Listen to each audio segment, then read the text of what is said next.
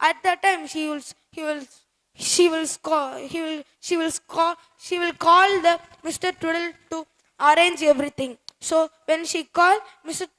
Twiddle also came, and in the joyness of finding um, his favorite hat, he put the hat inside the bin and put the fish inside the wardrobe. So in the midnight of the day, Mrs. Twiddle got the smell again. So she said Mr. Twiddle to go and check again. While he's checking, the bad dish of fish was again there. So when he understood and put the bad dish of fish inside the bin and took his hat, while he's taking and seeing his hat, at that time the favorite cat of Mrs. Puddle went inside. So without knowing that, he also closed the bin. So Mrs. Twiddle said, how dare you to throw my cat inside the dustbin? No, now I will throw your hat inside the dustbin. Like that she said and threw it.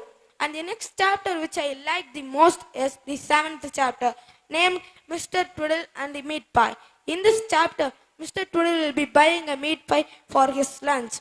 At that time, he will buy and kept the meat pie inside the boot cupboard and kept the boots inside the on the dining table. While keeping like that, Mr. Twiddle, after a few hours, the cat of Mrs. Twiddle went inside the boot cupboard to eat that meat pie. While eating like that, Mr. Twiddle and Mrs. Twiddle came to eat that meat pie. While coming like that, they couldn't find the meat pie. So Mrs. Twiddle said, "Oh, Mr. Twiddle, you again forget it and kept the things oppositely. So you put the meat pie, you put the boots inside the boot cupboard and put the take and come the meat pie." He also done like that.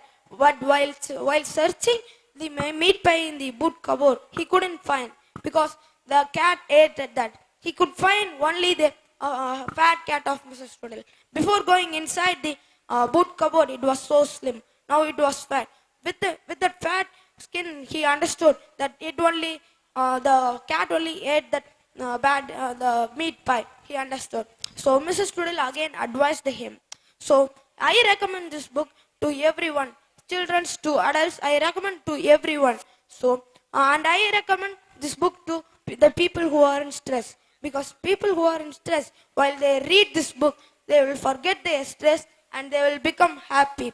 And I recommend this book to children, because while children's reading this book, they will be happy, because it is non-fiction, not like that. It is fiction, not like that. Fiction is in another hand, but the text illustration is medium in size, so it is easy to read for the children, and the pictures are easy to understand by the children. Thank you. Hi, I'm Pranika from grade 3B. I'm going to review a book. The title of the book is The Three Little Pigs. The author of the book is John Stevenson. The editor and contributor of the book is John Stevenson. It was illustrated by Steve Smallman. It was published in 1993 by Lady Bird. It is timeless, treasured stories.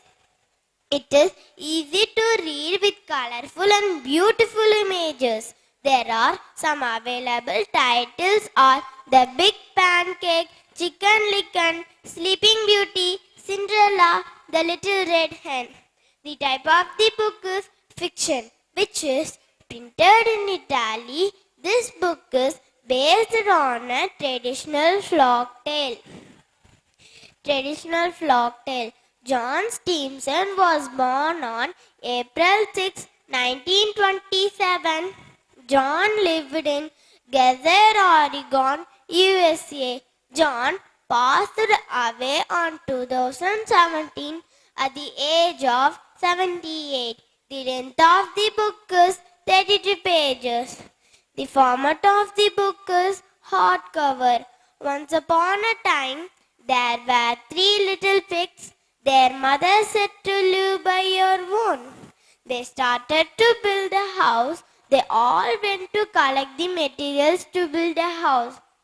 The first little pig collect the materials of straw. The second little pig collect the materials of sticks. The third little pig collect the materials of bricks. The pig started to keep bricks and built a home finally.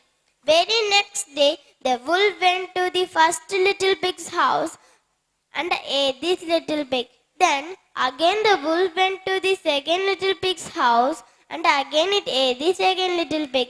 The pig went to the farm and bought some turnips. On the way, it saw the wolf and climbed up on the apple tree. The wolf said, I will take you to the fair. I will take you to the fair. The pig again saw the wolf and hidden into the churn. The wolf went to the third little pig's house, but it didn't allow it, and it cannot break the house it made up of bricks. So the wolf thought for a while and climbed up on the house. The wolf planned to go the house by chimney, where the wind fallen into the boiling hot water pan and burnt badly the end of the wolf. The main characters were Mother Pig, Three Little Pig, Wolf, Farmer Smith, Farmer Brown. The three little pigs are good-hearted person and hard-working person. The third little pig inspired me by telling we should think before doing a work. My favorite sentence is, then I'll huff and I'll puff and I'll blow your house in. The thing which I dislike is the character of wolf. The character of wolf. It changed my life. I would like to be the character of third pig. I am more interested to read the book. This book is suitable for age readers 5 to 8 plus. It is an excellent book and we can find it in anywhere in the world. It is a great book for me. My rating of the book is 4 out of 5. 4 out of 5. It is available at every apps for $1. Comparing to Divya and her family, it is a family story. Its rating 3 out of 5. My recommendation is the Three Little Pigs. Finally, in the conclusion, I would like to tell hard work and dedication pay off. Thank you.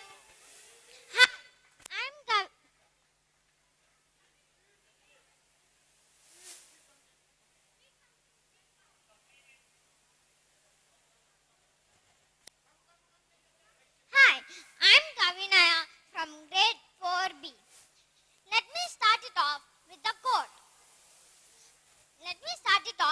quote. They were more than friends. They were sisters. Here, I'm going to review the book called Tia Stilton and the Mystery in Paris. This fabulous adventure is packed with action, mystery, and friendship. It is written by Elizabeth Maria Dami and published on 2008. There were more book series in which are funny, mystery, and full of funniness. Elizabeth Maria Dami, born on 1st January 1958. She is an Italian children's book author who is famous for being the creator of Geronimo Stilton. She wrote plenty of books like Tia Stilton and the Dragon's Court, Geronimo Stilton and the Haunted Castle, Tia Stilton and the Secret City, Geronimo Stilton, Happy Birthday.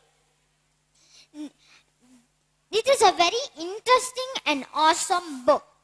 It has a very good bond of friendship, fashion mysteries, and interesting chapters. There were clues to find and pages with colorful pictures and words with colors and words with shapes, colors and shapes. Shapes.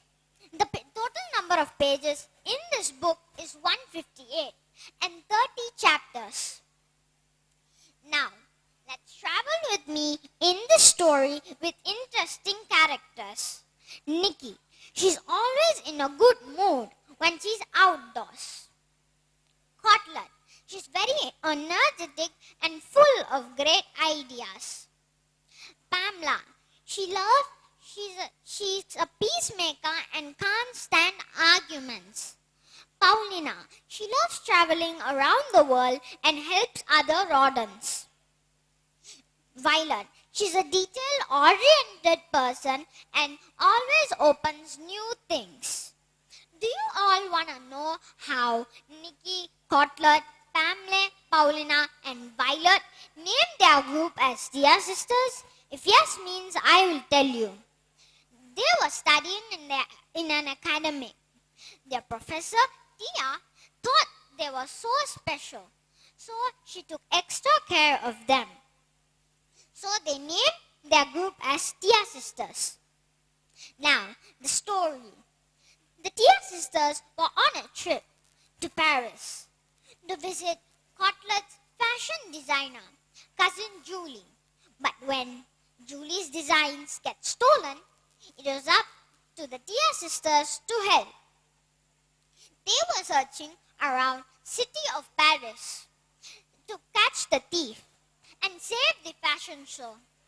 They found out that Julie's professor was the thief and had stolen the designs to make a map for a valuable treasure.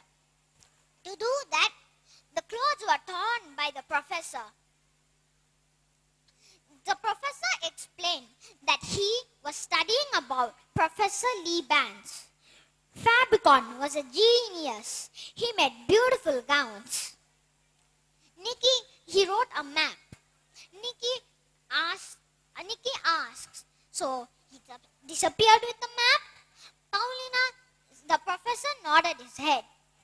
Paulina said to the professor, "You have the map. Why can't you find the treasure?" The professor said, "That's a great idea." So they were searching around city of Paris. So they were searching around. They found the treasure that the professor had been searching for many years. But sadly, the color disappeared. Then the Tia Sisters insisted the professor to make new gowns. Eventually, they won the fashion show. This is a very interesting and awesome book. The book is full of great thoughts. What I like about this book is that the strong friendship that the Tia sister had, and they were there for each other at all times. And it enhances our detective skills. What I dislike about this story is that they could have elaborated more about the book, more about the treasure that the professor had been searching for. I recommend this. I read this book a 5 out of 5. It is very good, and if I can, I will read it all day. I recommend it for all young readers to read this book because the colorful pictures and words with colors and words that impresses and is very easy to understand. Hope you all enjoy my review. Thank you.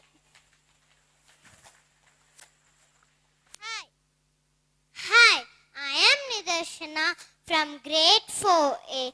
I am here to review a book named by The Town Mouse and the Country Mouse. This book published by Ladybird. Ladybird has helped children to learn and read. This book All story feature essential keywords. Story specific words are repeated to practice throughout. The book is designed to read at home or in reading session at school. Let's begin the story. Country Mouse lived in the small house deep in the roots of an old tree. One day, his cousin Town Mouse has came to visit him. "Welcome to my house," said Country Mouse. "You will love the country. It is so nice and quiet." Country Mouse made a big supper and they sit down to eat at the wooden table. But Town Mouse did not like the plain foods or thick mugs and plates, and the little straw bed made Town Mouse scratch and sneeze. "It's too dark in the country," he said.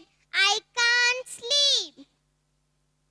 Every morning before the sun was up, Country Mouse was so busy finding food for the winter. "Come and help me, cousin," he shouted cheerfully. But Town Mouse did not want to work and getting his hands and clothes dirty.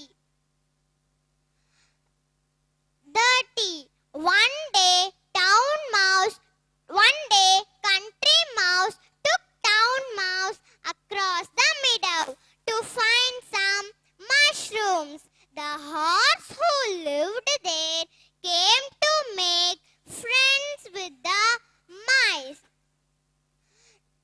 Town Mouse was so surprised and fell head over heel in the wet grass.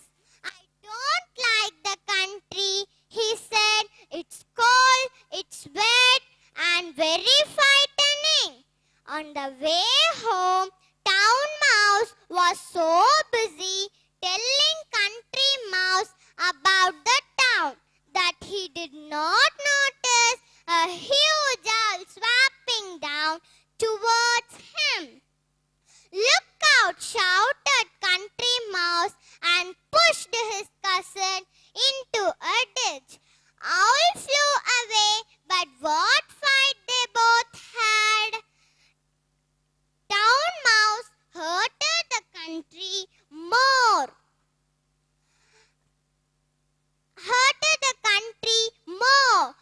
"It's cold, it's wet and frightening and very dangerous too." He wanted to go home. Later that night, Town Mouse saw a family who lived end of the line, getting into their car to go to town.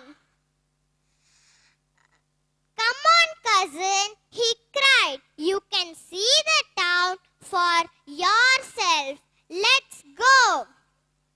The two mice hid under the back seat of the car until they reached middle of the town. They jumped into a busy street. Horns hooted, cars whizzed past. Country Mouse had never heard this many noise or this much bright lights. Town Mouse took his cousin to house. The house was much too big for the poor Country Mouse. He thought nervously.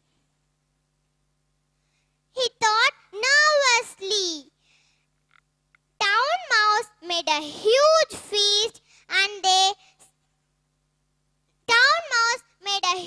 feast of fruits, cakes, puddings and creams. It was all too rich and sweet for the Country Mouse.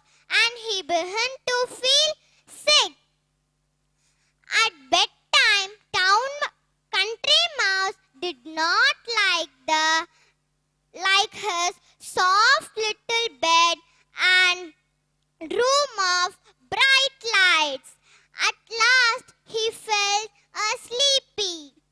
From this story, I have learned we should not judge book by its cover and we should not tease others. I recommend this book age under 7. Thank you for giving a wonderful opportunity. I am Muhammad Yardin from grade 2, going to review a book titled The Colorful Chameleon. Before getting into the story, let me tell you about science. So, what is science? Science is the action to find out any fact regarding the natural world. Science generates solutions for everyday life and helps us to answer the great mysteries of the universe. In other words, science is the one of the most important channel of knowledge. This book, The Colorful Chameleon, gave away an interesting scientific fact about chameleon, and this inspired me to read books related to science. Now let me tell you the characters in the story. Jason, Jason's mom, Jason's dad, Jason's uncle, Tommy the chameleon. The story starts up in a pet shop. Jason with his mom and dad went to shop. There were many animals, but he was attracted towards the animal which was very different and unique in the shop. It's a chameleon, and this was the most interesting I found in the story. It can change its color. I wonder how could it happen. With an eager of finding the answer, I read a story. Jason wanted to have the chameleon as pet, but of course, he cannot have it as a pet. He was so sad. But soon, his birthday came to a surprise.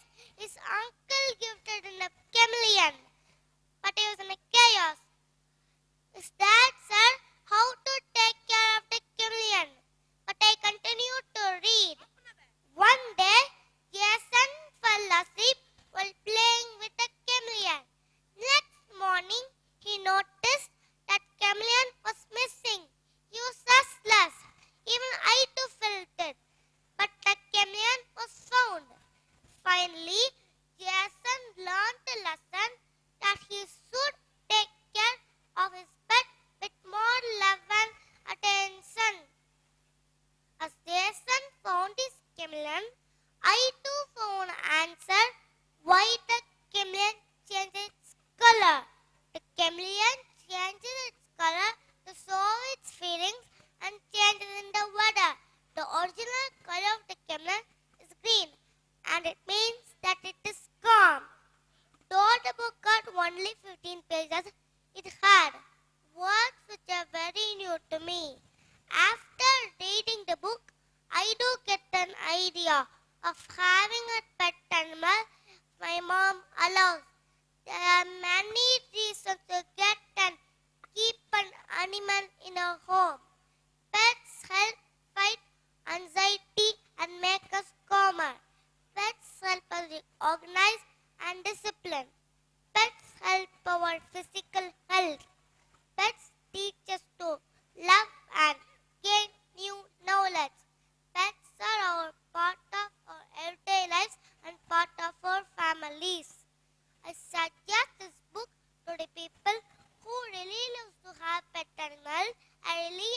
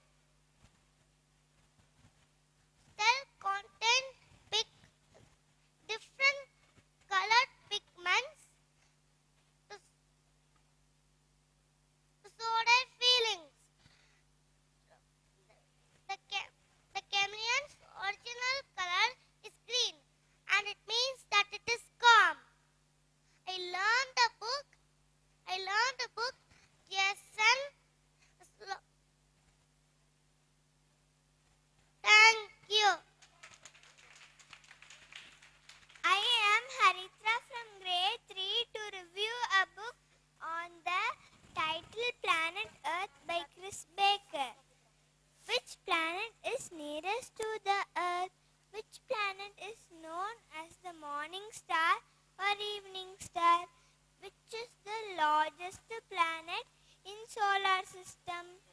Which planet is closest to the sun? My God, too many questions, right? So I am here to review a book. So I am here to give answer to the question from the book what I read. This colorful non-fiction reader is filled with interesting facts about our planet Earth, and it's perfect for young readers to develop and improve their reading skills. The book is very carefully written to include many key high frequency words that are vital for learning to read. Simple sentences and frequently repeated words help to build the confidence in reading. And 4 different levels of book support the children. Planet Earth is a level 3 read it yourself book, suitable for children who are learning to developing reading confidence and stamina. The book gave me so many information about the formation of Earth, volcanoes, earthquakes, and whatnot. Earth is really ancient, and humans have been around only for a tiny part of that time. Now, let me tell you the formation of Earth. The gas and dust were floating, swirling, and spinning past each other, but they were all quite far apart. Our own Earth was getting hit by rocks that were falling towards it. It kept getting bigger and hotter until it was a giant ball of melted rock. When rocks are smashed together hard, there is a lot of heat energy. There are volcanoes all over the places with hot lava and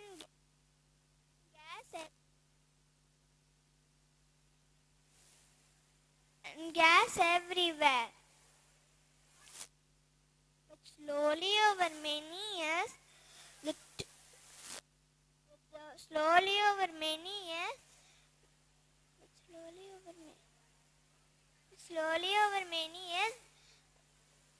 Earth started to cool down. This is continuing today. But slowly over the top layer of Earth started to cool down. I really wondered about the process. My God, what would happen if it was left as it is? The book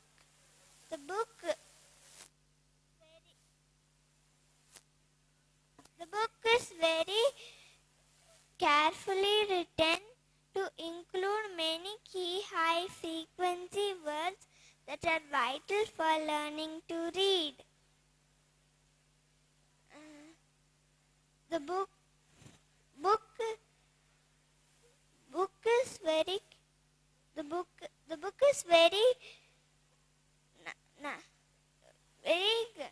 nice to read and improve, and it's nice to book review.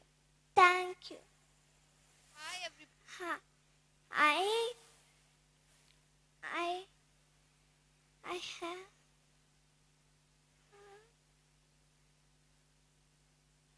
Thank you.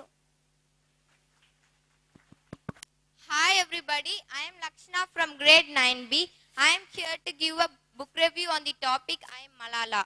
I Am Malala is an autobiography of Malala Yousafzai, and co-written by Christina Lamb.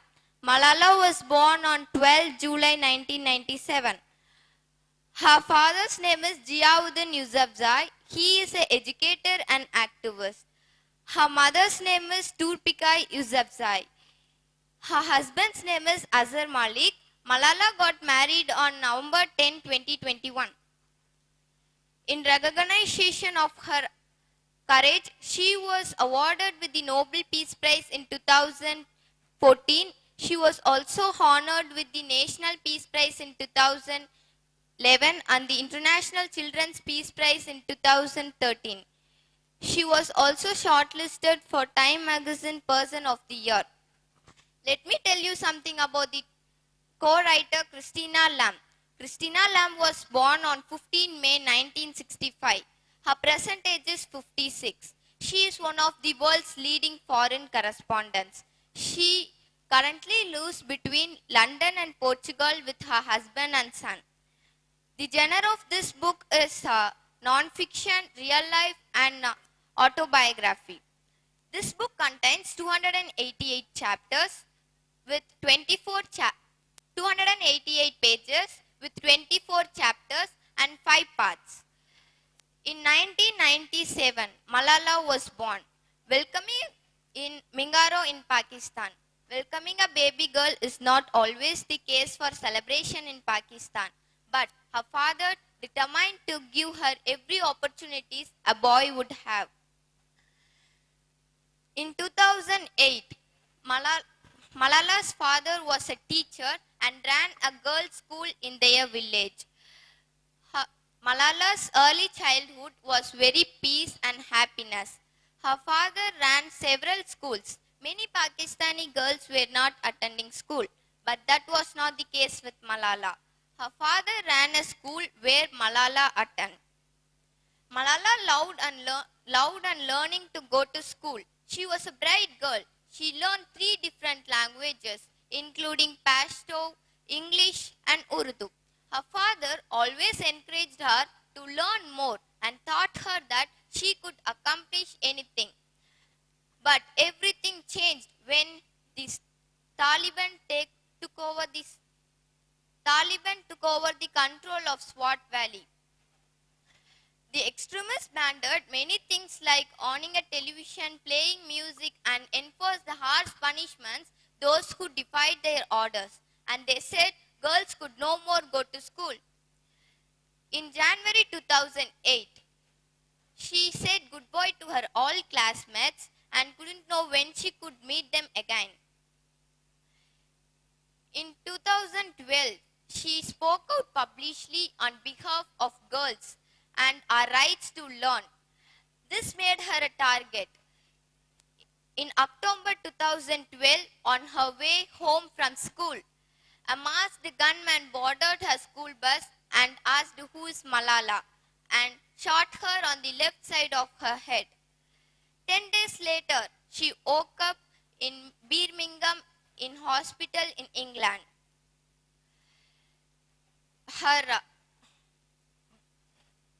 In 2018, she began to study philosophy, economics and politics in University of Oxford. With her father, who's always her inspiration, she established Malala Fund, a charity dedicated to give every girl an opportunity to go to school. She began studying philosophy, economics and politics in University of Oxford. Every day she fights to ensure every girl receive 12 years free, safe, quality education. She travels to many countries to meet girls' poverty, wars, child marriage and gender discrimination to go to school. Malala Fund is working, so the stories like hers can be heard around the world. In 2020, she graduated from University of Oxford. The style of this book is inspiring. This book shows me a woman's power. This book shows me a woman's power.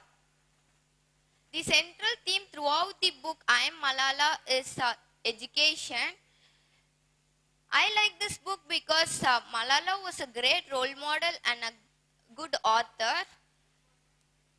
I absolutely suggest this book someone who is searching for a fairly and quick read. Thank you. I'm Ishan of grade 10B. I have come to review a book, Time Management, Make Every Second Count by Robert W. Bly. First, let's gain some information about the author. Robert W. Bly was born in July 21, 1957. He is an American writer on the subjects of copywriting, freelance writing, and many other subjects from science and science fiction. He is a copywriter. Robert grew up in New Jersey, Fair Lawn, US. He got a degree in chemical engineering in 1979 in the University of Rochester. He began his writing career with 4 intense years at his school's daily newspaper. He began as a corporate writer for Westinghouse Electric and worked for New York engineering firm for a few years.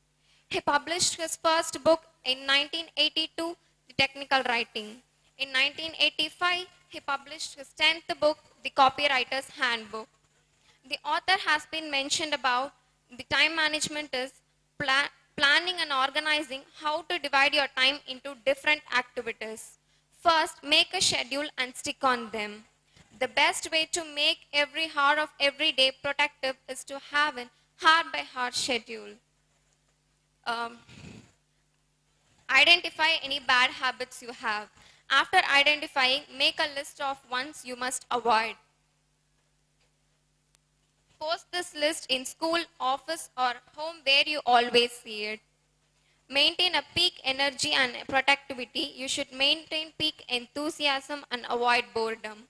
The main cause of boredom is not doing what you want when you want to do it. You should shy away from the assignments that make you bored.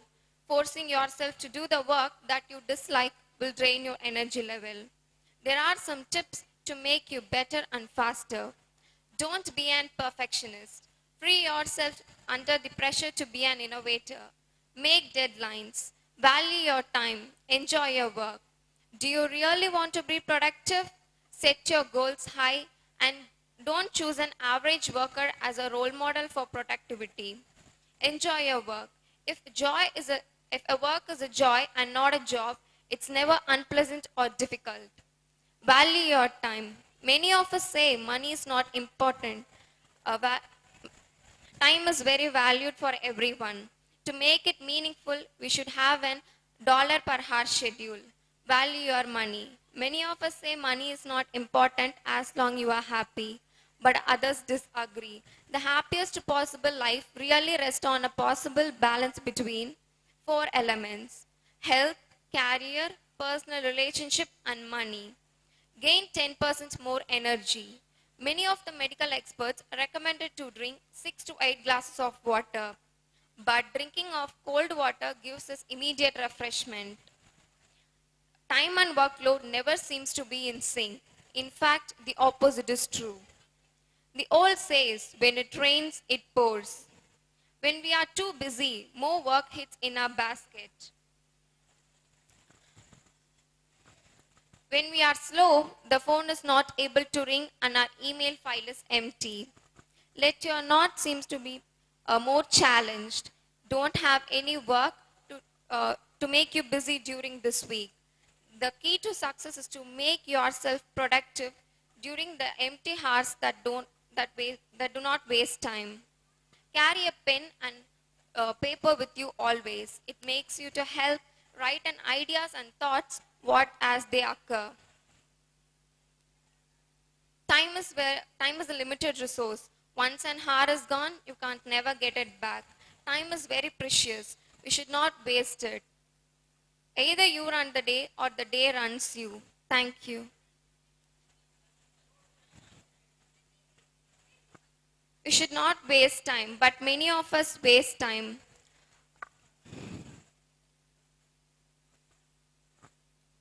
You should adjust your energy level to your schedule.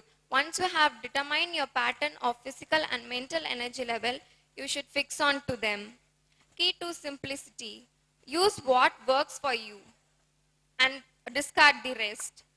If you are not comfortable on doing a method, if it is very difficult, find something else.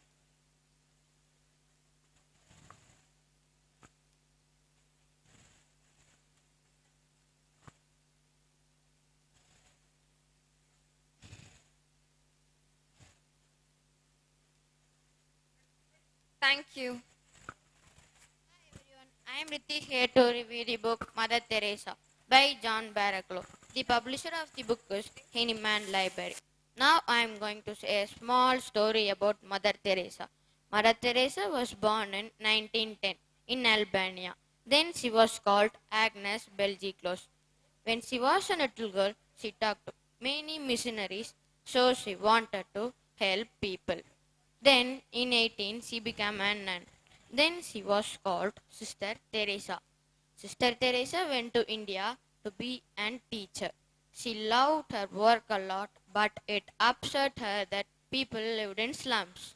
Sister Teresa felt that God wanted her to help sick people who lived in slums. Sister Teresa started a very simple clinic where she could help sick people. Sister Teresa left the girls' school where she was working before. The children who lived in slums had no school to go to. Sister Teresa started to teach them in the street.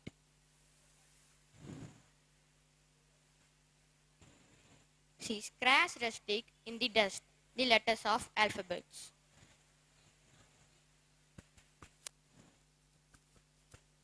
2 years later, Sister Teresa asked some other nuns to work with her. Then her name became Mother Teresa. The author was born in 1952. Now his current age is 62. The release date of the book is 1977.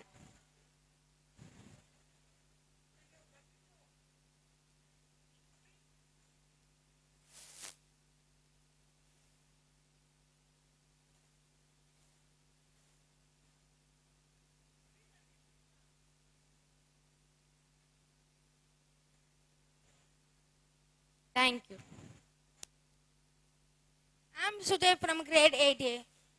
Where there is no struggle, there is absolutely no progress. Today I'm going to review a book, Lionel Messi.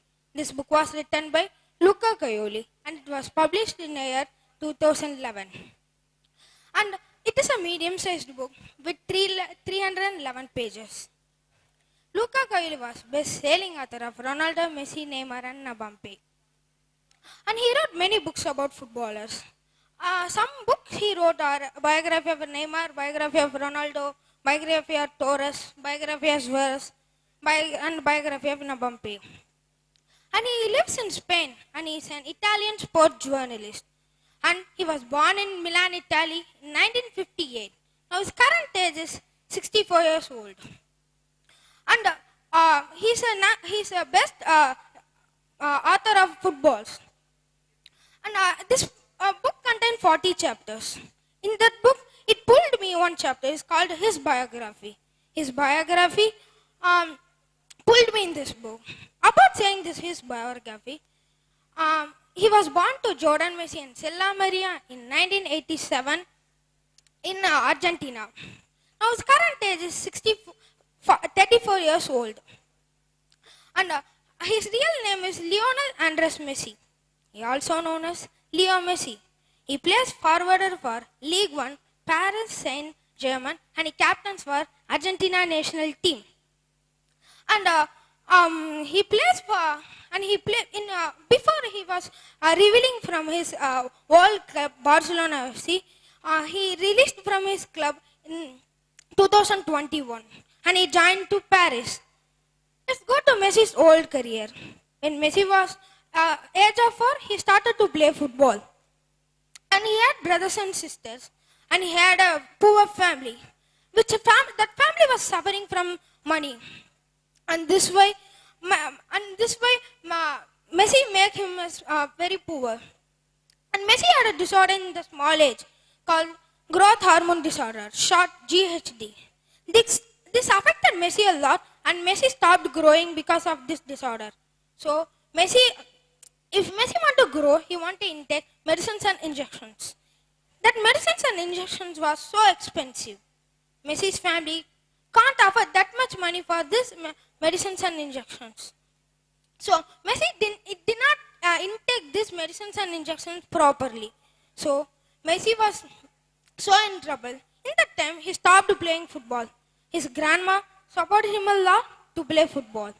And after this disorder, he played football extraordinarily every day and signed in Barcelona FC at the age of 13. And almost he spent his entire career in Barcelona FC. He got experienced in Barcelona FC and he moved to Argentina national team. And he captains for Argentina national team. And more than a good player, Messi is a good person. He donated his Ballon d'Or awards and golden boots to children who left by their parents and for the fees for cancer patients. I'll say the 3 points where Messi showed he is a good person. First, Messi saw in his social media that Afghanistan man who was a fan of Messi was wearing Messi's jersey which made by a plastic. And Messi invited him and he signed in his jersey and he gave to the small boy. And when he had to start the match, Messi's fan boy asked to sign in his boot. Messi didn't think we should sign in boot, but Messi signed. And after scoring a goal, Messi dedicated to his grandma, who supported him a lot to play football, even Messi was affected by a disorder. This is why Messi, more than a good player, Messi is a good person. From this book, I learned how to overcome struggles and problems in our life. I will apply in my life. If we didn't do hard work, we can't get anything. If we get, not for a long time. This is a biography story, so we can understand in many ways, like animation, stories, novels, comics, etc. And I enjoyed while reading this book. This book changed me a lot than before. And I will tell you one thing. Now, 2021, before this year, he got a knee cancer, but he didn't stop to play football. He was continuing his football. That's the spirit of Messi. So everyone should follow this. And I will recommend everyone to read this book because this book can change life who were affected by disorder and who were facing more problems in their life. And I will give rating 4.5 out of 5 because this book was very interesting, adventurous and emotional. Thank you. Hi, I'm Sabrishar of grade 9. I'm going to give a review of the book From Dreaming to Achieving in Life by Vinod Tiwari. Vinod Tiwari was a speaker, but selling author for renewable power expert. He also coached across the genetic location and referred to be an education promoting and magician of words. He is a who struggled more in his life, but now he is a successful person because he has courage and braveness to overwhelm his problems. He was born on Indore, Madhya Pradesh, India. Now he is happily living with his family. Now let me tell you about this book. This book is about success and how to achieve it. This book is guide for us. This book teaches us how to succeed in our life by giving few tips and advice. This book mainly says us to control our emotion in a hassle situation. First time, the author has opened his personal life experience, whether a person can become a hero from a zero. While we're speaking about this book, I just got to remember our great leader APJ Abdul Kalam. When we speak about success, what we get to remember? We get about successful people, or famous person, or richer ones. While we think about them, we get jealous. So what we have to do? We have to convert the jealous into a great spirit and start working hard and hard. Don't bother about your age. Your age does not matter for your success, whatever it may be. If you work hard, definitely you will achieve your success or achievement. Mother, in the whole world, no one is perfect, including God, because the God ruled us and named human beings. 4 chapters impressed me. First, dreaming. You have two types of dreaming. First, positive dreaming. Next, negative dreaming. First, let me tell you about positive dreaming. Positive dreaming is a dreaming which will motivate you and you'll be get energetic. Energetic. Tomorrow you have a running race. You are going and participating. You got a first position in that, and you got a first, and you are all-rounder in that. So by this dream, you'll be get too motivated and energetic, and you'll be have a confidence that I can do it why others can't. You'll have a great confidence, and you'll move towards, and you'll come and you'll show your talent in that. But negative dreaming is a dream which will pull you back to yours. Pull you back out and throw you in the dustbin. Like tomorrow you are launching a rocket to the space, and it's all okay. After launching, after 5 seconds, the rocket may burst and your mission may get failure. You will be wake up suddenly and you will be too disturbed. What you have to do that time? You have to give work for your mind. You should not be relaxed. If you give work for your mind, you can. You have to give work like reading books or writing or reading newspapers or drawing or painting. If you give work for your mind, the thought may not come inside and it will not come again and again and you will be relaxed. Next, planning. Work for your plan for your work. If you plan earlier, you may remove unwanted things which will not help you at the right moment for your achievement. If you plan now, from morning 6 to evening 6, you will be planning in a hurry-burry mode where you don't know which to remove and which to add. And you will forget and you will do some unwanted works which will not help you at the right moment for your success or achievement.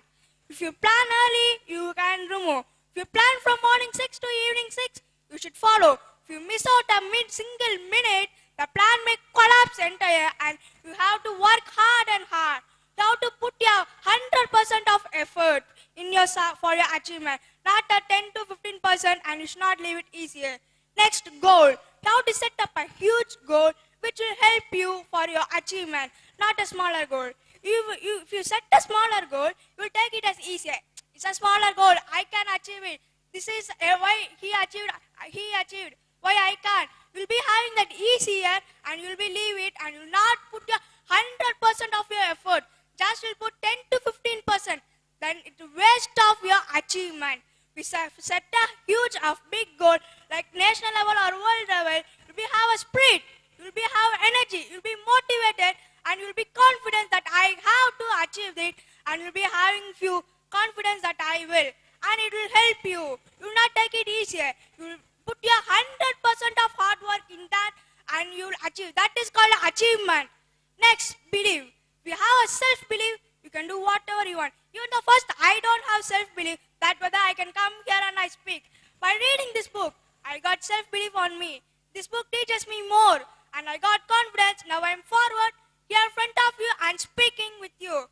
So if you have self-belief, you can achieve whatever you want. Next, I know here each and every one of you have some talent, but you are not bringing out that. I request you all to bring your talent out. Come forward, participate and show your talent. If you show your talent, definitely you will achieve something. You have to come forward, work hard. If you work, definitely, surely, one day, you will achieve your achievement and you can be happy.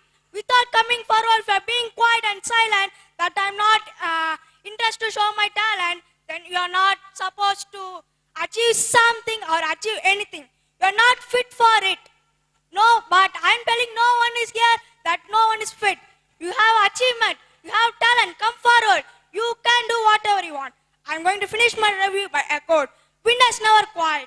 Quieters never win. You are a winner because you all took a first step to buy and read books. So congratulate you as a winner. Thank you. Hello everyone. I'm R. Nishan Krishna from grade 9A, here to review the book, The Biography of Rabindranath Tagore. This book was published by Jain Co. Publishers. Rabindranath Tagore. Rabindranath Tagore is considered as one of the greatest writers among the modern Indian literature. He was born on 7th May 1861 in northern Kolkata in Bengal state. His father's name is Debendranath Tagore. His grandfather's name is Dwarkan. His grandfather is also called as the loyalist prince, because he was very truthful to everyone. When Tagore was 14 years old, his mother passed away. After the death of his mother, he Kadambari for help. Kadambari also helped him as much as she can. Tagore was not at all interested in the lectures taught in the school. He mostly preferred homeschooling. His brother Hemendranath tutored him in home. His writings. Tagore started to write the poems at the age of 7 and started to compose the poems at the age of 8. When he was 21 years old, he wrote a poem named Abhilash, which means desire, that was anonymously published on an magazine called Tatto Bodhini. In 1882, he wrote one of his most acclaimed poem named Nirj Harer Swapnabhanga, Shantiniketan. Shantiniketan is a school opened by Rabindranath Tagore in 1901 in outer Calcutta. That building was an ashram built by his father Devendranath Tagore. His father Devendranath Tagore was also called as Maharishi, which means both saint and sage. Geetanjali.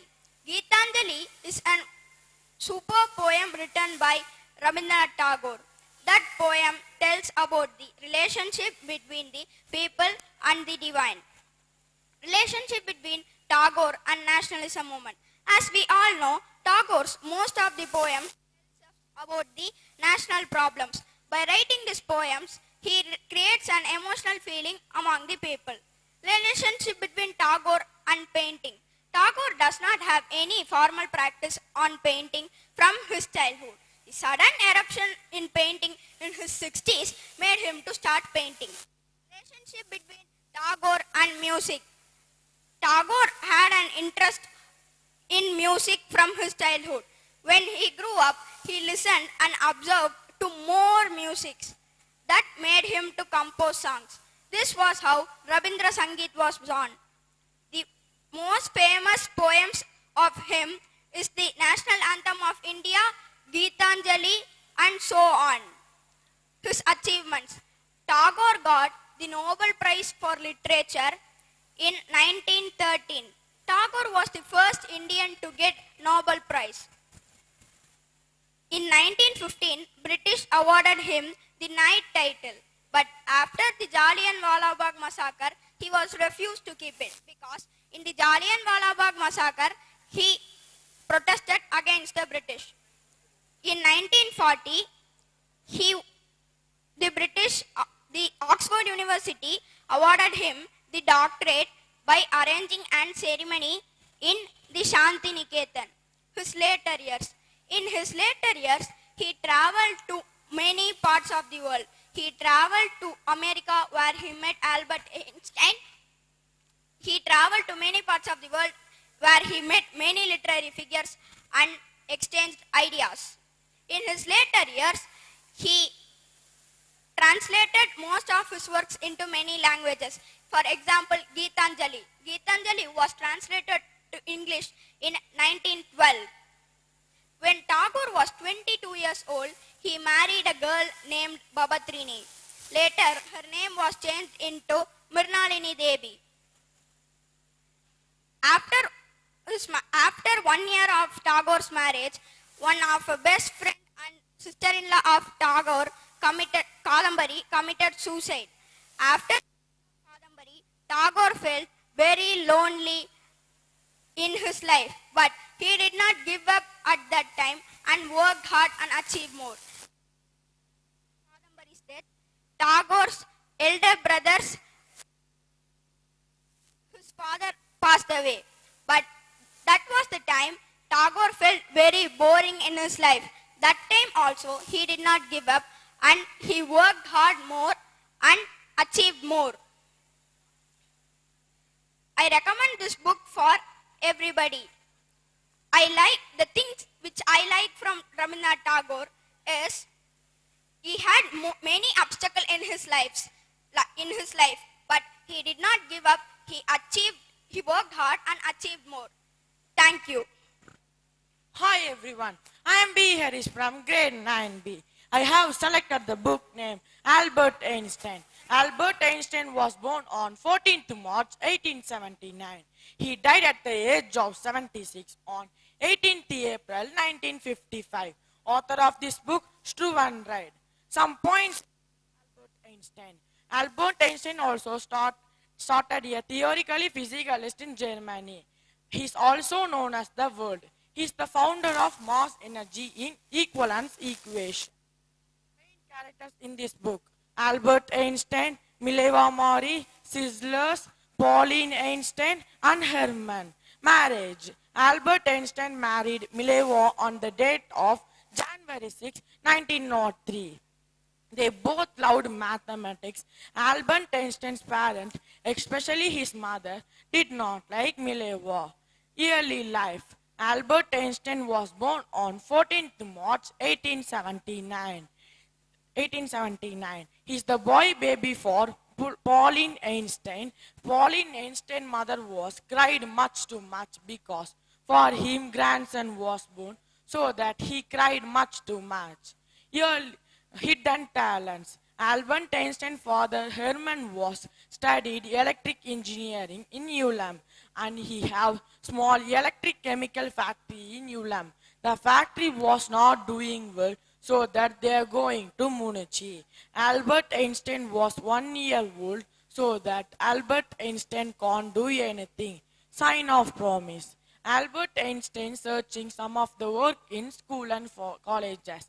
Finally, he got some of the work in school teacher, and he got satisfied in that work, and he shared his knowledge to his students also. Mileva Mori. Mileva Mori also loved mathematics, and she also, Albert Einstein also studied in that college, and Albert Einstein prouded Mileva Mori because he studying upcoming graduate, so that Albert Einstein prouded Mileva Mori.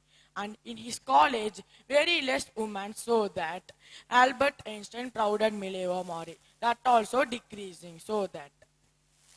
Revolutionary. Albert Einstein theory were also revolutionary if someone can't understand by extreme difficult. Olympic Academy. On same during the period, Albert Einstein met their friends in their home, and they are going to hiking trip, and they called themselves Olympic Academy. Losing his family. Albert Einstein went to Suraj for his new job, and Mileva Mori and his two sons also coming to Suraj. They dislike Suraj, and they are going to Germany. Albert Einstein was upset because his marriage be and so that Albert Einstein upset. What happened to his first daughter, Sizzler? Albert Einstein daughter in Michael Jackson, in her book he written about Sizzler Einstein daughter. He was stayed in his mother's family, and probably he died on scarcity fever. What happened to his two ISS? Albert Einstein two ISS, they kept in a safety box in NYC. And Albert Einstein eyes, the doctor Henry Abrams kept in a safety deposit box on New York, Germany. This book rating scale for this book 5 out of 4.8. Theme of this book: if someone is not there with us, we should not feel or we should not bother about that.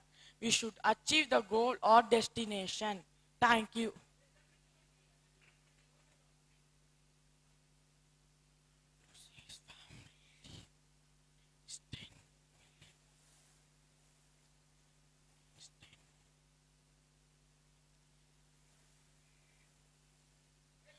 Office and works. Albert Einstein offers and work. Albert Einstein went burned for his new job, and he shared he searching some of the work in Bern, and finally he got some of the work in Planet Office, and he got promotion on that work, and he's staying another 5 years in Planet Office. Science moves on. Albert Einstein also one of the world famous view of politics and pieces. Politics and pieces, and in his he tried meditation and pieces on 1922 and Albert Einstein also committed in intellectual cooperation on 1925. Thank you. I'm Kavin Kumaran from grade 9B. Here I'm going to review the book on the title, The Captain Cool, the MS Dhoni Story. The author of the book is Gulu Ezekiel, and this book was published in the year 2013. Ezekiel was born to Beni Israel Maharashtrian Jewish father and Parsi Zoroastrian mother, and he had worked as sports journalist with various publications, and he had contributed to more than 50 publications in India and around the world. He is the author of several sports books, including The A to Z, Sachin Tendulkar 2006, The Great Indian Internationals 1999, The Story of World Cup 1996, and The Story of World Cup 1999. And he is also the co-author of Great Indian Olympics. The content of the book is about a young man who won World 2020 in 2007 and World Cup trophy in 2011 and his personal life. The book contains 12 chapters and 127 pages. MS Dhoni or Mahendra Singh Dhoni is an Indian international cricketer who retired from Indian cricket. He is the only captain of a history of a cricket who win all the ICC trophies. The legendary celebrates his birthday on July 7. When he turned into 40 fans, the cricket fraternity took to social media and celebrate Captain Cool on his birthday. MS Dhoni was born on July 7, 1981 in a Hindu Rajput family to Pan Singh and Devki Devi. His paternal village in Jamkara block in Almora, Uttarakhand, and his father Pan Singh moved to Uttarakhand to Ranchi to work as junior management position in Mekon. And as Dhoni's brothers and sisters, Jayaniti Gupta sister and Narendra Singh Dhoni brother. Dhoni did schooling at Davjar Vidya Mandir and he is also excelled in multiple sports such as cricket, football and badminton. He was goalkeeper in his football team and he played cricket in local club during 2001 to 2003. He was TT at Kargapur, ticket travelling examiner at Kargapur under East South Railway Station in West Bengal. At that same year 2002, Dhoni was trying his best to select an Indian cricket team. Her girlfriend died in accident and he dated South Indian actress Lakshmi Roy and he married Shakshi Singh Rawat from Davjar Vidya Mandir in July 4, 2010. And at that time, Shakshi was doing hotel management course in Bengal as trainee in Kolkata. The couple gave birth to the girl named Ziva, and the Dhoni is a right-handed batsman and wicket keeper, and he owns his brand, the footwear company of his brand ambassador. The content of the book is about the 50 who won 50 over World Cup title in 2011 and trophy in 2013. The inspiration of MS Dhoni is the Indian legend cricketer Sachin Tendulkar and Bollywood great actor Amitabh Bachchan. And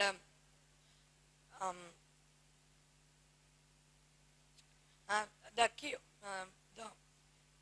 Dhoni is cool because of that he is the great captain, and the book does not conclude how to be cool like MS Dhoni. I say few points how to be cool like MS Dhoni. Stay focused, be confident, accept the failures, be calm, be talkless. If you follow these 5 ideas, you can be cool like MS Dhoni. And he made his debut in Ranchi Trophy during 1999 to 2000, and he was selected as wicket keeper in ODI team to Bangladesh in 2004, and he was named as Indian captain under his captaincy during 2005, then India reached number 1 position in ICC Test ranks, and India won World Cup in 2011, and India won World Cup in 2007, and Dhoni awarded ICC ODI player in the year twice, and Dhoni awarded Padma Bhushan award in 2018 and Padma Shri award in 2008, and Rajiv Gandhi Khel Ratna award in 2007,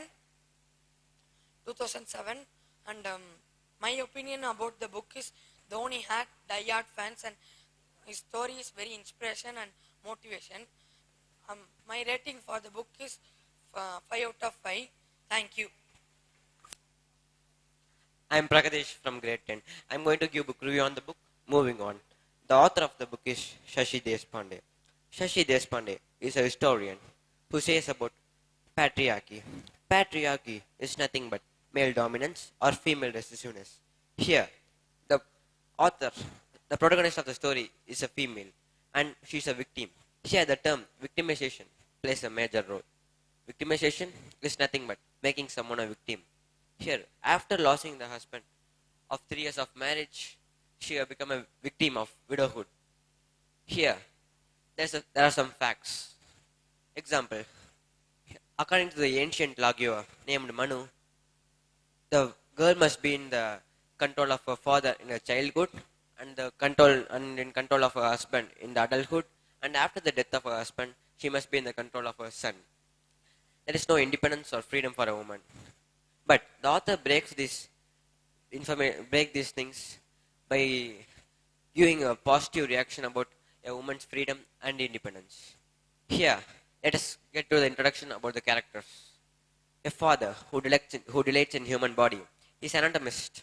He teaches anatomy in a college, and he researches more about human body. And a mother who shows love unmercifully. Here, she's a good wife, delighted mother, and other things. And a sister who's lost in childhood. And an uncle who plays games of life and death in Bombay underworld. These are the character plots in the story. The book conventionally starts enough with a woman's discovery of her father's diary. After discovering the diary, she used to think, shall I read it or not? Soon after reading, she got to know about the information about her father, where she discovers her father was a Gandhian. And he discovers about the disown and disinheriting of the son and his grandfather family matters. Soon after discovering that her life was so sorrowful, and she managed to complete a BA degree and sustain her life. After she recalls about her childhood and gives introduction about her mother. Her mother used to write stories. She loves writing stories, and she used to write stories on her own heroines. And she says about the more family and family bonds in the book. And the husband of the protagonist. The name of the protagonist is Manjari. Here the husband's name is Shyam. Soon after the marriage of 3 years, the Shyam gets into suicide, and she's been as a widow. Here, if you see Manjari, after losing her husband, she used to sustain her life with the BA degree, and with more sorrows, she's overcoming her life by making adjustment and readjustments. She recalls her life by the diary. Here the diary acts as a substitute for human mouth or a human ear, where all the sorrow contains. Now let us recall some incidents in the book. Here, if you see any random house somewhere, you can see a Vinayagar idol or a Christ photo in the middle of the house. But here, the father of the protagonist used to keep a bone figure. Since he's an anatomist, he used to keep this. And this says about the more familial bonds in him and his attitude. And the mother, her books was unsold in many fairs, and there are a lot. The books were piled up in the store, and she describes how to sell those things. And if you see the father, he has been actually went to jail in his past, which was said in the diary, after going to jail, his father had made a puja and a ritual for purifying him. And this says about the complexity of the family. And from the prosperous family, he turned into a middle class family and the daughter's sorrows. This book contains full of deaths, father's deaths, mother's death, and so on.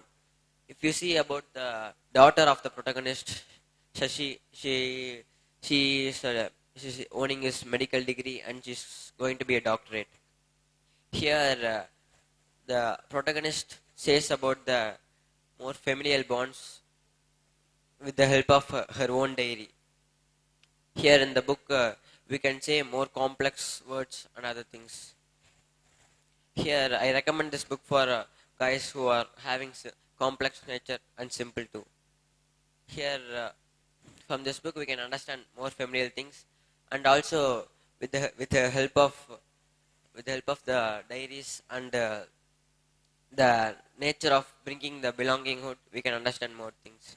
Here, the father of the protagonist was an anatomist, and if you see, he was a double cover man.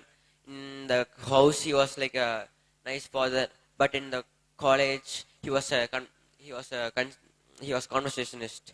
He used to speak a lot, and he has chosen anatomy, which is one of the tedious subjects to learn, but still he likes the subject very much. Even the regular conversation between the daughter and father will be about anatomy. He will point out a random bone and ask, "What's this?" And she would reply with ease, "That's clavicle."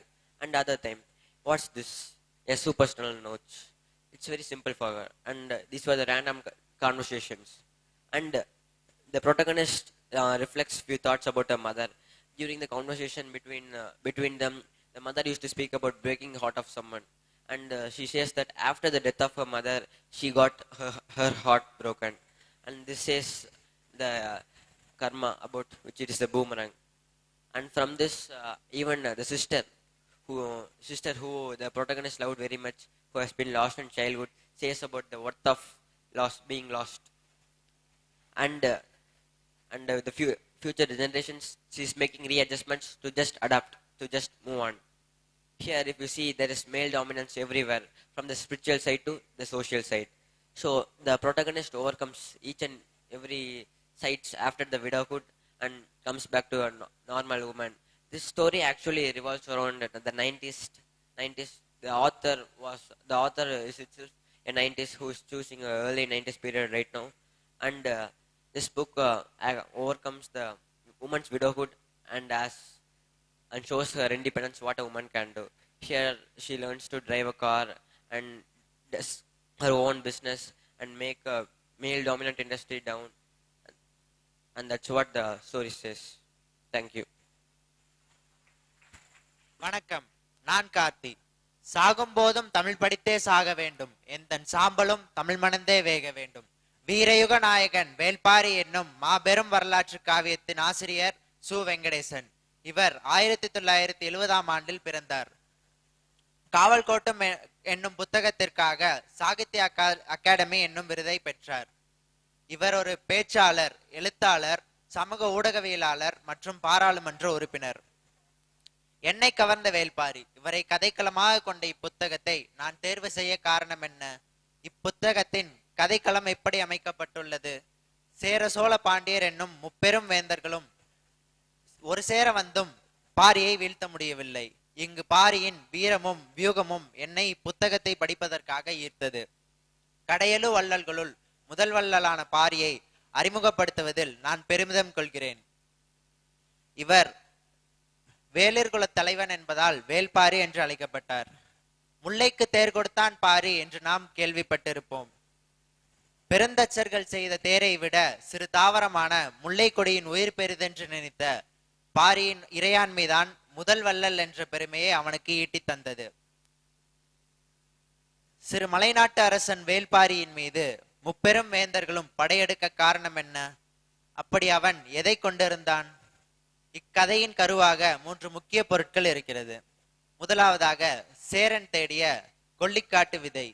இவ்விதையின் சிறப்பம்சம் கொல்லிக்காட்டு விதையை உண்ணும் பறவையோ மீனோ உடனடியாக மயங்கும். இரண்டாவதாக சேரன் தேடிய வேளிர் குல செல்வம். Poly என்னும் ரகசிய நகரில் வேலூர்குல மக்கள் தங்களது செல்வத்தை சேமித்து வைத்திருக்கிறார்கள். இச்செல்வம் மிகவும் விலைமதிக்க முடியாதது. மூன்றாவதாக பாண்டியன் தேடிய தேவ வாக்கு விலங்கு தற்போது தேவாங்கு என்று அழைக்கப்படுகிறது. இவ்விலங்கின் சிறப்பம்சம் திசை காட்டி.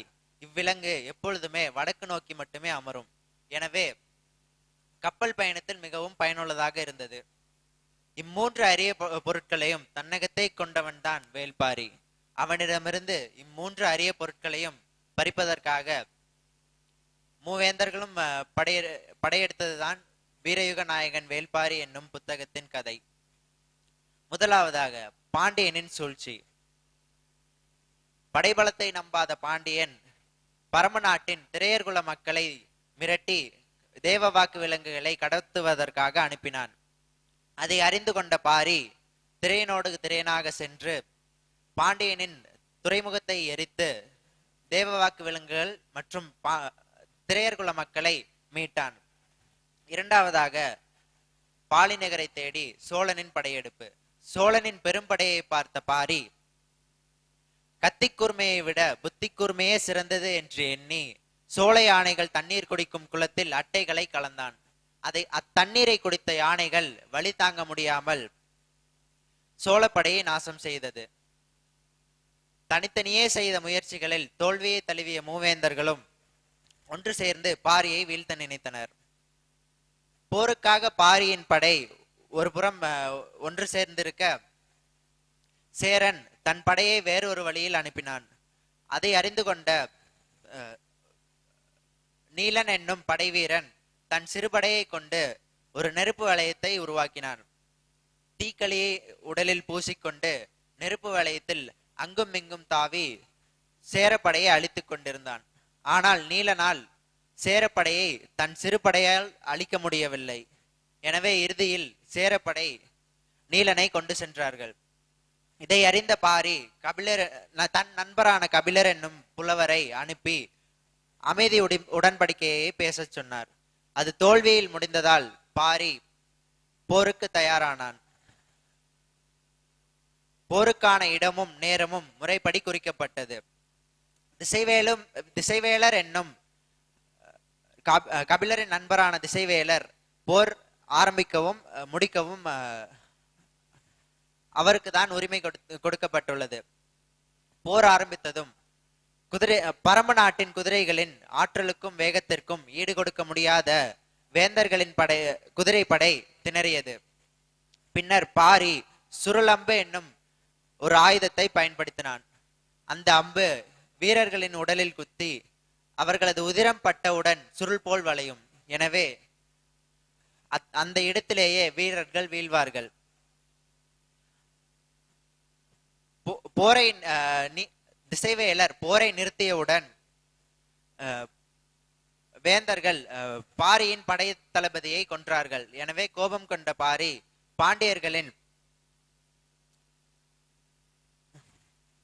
வேந்தர்களின் கூடாரத்திற்கு வண்டுகளை அனுப்பினான். ஒரு புறம் வண்டுகள் நாசம் செய்ய, இன்னொரு புறம் பாரியின் படை வேந்தர் படையை அழிக்க உயிர் தப்பினால் போதும் என்று எண்ணி மூவேந்தர்களும் தப்பினர்.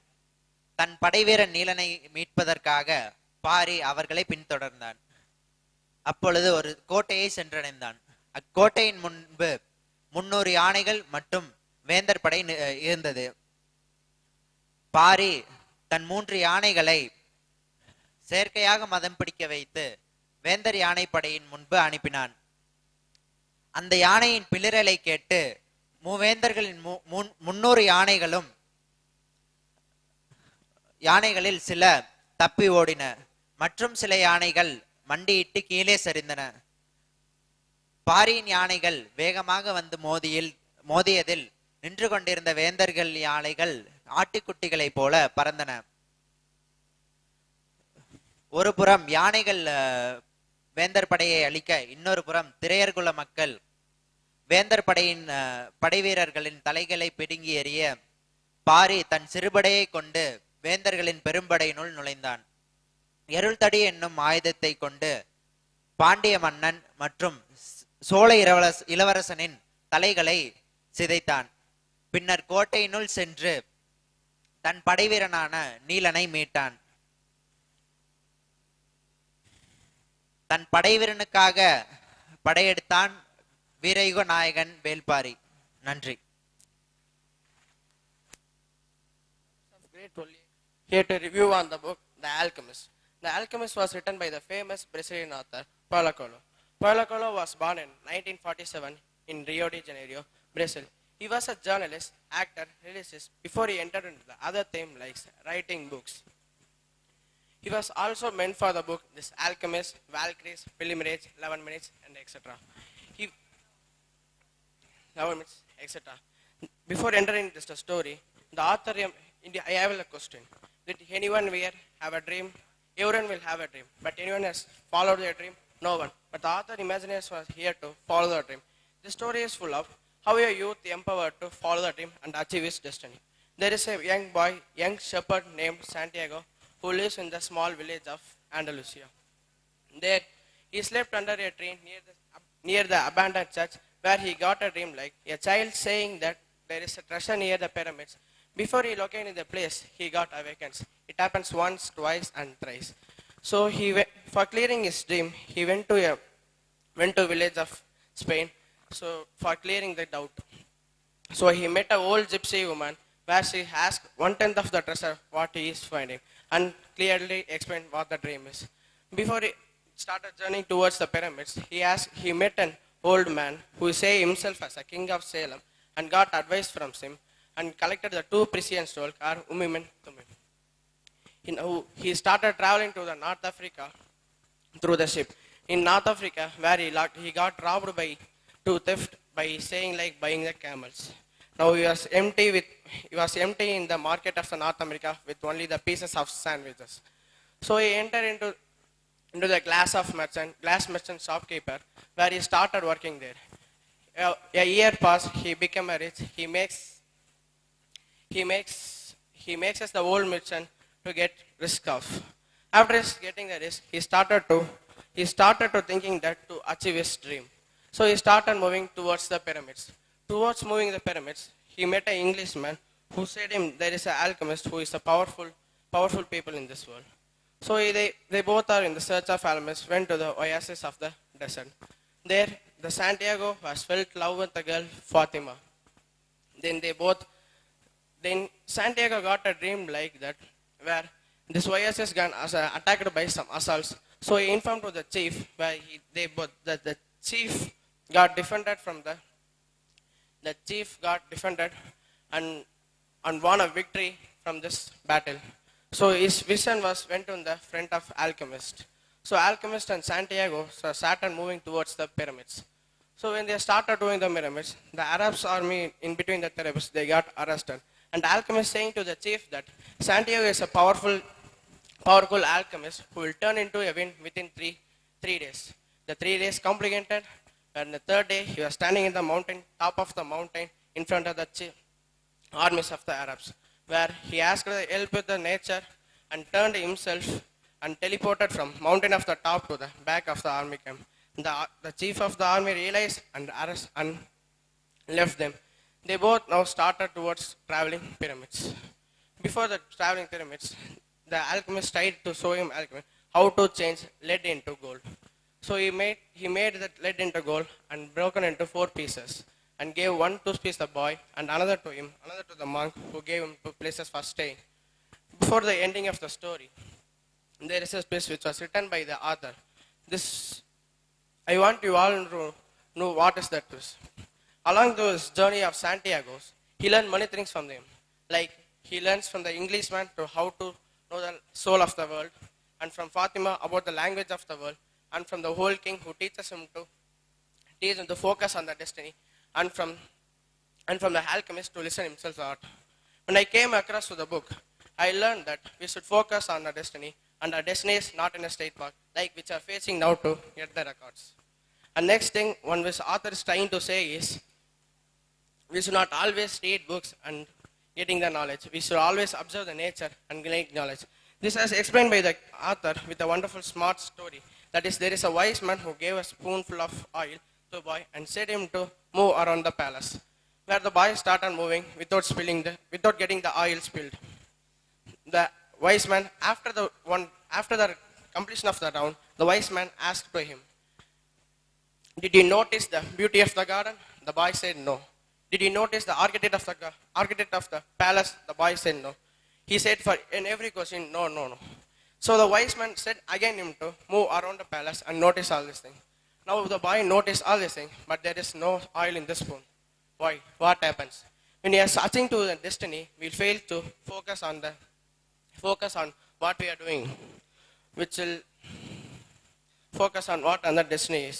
And the next thing we learn is we should make objective questions to ourselves whether we can do it or not, whether we can achieve it or, and etc. Where Santiago, this plays a major role when Santiago's were using the stones like Urim and Thummim, like yes or no, before he started doing any work. And the next thing is making risk of. Whenever we are starting doing any plan, we should make risk of, because that risk of can take us to any positive or negative side to achieve our goals. Here in the story, Santiago makes risk of him to the glass merchant of he got a positive result, so he became rich within a year. The next thing is love and caretaking person. Here Santiago he fell in love with a girl, Fatima, where he said himself that he is leaving Fatima and moving to achieve his dream.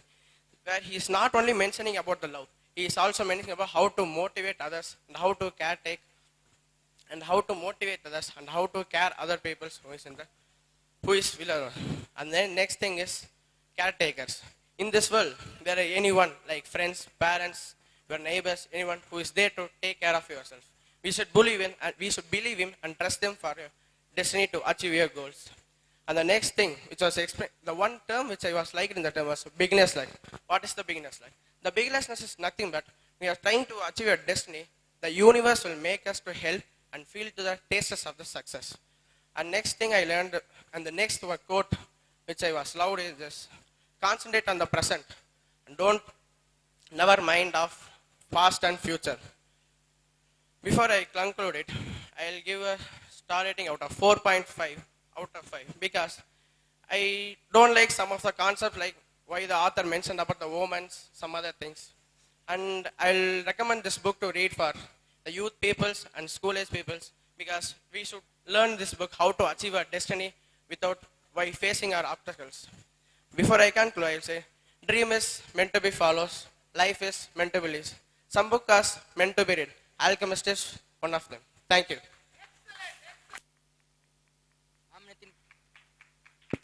I'm Nitin Bhardi from 12A and I'm going to review a book written by Darius Farooqs.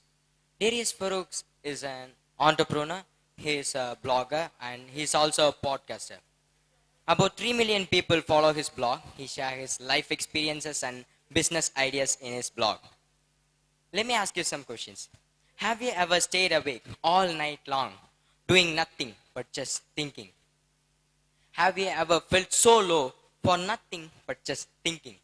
If yes, you're not thinking, you're overthinking. So, even I overthink, even the author was overthinking, but he decided to quit overthinking. He trained his mind for 2.5 years and gave us this book. Think straight. Change your thoughts, change your life. So, how to quit overthinking? You have to start thinking straight. And how to start thinking straight? You have to come out of the chaotic thoughts to a clarity. From chaos to clarity. Author mentioned one of his life experiences in his book. In 2014, he moved from his hometown in Netherlands to London. Life in London was not so easy. Finding a house was harder. So he took a rented room for lease, stayed there until he find an apartment. When he come across an apartment, he called his parents, he packed all his goods in an SUV, and he cancelled the lease of the rented room. At the last moment, the lady owner of the apartment rejected his request. Life suddenly stopped for him. He don't know what to do. He was frustrated. He was angry. He stayed in the hotel room of his parents. He was just blaming himself for the rest of the day. At the end of the day, he thought to himself, think straight. So he booked an Airbnb. He decided to stay there until he find a next apartment. After a week, the lady owner again called him and anyway rented the apartment to him. The author says that when you are feeling so low, you will get random thoughts in your brain. You can't control the flow, but what you can do is to focus on the thought which is more productive. You have to filter your thoughts. But how to filter? Whenever you get a thought in your mind, ask a question. Why am I getting this thought? Is there any practical use? So you can control, you can focus on the thought which is more productive. If you are still in a state of dilemma, then you tell this to your thought. You don't control me. You should take control over your mind. So better thoughts leads to better actions. But why are we, before acting on something, we have to plan for it. Our plans will be like moving from one part of our life to another. Mostly our plans will be like linear, but life is not linear. Whenever we try to execute a plan to reach our target, we'll come across hurdles. Most of us just quit. Author is suggesting us not to quit.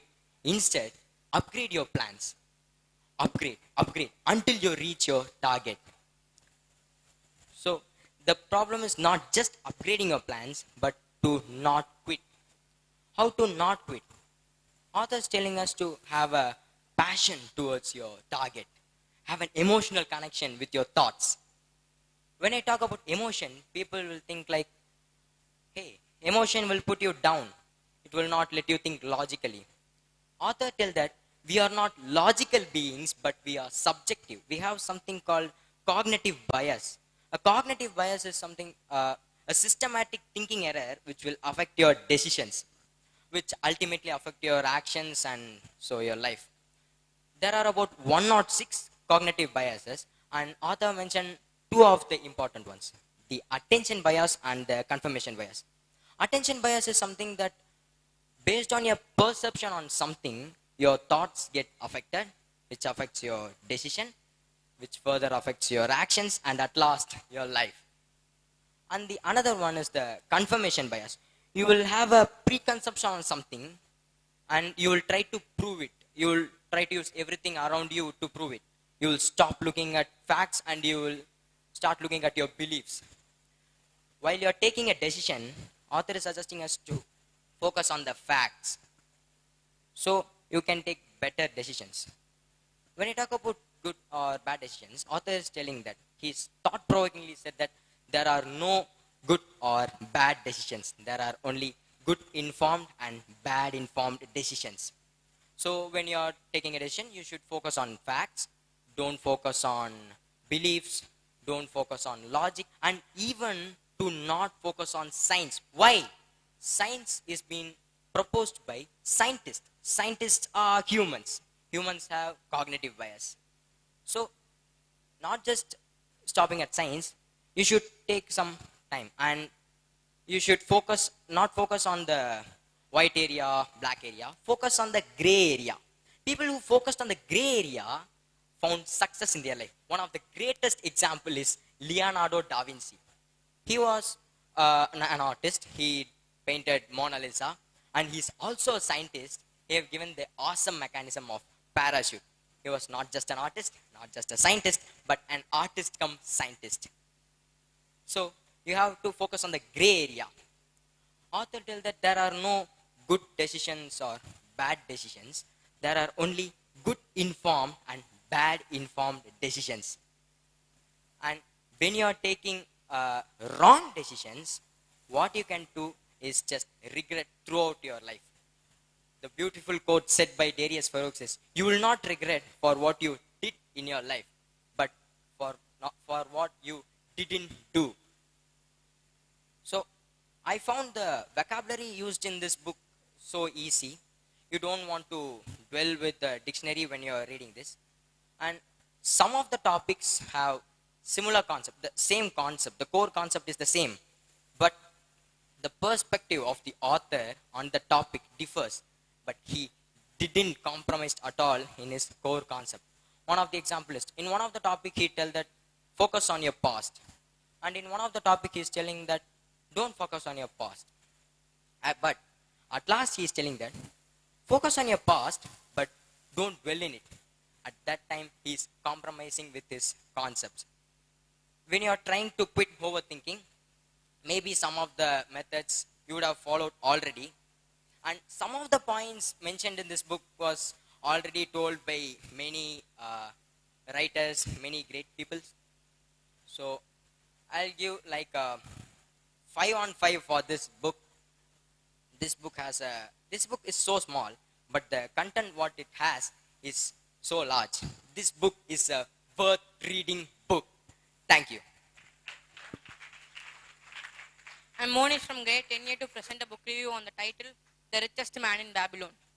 First, I will start with the quote, money makes the man. I will say the meaning later. Ahead of you stretches your future, like a road leading into a distance. Along the road, or your aim you wish to accomplish, desire you wish to gratify. To bring your aim and desire fulfilled, you must be successful with money. Like a law of gravity, it was proposed by Newton. In this book, the law of money is universal and unchanging. The author of this book is George Samuel Clason, who was born in Louisiana, Missouri, at November 7, 1874.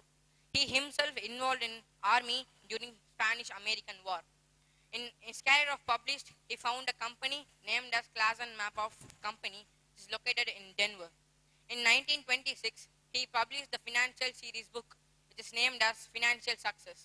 In this book, one of the richest book is The Richest Man in Babylon. This book was sold up to 2 million. In this book, there are 10 chapters says about how to be richest and how to gain and retain wealth. This book is based on self-help and business book.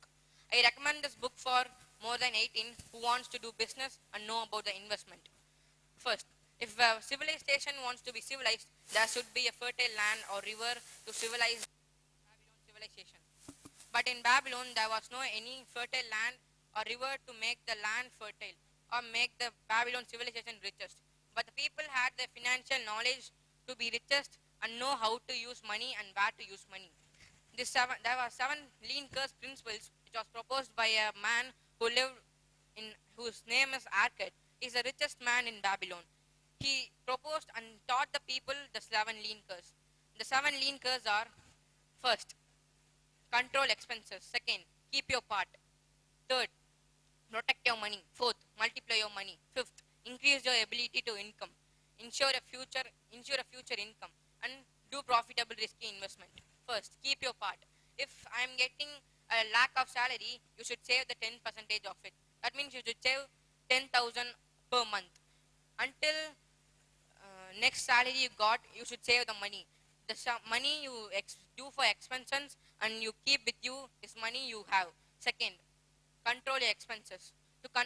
Everyone will get salary like 20, 30 and 40. But no one satisfied in their needs. Everyone have their satisfaction on more and more. It's not the money they get is not enough for them for their expenses. To control it, Arcad says idea to control it. First, take a diary and write your expenses daily up to 2 to 3 months.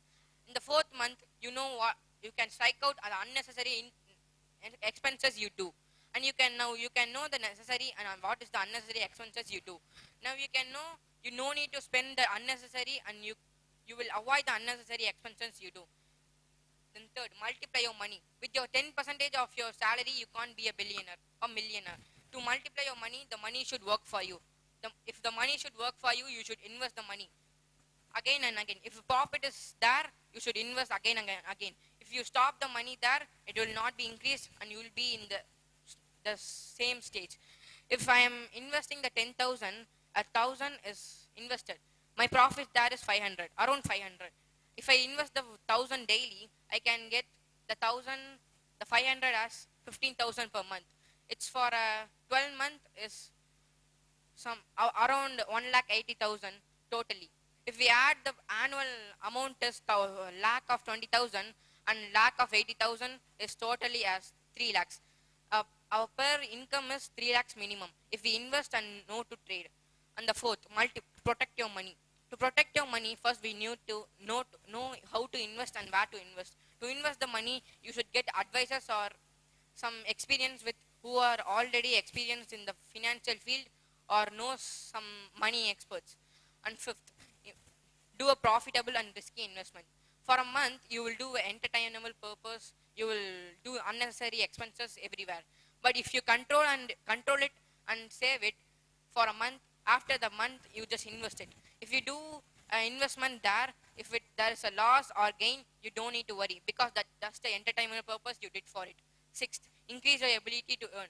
To increase your ability to earn, you should know what is investment. You can attend the courses for investment and you can do a course for investment.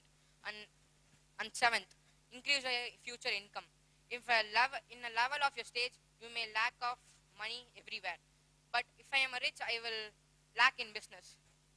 If I have investments in gold and real estate, the gold value is always increasing. It's a valuable thing and precious thing in the world. The value of the gold and real estate will not be go down. So if we invest in gold and real estate more than the money, it is a valuable thing, so we can invest there. If after 50 years I take that gold, it will be more helpful to move to the next level. Then the 7 principles were found in a Babylonian excavation, which was done in before 100 years. And there are 5 laws for gold. But this 7 lean curves and 5 laws of gold are similar to, both are similar, but in different words. First, gold likes who saves 10%. Gold likes to multiply. Gold favors those who study investments. Gold and get rich schemes don't mix. Gold loves a cautious owner. First, gold saves those who saves 10%. This is similar to the first cure which was said by the architect. If who saves 10% of his money, he is going to building his wealth, his own wealth. Second, gold likes to multiply. If it is same to the third cure which was said by Arthur. If the money likes to multiply, even the gold will likes to multiply. If the gold is multiplying, as I said before, gold is a valuable thing, which is a unpermanent value and it had more precious thing. If 1 gram of gold is now 4,000, but after 10 years, it may around 8,000 or 10,000. Fourth, gold loves a cautious owner, one who is with emotional inexperience and who doesn't know any investments. If he do an investment or trade, he will lack of money. There is a loss, there is not a profit.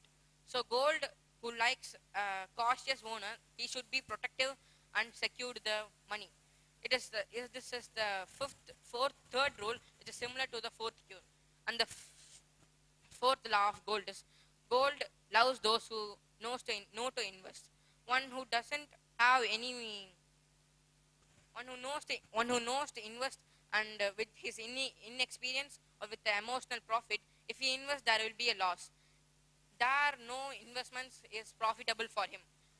If we do like that, there is no loss, only loss for.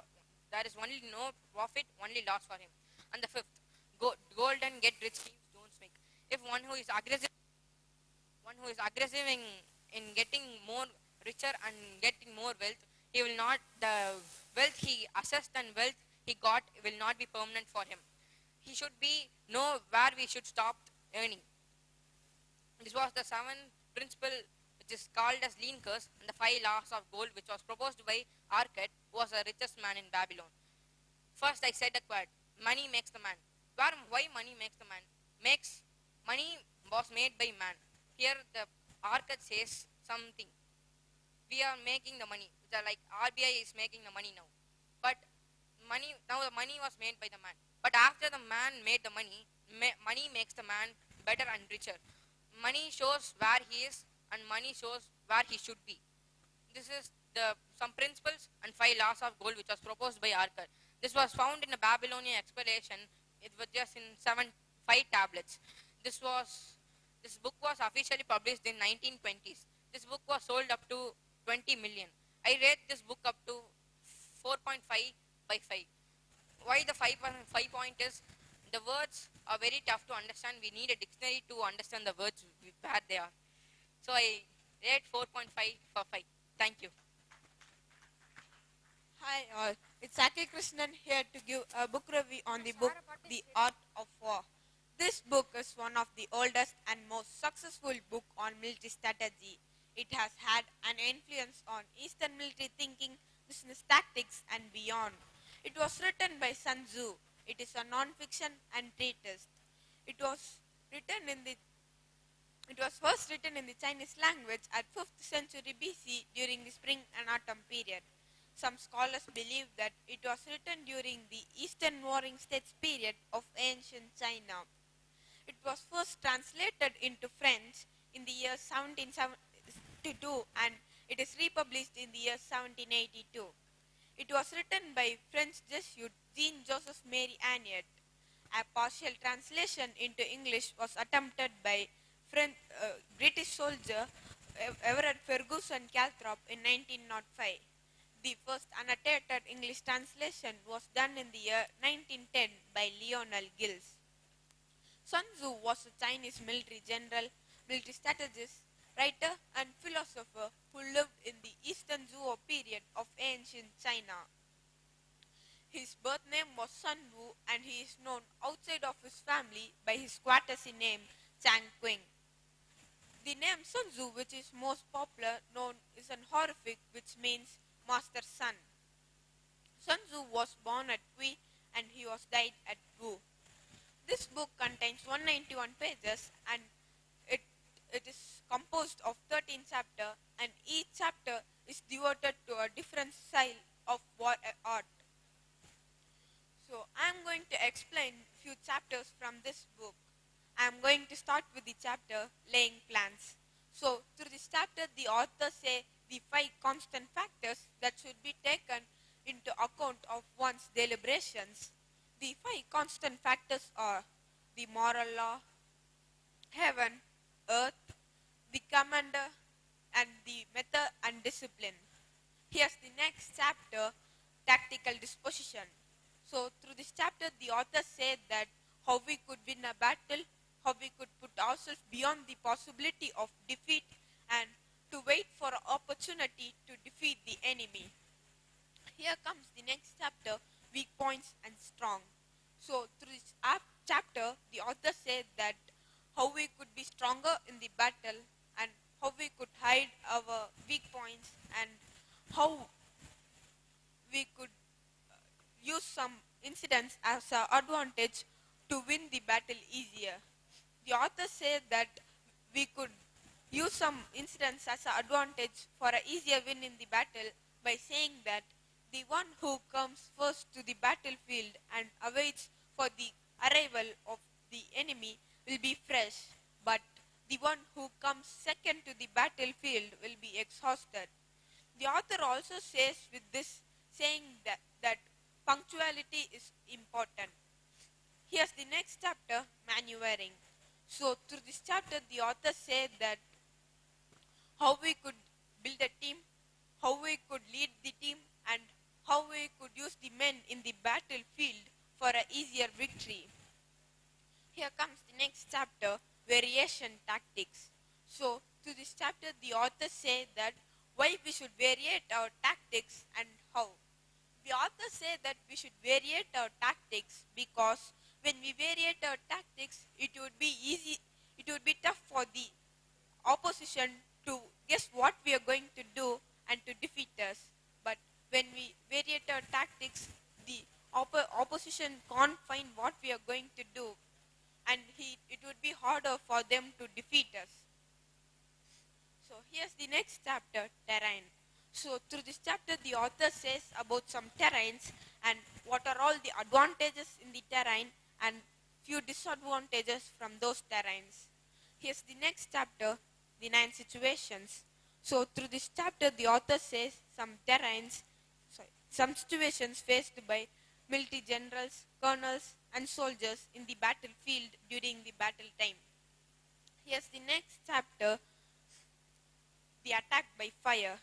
The author said that we could use fire as an advantage for an easier victory in the battlefield, like burning the opposition's camps or food or them.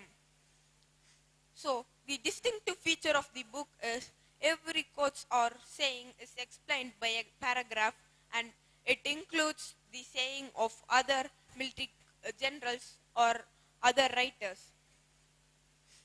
The only disadvantage in the book is few quotes are difficult to understand and what they're coming to say is very difficult to understand.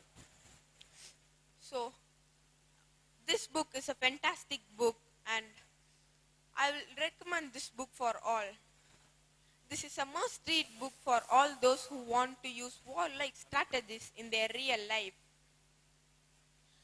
This book also says us when there is a 0.001 percentage of a peace talk rather than a war, then we should go for a peace talk. But when it comes war, we should fight to win with all that we have. But this book does not say everything about the life or universe or everything. Rather, it gives us some new ideas or new thinkings with their strategies. This book does not say about war, it also say about life. So, I rate this book a 4.5 out of 5 because it is an amazing book, but as I said, the disadvantage, few quotes are difficult to understand, which made me to decrease the rating. So, I will recommend this book for all. And I will end this book review with one of my favorite quotes from this book. Let your plans be dark and impenetrable as night. When you move, fall like a thunderbolt. Thank you. I am Shushan Krishna from grade 8 here to present my book. The book I chose is Do It Today. This book was written and authored by Darius Furus. He is an American author. The genre of the book is skill development. And the book is all about how to overcome procrastination, improve productivity to lead a successful life, and achieve more meaningful things in life too. And this book can be divided into 3 main parts. The first part is achieving more meaningful things in life and overcoming procrastination. I will just take a few of the subtopics which I found on this part and explain you about those topics. Do it today, not tomorrow. This topic suggests 5 ideas you should implement on your life just right now to be productive. The first idea is exercise your mental toughness. Exercising your mental toughness is nothing but avoid mindlessness and overthinking. These 2 factors affect your productivity a lot. And now, next, exercise your body. Your perfect body shape is also important to stop and avoid procrastination. And third, have a set of daily habits which like journaling every day, writing about the incidents which happen on every day, writing down the new ideas you got on the day, and stuffs like that. And next, have a set of daily, small but important habits to follow, like taking out the dishes, washing the clothes, and cleaning your home. And next, read about the work you're going to do. Learn more things about the work which you're going to do and the work you're doing. This helps you a lot in improving your work. And next, a 30 minutes evening ritual.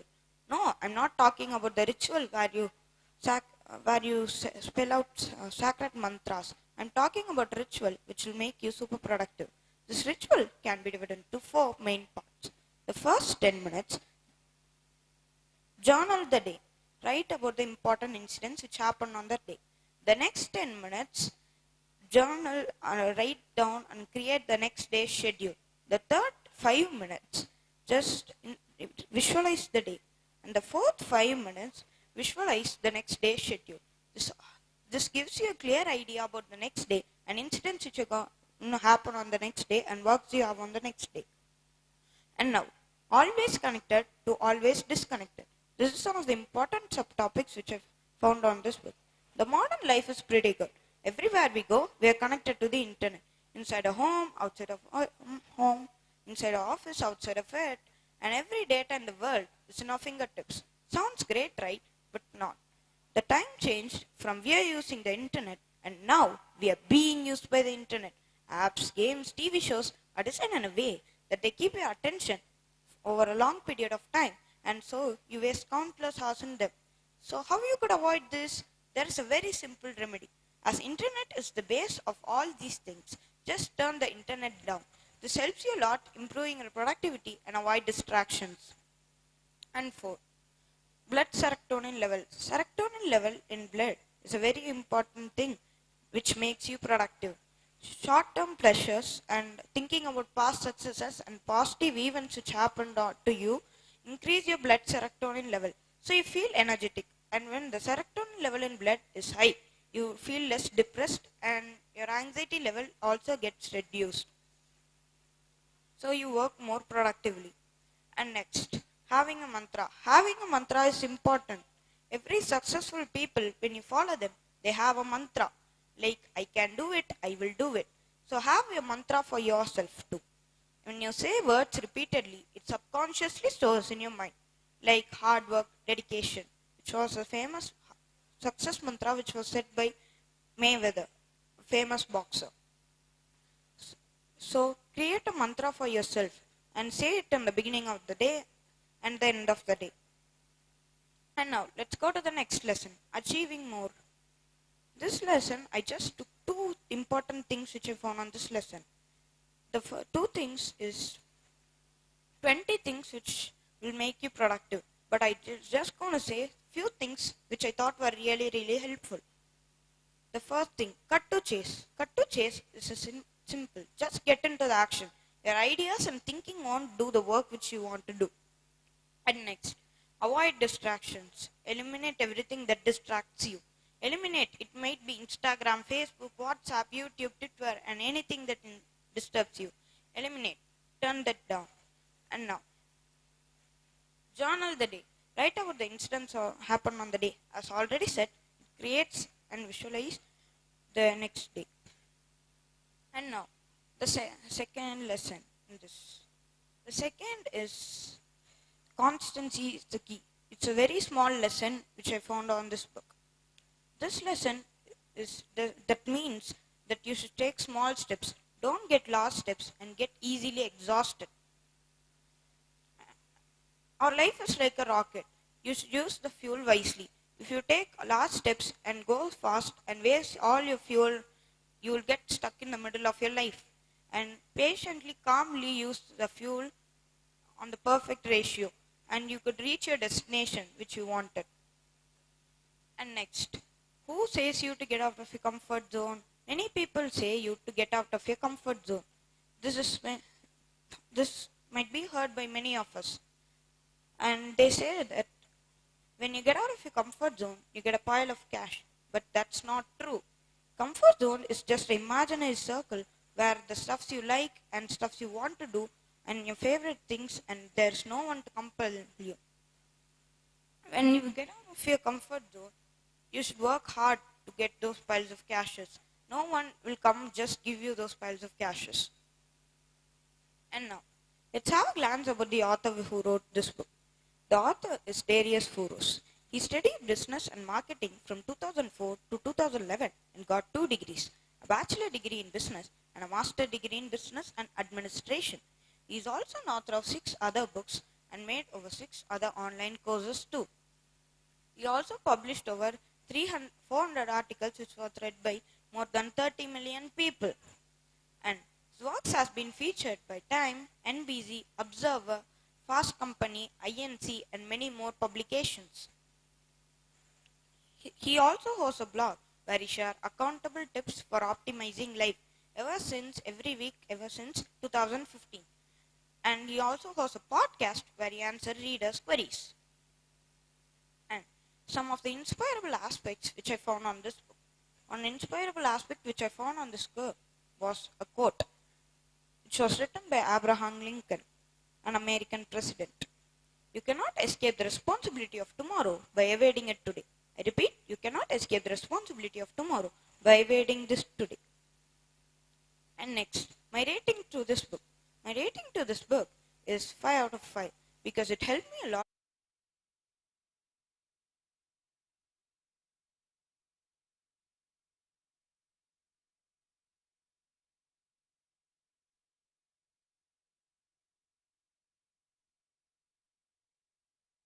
Achieving more things in life. Saying this, thank you for this wonderful option. Hi everyone, I am Pranesh Hariharan from grade 10A. Here I am going to review the book True War Stories. This story is about true wars which happened in ancient times of many countries around the world, like Romans, Saxonia, Normandy, Birmania, Germany, etc., etc., etc. And this book is about 8 chapters and 125 pages. All these 8 chapters and 125 pages are not about war. There are some extra informations which is about some weapons which is used in that particular chapter. If example, a chapter is ending by a person using a weapon longbow. In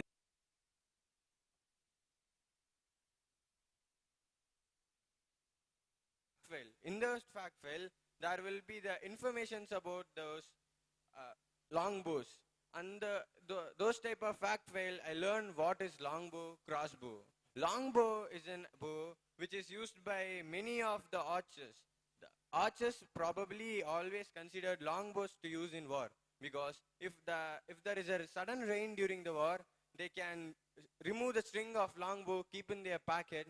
After sometimes they can take, after the rain, they can take the string from the bow, and they can take the string from their pocket, put it on the bow, they can start fire. This is the advantage of longbow. And there is a disadvantage of longbow, as you think. Sometimes the longbow may be broken. And crossbow. Coming to crossbow, crossbow is a small bow which fires the arrow very faster than longbow. There should be a manpower to operate the longbow, whereas the crossbow can be, in the crossbow the arrow can be fired using a trigger. The arrow can be just fired using a trigger like a guns. And this book is recommend for the children who likes war. Because in this book there is no main reason for war. The author just started from the half of the war. He did not say the the main reason which was the reason to provoke as a war. This is the small disappointment about this war.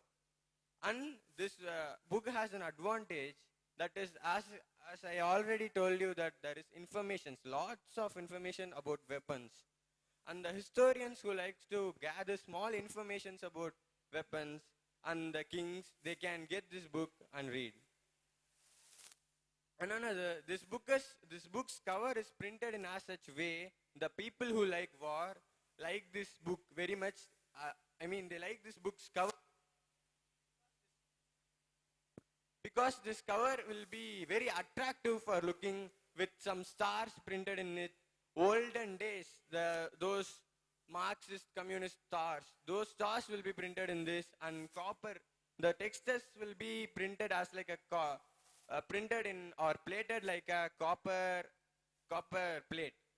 This is the advantage. This is one of the advantages of the books. And this book was published in UK 1997 by Scholastic. And this book was written by Terry Deary. He is also Terence Deary. This book is very famous for this. The Terry Deary wrote many series called True Stories. In those books, the True War Stories is very famous because here the many kings of many countries are represented here. And coming to the first chapter, it's beaten. You know, all schools, there will be some teachers who beat students if they do not do the homework, or if they are disappointing the teachers in tests and etc. But in this chapter, the teacher gets beat. It's very what to say. It's very new that teacher gets beatings. Yes, this school is called Master Martial School.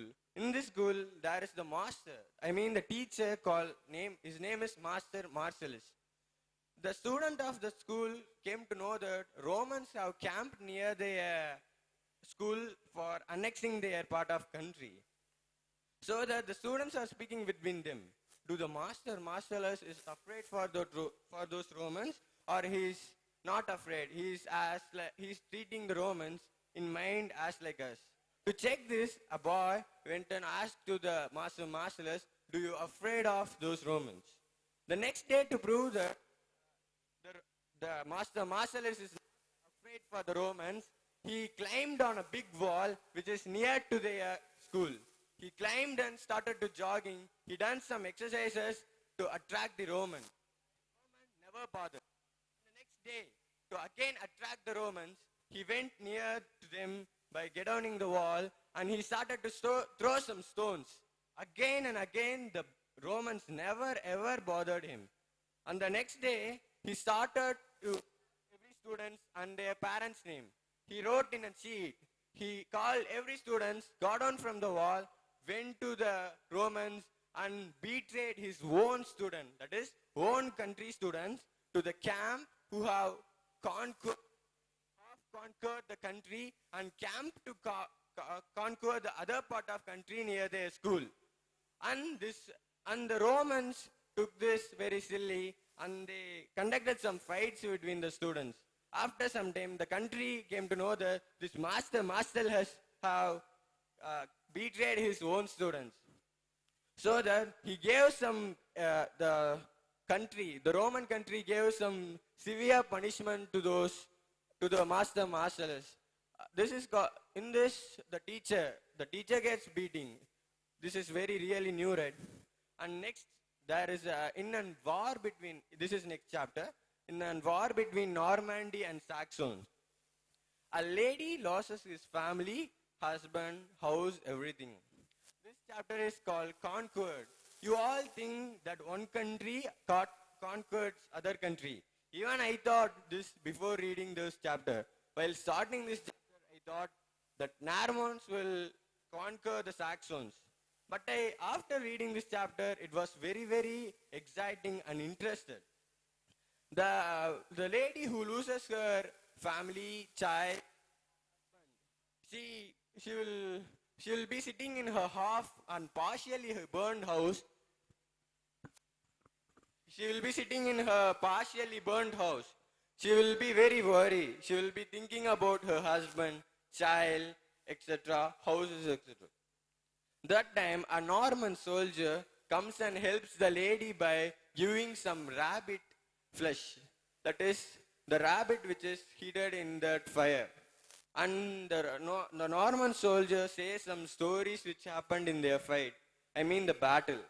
Then the lady says, interrupting the Norman between, and says that this time my husband died in the war. This time my child got lost in the war.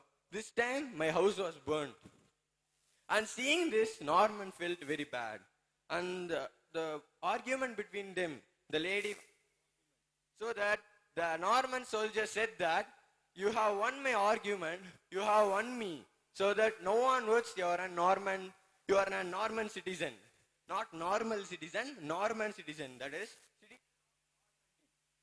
So that the Norman soldier could not do that lady anything. So he went, and next day they replaced their house, and her house was replaced, but they did not find the child who was lost. She conquered her house back. This is why they kept the chapter of the name as Conquered. Very really interesting. And next chapter is about Uncle John and his nephew, little girl Mary. They will be sitting on a mountain crest and seeing their village. Uncle John asked his nephew, "Do you know what is the time and date?"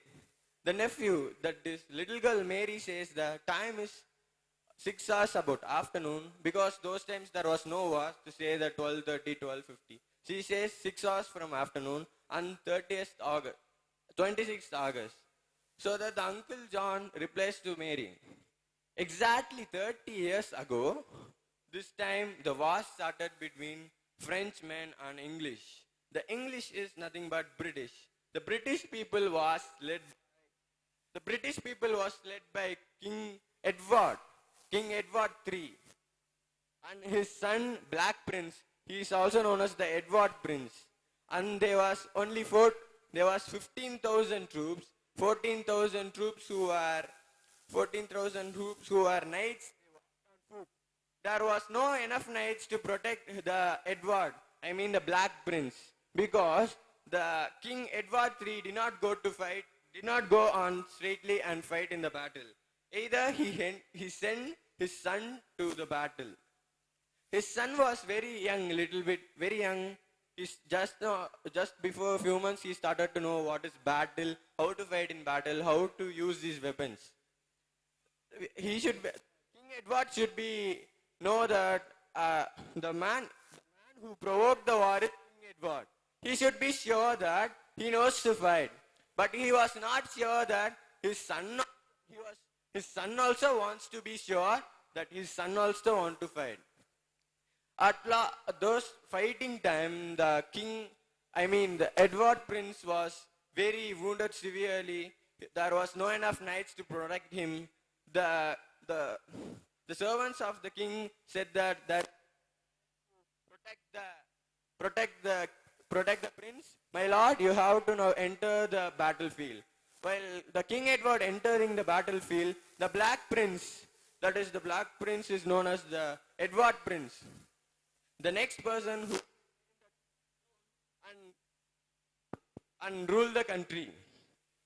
The prince was fighting very bravely, getting on his horse, and he was killing many knights in opponent team. Even though the French had 40,000 troops, the Black Prince and his other little troops won the French and won that battle. And next chapter is Pounder. In this chapter, officer under Napoleon Bonaparte, he is called de Marbot. He thinks to buying an horse for his battle. That time he came to know that there is a man who is selling horse. He went and visited that man. The man was about to sell an horse called Liste for very little pounds. So the de Marbot got some questions in him that whether the horse will be not good, why this horse is being like this, sold in a low price. So that he took the sword out from his sword cover and kept in the finger of the man who sold the horse. He said, if you do not answer my questions, I will cut your fingers one by one. So that please answer my question. The first question asked by the de Marbot was, why are you selling this horse in a less price? The man replied, this horse was my wife's horse, so that I just want to sell it in a low price. And the second question was, what is something special about this horse? The man said, this horse is very, very brave horse, will fight in any kind of situations, and it will protect the owner as like a dog being loyal. And the third question asked by this officer was, he was not sure for the first question, so that he asked the second question same, why are you selling this horse for low price? The man finally came to the correct answer. He said, this horse will bite some persons. Even though it was a little bit harder, the officer, de Marbot, took the horse to his home, and he started to keep many persons for take caring the horse, and many persons was very afraid to go near the horse. They was very, very fear that the horse killed many of the caretakers. And during one time, while the de Marbot was fighting on the horse, the de Marbot fall from the horse, and the enemy started to fight with him severely. He was wounded severely. The horse came to know that his owner is going to be killed, so that the horse got up its new fire in it and started to chase every officer's soldiers who was on the battlefield except his owner. And it started to chase the one particular person he tried to kill the owner, and it bited his hair and pulled it, so that his eyebrows, eyelashes, lips, and skins of noses came. It's very, very painful even for thinking. And before, for making the horse stop biting, they did not do any special treatments like giving a cage in the horse mouth. But they fired on meat and gave to that horse. The next second the horse bited the meat, the horse stopped fighting because the heat which was produced by the meat was very, very, very heatly. So that the horse could not control the pain and it started running here and there. And after reading this book, I came to know that the war is very tragedy and the difficulties faced by the war. Thank you. I am Abhirami Balamurugan from grade 8A. First, let me start with the quotes. Empires of the future are the empires of the mind. I repeat, are the empires of the mind. I guess you found my book. Yes, my book is Empires of the Mind. This book is written by Dennis Whiteley.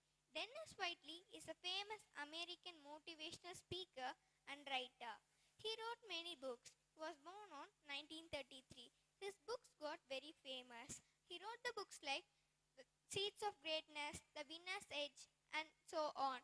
His books got very famous. He wrote the books like biographies, blogs, audiobooks, and etc. and so on. Because of his book, many of their lives are changed. He is very best for audio series and he is very famous motivational speaker. This book was published in 19 January 1995. It is a self-motivational book. I learned more things from this book. This book contains 259 pages, 14 chapters. The interesting chapter which I read is Self-Leadership and Passion. From this chapter, I learned to be confident. This chapter says what is failure, how to overcome failure, what is passion, what is career, and so on. Before, I was shy for everything, but after reading this book, I'm totally changed. I'm being strong for everything. So, if you read this book, you will also come to know everything. And the author says how to overcome failures. Failures will always come in our life, but we should never worry about it. We should keep running. We should keep do hard work so we can overcome failures. The author says what he done in his small age. He will always used to carry a note with him. In that note, he will write what are his thoughts, what he think, what are all the incident happens in him, and so on. By writing that, he improved his creativity power. By improving his creativity power, he improved his talent. By improving his talent, he improved his knowledge level. By improving his knowledge level, he became a great person in his life and he became a great author. So we have to write, we have to keep a separate note with us. We have to write the thoughts in that. By writing, we will improve. We will improve ourselves. So we can have success in our life. The author will always read books. By reading books, he improved. He read more books, more informative books. He read more newspapers, magazines, and many interesting books. By that only, he became an author. So we should also read more informative things. By reading that informative things only, we can improve in our life. We can achieve our goal. And the author says us to draw. By drawing only, we will improve. If we draw, we will improve our creativity power. By improving our creativity power, we will achieve in our life. And failures, the author says failures are the path to the winnings. So we should never worry about failures. We should keep running. The author faced more challenges. By facing more obstacles in his life only, he became a great author. He didn't stop a single second. He was keep running in his life. By keep running in his life only, he became a great author. So we should also keep running. We should never worry for anything. We should keep running. We have to keep moving in our life. We should never stop a single second. We should learn more things. Many of you are addicted to the gadgets like mobiles, TVs, games, and so on. We should overcome. We should come out of that. I suggest this book for you. If you read this book, you will surely overcome these. The author says we should learn and we should teach from failures. Failures will teach you. If you be true in everything, you will face failures. But if you cheat, you can surely win. But failures will teach you. The cheating works never teach you. Uh, Cheating works make you to come down, but failures will make you to overcome. So don't worry about anything. Be true. Be honest. If you be honest, you can come up in your life. You can succeed in your life. The author faced more challenges, more obstacles. So what? He became an author. We should never worry for anything. The author says, yesterday everyone was learner, but today they are teacher. It means yesterday they was learning from failures, but today they are teaching from failures. So what is the difference in that? Yesterday they learned from failures, today they teach from failures. This is the thing. This is the thing inside that. So don't worry about anything. You learn today, success tomorrow. One day the success will come. So wait for that success. Never leave in anything. I suggest this book for you. This book contains 14 chapters. I took 1 week to complete 5 chapters. This is the best book which I read in my life.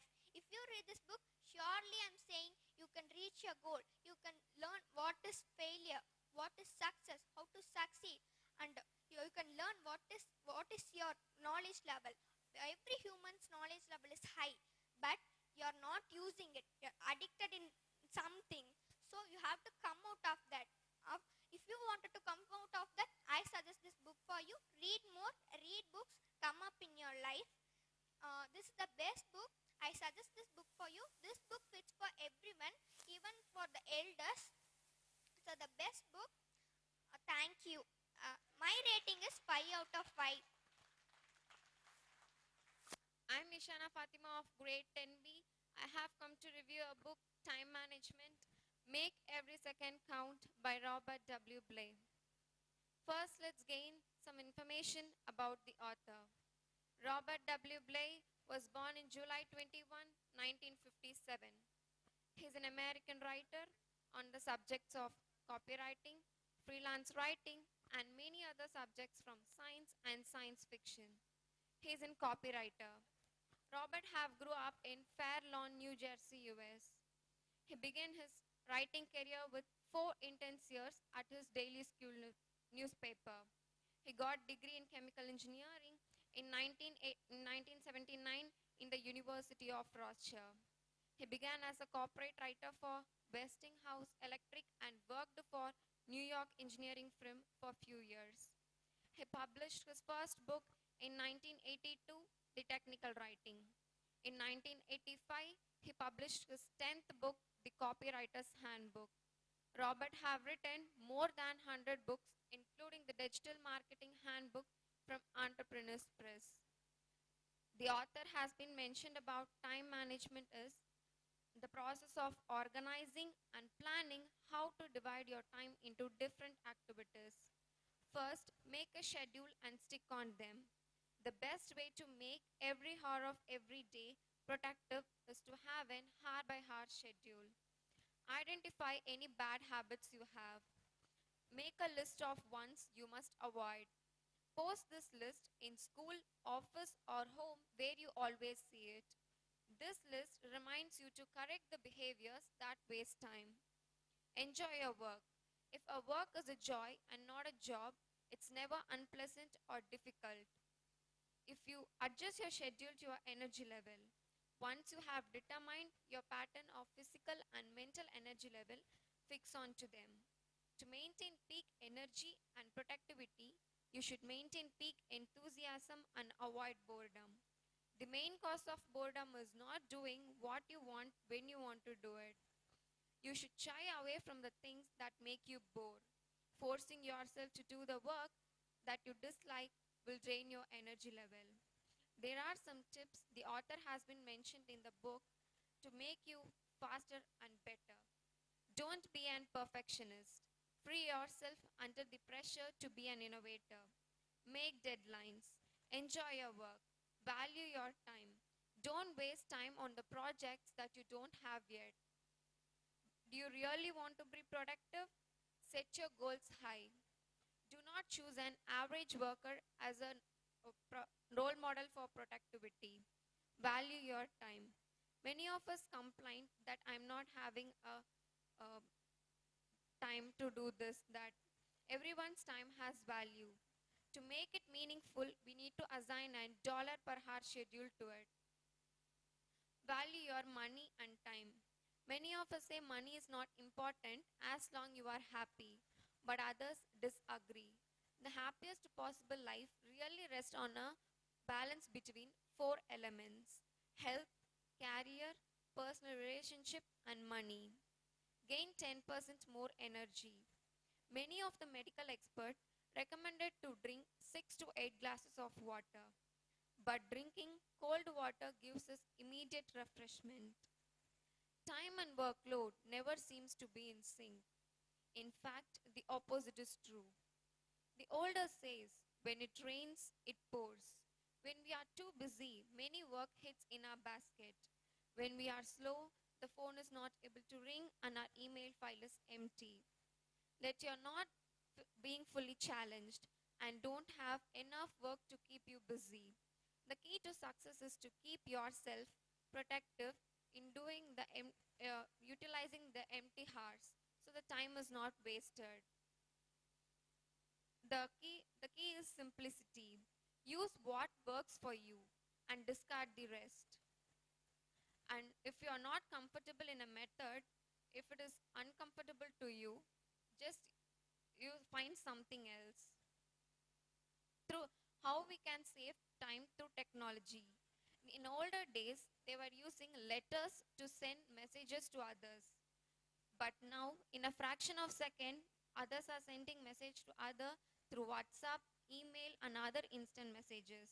We are saving time through technology through PC, scanner, modem, and etc.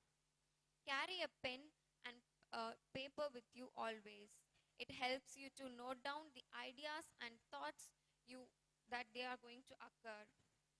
This book was published by Jaico Publishers in 2010.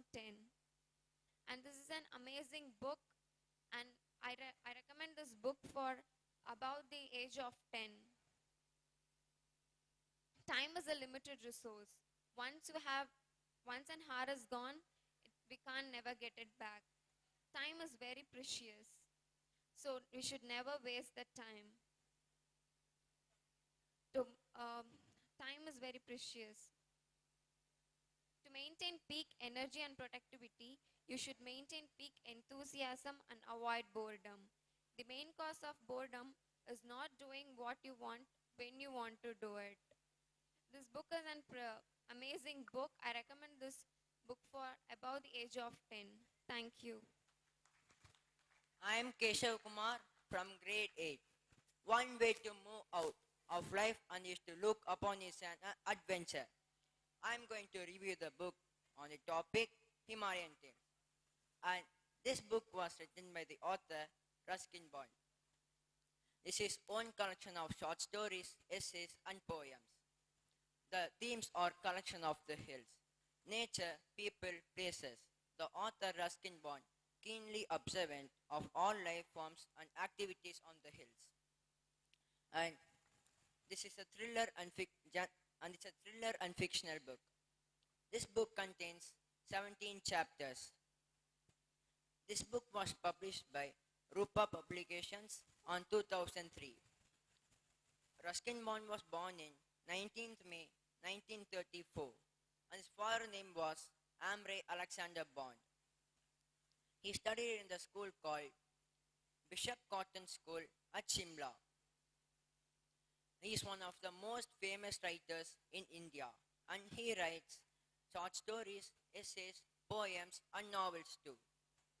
He got award known as John Delaware Rice Memorial Prize in 1954 and Padma Shri in 1999.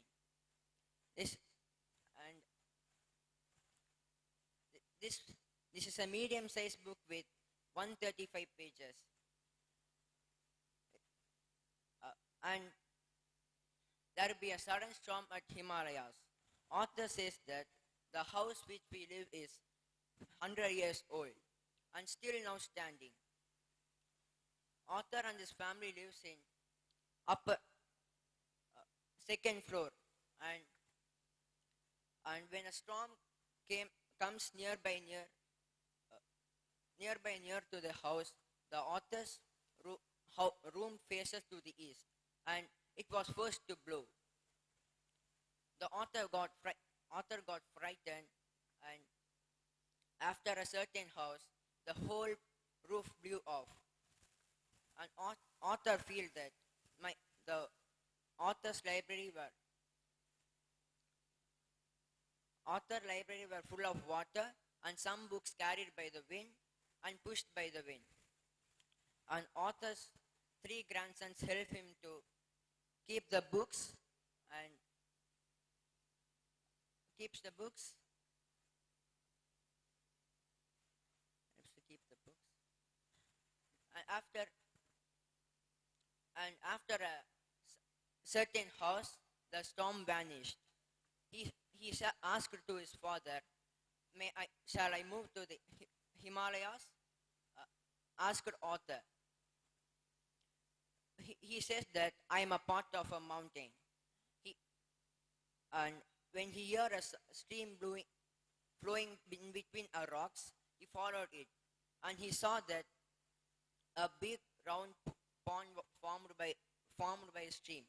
Immediately, he ran to call his friends, and their names were Anil and Kamal. They enjoyed playing in the pond, and author says that this is a secret between us. And Kamal says that why can't we go to the Pindari glacier? And Anil says that the Pindari glacier is covered by snow. And soon author says that it have a way that carries to the top of the mountain, which is 55 miles. Anil shocked and says to the author, what we need to walk on the legs, says Anil.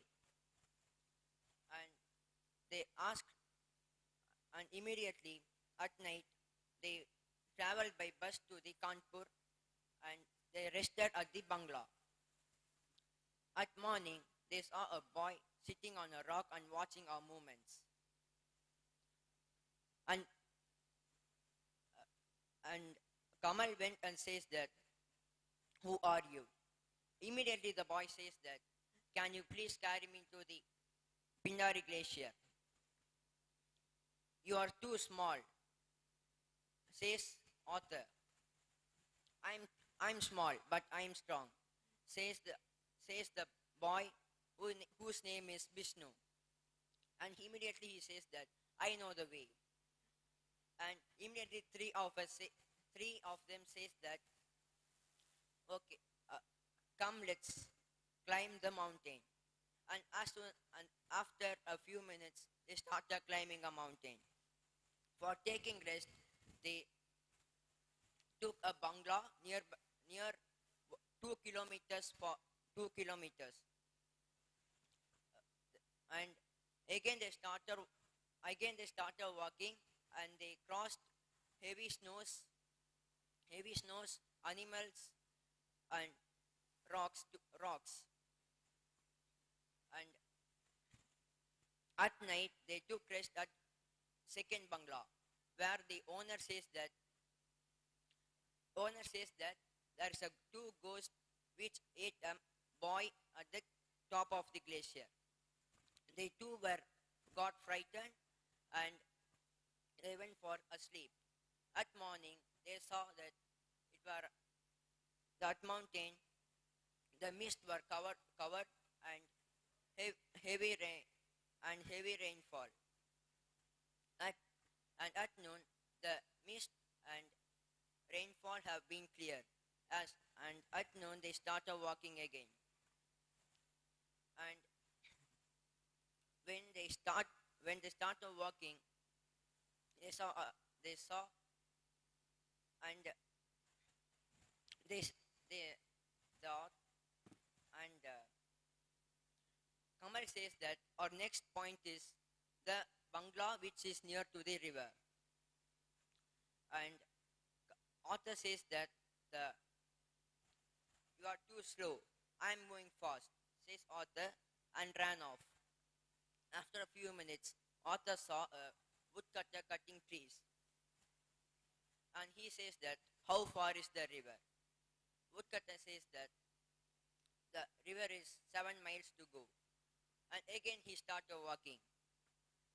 And he saw that a girl standing in front of her with heavy bangles. He asked the girl, how far is the river?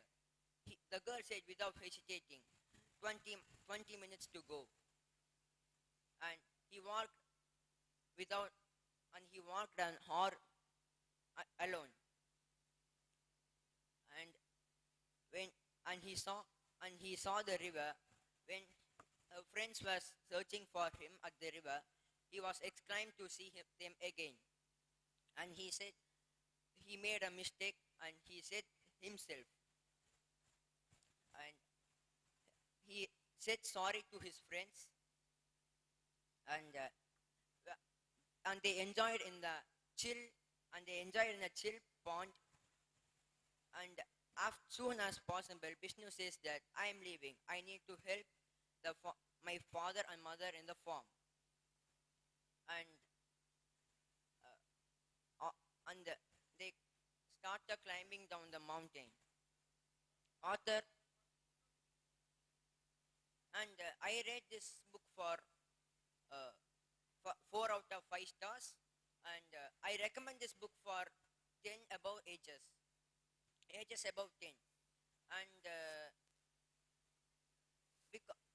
I rate 4 out of 5 because the characters' names were tough to pronounce, and some of the sentences were hard to pronounce. But the book was good. Thank you.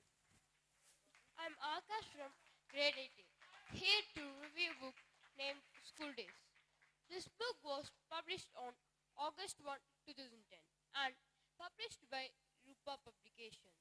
The author of this book is Ruskin Bond, and he was born in 1934 and grew up in Jamnagar, Shimla, New Delhi and Dehradun.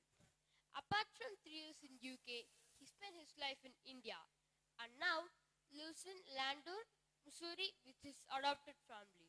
Ruskin Bond known for his signature simplistic and witty writing style. Ruskin Bond authored several best-selling short stories, novels, collection, and essay and other children's books, and has contributed a number of poems and articles to various magazines and anthropologists. And at age 23, he won the prestigious John Llewellyn Prize for his first novel, The Room on the Roof, and Padma Shri in 1999, Lifetime Achievement by Delhi government in 2012, and Padma Bhushan in 2014. And it is medium-sized book and it has 151 pages. The book contains 22 chapters, and it is a fiction, stories, and a novel. And actually, it is a story about it's a book about the school days. Yeah, now we can go into the book. School days is like a collection of stories that bring back the memories of school days. And school days take peeks into life and downs the age. Sometimes tragic, sometimes humorous. The anthropologist capture every mood and sentiment of most splendid phase of one's life.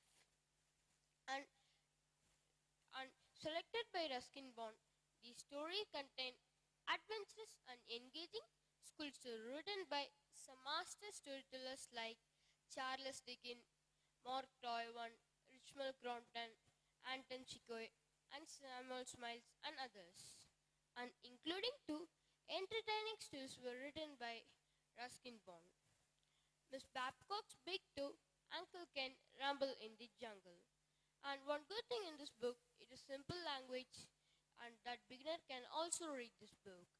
It also depicts the diversity of the school students' school life through different culture and communities and offer contrast as well as similarities between school student from different regions.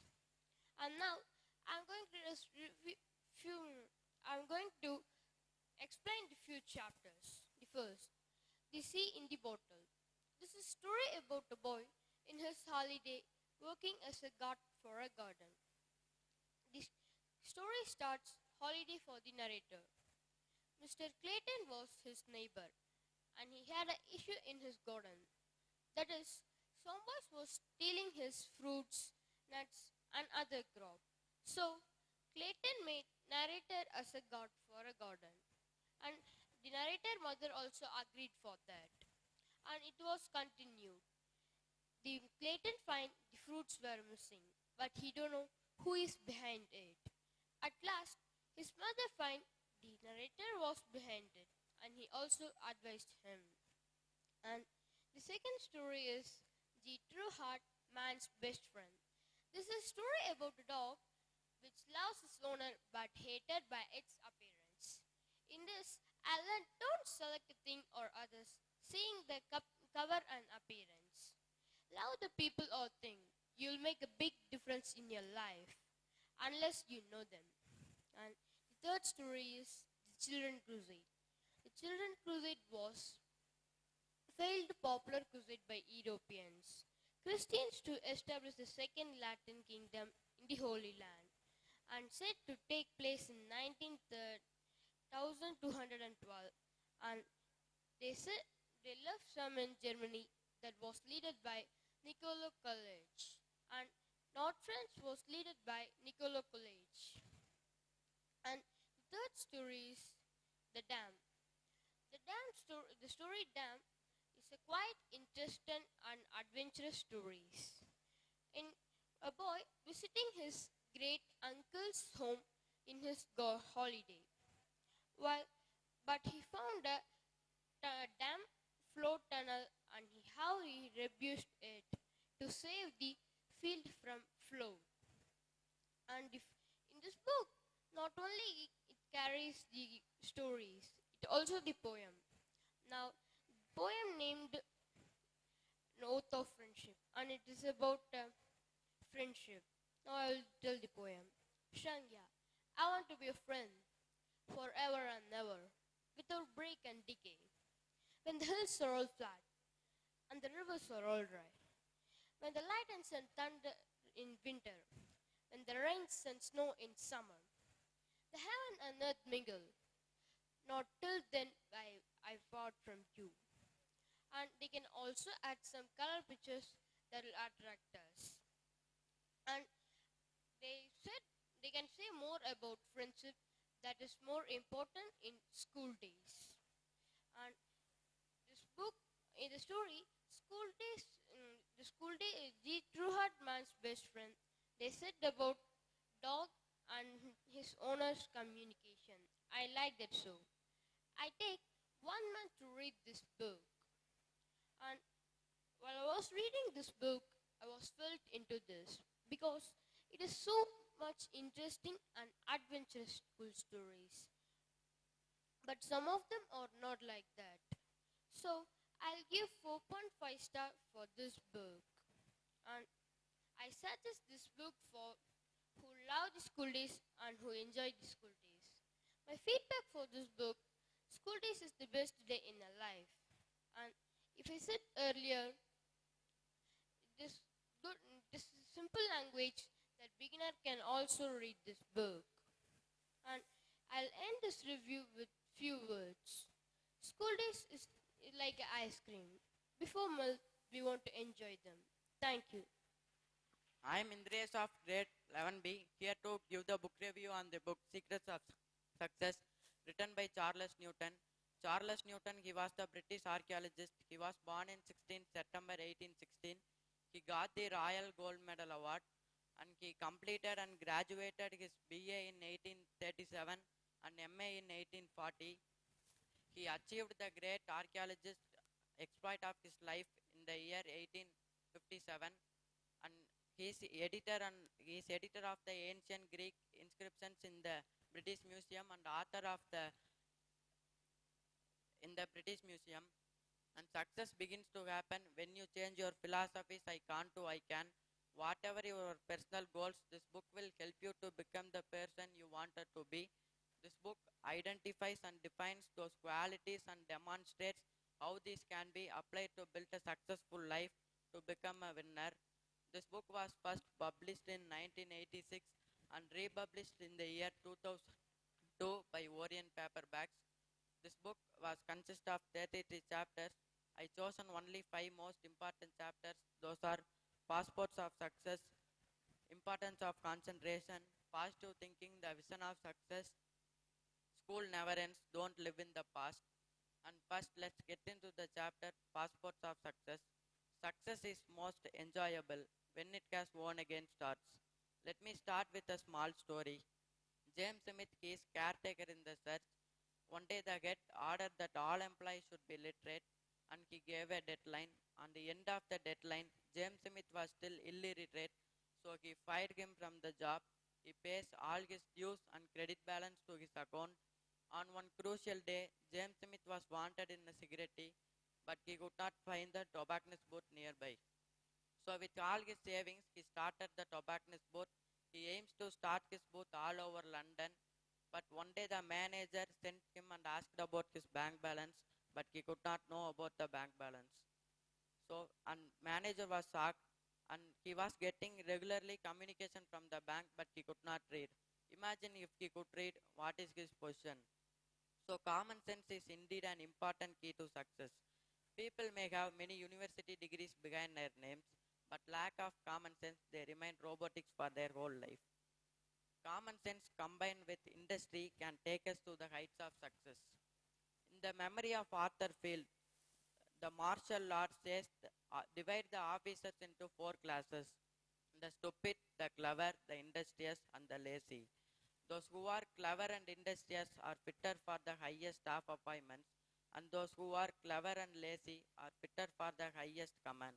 They can manage all the situations. And let's move on to the next chapter, positive thinking, the vision of success. All that we are is the result what we have taught. If we have to travel from Calcutta to Delhi, we will decide in which mode we have to travel to reach the destination speedily and safely. We will not assailed by the doubts, will the car will break down, will the train will derail, will the plane will crash. Similar to that, our process towards success, we should think about our plans and modes, how we will reach the success. We should stop worrying and wasting time in thinking about our failures. Next, let's move on to the next chapter, importance of concentration. The true, strong, sound mind is the mind that carries the man affairs. In this chapter, the author has mentioned the difference between grasshopper mind and disciplined and orderly mind. The ability to concentrate is the mark of disciplined and orderly mind. The grasshopper mind, in the sense, the thoughts running in the mind keeps on changing, which results in incompetence of heavy loss of time. This theme looks similar to the chapter, this very moment is the perfect teacher, in the book, The Things Fall Apparent. Next, let's get into the chapter, The School Never Ends. The things taught in schools and colleges are not end of studies, but means of education. Many a times we think that finishing of schools and colleges are end of studies, but that's not true. We learn until our last breath.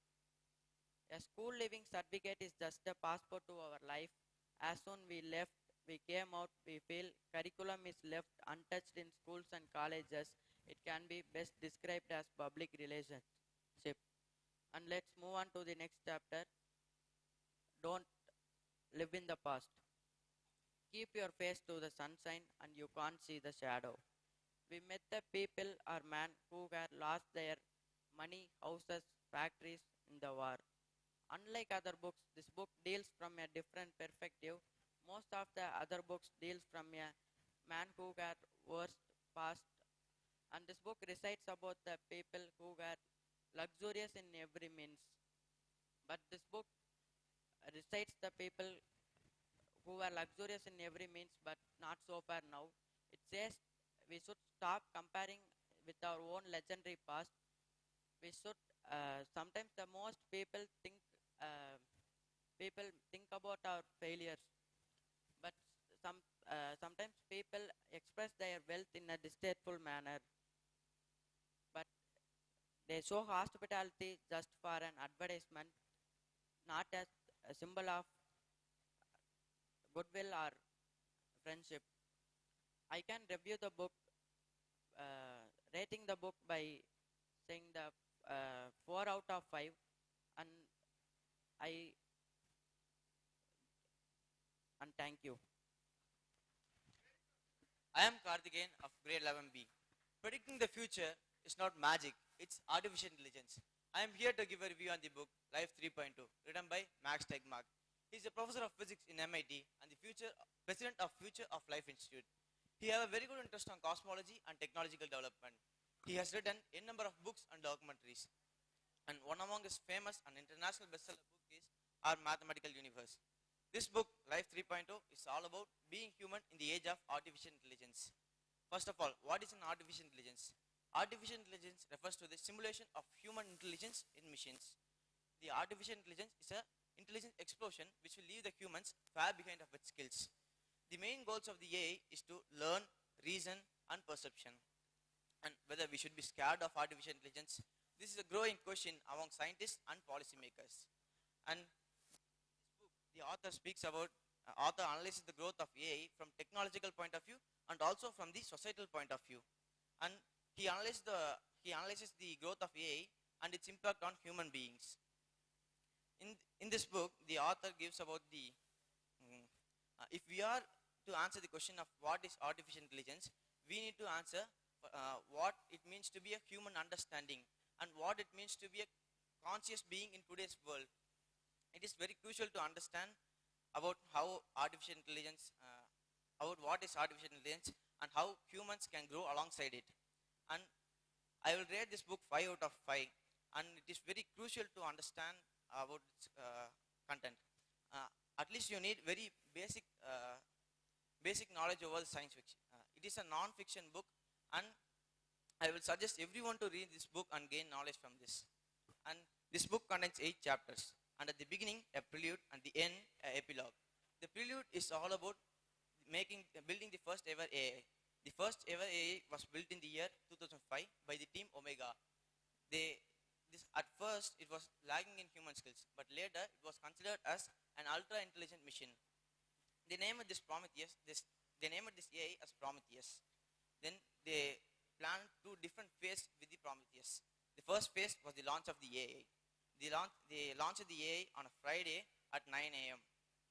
At the beginning, it was lagging in programming AI, but later, by 9 a.m., 10 a.m., it was able to redesign its own self.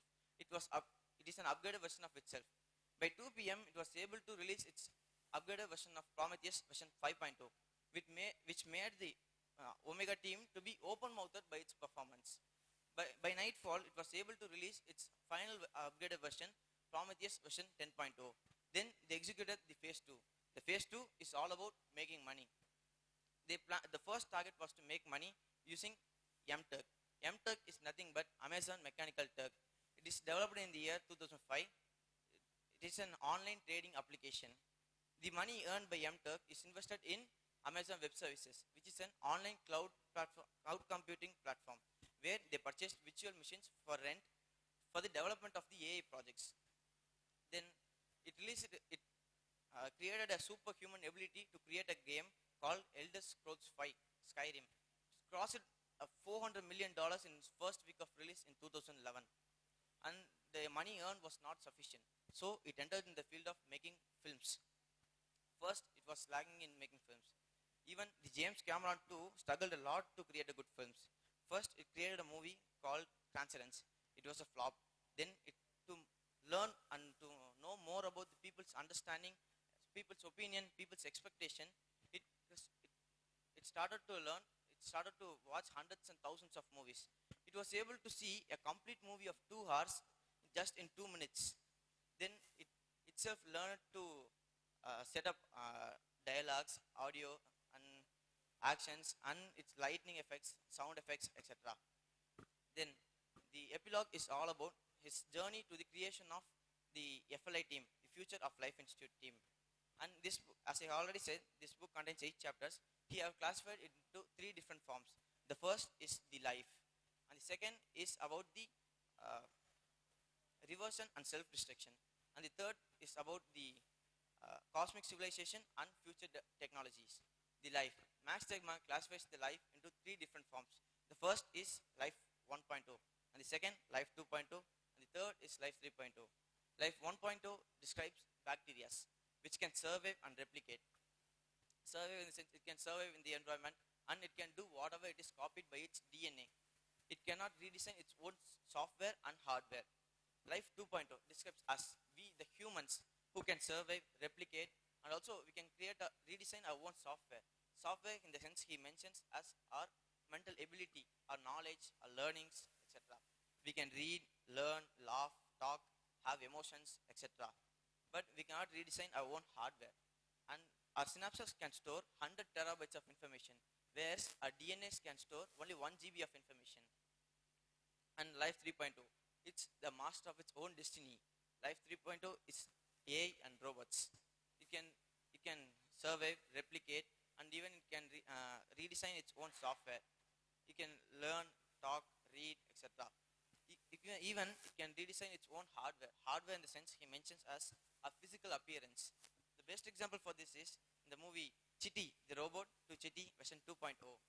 And when the artificial general intelligence reaches the human level and beyond, will enable the Life 3.0. And the next is the reverse. The AI is used in many sectors. What if the AI is taken over by military? If the AI is taken over by military, it will lead to a global AI arms race. Avoiding if the military starts the AI based weapon developments, then avoiding the global AI arms race is not at all possible. Then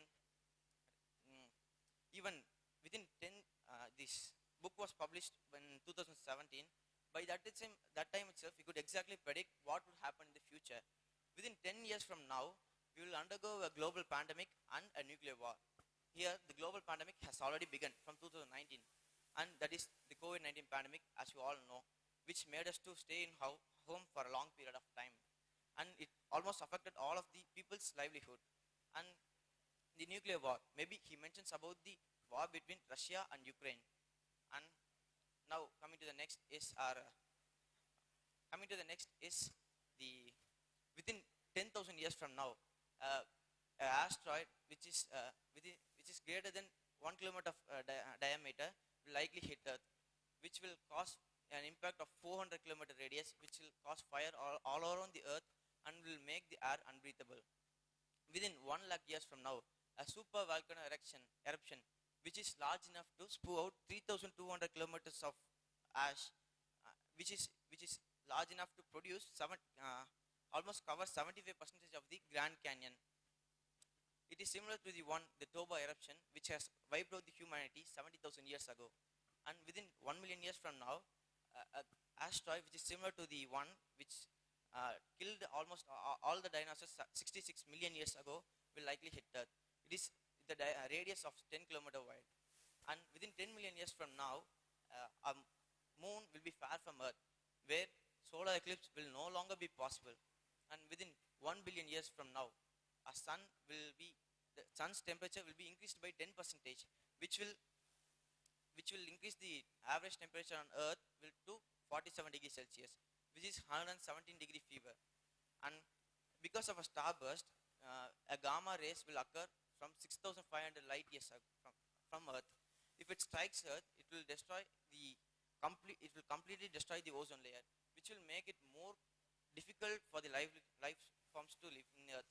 Within 10 billion years from now, and the sun will swallow the Earth. Then what will happen? Nothing will be happen. Then we can use the technology either to solve all these problems or create one such as climatic change, global AI arms race, and nuclear wars, etc. And within the next is about a cosmic civilization and future technology. Our cosmic civilization, when it comes to the future of life, it is most important by Freeman Dyson. The sun emits a form of energy which can be harvested by solar panels in Earth. The total amount of energy consumed by the Earth is just harvested, can be harvested by 0.5% of the Sahara desert. And if we are able to completely utilize the energy formed by the sun, what will happen? What will be our level in the human space? And if and the next is in 1960, an famous astrophysicist Freeman Dyson theorized another civilization to meet our increasing energy requirements and space demands. And if we can build the Dyson sphere around the sun, we can store all the power of the sun, which can be used until the sun dies. Even constructing the Dyson sphere at that large size will require a large amount of resources, right? So we will begin with Mercury, there where we can get enough iron and oxygen. Then next we will completely after completely demolishing the Mercury, then we will move on to Venus and Mars. Then and our next cosmic civilization is by O'Neill cylinders. O'Neill cylinders is nothing but famous astrophysicist Gerard O'Neill came up with the idea of human colonies in space. He is in 1974. He has detailed in his book The High Frontier the human colonies in space in 1976. But at the beginning they thought he was mad, but now it is attracted by wealthy dreamers like Jeff Bezos, who is planning to create sufficient O'Neill cylinders to board 1 trillion people to space. And this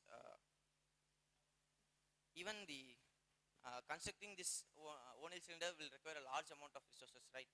So we will it is possible by mining moon and some nearby asteroids. By even creating the O'Neill cylinder is one thing, but we need to make it habitable. That means we need gravity, we need water, food, and breathable atmosphere, etc. So when the cylinders rotate, it completes a full rotation in 2 minutes. Because of centripetal force, we will be able to experience the gravitational force as same as Earth. Then to make it steady and make it to prevent it from drifting away, we need to use 2 counter-rotating cylinders which is connected at each end. And to make it more habitable, and there are lots of ideas given by him. So, and after reading this book, what I personally felt was the technology is giving the life to flourish like never before, or to self-destruct. And the best way to predict the future is to create it. Thank you. I am Dhanushri of grade 8B. My book name is Law of Attraction, which is written by Jack Canfield and published by Westland Publishers. Here, I would like to say one quote and start my review. If you have the courage to begin, you will have the courage to success. Here I would like to say something about author. Jack Canfield is a co-creator of a soul series named Chicken Soup. He is author and co-author for more than 150 books, which has 100 million copies, which is printed in different 47 languages. And some of his 66 books are world famous. And here, which I am reviewing now, is also one of his famous book. One of his last book, which is released in 2020, was The Success Principle. And that is also one of his famous book. And the Jack Canfield had a life-changing story. One of his friends had a birthday party in a different theme, like after 5 years, what will be your stage? And Jack Canfield's best friend, she dressed like an actress and she came. And Jack Canfield came like a famous author in a royal-looking model car. And Jack Canfield's best friend, she went up on the stage and she said, I want to become an actress. That is my aim to become. And after that, Jack Canfield went up on the stage and he said that I want to become a famous author. That is my aim. From age 7, I started writing stories. But hereafter, I am going to write the stories like which is going to be published. And after 5 years, as he said like that, he became a famous author because of his Soul series. And but she did not become an actress because she did not believe on herself. She did not work hard. But Jack Canfield worked hard and he believed on himself.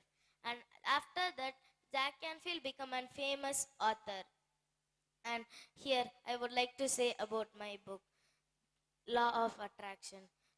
In this book, they are saying about the law which is helpful in our day to day life. And in this book, they are saying that where we should use our positive energy, negative energy, and etc. In this, they are saying that if you think about good and positive things, it will be attracted with your life. So that, but don't think like if we think about good and positive things, only that will be attracted with your life. No, in your life, you have to face many obstacles like good things, bad things, negative things, positive things, etc. And you can say that you can ask like, then why you are saying like if we think about good and positive things, it will be helpful in our life. Because if we think about good and positive things, 50% of in our life it will be attracted. So it will be good. It will be goodful in your. It will be good in your life.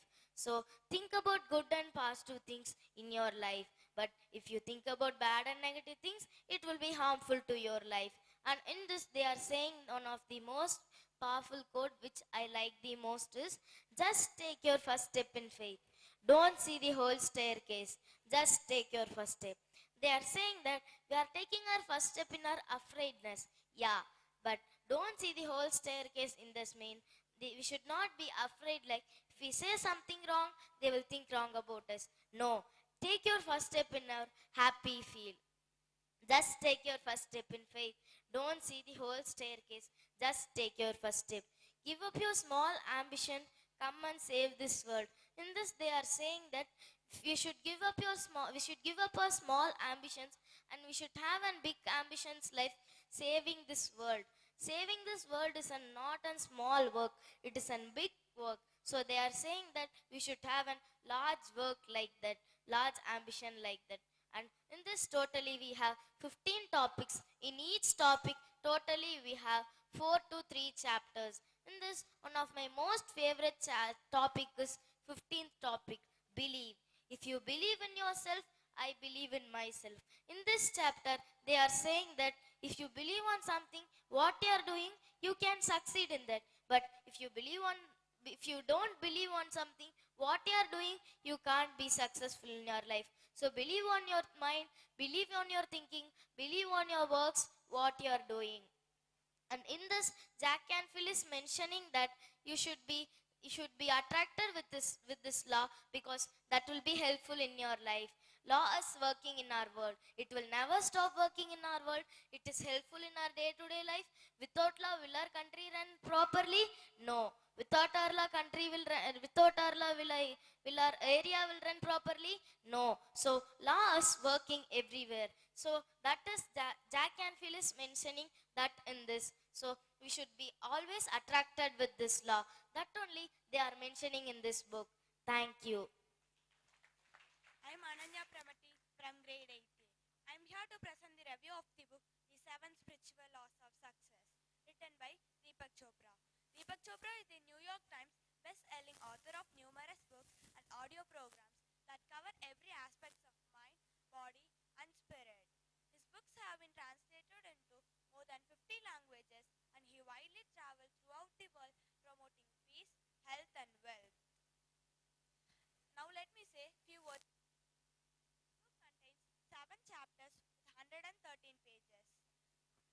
This book contains 7 chapters with 113 pages. The genre of this book is non-fiction and the self-motivational book.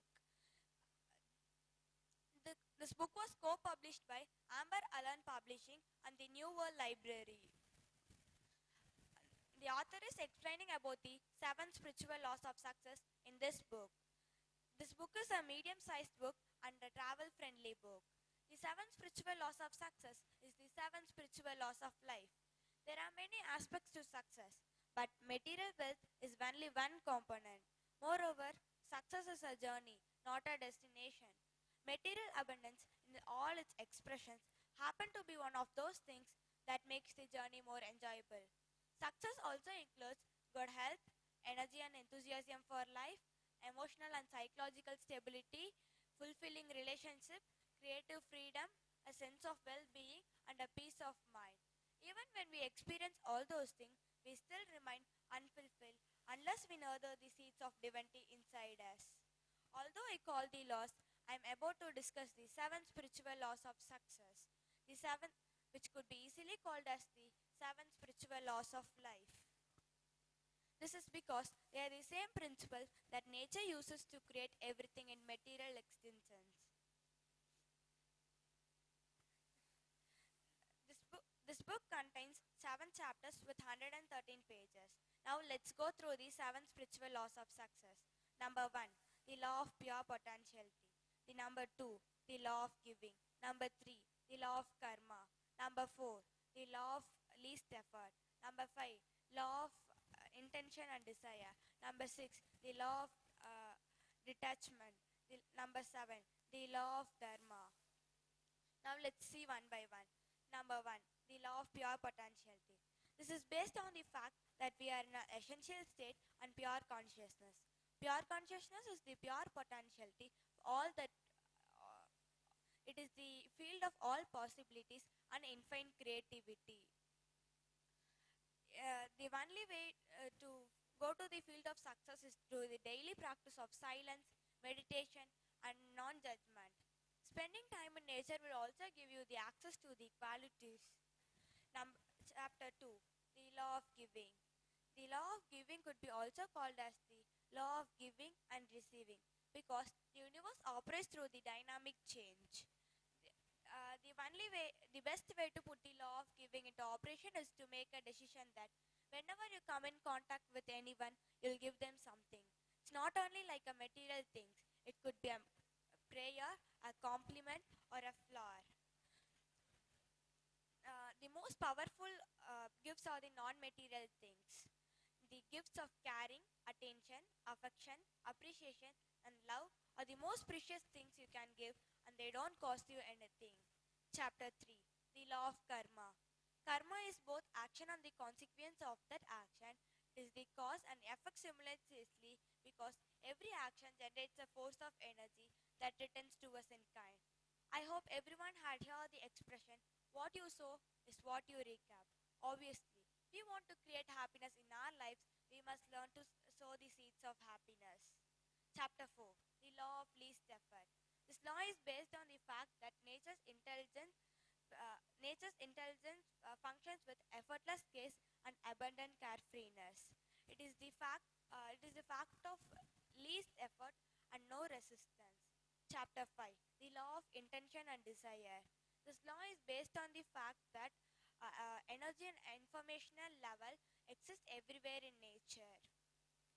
A flower, a human body, a rainbow, a tree. When these broken down to the essential components as information and the energy. The only difference between you and the tree is the informational and energy content between respective bodies of yours. Chapter 7, the law of dharma. Everyone have their unique talents and the unique way of expressing it. And there are many unique needs for it also. And there is something that you can do best than anyone else in this whole world.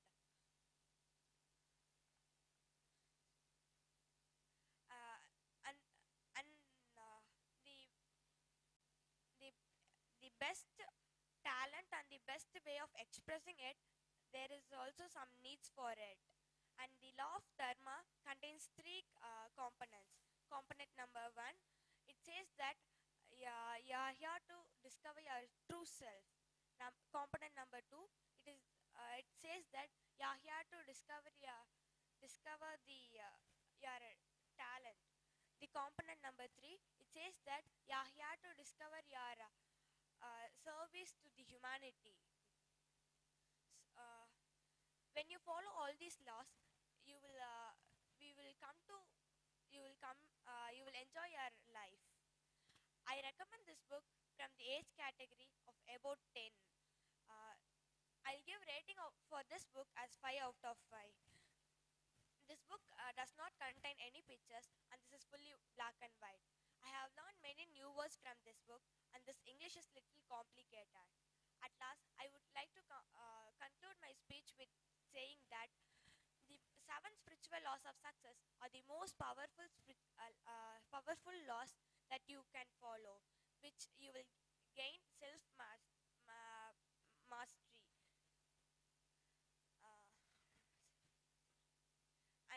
If you follow these outlined laws, your life will become enjoyable and joyful. Thank you. I am Sanjit. I am coming from grade 7A.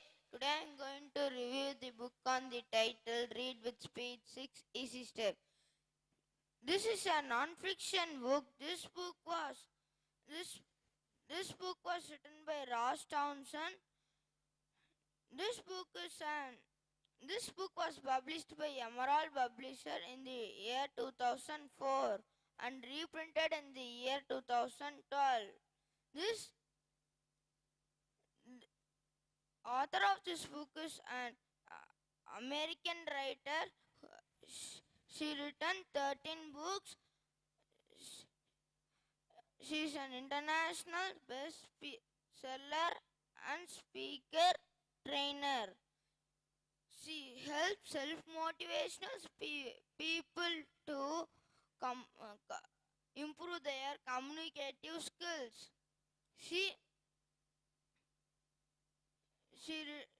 the author of 10 international best-selling books are translated and available in India, Greek, China, Russia,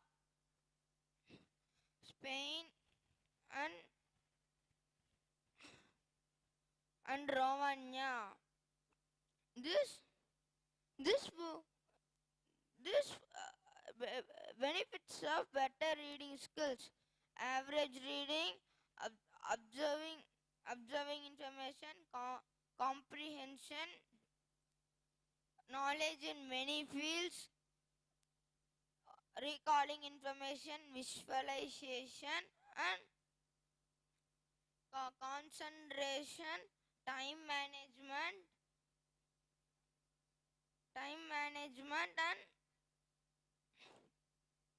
writing style, less time, observing information. By reading books, you'll get some information. Average reading. By reading books, your reading skill will improve. Comprehension. By reading books, if you are a beginner of reading books, you can't understand the paragraph. If you are reading a book, you can't understand the book. But if you read this book, you'll be understand what the author says, how to understand a book.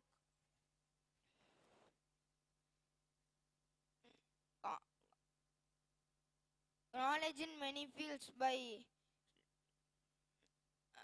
reading books, you get knowledge. You'll get more knowledge. Recalling information. By reading books, you'll get information. It will store on your mind. When you read, we can take the informations. Visualization. By reading the books, you can by your reading story books. That's interesting on happening, but you can visualize in your mind. Concentration. By reading books, you'll learn to concentrate in any works. Time management. By reading books, you will be manage the time. Handwriting style. if you are in reading good, you will be in writing also good. Less than time. By reading books, it is interesting books or not interesting books. Interesting book means the time will go faster. If not interesting, this book is very boring. Means the it will go slower. I I like this book. This is my first book I read. I give this book 4.5 ratings. This book, they say, in this book they say how to overcome some bad reading skills. This is a good book for everyone.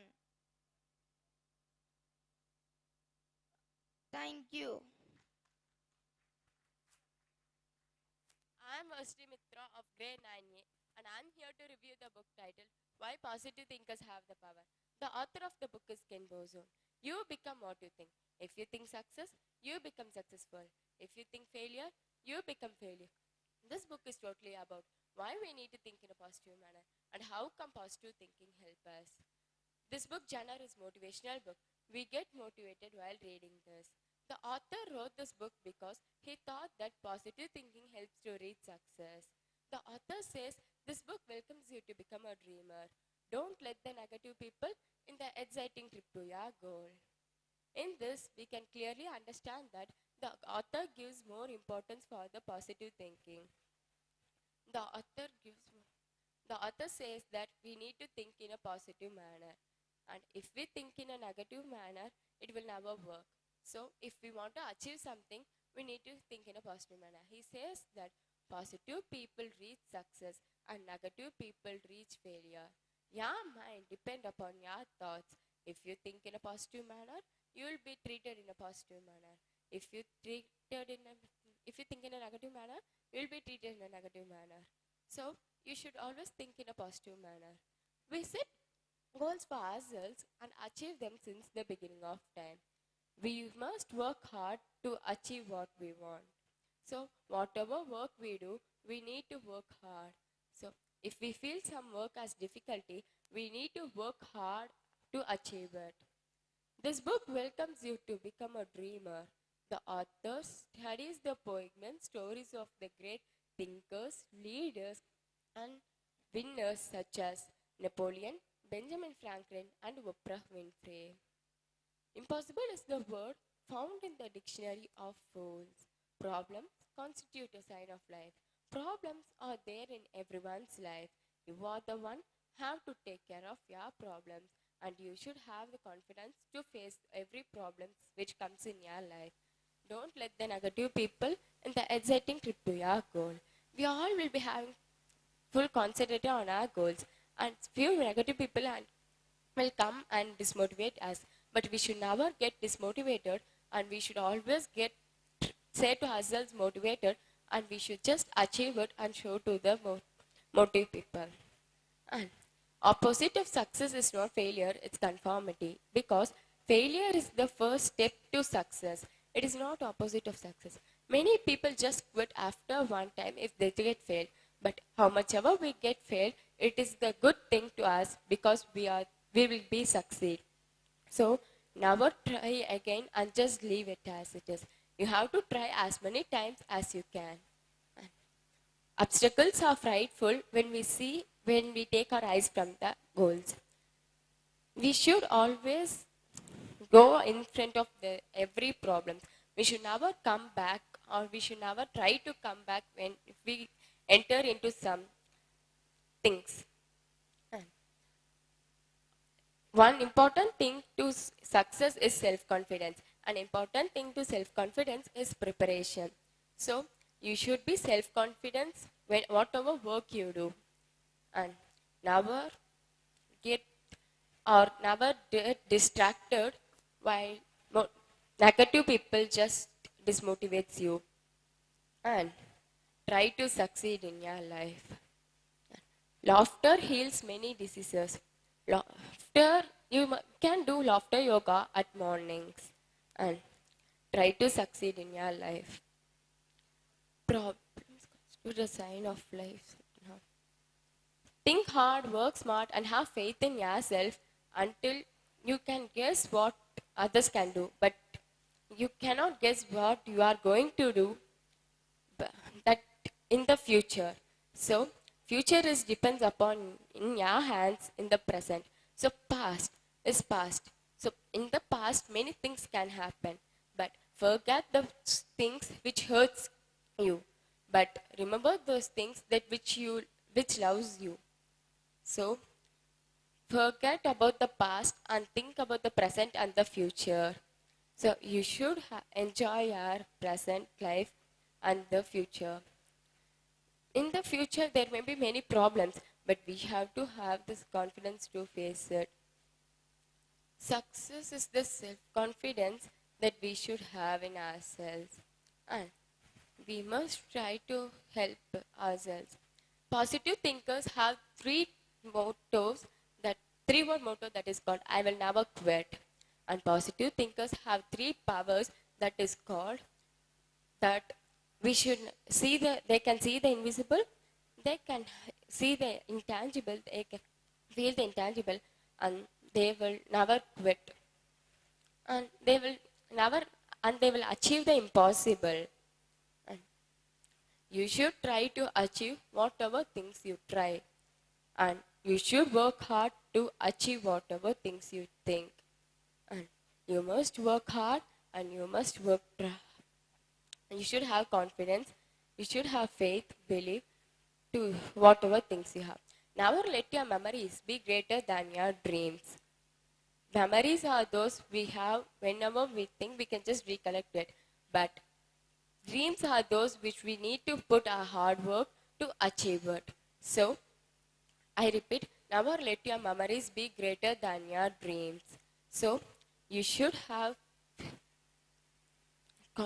confidence, believe, and faith in yourself. Thank you.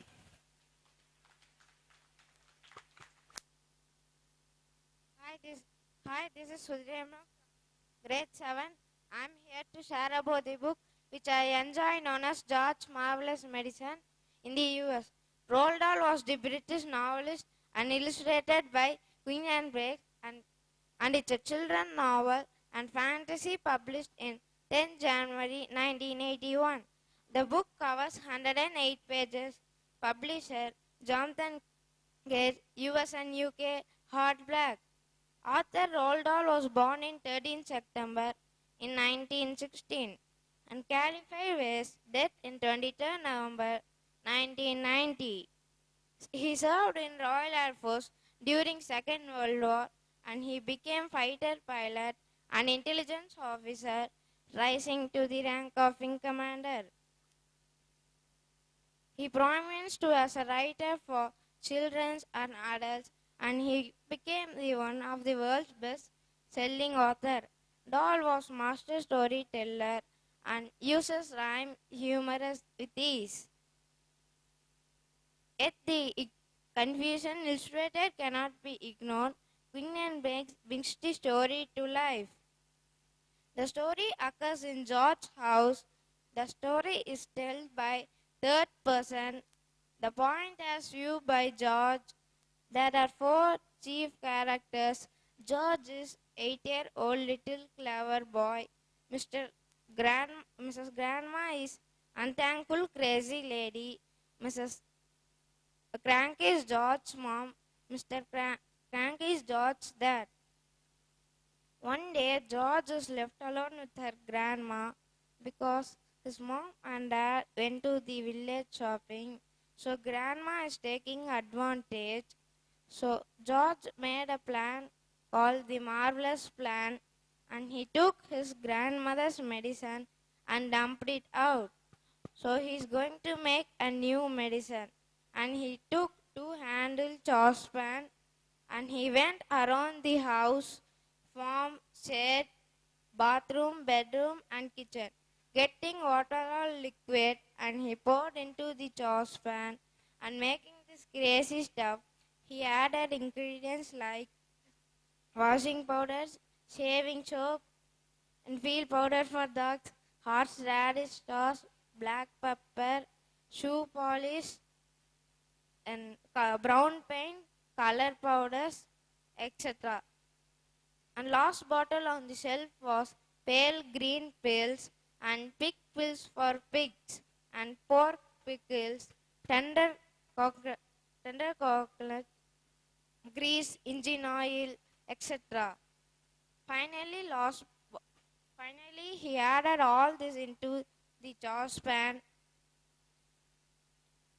with the help of old wooden stakes, and he started mixture as thick as cream, rose up from there to deep, and added many wonderful colors.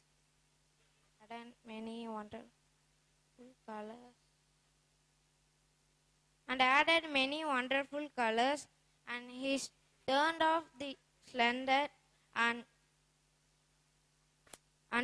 he's waiting it to cool down. It had cooled down. He poured the mixture into the bottle he gave. Now all was ready. The marvelous medicine is ready. George gave one tablespoon to her grandma. His grandma is floating in the air, and his stomach is in fire. And then his parents came. His dad cannot believe him. Proof he gave a spoon to the pig. The pig smoked from its nose and jumped in the air and grow and grow.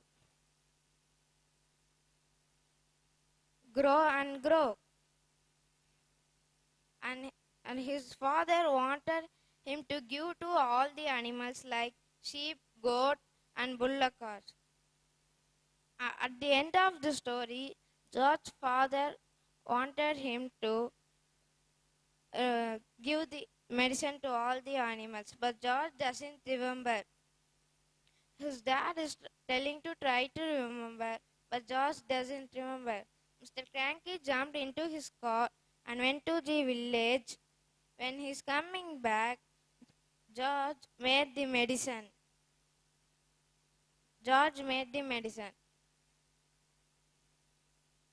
I like this book.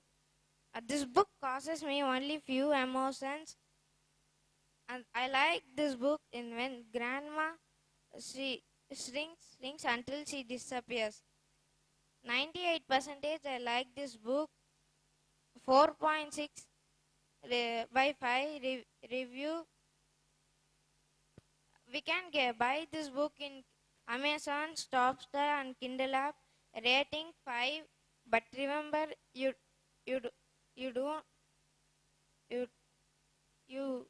don't try George's marvelous medicine at home. It could be dangerous. Thank you. I am Sanjana Bhupesh from grade 8B. Before I start my book review, I would like to start with a quote. Ideas don't work without you doing the work. I am here to review the book, The Little Black Book for Stunning Success, written by Robin Sharma. The genre of the book is a non-fiction and a self-motivational book. It is published by Jaico Impressions. The first Jaico impression was on 2017 and the ninth Jaico impression was on 2019. A couple of words about the author. Robin Sharma is a Canadian writer and globally respected humanitarian and the founder of not-for-profit venture which helps children lead better lives. He is widely considered one of the world's top leadership experts. This path places clients include many Fortune 100 companies, famed billionaires, professional sports, superstars, music icons, and members of royalty. Till now, people remember him and talk about him because of this particular book called The Monk Who Sold His Ferrari. And he is also one of the most demand keynote speakers of the world. The 5 a.m. Club, The Greatness Guide Part 2, The Mastery Manual, The Leader Who Had No Title, Who Will Cry When You Die, The Everyday Hero Manifesto are some of the other famous books written by him. The size of the book is, it is a medium-sized book and a travel-friendly book. This book has totally 70 amazing chapters with 269 pages. This book can be sold only in India, Bhutan, Bangladesh, Sri Lanka, Nepal, Pakistan, and the Maldives. The appearance of the book is, it gives a rich royal look with a black cover page. Robin Sharma demonstrates about the leadership. Leadership has nothing to do with the title of your business card or size of your office. Leadership is not about how much money you make or the clothes you wear. Leadership is an attitude. Leadership is a philosophy. It's a mentality and it's a state of mind. It's a way of operating and it's available to each one of us. Who made success a bad word? Without success, I have a sense that the best part of you will feel a little hollow. Part of what makes us human is the hunger to realize our greatest gifts. We were built to shine. The power of daily practices. Success, world-class health, internal fulfillment, and sustained happiness don't just happen. These elements of your best life are created. Yes, sometimes life sends you unexpected challenges that knock off track. That's just life happening. Success, joy, and inner peace don't just show up. You need to create them and get into the beautiful world of ours and shine. Huge achievement is less about your genetics and more about your rituals. For example, from your grandfather to your father is a doctor and you become a doctor, you cannot tell that as a huge achievement. That's because of your genetics. You follow some rituals and do hard work and you aim to succeed and you become a doctor, you can tell that as a huge achievement, no matter what. Live fully now. Too many human beings postpone livings. We say that we will live our best life when we have more time or when we finish the pressing projects that are consuming us. We tell those around us that we will be more living and passionate when things slow down. Yet deep within, each one of us know that there will never be a better time to live our greatest life than now. And if not today, then when? Simplify, then focus. Here Robin Sharma uses the Confucius quote which he often uses. A man who chases two rabbits catches neither. The most successful human beings are widely focused.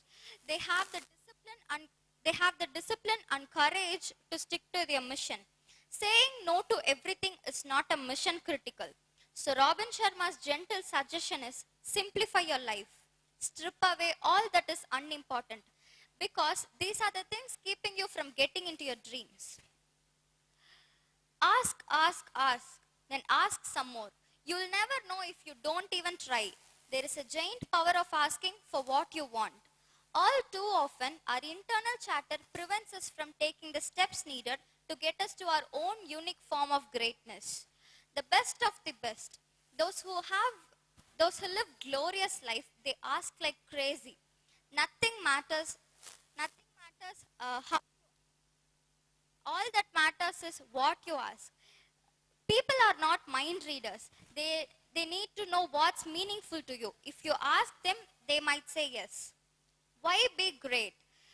Sure, leadership is about doing what's right versus easy. Sure, leadership takes effort, discipline, and gigantic focus to world class.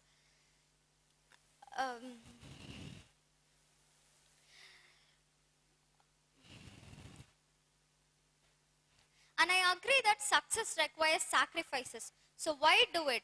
Because it will make you feel good. Climbing your personal and professional mountaintop makes you feel good about yourself. Boost your self-respect, heighten your self-image. Be a finisher. Doesn't matter what you start. Talk is cheap. Doesn't matter what you start. All that matters is what you start. But what's the point of starting if you don't finish it? So right here, right now, reach deep into your heart and commit from the best place that inhabits you to finish the important things that you start. And I recommend this book to all my friends and families who are in the age category of above 12. And I rate this book 5 out of 5 because I loved this book. I loved reading this book. This book has a simple English and it is very easy to understand. And when I compared this book with another book, obviously my mind chooses this book because this book has a power of ruling us as a successful person. My likes in this book: daily tactics to become happier, healthier, and more serene human being. Thank you. Hi, I am Krish of grade 8th to give you a review. The name of the book is Secret 7 Fireworks. The author of the book is Enid Blyton. It was published in 1959 in Great Britain and edited in 2004 and published by Horder and Strongton. Now let me tell about the author. Edith Mary Blyton was born on 11th August 1897 in Dulwich, London, United Kingdom. She was an English children's author whose books have been worldwide bestsellers since 1930s, selling more than 600 million copies. Her books are still enormously popular and have been translated in 90 languages. In June 2018, she holds the place for most translated author. We all know about the authors, their achievements. Like that, she had wrote so much books for kids, and the kids like to read so much about her books. And those books are Secret 7, Famous 5, Five Found the Outlast, Mario Tower, and Mr. Tinkle are some of the books she have written. Her first book was Child Whispers. She was inspired of reading letters, reading books. Then she started by writing letters and books. She died in 28 November 1968. Her life story was dramatised into film by BBC television film, Untitled as Iron. Now let's get into content. This book has 152 pages and 20 chapters. Jack's little sister Susie is so annoying. The Secret 7 are furious when they found out she formed her own detective gang. Then some money is stolen. The main chief suspect is Susie. Would she do something bad like that? Would she? Let's get to this too. Janet, Peter, Jack were going to home from the school in one fine October day. Someone skipping behind them and reached them. It was Jack's little sister Susie. She asked them what happened to the Secret 7 and why are you not meeting at all. Peter told nothing happened to the Secret 7. For that, Susie told, don't be silly. And she started singing bad songs like Secret 7 falling to bits. After that, Jack got angry at Susie and he shouted at Susie, how could you sing a song like that in the streets? And Susie shouting at Jack, oh, I know. And she went in front of them skipping. And she told them, I know Jack lost his patch. I know you can't meet the Peter's shed. Peter demanded them, why can't we meet at our shed? For that, Susie replied, your shed is full of onions. And she laughed at them. After that, Peter laughed, Janet laughed at her, irritating her. Peter asked her, where is snooping on us? For that, Susie replied, when I was playing with the ball went over the wall. So I ran to get it. And I saw the shed full of onions. So I know you could not meet there. After that, Susie told, please tell me you're not going to meet. I have to do lot of works. Jack asked, what? What are you going to do? For that, Susie replied, I'm going to form my own 7 team. Peter asked her, well, are you copying us? She told, no. And she went away.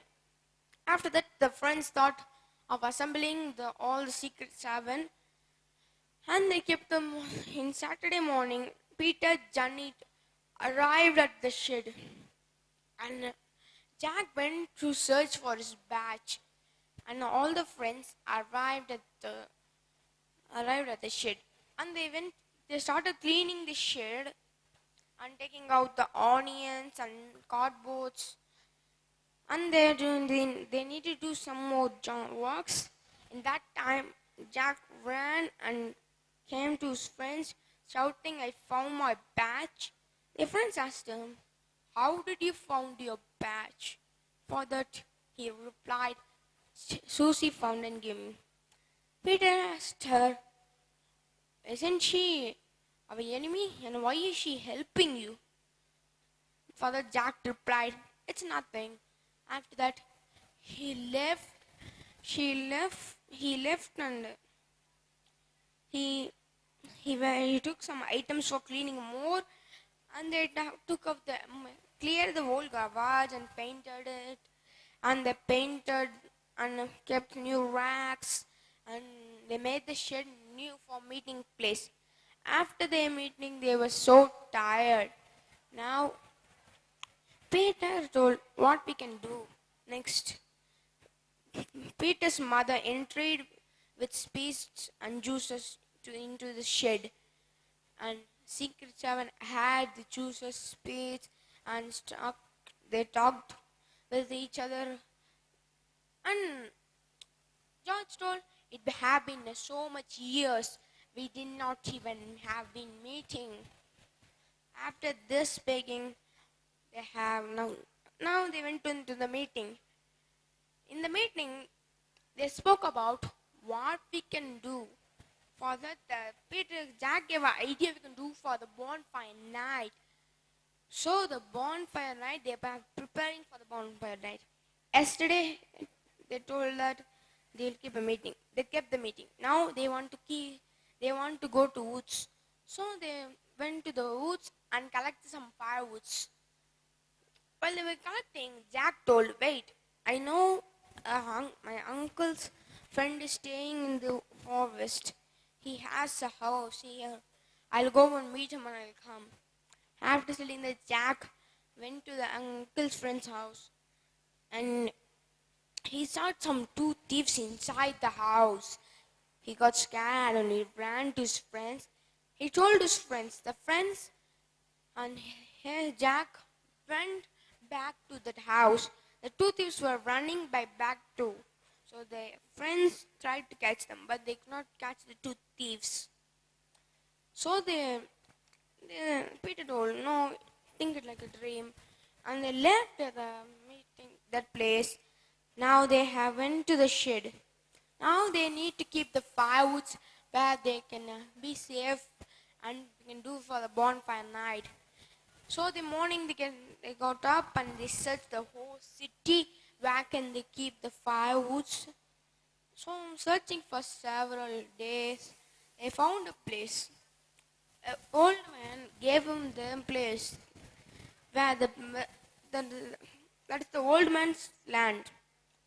And they thanked the old man and they kept the firewoods. After keeping the firewoods, now they went to collect some money for their fireworks. Now, when they were collecting some fireworks, then money is stolen. So Peter told Jack, "It will be your sister Susie." Everyone told it will be Susie. So to know more about this mystery and find the answer for this mystery, you can buy this book and you can read this book. It costs about in UK dollar it costs about $4.99. In India it costs about 99 rupees. I recommend the book for all of you. It's very nice and I can read it in 2 days. My strength of this book is we can read the book easy. You can understand the sentence easier and so much. And the weakness is they did not give the description about the characters. I give it 4 out of 5. And I recommend to all of you can read this book when you're without doing anything. You're just like that sitting and watching TV or playing games, you can read this book, like this kind of books, and you can improve your reading skills. And I recommend to all of you. Thank you. Hi all, it's my pleasure to introduce myself. I am M. Krishna of grade 11A, here to unwrap the mysteries of the book Quantum Theory. Quantum theory is one of the science's most thrilling, challenging, and even mysterious areas.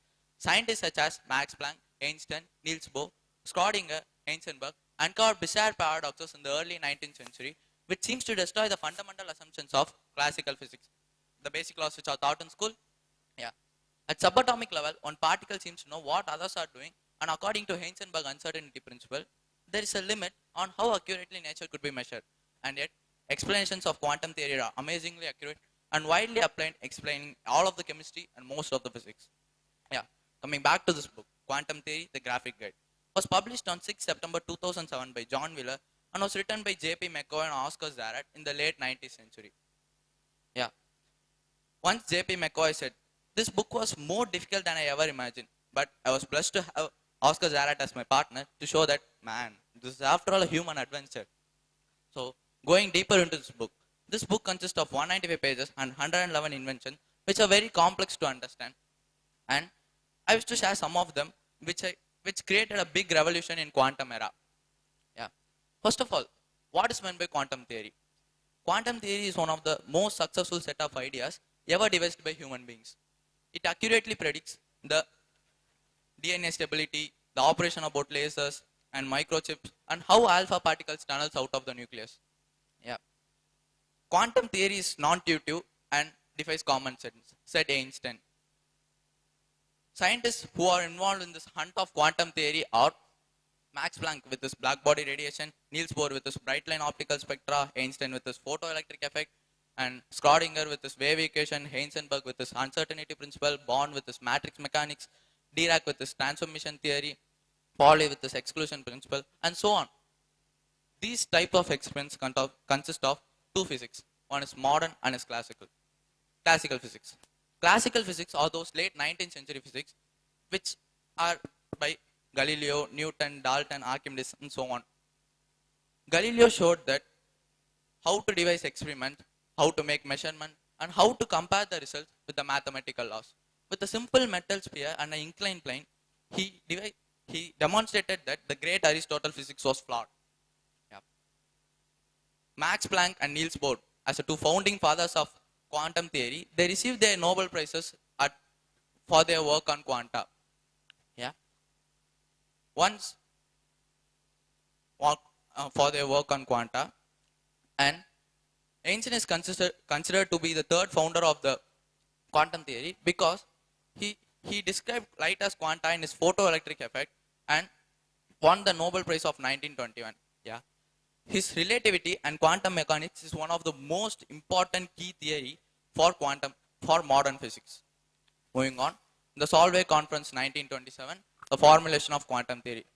This is one of the most important and interesting chapter about this book.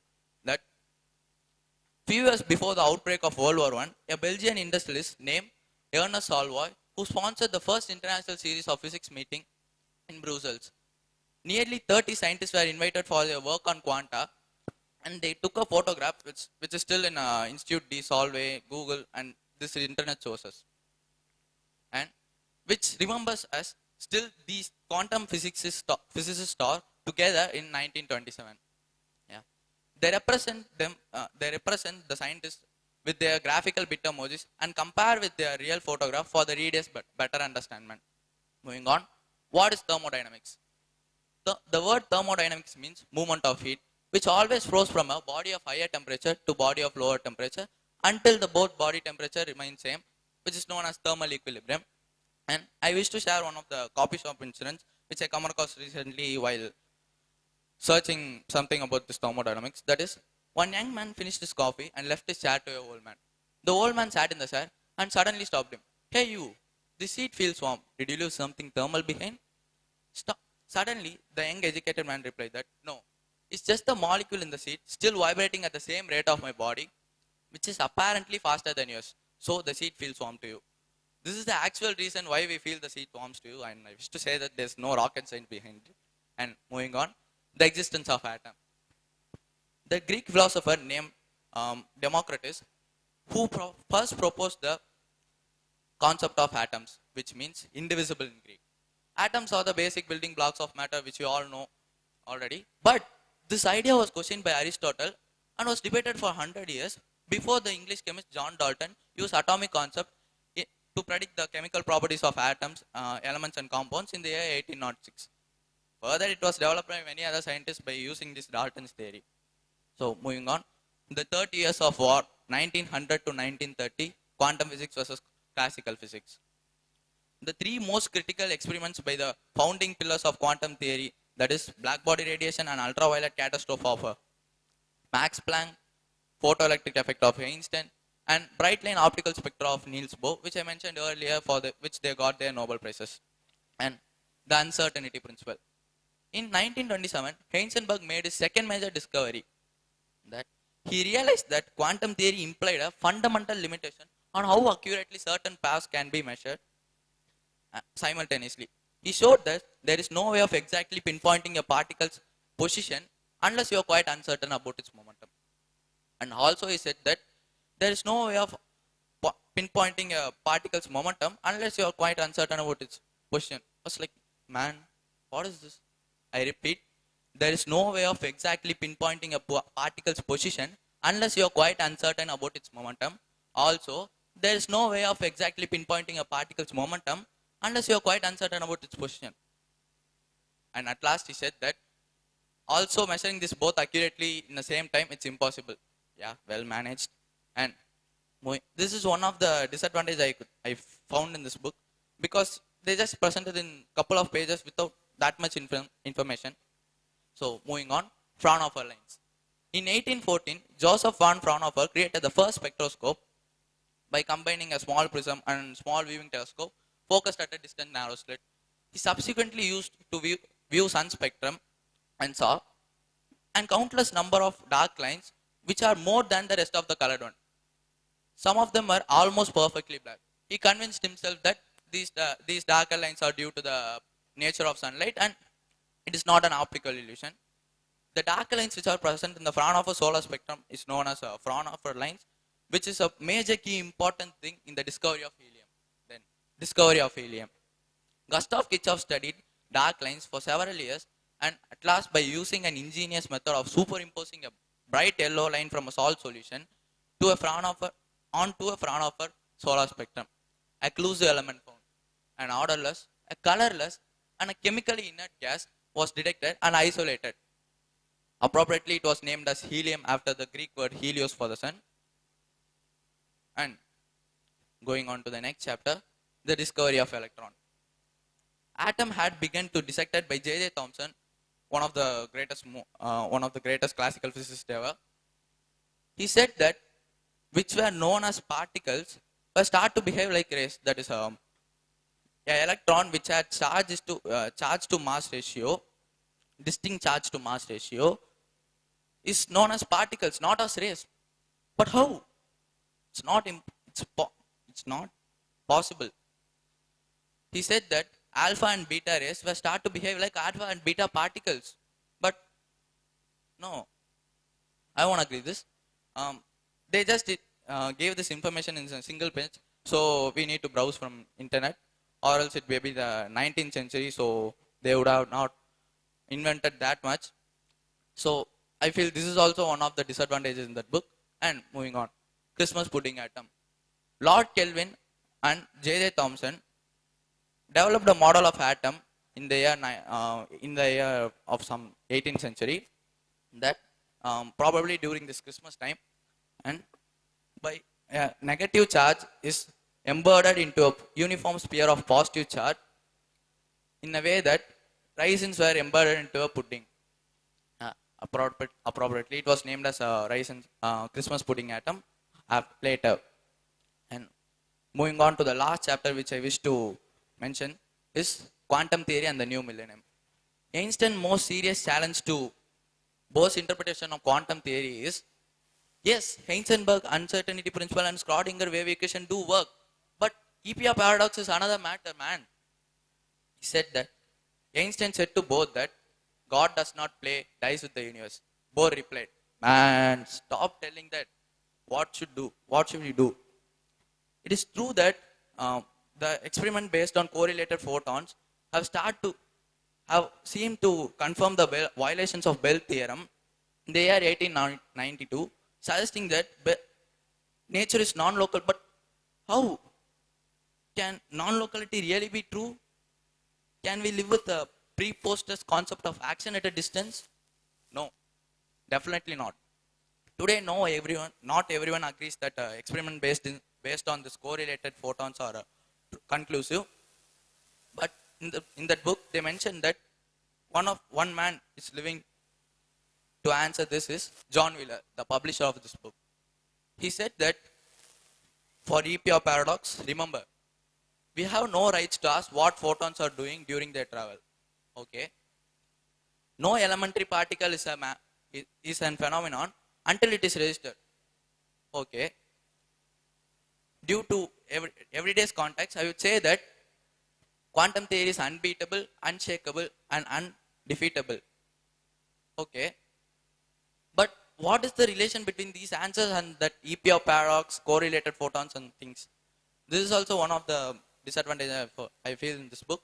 And many experiments are still unanswered, like EPR paradox, Schrodinger, dead cat, alive cat, and so on. So, don't read easy stuff. It will entertain you, but you will never grow from it. If you are reading a fictional self-developing book, don't read successful stories. You will get only message. Read failure stories, you will gain knowledge. Said by APJ Abdul Kalam. And first of all, read books, because book is a gift you can unwrap again and again with surprises and mysteries in your eyes. So, by this, I would like to conclude my speech. Thank you. Hello everyone, I am Santosh of grade 8B. I am going to read a book, The Family at the Red Roost. Author, Annie Bayton. Published date 1945. About Annie Bayton, she was born on 11th August 1897. She was died on 8 November 1968. She was an English children's writer whose books have been worldwide bestsellers in 1930s. More than 600 million copies sell over the world. Of her 4 popular books have been translated into 90 languages. On June 2018, she got the 4th place, the most translated author. She wrote the range of the book, including the educationist, history, fantasy, mystery, and biologically nationally. The books of example, The Secret Seven, The Five Friends, etc. I love reading The Family of the Red Rose. It was a very interesting story. All must be read. I was urgently waiting for the Jackson family would shift their house to the Red Rose. I was so. Beginning of the story, I think I'm one of the character. Then I do not want to read, but just I skip up because I want for read, but I should move forward. Then I do not like the Jackson feeling. Molly, Peter, Shirley are working in. Then I did not like the Molly, also treated by Penny's auntie. Then I did not like the children are working. Then I did not like the Peter is working hard. Then he also didn't like his work. Then he's in division. Then I do not like the children to lose their ambitions, their life. For example, the Peter being a doctor and Molly being a teacher. Then I think the Jackson was dead. Then unfortunately, but he didn't die because he went up for America for 6-month trip. He got a flight crash and he was suffering in water from some days. Then he came alive. Then all were happy in the Red Rose. Then I liked in the story the little dog called Bundle. I ought to tell the short means I like this whole story. Then I like that how a girl, a boy, a small girl, a small boy could earn money in their child self. For example, Charlie being a Charlie teach me how to be should not be angry and very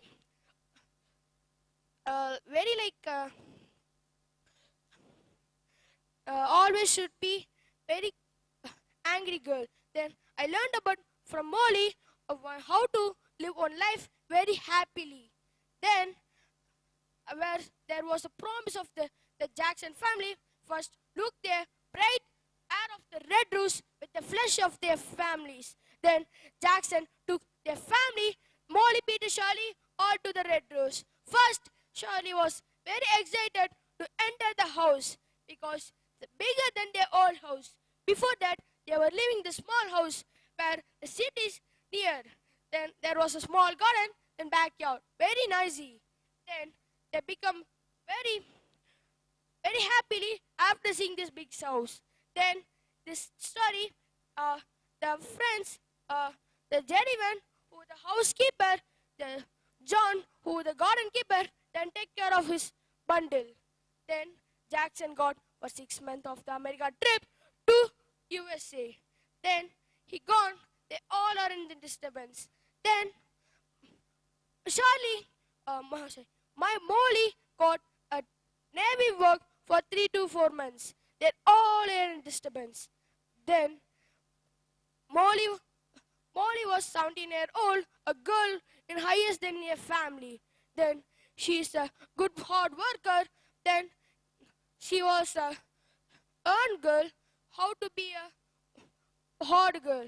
Then she worked for his family for a lifetime. Then Jackson came, the whole family was happily. Then they all got their happiness in the red rose. In the red rose, there's a mystery story. This red rose, including 21 chapters, 255 pages. In this book, anyone can read below 12 to 18. This book I'm recommending to all my friends. Then in this book, there was something more than, I like this in book, something 2 or 15 chapters. In this book, there was more than some beautiful pictures. Then this book was very superly to read. Then this book was including some beautiful colors. Then there was some characters. I like this. In this book, I like the most character is Jackson because he's worked for his family very hard for his whole time. Then he got a trip to America. Then he came for his family to 6 months. After 6 months, the whole family was very happy to see him because he got the more money over his trip. Then he got promotion to the office. Then he became a rich.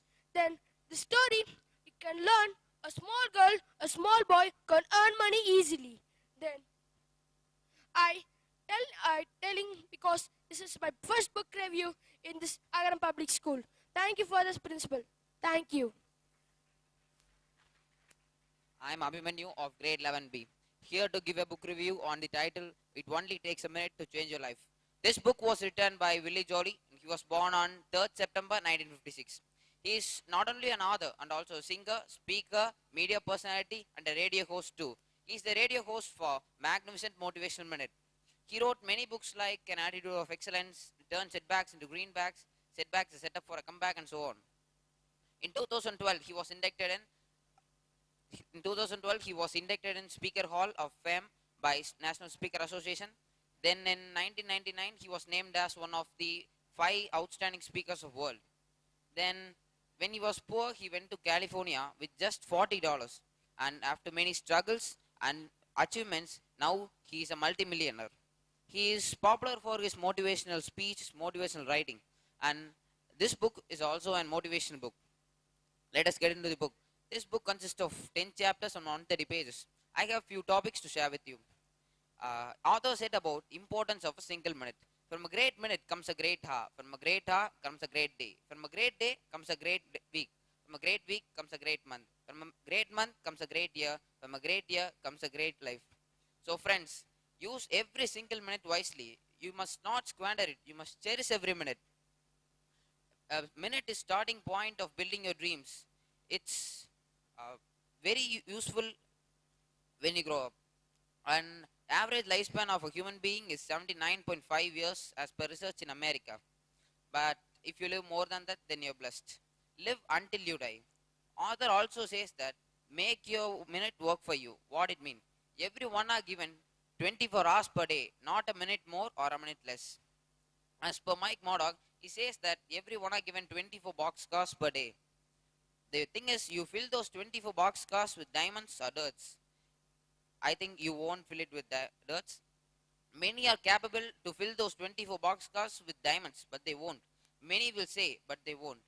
It's because the laziness in them, and they might not have dreams, and they can have some personal problems also. Arthur also compared his friend Bobby and Bill Gates in this topic. His friend Bobby is a daily wager who works in his owner's house. He usually washes cars and windows. He earns a little salary per month. He always says that I'm going to change my lifestyle and I'm going to resign this job. I'm going to search for a new job and develop my life. But he won't. On the next day, he comes up with the same job with same salary. On the other hand, Bill Gates. Bill Gates is a multi-millionaire, as you all know. He used every single minute wisely. He don't even waste a minute. And he used every single minute in different ways to earn millions and millions of dollars. So, friends, use every single minute wisely. Author also says about enemy on the inside. What it means? To have a success, first you must all have a dream. You can do whatever you want to do. And many reject dreams and own enemies. You know, if you can overcome the enemy on inside, the enemy from outside can't harm you anymore. So God will never give you a dream which you can't do. So stick on to your dream, work on it, and you will have a success in future. Author also asks that which is the richest place in the world. If I ask you, you will say Washington, Babylon, and so on. But author mentions that it's graveyard. Why graveyard? Because there are billions and billions of people in the world. They have different ideas, inventions, and songs, so on. Due to some obstacles in their life, they are not continuing to the dream. So that when they die, the dreams are taken to their graves. What will happen if your dreams are taken to your graves? If you take your dreams to your graves, your best songs unsung, your best invention undone, your best books unwritten, and your best speech ungiven. Why? Because you hear to some negative comments and negative conversations like you can't do, you are not capable, and you are not eligible to do this, and you are discriminating yourself. And author also explains a story in this book that is a small-minded fisherman who regularly catch fish in river. He get randomly sized fish. He threw the large ones and keep the small ones. Why? Because he have only small pan, it seems. Many people said that you keep the large ones and throw the small ones, but he didn't listen because he have only small pan. This problem is not the size of pan, the size of thinking. To be a successful person, you must think in all possible ways to have success. Then author also says that there is no shortage of millionaire in the world. You know, in America, there is no shortage of money, but there is a shortage of dreams, desires, and ideas. As per statistics, every 58 minutes a new millionaire is formed. And if others can, why you can't? So try, you will have a success in future. Author also explains about attitude is everything. Kenneth Harrell is a co-author from National Speaker Association, and is a terrific speaker of a major topic that attitude is everything. There are billions and billions of people in the world. All will not have legs, ears, and eyes, but some will have, some will not have. But if attitude is in everything. So you don't need to buy it, it's in you. To have a good attitude, first you must take a decision. Take a decision to get a good attitude. If you want your attitude to work for you and enable your change your lifestyle and accomplish you to achieve your dreams and help you in your life, you must work for it, work on it, and work at it. But to be a successful person, you must be very conscious that you must understand that you can't control the things which is happening around you. You can't control the things which is happening to you, but you can control the things which is happening within you. So attitude is everything. Make a decision to have a good attitude. Author also explains about the poison mushroom. You know, human brain is like a garden. Whatever you plant in, it will grow. In a garden, if you plant a flower plant, it will grow. If you plant a poison mushroom, it will grow. So human brain is same. If you take negative thoughts and negative comments, it will grow in you. If you take positive thoughts and positive comments, it will grow in you. So to be a successful person, you must be very conscious that what you let into your mind. So to be a successful person, you must be very conscious what you let into your mind. This book is very easy to read, and these are these topics which I felt very interesting. And my rating for this book is 4.5 of 5, because the reduction of 0.5 is due to the repetition of sentences, and you know, it will not take only a minute to change your life. The minute you go after your dreams is the minute you change your life. Thank you. I am Nitish Pavitran of grade 9A. I am here to review the book Swami Vivekananda's Winning Formula to Become Successful Manager. This book were written by Mr. A.R.K. Sharma and published in October 2012 by Sri Sarada Book House. To success in life is natural ambition of everybody. For that, we need two mentalities. The two mentalities are commitment and competition. That commitment and competition were present in this book. And also, great inspiration like Mahatma Gandhi, APJ Abdul Kalam, J.R.D. Tata also present in this book to highlight the winning formula application. And Mr. A.R.K. Sharma is gold medalist in science. And also, he is a UPSC Class 1 officer, and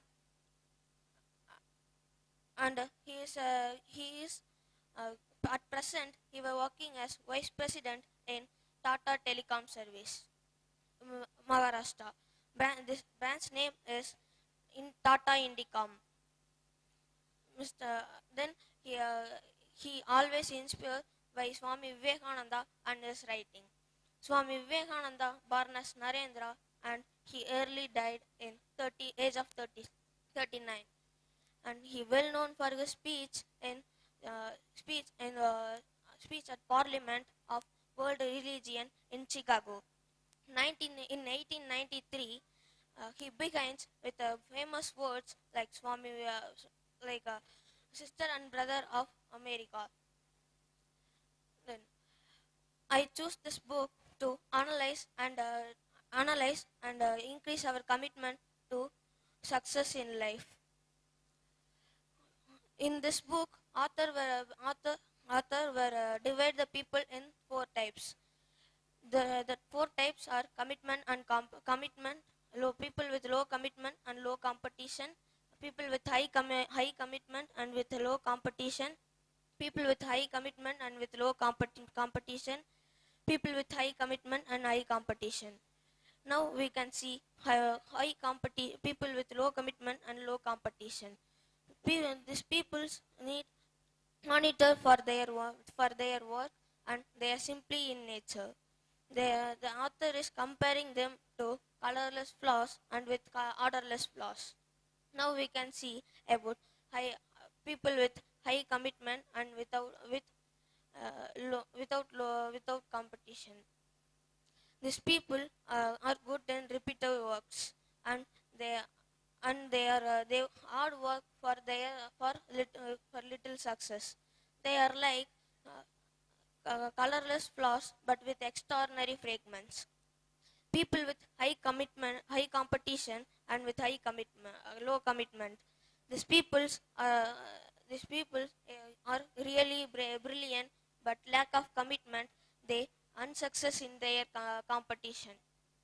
They are like colorful flowers but without fragrance.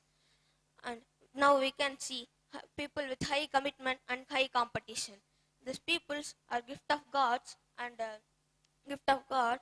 These people bring glory to our society, and they are like colorful flowers and also with extraordinary fragrance. Now we can see for winning formula said by Swami Vivekananda. Arise, awake, stop not till the goal is reached. For this, I will explain with a story. One day in a school, two friends were preparing for their exam. They both also prepare a timetable but one follow the timetable, but one didn't follow the timetable. The one follow timetable were get more score in their exam, but the one who didn't follow the timetable, he got less mark in exam. In this, we can know that we should make a timetable, and also we should follow that. Then work till it is your motto. Don't if you take any work without finishing, you should not move away. If you did like this, you can't be success in your life. And service to humanity is service to God. For this also I will explain with a story. Once upon a time, one rich man were sending 1 ton of bananas to temple. On the way, the driver was seeing that the one man were fell down. The driver immediately stopped his track, and he helped him, and he gave 2 bananas. That man repeat him, "Thank you, I will not forget this help." Then they went to the temple, and they gave the bananas, and they returned back. At night, the rich man got a dream. In dream, the God came and said him, I have received 2 bananas. It were too tasty. Thank you." Then the rich man went to the puja room, and he asked to God, "Oh my God, I send you 1 ton of banana, but you said I have reached only 2 bananas. What happened? I don't know. Please help me." Then he asked the driver, "What happened? Don't tell lies." The driver said that on the way we saw that one strange man fell down. We helped him, and we gave 2 bananas. And then we went to the temple, and we returned back. From this, we can understand that service to humanity is service to God. I'm rating rating 5 stars, 5 out of 5 stars for this book, because of I can understand this book easily, and also I'm requesting this book to those who all have to success in their life. From this, I'm concluding my review. Thank you. Hello everyone, I am Jayvan from 9B. Here I am going to present a review on the book Cristiano Ronaldo. It is a biography book and written by Luca Caioli. Publication of year 2016 by Icon Books. It is a self-motivational book, and it tells about how Ronaldo have achieved in his life and how he has faced his problem in his life. And it has 32 chapters and 301 pages in this book. About the author, he is a Madrid-based journalist, and he tells about the global superstar who have achieved in their life like footballers. He is not more famous author because he wrote 5 to 6 books that are biography of Messi, biography of Ronaldo, biography of Suarez, biography of Neymar. In this I am going to say biography of Ronaldo. About his mother. His mother name is Maria Evrio, and she was a housewife, and she had 3 daughters and 1 son, that is Cristiano Ronaldo. About his father. His father name is Jose Evrio, and he was a garbage cleaner, and he always fight with his wife to get money for drinking alcohol. About Ronaldo. Ronaldo was born on 1985 Feb 5. After a couple of years, Ronaldo started working with his father. While one day he is walking with his father, a group of boys were playing football in the ground. After seeing that, Ronaldo asked his father that, "I need football and boot."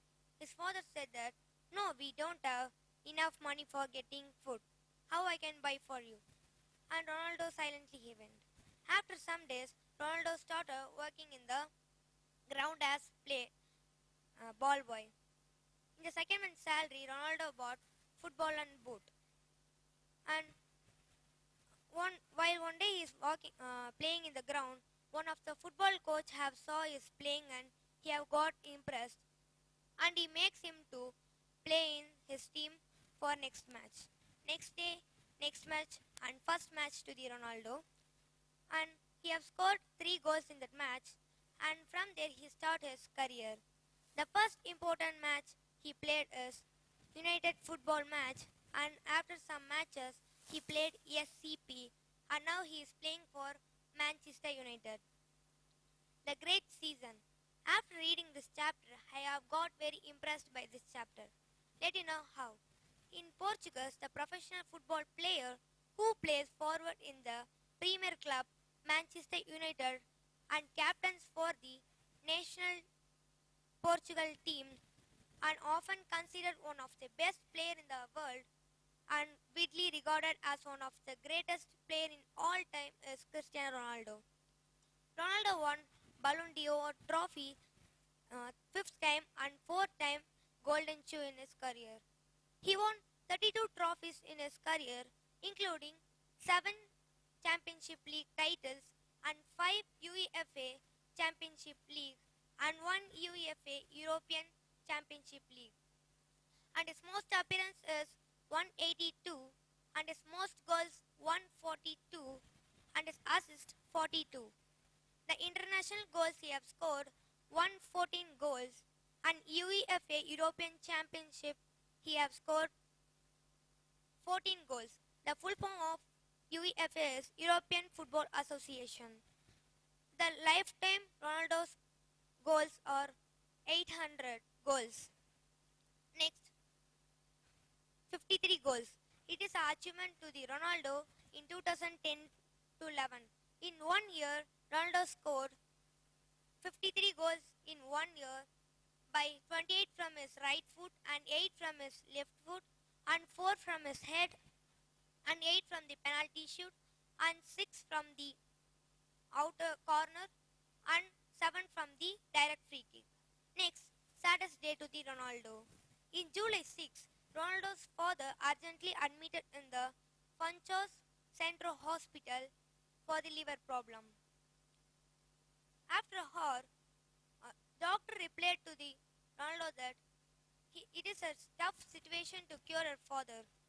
After hearing this, Ronaldo requests to the doctor that he want to transfer to the England for liver transplant. While he was going time, Ronaldo's father have died. It is a saddest day to the Ronaldo on the morning. When he was 22 years old, Ronaldo lost his father by the liver problem.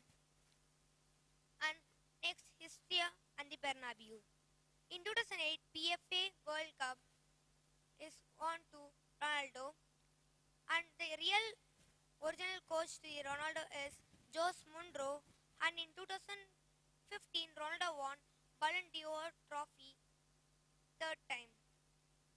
And in 2014, Ronaldo won Finals Championship League, and he start from there. And he have achieved, and he won Ballon d'Or trophy 5th time and 4th time Golden Shoe. And next, interesting facts about Ronaldo. You know that every people have 5 to 6 cars, or rich people have 50 cars. But Ronaldo have 59 cars.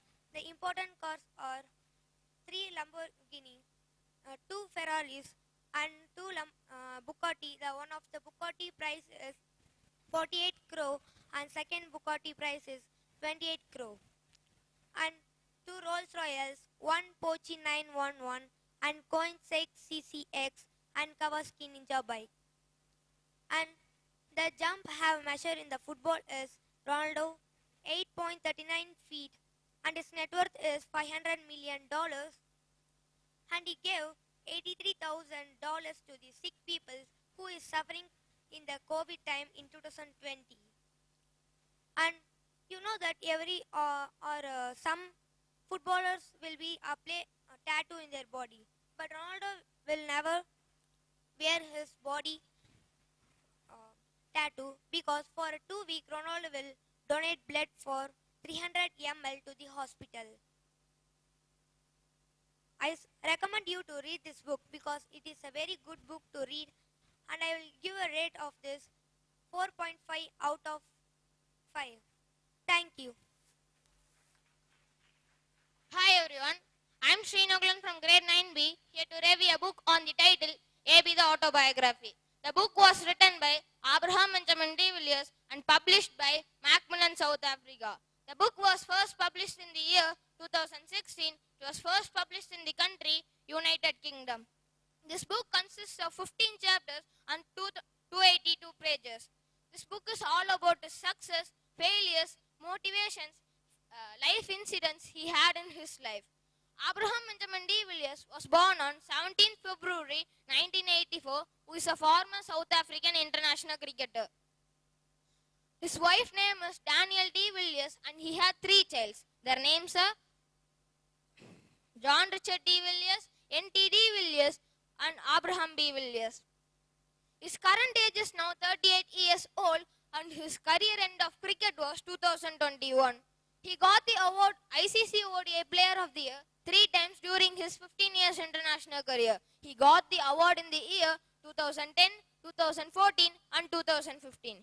He also had 2 brothers. Their names are Jan de Villiers and Westless de Villiers. And he was known as the top 5 wisdom cricketer all over the world till 2019. De Villiers described his childhood days in a really relaxed manner where everyone knows in this book.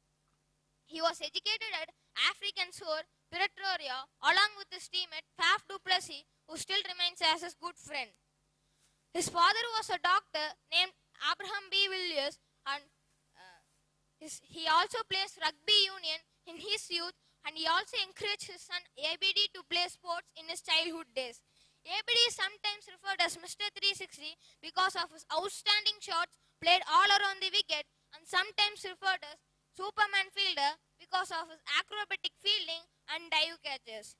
De Villiers is sometimes named as attacking batsman T20 cricket because of his uncontinued shots played in the cricket.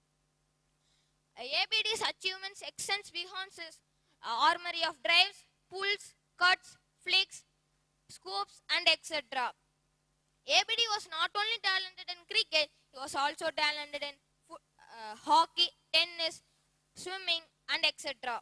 So most of the people call him as a natural sportsman. Then he made most of his records in Bengaluru Chinnaswamy Stadium and Sydney Stadium in South Africa. Let us see some words told by ABD about Chinnaswamy Stadium. For him, playing in Chinnaswamy Stadium is a great place to play cricket, where he have many memorable times with Royal Challengers Bangalore in Indian League, and he also played against India by representing South Africa in India. So far, De Villiers have scored more than 14,000 runs in his Test series, more than 8,000 runs in his one-day international cricket, and more than 40,000 runs in his professional cricket career. One of the history ever record which was made by De Villiers was making 50 runs in 16 balls and making 100 runs in 31 balls, which he made the whole world to look of him. De Villiers is mainly determined by his humble batting and determined captaincy for South Africa in one-day international cricket. One of the fun dreams which De Villiers had in his life was it is an international World Cup, and South Africa team has selected to World Final, and De Villiers stands at the cover point and the batsman is a left-hander. The bowler bowls, the batsman made a solid connection to De Villiers. De Villiers makes his full stretched manner, gather the ball and take off the base. The team appeals. Slowly the umpire raises his finger and South Africa wins the International World Cup. This was the dream which De Villiers had. An ambition which he had in 2011 was, it is a personally winning an International World Cup with his team South Africa is one of the burning ambition he had.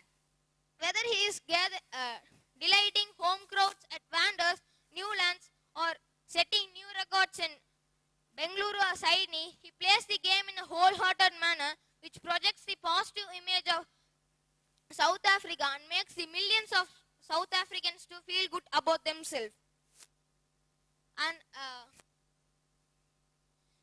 to international cricket career, De Villiers was introduced as a batsman and a wicket-keeper.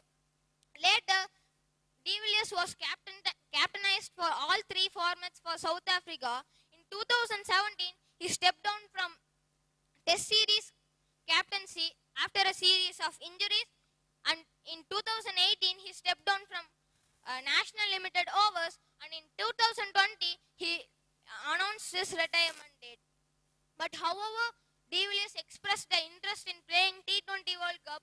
After a series of days, De Villiers thought that I could not do so because of some injuries, and De Villiers announced his retirement date from 19th Feb 2021 and is in all forms of cricket. And he is also all-time great for all time, and he is an innovative, creative batsman in the modern era.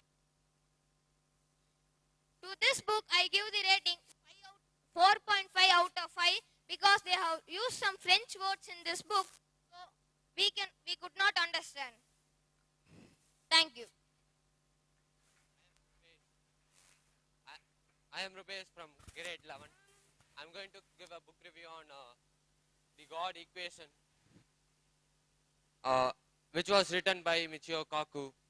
And nature and nature's law lay hid in night. God said, let Newton be, and all was light. Michio Kaku was a physics professor in City University of New York, and he was a co-founder of string field theory, and he wrote several books including Beyond Einstein, Hyperspace, and Physics in Future, and etc.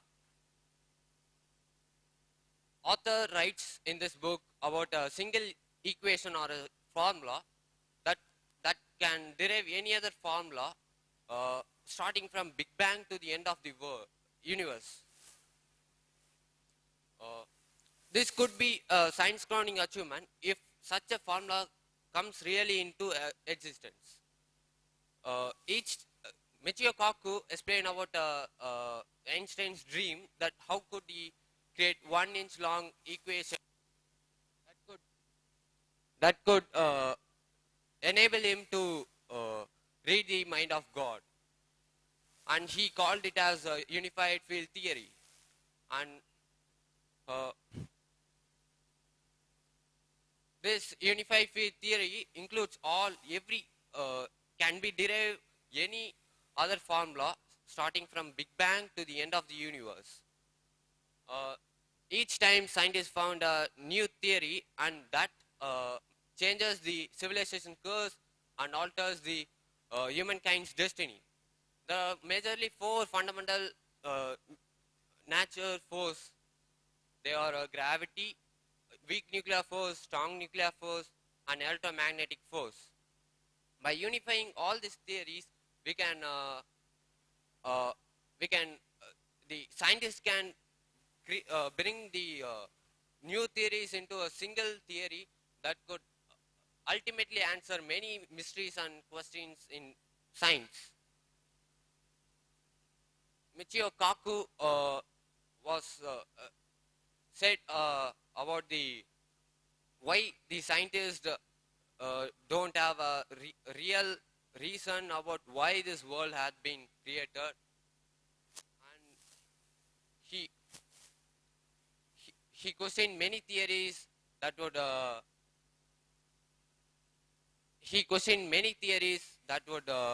we tend to believe that, but there is no reason about that. For example, Aristotle, the father of biology, who believed the things in the world can reduced into 4 fundamental ingredients that are fire, earth, water, and air. But author questions that how could these 4 fundamental ingredients can make the world's rich complexity. And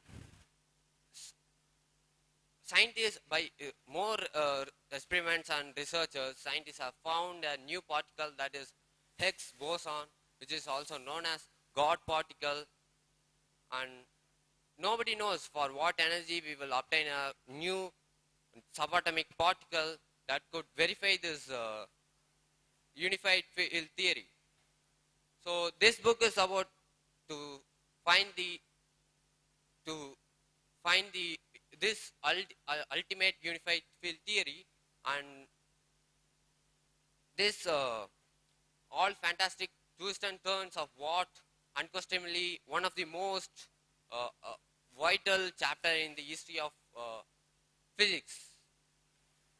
And Michio Kaku was a genius who wrote this book. He explained many theories, starting with Einstein, Newton's universal gravitational theory, and to the Einstein's general relativity and standard model and quantum mechanics. In this book, all theories were not complex, but little difficult to understand, and many theories were lead to contradiction, and many new theories came up with this contradiction. And Newton's laws made NASA engineers to guide their space probes. And Michio Kaku, who wrote this book, was one of the greatest philosopher, and I would suggest this book to the students who really want to know science deeper and want to learn how science works. And this book I read this book, I came to know about that theories were little difficult, but little not understandable. But we can explore more things if we read such kind of books. I would recommend these books to all of the students who learn new theories and explore to the new world. And Michio Kaku, thank you. I'm Darshan Kumar of grade 11B. I'm going to review the book Pulling Your Own Strings, written by Dr. Wayne Walter Dyer. I would like to start with the poem that is, life is a beautiful thing as long as I hold the string. I would be silly so and so if I should ever let it go. This book is about not letting your own strings go. This book is for those who are not or feeling strongly enough to not be manipulated by others and willing to put a stop to it. And if you act and feel like a victim, your life is not your own. If you learn to take control over your fears and negative feelings, it is possible to achieve freedom and priceless benefits it brings. This is a core value of this book, Pulling Your Own Strings, written by Dr. Wayne Walter Dyer. Dr. Wayne Walter Dyer was a psychologist, and he was a well-known motivational author, and he was a motivational speaker. Early in his career, he was a high school guidance professor, a counselor, and later on he went on to run a private therapy practice.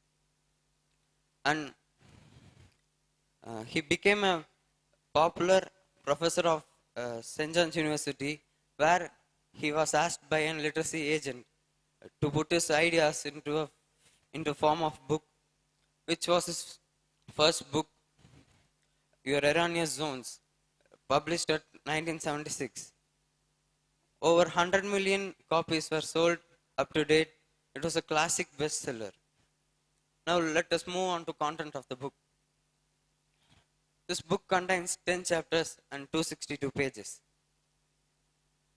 Every chapters are informative and self-motivational. And first, declaring yourself as a non-victim. First, what is a victim? Victim here is not someone who is taken advantage of through criminal activities. Here, the author says victim is the one who is not living his own life and he is dominated by others, and he is living his life according to the dictate of others. Victims let themselves to be dominated, pushed around. And about freedom, freedom is something which is your own feeling, not someone offer it to you.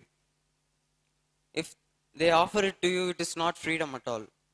Freedom is your own feeling.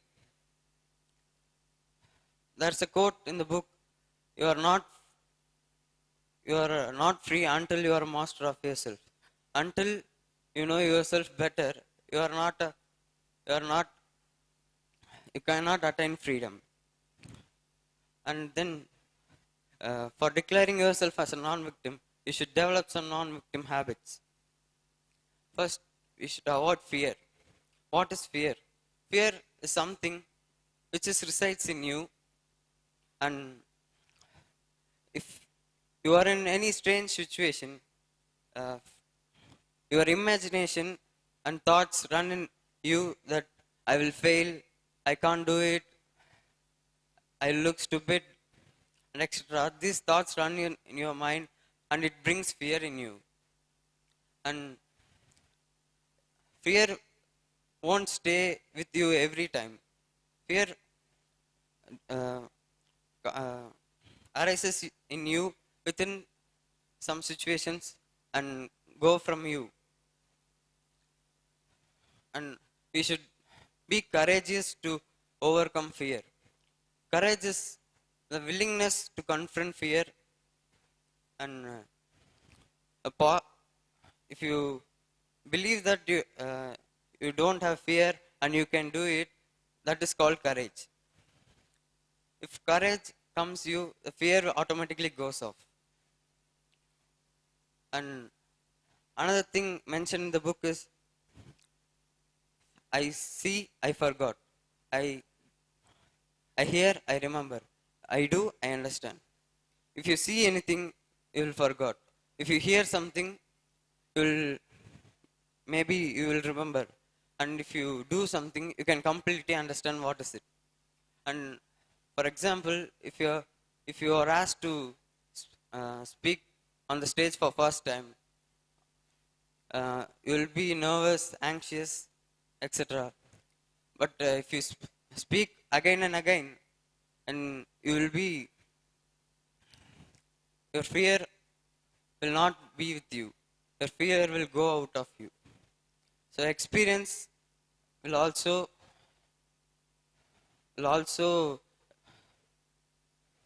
help to overcome your fear.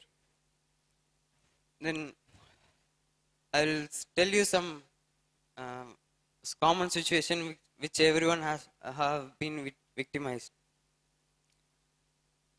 First, Dr. Wayne Walter Dyer at his lecture, he asked 800 people to answer for the question 5 common victimization situation. He received 4,000 examples, which 83% of the answers were by their families. If you not deal your family members properly and you hide many truth to your family members, it will lead to big problem in the future. You should be frank and truth to your family members and you should deal with your family members properly. And person who hold a fancy title or professionals, and if they say something, you'll blindly follow it, like a goat going behind another goat. If a doctor or any professional say something, you won't think what is it, but you will follow it. And another situation is yourself. You only mostly demotivate you, and you are the one who is victimizing you. If you use your imagination, there's innumerable ways to victimize yourself. If you use your imagination in constructive ways, you can avoid the victimization by others and you. If you read this book, it's a really good book. Everyone should read it. And if you read this book, you can see your real you inside you. Thank you. Hi, I'm Hemant Guru. I'm here to review the book, The Leader Who Got No Title, which was written by Robin Sharma, who was born on 16 June 1964 in Canada. He is well known for his leadership and motivational books. He became worldwide sensation by his second book, The Monk Who Sold His Ferrari, which was over in 92 languages. He was working as a litigation lawyer. However, he could not satisfied with his work. He turned his life into an author. He did not get success at first. He faced too many failures in his life. If you have decided to read this book, you have decided to live your life by choice rather than by chance. We don't need title to lead. We all have an inner leader, and we don't need to wait until someone bestows us with title. One thing we need to do is flip the switch. We need to flip the leadership switch, and to accomplish it, we need to gain utmost responsibility. How to gain utmost responsibility? At the time you start to flip the switch and stop blaming the things outside yourself, the time you will get 100% of responsibility.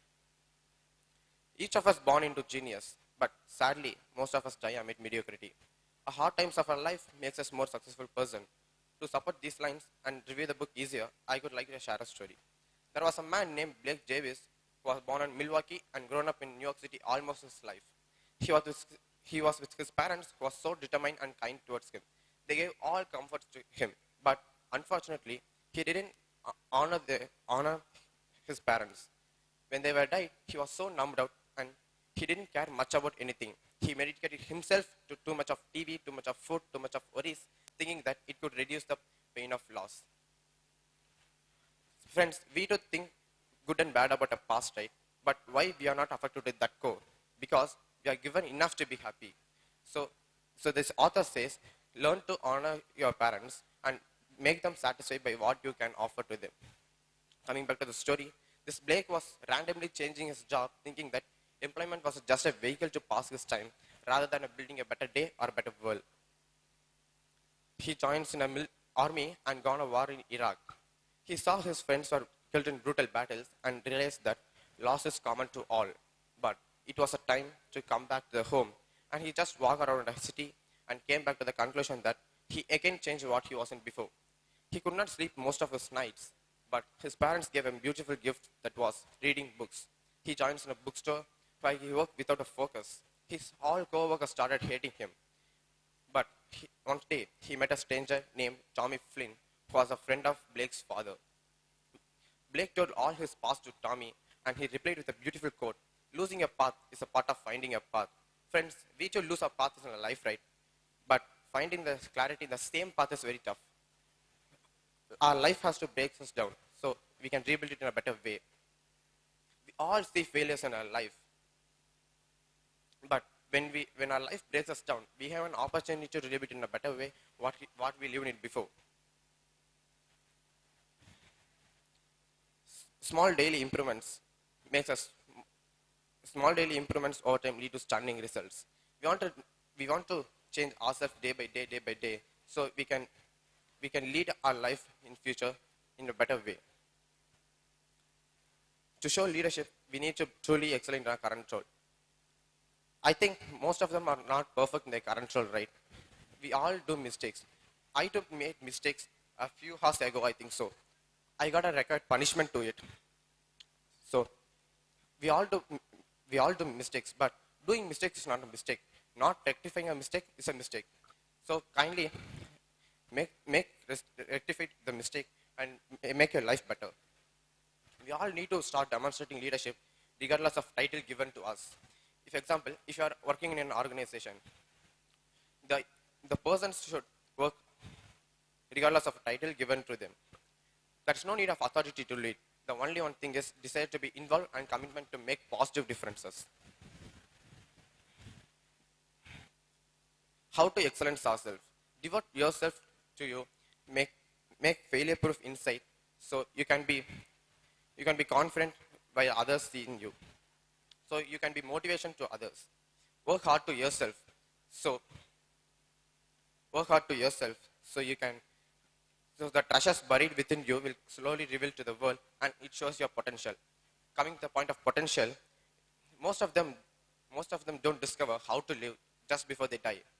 In our beautiful days and beautiful years, we hide somewhere else and undermining our talents and our potential inside us. But in the later years, we just began to think our talents. So unfortunately, we died unfulfilled. Initiative and hard work is a warm-up act for a headliner called success. I do take initiative to come on the stage and give a book review, but it is not the only thing to key of success to me. I put a hard work for this, and I practice so much, so I can reveal my potential in a better way. So these two are the warm-up act for the headliner called success. Really, leadership involves the breaking through the limits of our mind, so we can step highest in our strength of spirit. Think like a champion. Think like you are the only person responsible to your thoughts. So your mind is not a place for even a single negative thoughts. We all see challenges in our life, right? But why are we fear to face the challenge? Because we are just reacting to the challenge. Reacting in the sense we are working with challenges. If example, if you are working with a person who you hated him a lot, you will feel pressurized and stressed, right? So while we are working with challenges, we'll feel pressurized and tense. So it makes us fear. We should respond to challenges. Respond in the sense we should work against challenges. So we will do the work slightly differently. It makes your leadership comes out, because if you're working in the same organization, there are 20 members, right? So 19 members will react to the challenges. You're the only person to respond to challenges. So you'll do the things differently. It makes motivate others and inspire others. So you'll be the leader in a particular point of time. Leaders without a title will not grow individually. They grow their surroundings and make them positive vibes. So I recommend this book to all, and I will give the ratings 5 out of 5 because it makes inspired me, and I should live my life by leading others. Thank you. I'm combination of grade 11B here to review the book called The Call of the Man-Eater, published by Rupa Publications. So the author of the book is Kenneth Anderson. Kenneth Anderson is a Scottish native who settled in India over 6 generations, and his love for wild eventually led him to big game hunting and writing them into real life stories. So a thing I liked with this author is when starting any story or any chapter, first he gives he describes about the place and the scenery around and the type of jungle or anything. And the second thing is he not only writes about his success stories of hunting. Actually, this book is a non-fiction. So it's real life experience. So he not only gives the success stories, but even the failure stories of his hunting, in which he did not hunt an animal or a beast. So he has also written many other number of books, namely The Tiger Roars, The Tales from the Indian Jungle, and so on. Now getting into the book, this book consists of 8 chapters, namely First chapter, the call of the man-eater, the evil one of the Ubal Mero, the night by the campfire, the black rogue of the Moyer Valley, and jungles, days and night, the Sulekanta Pathar, from mauler to man-eater, and creatures of the jungle. So I'll just give a glimpse of all these chapters. Before that, why I chose this book, the reason for choosing this book. So I had to give a book review, so I had to choose a book for that. So while I was coming across books in the shelves, my eyes fell upon this book, The Call of the Man-Eater. The title was so catchy. So when I pulled out this book from the shelf, the picture was very impressing. So I felt like it would be satisfying at reading the end of the book, and my thoughts were never betrayed. It was so satisfying. I loved this book very much. So now getting into the chapter, first chapter, The Call of the Man-Eater. This revolves around two main characters, that is the author himself and another caretaker of the bungalow named Andaswamy. So here this tiger creates nuisance in the hamlets situated around a place named Ganjor and so on. So he comes to the rescue, Kenneth Anderson. So they plan for 2 days, and in the first attempt they fail, and in the second attempt he takes down the beast correctly. So reason for this tiger to become a man-eater is it has grown too old to hunt its natural prey. So it turned against humans. So since they were the easy prey for them. And getting into the second chapter, it's the evil one of the Ubal Mero. So this chapter is about how a tigress which escaped from circus turns to become a man-eater. So it is because it was captured in a very young age and fed with the food the circus people give. So it did not learn the art of hunting, but eventually it escaped from the circus and went into the jungle. So it did not know to hunt. So again it turned against humans.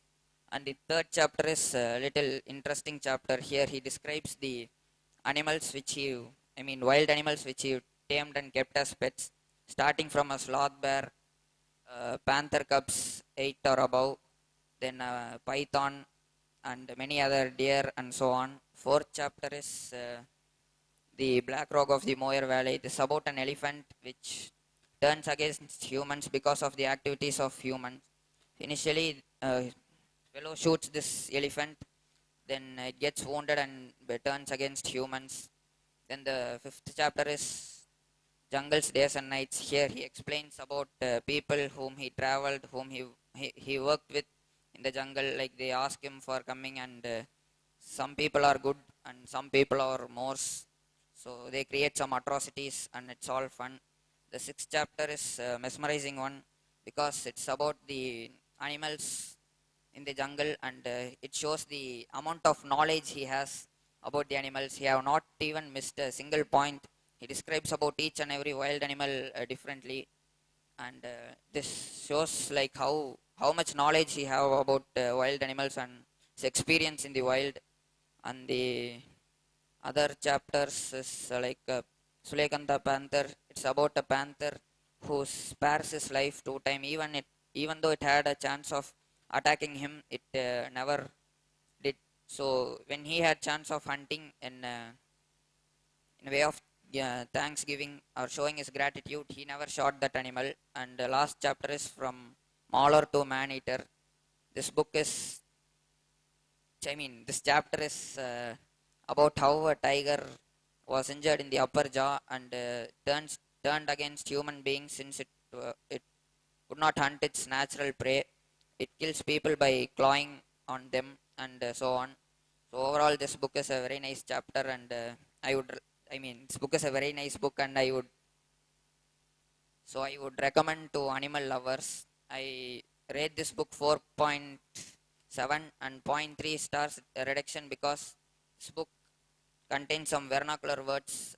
Like the author has written some vernacular words in Kannada which are not present in dictionary, as you all know. So I had to switch on to mobile phones and to Google for checking these words. So this book,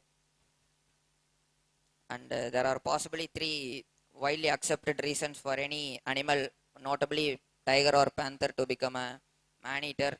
First is it would have been wounded by some humans and it would out turn its rage towards humans. Secondly, it would have been like captivated in a very young age, so it would not learn the art of hunting, and when it escaped, it would turn onto humans. Third thing is, and most possible reason is, it would have grown too old to hunt its natural prey, and when any humans wander into forest, it would hunt them. That's all. Overall, this book's a very nice book. Thank you. Hi, I am Kaushik from 11th B. Here I am going to review the book about How Google Changed the World, written by Virginia Scott and published in the year 2011 by the Jago Publishers. Virginia Scott is the author of this book. She holds MA and MED from University of Virginia. She is the author for another book called The Angle Manager of Guide for Excellence. She is a designer for colleges, universities, and managers in University of Virginia. First, it is a universal dream to start up a company and make fortune and retire early. Google founders Larry Page and Sergey Brin search gold of search engine. It gets richer and richer.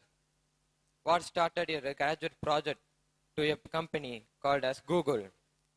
People find information in a web. How this increase the web project profit and company. Google founders Larry Page and Sergey Brin. Larry Page was born on March 26, 1973. When he was 6 years old, he was much interested in computer science. His father and mother was professor of computer science. After schooling, he traveled to Stanford University, where he met Sergey Brin. The group of the tour guide is second-year student Sergey Brin. Sergey Brin was born on 1973. At small age, he was much interested in computer science. After his schooling, he started college in 1990. After that, he traveled to the Stanford University, where he met Larry Page. Larry Page and then Sergey Brin become friends and research colleagues. At the point of time, they raise a question that how to people find the information in the web. They started to scouting the ideas and created Backrub, their first attempt done in the Larry Page, a new search engine. After that, they met Yahoo, the founder and a friend of Larry Page and Sergey Brin. He saw their potential and encouraged them to create own search engine company. But there is one financial problem. That is, after that they met Andy, the Microsystem founder. He gave a check worth of $1 lakh, and then they registered Google.com domain and then incorporated in 1990 in California. Short a few years, they moved out from the campus, Stanford University. When Sergey and Larry Page made available Google in Stanford University, Google students and administrators used it and liked it because it shows best result and relevant research.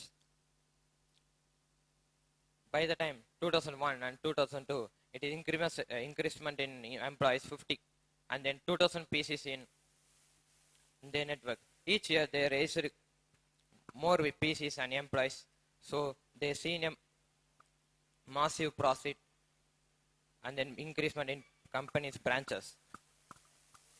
So when we search in web as such pandemic, we attend online classes and online exams. We search for answers in web. What it made? Google. The Google is made by hard work of Larry Page and Sergey Brin. At last,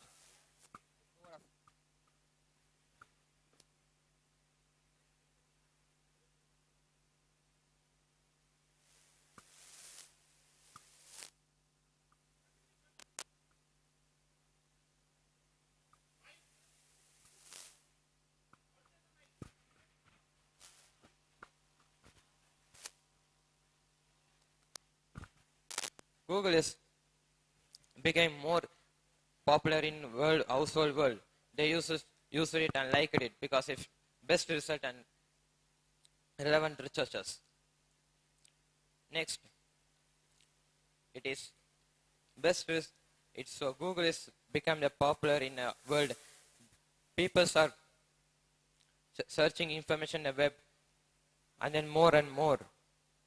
When Google's Sally Page and Sergey Brin scene was more profit information to our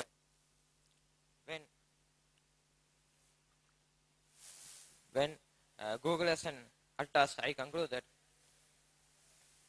Sergey Brin and take small steps from earlier, work on it and work on it until you get success. I suggest books to students who become a dream of an entrepreneur can read this book. Thank you.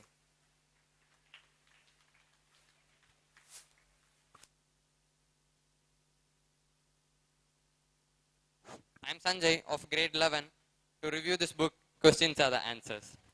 To say about this book is all about network marketing, and it was written by Alan Pease. Alan Pease is the world best known expert on body language. His acclaimed book, Body Language, has sold over 4 million copies in 33 languages. And his top rated TV series was watched by more than 100 million viewers. And he's author of 5 #1 bestsellers, including Why Men Don't Listen and Women Can't Read Maps. And in this book, it consists of 90 pages and a total of 5 chapters. In the intro, he starts with 2 characters, that is Luke and Mia. Luke was a builder who was determined to make his business financially successful.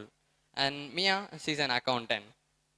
And one day, their neighbor Martin invited them to attend a meeting to hear about a business opportunity. As the meeting progressed, they couldn't believe what they were seeing and hearing.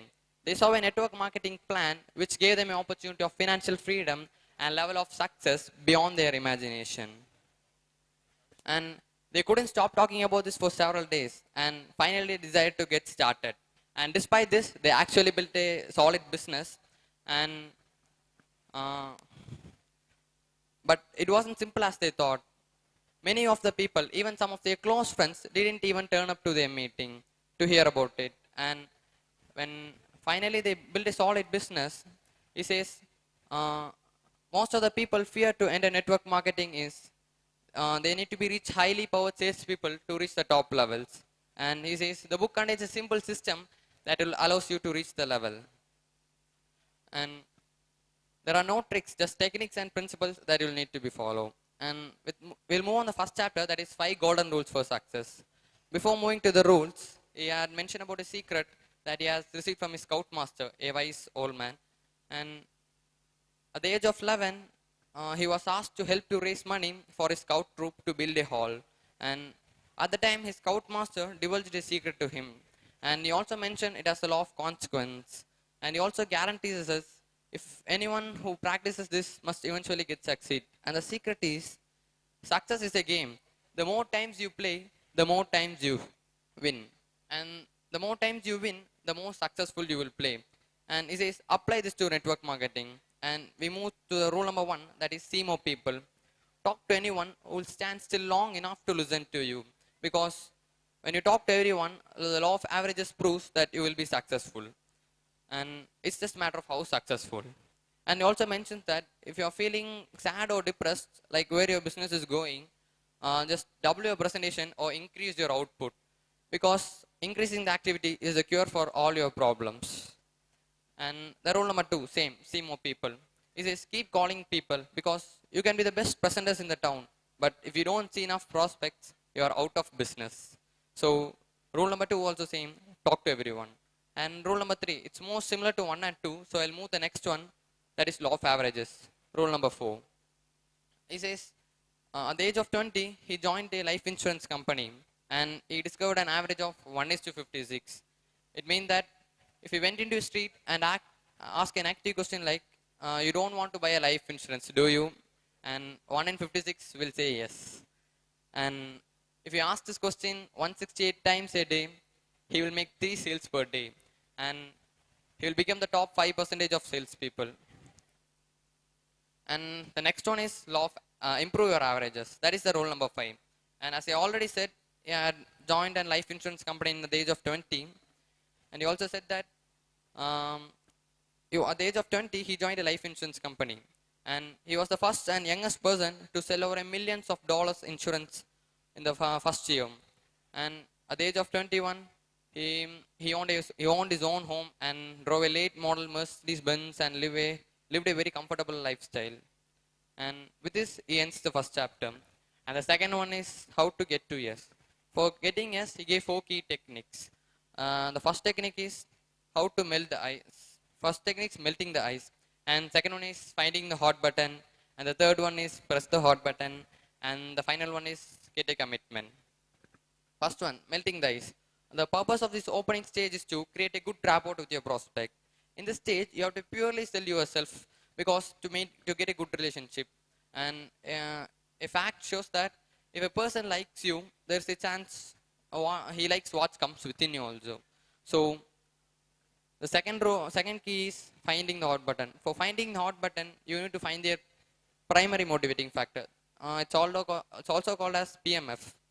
Some of the PMFs are financial freedom, having financial freedom, extra income, having own business, more spare time, meeting new people, helping others, retirement, leave a legacy, etc.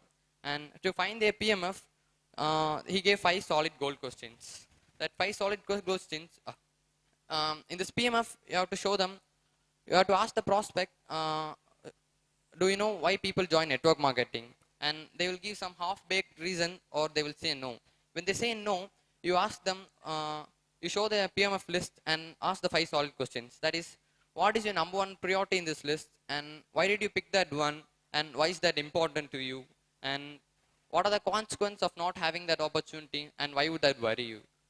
And if you ask there's one condition when asking this 5 solid questions, that should always remain silent because the author mentions that silence always have power. So when you're asking the 5 solid questions, you would remain silent because the idea is theirs, not yours. And now he goes to the third one. That is, press the hot button.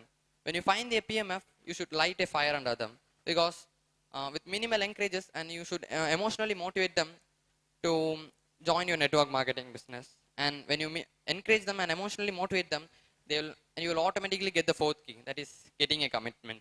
And with this, he ends the second chapter and moves to the third one, that is 6 strategical skills for powerful presentation. Because first key is like first 6 strategies for powerful presentation, and the first one is like bridging. Bridging is nothing but which keeps the conversation like moving on. And in bridging, for the most powerful bridges, he uses a meaning, for example, so then, therefore, like etc. These are some of the powerful bridges which you can use to keep the conversation moving on. And it avoids a situation like where you don't want to talk too much and where your prospect don't want to talk too less. And there are 3 conditions when you use bridges.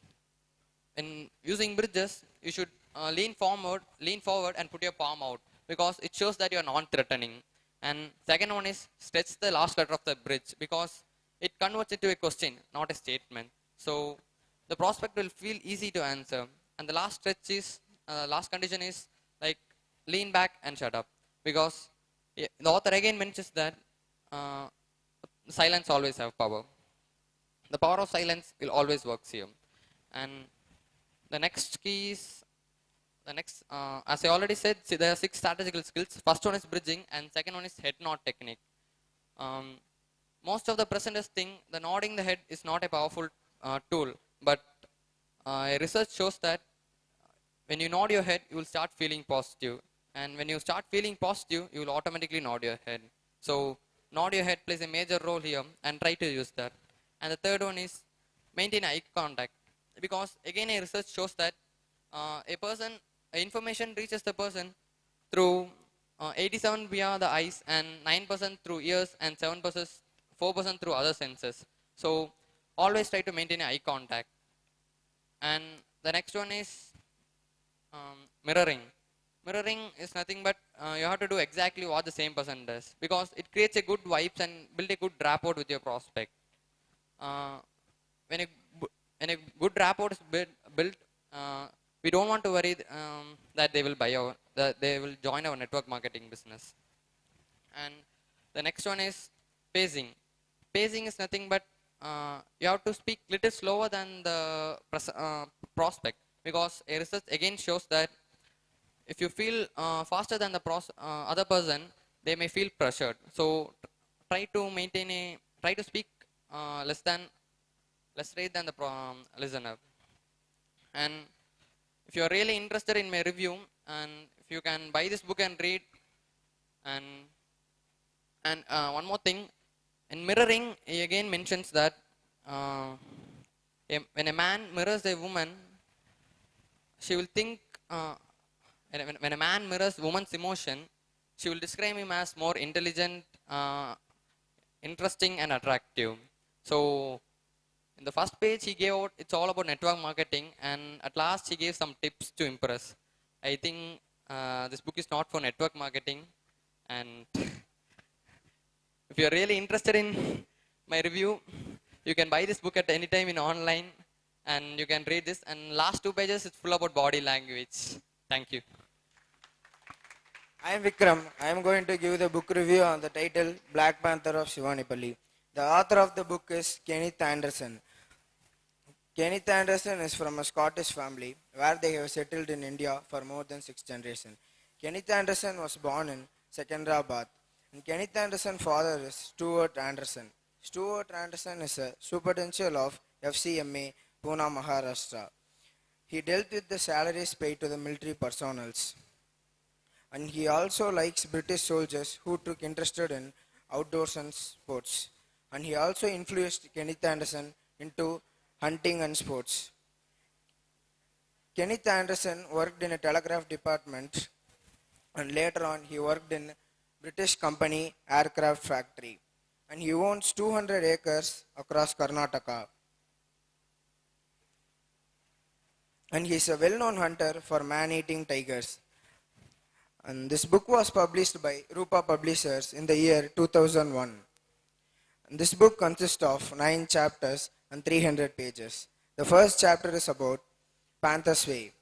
The first chapter, the author has explained about how to hunt a panther and living scenes and habits of the panther. And the author had said that the panther would come to get its prey mostly at night times. Then the author mentioned that the panther would be more angry at the time of mating. You may wonder that why the author is only considered on panthers. And here's the reason why. First, you would say that panthers are still common in India. And second, it will not cost much expensive to hunt a panther. And third, it is easy to identifiable. And it is said to be that panthers are thick in evergreen forest of Burma and Assam. And he said that panthers are more in numbers in Western Ghats. And second chapter is about man-eating panther of Yelagiri Hills. In this chapter, author lives far away from Yelagiri Hills, about 90 kilometers. The villagers of the Yelagiri Hills complained to the foresters that the panther would come daily and take away their cattle. The forester was a teenager and he told that he will help them by killing the panther. And the next day morning,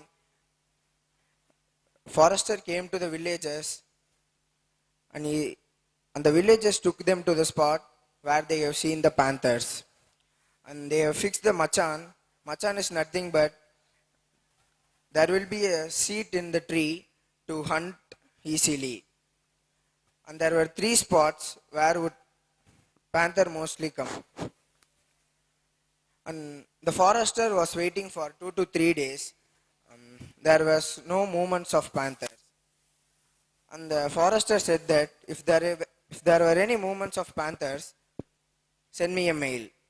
And after 2 weeks, the herdsman called Nathan mailed to the author Kenneth Anderson that the panther would come to the forest while he is grazing and take away the goats of herdsman. And the Kenneth Anderson replied that he would come and kill the panther. Then the next day, Kenneth Anderson started boarding at Yelagiri Jolarpet station, and he would reach Yelagiri Hills at evening 6. And he is about to reach the village. He visited his farms located in Yelagiri Hills. And he was taking rest in his kotai. There were 2 kotais in Yelagiri Hills. And the next day morning, the village head Patel took him to the spot where they have seen the panther. And he was waiting for more than 3 to 4 hours. And there were no movements of panther. And at evening 6, he told to the Patel that if there were any signs of panther, let me know about that. And after 3 weeks, there were no mails from Patel, and there were no idea about Patel. And later on, he comes to know about that the postman was killed by a panther. And after he hears this, immediately he started boarding. Then he reached the village around 6, and he had to walk about 3 to 4 kilometers to reach the village. And when he is about to reach the villagers have been formed a group and standing near a big tree and were discussing about the postmans. They said to the author that the postman would come regularly at morning 6 with the mails and deliver to all the villagers around 9, and he would go away by 12. But yesterday, the postman didn't come until 9 o'clock, and the villagers didn't took seriously. Then later on, 2 villagers have been grazing near the forest. They saw the dead body of postman, and they have confirmed that this is the body of postman. And immediately, the Kenneth Anderson called the village head, and he said that go to nearby village and get 3 baits from a farmer. And he has set 3 baits near 3 spots. And he was sitting near one spot, and he was waiting for the panther. And he tells the villagers that wait until morning 6. If I am not returning, come and visit me. And at around 12 a.m., he hears the sounds of panther, and he loads his rifle. And the panther identified that the hunter is sitting in a tree, and it gives a roar. And when Arthur is about to shoot the panther, the branch of a tree falls upon the panther, and the author shoots it. Then after shooting, he went to his farm, and he was taking rest. When he is about to take rest, he remembers his ex-owner's story that there were sisters and brothers. That sister told to the author that his brother was not feeling well 3 to 4 months, and he died. He was roaming around this kotai, and regularly he would come at night and he would disturb them all. And next day, Patel and Kenneth Anderson visited the spot where they have shot the panther, and they saw a dead panther near the tree. And later on, The villagers thanked the panther. The villagers thanked the Kenneth Anderson, and Kenneth Anderson went to his hometown. And next incident took place on 1934 in Shivanipalli. There were two herdsmen grazing in the forest, and after completing their midday meals, they were about to sleep. And they fell asleep, and while they are sleeping, they hear the sounds of their cows, and when they open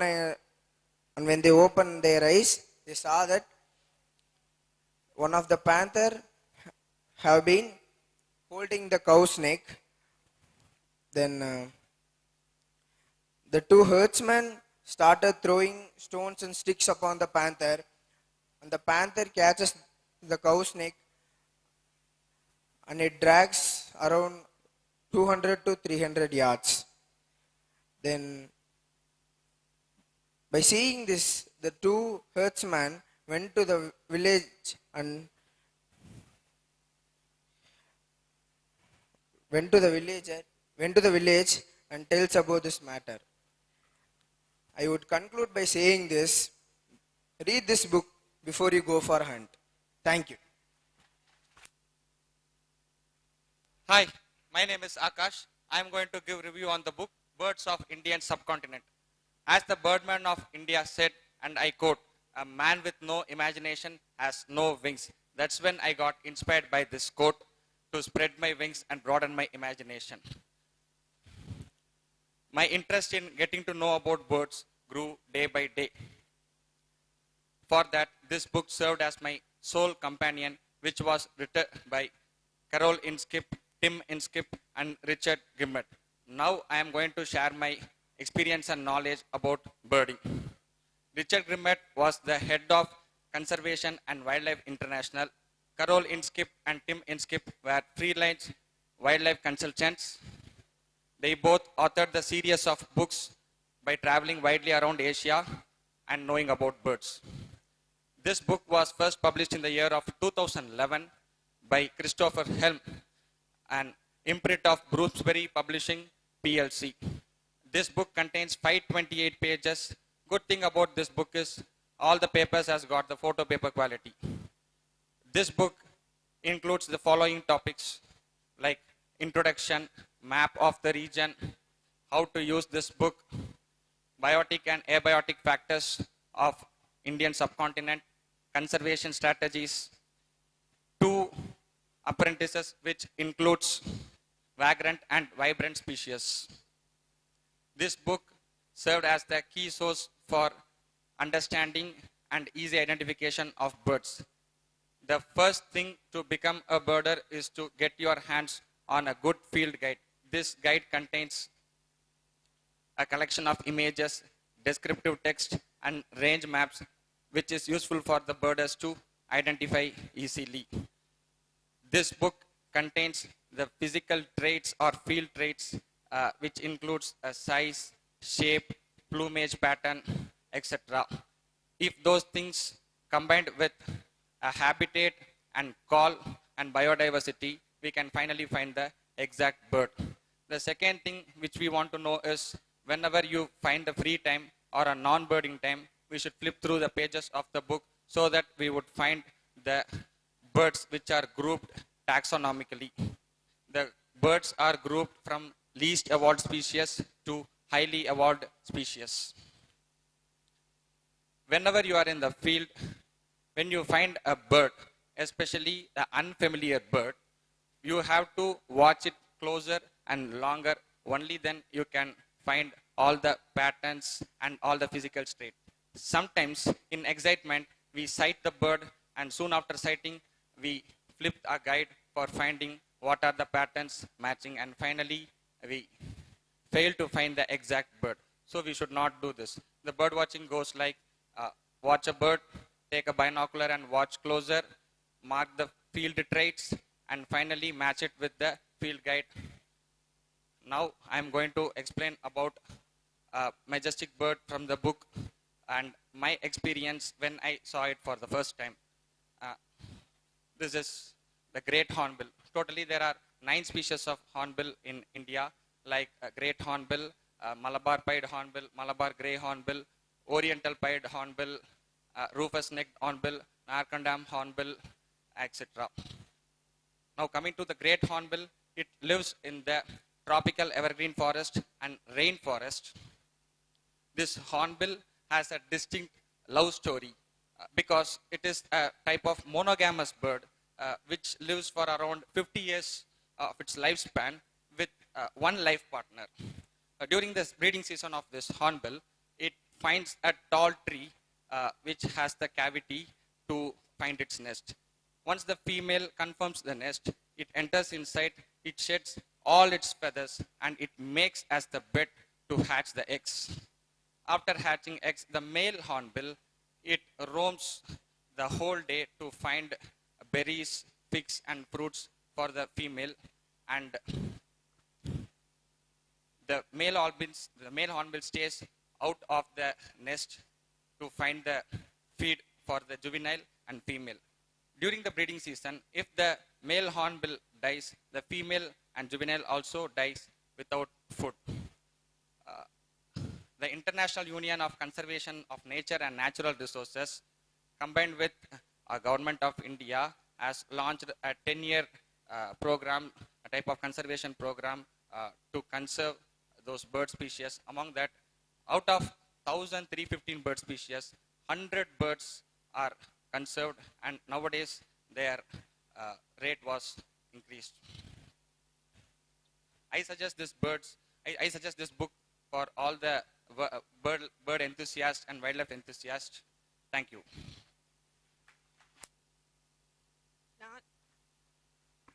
நான் சூரியபிரபா, அகரம் பள்ளி ஆசிரியை. யாமறிந்த மொழிகளிலே தமிழ் மொழி போல் இனிதாவது எங்கும் காணோம். கல்கியின் பொன்னியின் செல்வன் என்ற காவியத்தின் மீது மீள்பார்வை செய்கிறேன். தமிழ் மொழியின் சிறப்பை உணர்த்தாமல் இக்காவியத்தில் கடந்து செல்வது என்பது மிகவும் கடினமான காரியம். கலியமூர்த்தி ஐயா அவர்கள் தமிழ் மொழியின் சிறப்பை இவ்வாறு பட்டியலிடுகிறார்.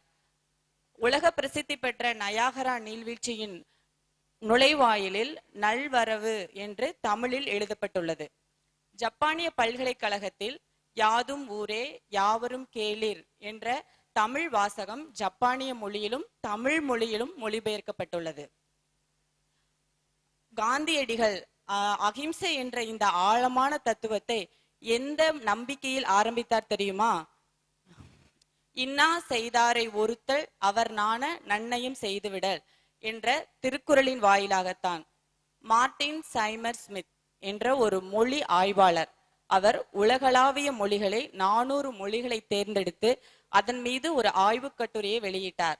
அதில் அனைத்து மொழிகளுக்கும் ஒவ்வொரு பத்தியை மட்டும் தெரிவு செய்த அவர் தமிழ் மொழிக்கு மட்டும் 3 பக்கங்கள் எழுதியுள்ளார்.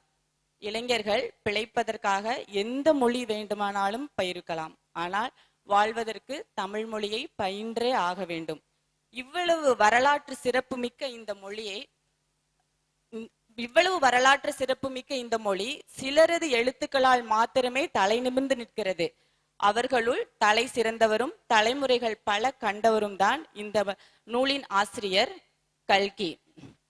சோழர்களின் வரலாறையும் மாமல்லபுரத்தின் சிறப்பையும் காஞ்சி போரையும் நரசிம்ம பல்லவனின் ஆதிக்கத்தையும் நம் கண்முன்னே காட்சிப்படுத்தி நாம் எவ்வளவு பாரம்பரியமிக்க தமிழ்குடி என்பதை கணம் கணம் நினைத்து நினைத்து பெருமைப்படும்படி செய்தவர் இந்த நூலின் ஆசிரியர் கல்கி.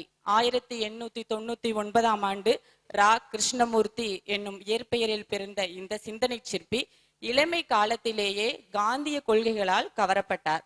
இவளுக்கு இளமையில் இருந்த 2 ஆர்வம், ஒன்று சுதந்திரம், மற்றொன்று புத்தகம். 1950களில் பொன்னியின் செல்வன் என்ற இந்த மாபெரும் காவியத்தை வார இதழ்களாக ஆரம்பித்து 1954 வரை கிட்டத்தட்ட 4 வருடங்கள் இந்த காவியத்தை எழுதினார். இன்று வரை காலத்தால் அழிக்க முடியாத காவியமாக இது திகழ்கிறது. 1955 ஆண்டு முழு காவியமாக எழுதி பொன்னியின் செல்வன் என்ற நூலாக வெளியிட்டார். இதை திரைப்படமாக எடுப்பதற்கு பல முயற்சிகள் எம்ஜிஆர் முதல் கமலஹாசன் வரை எடுக்கப்பட்டது. ஆனால் அனைத்தும் தோல்வியை தழுவின. இன்று இறுதியாக மணிரத்னம் எடுக்கும் இந்த பிரம்ம பிரயத்தனத்திற்கு தமிழ் நெஞ்சங்கள் சார்பாக வாழ்த்துக்களும் நன்றிகளும். இந்த காவியத்தின் கதை மாந்தர்கள், வீரமும் அழகும் மிகுந்த இந்த காவியத்தின் கதை மாந்தர்கள் அருள்மொழிவர்மன், ஆதித்ய கரிகாலன், குந்தவை, வந்தியத்தேவன். இவர்கள் எல்லாரும் முக்கிய கதாபாத்திரங்கள். பெரிய பழுவேட்டரையர், சிறிய பழுவேட்டரையர் இவர்கள் எல்லாம் சிறிய கதாபாத்திரங்கள். பொன்னியின் செல்வன் பெயர் காரணம். ராஜராஜ சோழன் என்று வெகுஜன மக்களால் அறியப்பட்ட இந்த அருள்மொழிவர்மன் இளமை காலத்தில் பொன்னி நதியில் குளித்து கொண்டிருந்தார். அப்போது ஆற்றோடு அடித்து செல்லப்பட்ட போது பொன்னி நதியே இவரை காப்பாற்றி கரை சேர்த்ததாக வரலாறு. அதனால்தான் பொன்னியின் செல்வன் என்று அழைக்கப்பட்டார். சிற்றரசர்களாக இருந்த சோழர்கள் பேரரசர்களாக உருவெடுத்தது 9ஆம் நூற்றாண்டு. சிறிய செப்பேடுகளிலிருந்தும் கல்வெட்டுகளிலிருந்தும் கிடைத்த இந்த செய்தியை கொண்டு இவ்வளவு பெரிய காவியத்தை உருவாக்க முடியுமா என்ற கேள்விக்கு ஆம் என்ற அழகான பதிலைத்தான் தருகிறது இந்த கல்கியின் பொன்னியின் செல்வன். சோழர்களின் வழித்தோன்றல்களில் எத்தனையோ மன்னர்கள் வீரர்களாக இந்த சாம்ராஜ்யத்தை ஆண்டு வந்தனர். ஆனால் உத்தம சோழன், சுந்தர சோழன் இவர்களிலிருந்துதான் கதை ஆரம்பிக்கிறது. உத்தம சோழன் மணிமுடி சூடும் முறையான வாரிசு. ஆனால் அவர் சிறுவனாக இருந்த காரணத்தினால் சுந்தர சோழன் மணிமுடி தரித்தார். அவருக்கு பிறந்தவர்கள் தான் இந்த அருள்மொழிவர்மன், ஆதித்ய சோழன், குந்தவை நாச்சியார். இவர்கள் எல்லாம் வேறு யாரும் அல்ல, தமிழகத்தை சாதனை பாதையில் நடத்தி சோழவள நாடு சோறுடைத்து என்ற பழமொழிக்கே சொந்தக்காரர்களான யுக புருஷர்கள் தான். சுந்தர சோழன் தஞ்சையை ஆண்டு வந்தார். ஆதித்ய கரிகாலன் பொன் மாளிகையொன்றை அமைத்து வந்தார். அருள்மொழிவர்மன் கடல் கடந்து இலங்கை சென்று பெரும்படையோடு வாழ்ந்து வந்தார். குந்தவை நாச்சியார் பேரிளம் பருவத்தை அடைந்து கொண்டிருந்தார். மூப்பெய்தி மரணத்தை நோக்கி பயணித்த சுந்தர சோழன் தனக்கு அடுத்து முறையான வாரிசான உத்தம சோழனைத்தான் இளவரச பட்டம் சூட்டுவார் என்று எதிர்பார்த்த நிலையில் அவர் தன்னுடைய மூத்த மகனான ஆதித்ய கரிகாலனுக்கு அப்பட்டத்தை சூட்டினார். பெரும் ஏமாற்றத்தை அடைந்தார் உத்தம சோழன். கதையின் இறுதியில் இவர்கள் இருவரில் யார் இந்த சாம்ராஜ்யத்தை ஆண்டார்கள், உத்தம சோழனா இல்லை ஆதித்ய கரிகாலனா என்றால் இருவருமே இல்லை. வெகுஜன மக்களால் ராஜராஜ சோழன் என்று போற்றப்பட்ட அருள்மொழிவர்மன் தான் இந்த பறந்து விரிந்த சோழ சாம்ராஜ்யத்திற்கு மன்னனானார். இது எப்படி சாத்தியம், இது எப்படி நடந்தது என்றால் அதுதான் கதையின் கரு. என்னதான் அருள்மொழிவர்மன் என்ற ராஜராஜ சோழன் இந்த கதையின் தலைவனாக இருந்தாலும் கதையின் நாயகன் வந்தியத்தேவன் தான். வந்தியத்தேவன் குந்தவை நாச்சியாரின் கணவர். அவரை சுற்றிதான் இந்த கதையின் களம், கரு அனைத்துமே பின்னப்படுகிறது. இக்காலத்தில் இப்புத்தகத்தை இன்னொரு புத்தகத்தோடு ஒப்பிடலாம் என்றால் நம்முடைய பாலகுமாரன் எழுதிய உடையார் என்ற புத்தகத்தோடு இதை நாம் ஒப்பிடலாம். ஏனென்றால் உடையாரும் சோழ வம்சத்தினை நமக்கு தெள்ள தெளிவாக காட்டும் ஒரு வாழ்க்கை பாடம்தான், வரலாற்று பாடம்தான். ஆகவே இந்த புத்தகத்தை நான் எல்லா வயதினருக்கும் பரிந்துரை செய்வேன். ஏனென்றால் நம் தமிழ் குடியின் பாரம்பரியம், பண்பாடு, பழக்க வழக்கம், நாணயங்கள் எல்லாவற்றையுமே நமக்கு எடுத்து கூறும் ஒரு வரலாற்று பெட்டகம். ஆகவே இதை நான் எல்லா வயதினருக்கும் பரிந்துரை செய்கிறேன். நன்றி, வணக்கம். Hi all, this is Suganya, facilitator of Agaram Public School. I am here to review a book on the title Jonathan Livingston Seagull by Richard Bach. Jonathan Livingston Seagull is a short novel written by American author Richard Bach in 1960s. So it is a story about the seagull who wants to achieve perfect in his art of flying. Over the years, this novel has become the classic and is considered one of the most inspiring and motivational book ever written. So Richard Bach wrote this book as a series of short stories which were published in flying magazines in late 1960s. So in 1970, a complete version of book was published and it considered as one of the best-selling book in US. So in 1972 and 1973, this book was considered one of the best-selling novel in United States and it topped the New York Times best-selling books. So Richard Bach was born in 1936 in America. So he completed his studies in Long Beach in 1955. After his studies, he joined the Army and National Safeguard Program. After that, he worked as a pilot in the Fighter Squadron USAF. So, after the service in the Army, he started his career as an author. And his first 3 books were about telling about how to fly a plane and his reflection of love towards the flight. So the books' names were Stranger to the Ground, Biplane, and Nothing by Chance. So for most of the seagull, flying is just a means of searching for food. But for the Jonathan, flying is a means for life itself. So Richard indicates that flying is a life. Life is a constant learning and rediscovering what people already know but have ever forgotten. The author narrates the story with the 4 main characters, that is Jonathan Livingston Seagull, Anthony Seagull, Chiang, and Fletcher. Jonathan Livingston Seagull. He was the protagonist of the story and he's a kind individual. So he wants to achieve greatness in terms of flying. Though he has a lot of physical limitations, but it is driven by its desire to achieve greatness in terms of flying. So it was punished by his less ambitious peers because he has a different desires compared to other seagulls in the flocks. So he was made to live excommunicated seagull in the flock. So using this time, he made to practice more and he made as a perfect flyer. So after his flying, after he attempted to succeed, so he meets the new mentor, that is Chiang. So he finds a new path to the new realm where the greatness is celebrated. So in this realm, he learns to make his flying as a perfect one. So after his learning, he wants to share his knowledge and wisdom to the other young seagulls. So the second character of the story was Chiang. Chiang was the most accomplished flyer that Jonathan ever meets in the story. So later, Chiang became the teacher for the Jonathan and he teaches him with how to make his flying a perfect one. So once the training over, Chiang was to leave the Jonathan with a lesson. Try and help others, you can find happiness and peace in it. So the third character of the story was Anthony Seagull, a girl with independent thinking. So he has a lot of physical limitations, so he thought of ending his life. So in between, Jonathan entered and he made him to understand what is the meaning of freedom of flight.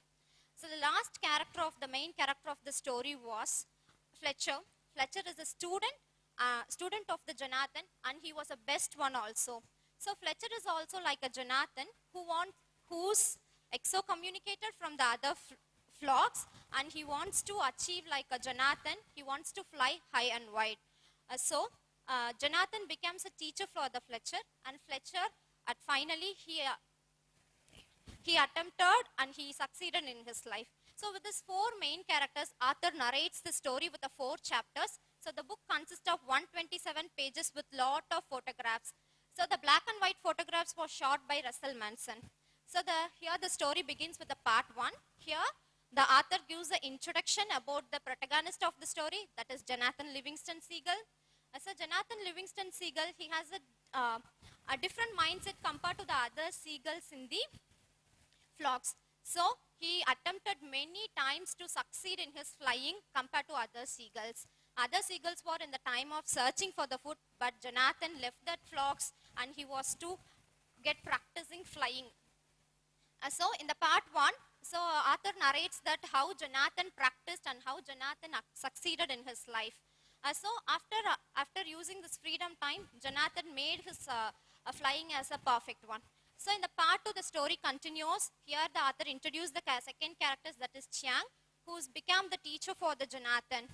So here Chiang teaches the Jonathan that heaven is not a place, heaven is not a time, heaven is being perfect. So I repeat it, heaven is not a place, heaven is not a time, it's just being perfect. So this was the lesson that Jonathan learns from the Chiang. So the story continues. After learning flying techniques, again Jonathan wants to reach his own flocks where he was shamed. So why? Because he wants to share his knowledge to the young girls who wants to achieve like Jonathan. So he went back to his own flocks. So in between, here the part 2 story ends. In the part 3, author says the story how the Jonathan meets the young seagulls and how he made others to achieve in their life. So the main dream of Jonathan that every seagulls in their flocks want to get a freedom of flight. Okay, so here the part 3 story ends. In the part 4, author introduced the fourth main character, that is Anthony Seagull. So he has lot of physical limitations and also he is also excommunicated from his flocks. So finally, Jonathan interrupts with Anthony's life and made him to understand what is the freedom of flight. So as the days passes by, all the seagulls were dying one by one. Okay, but Fletcher was the last one. He was the best student of Jonathan. He has confused how to make Jonathan's dream a successful one. So few seagulls in the flocks, they were just prizing the life history of Jonathan, but they forgot to fly it. They rejected to fly and succeed what is the freedom of flight taught by Jonathan.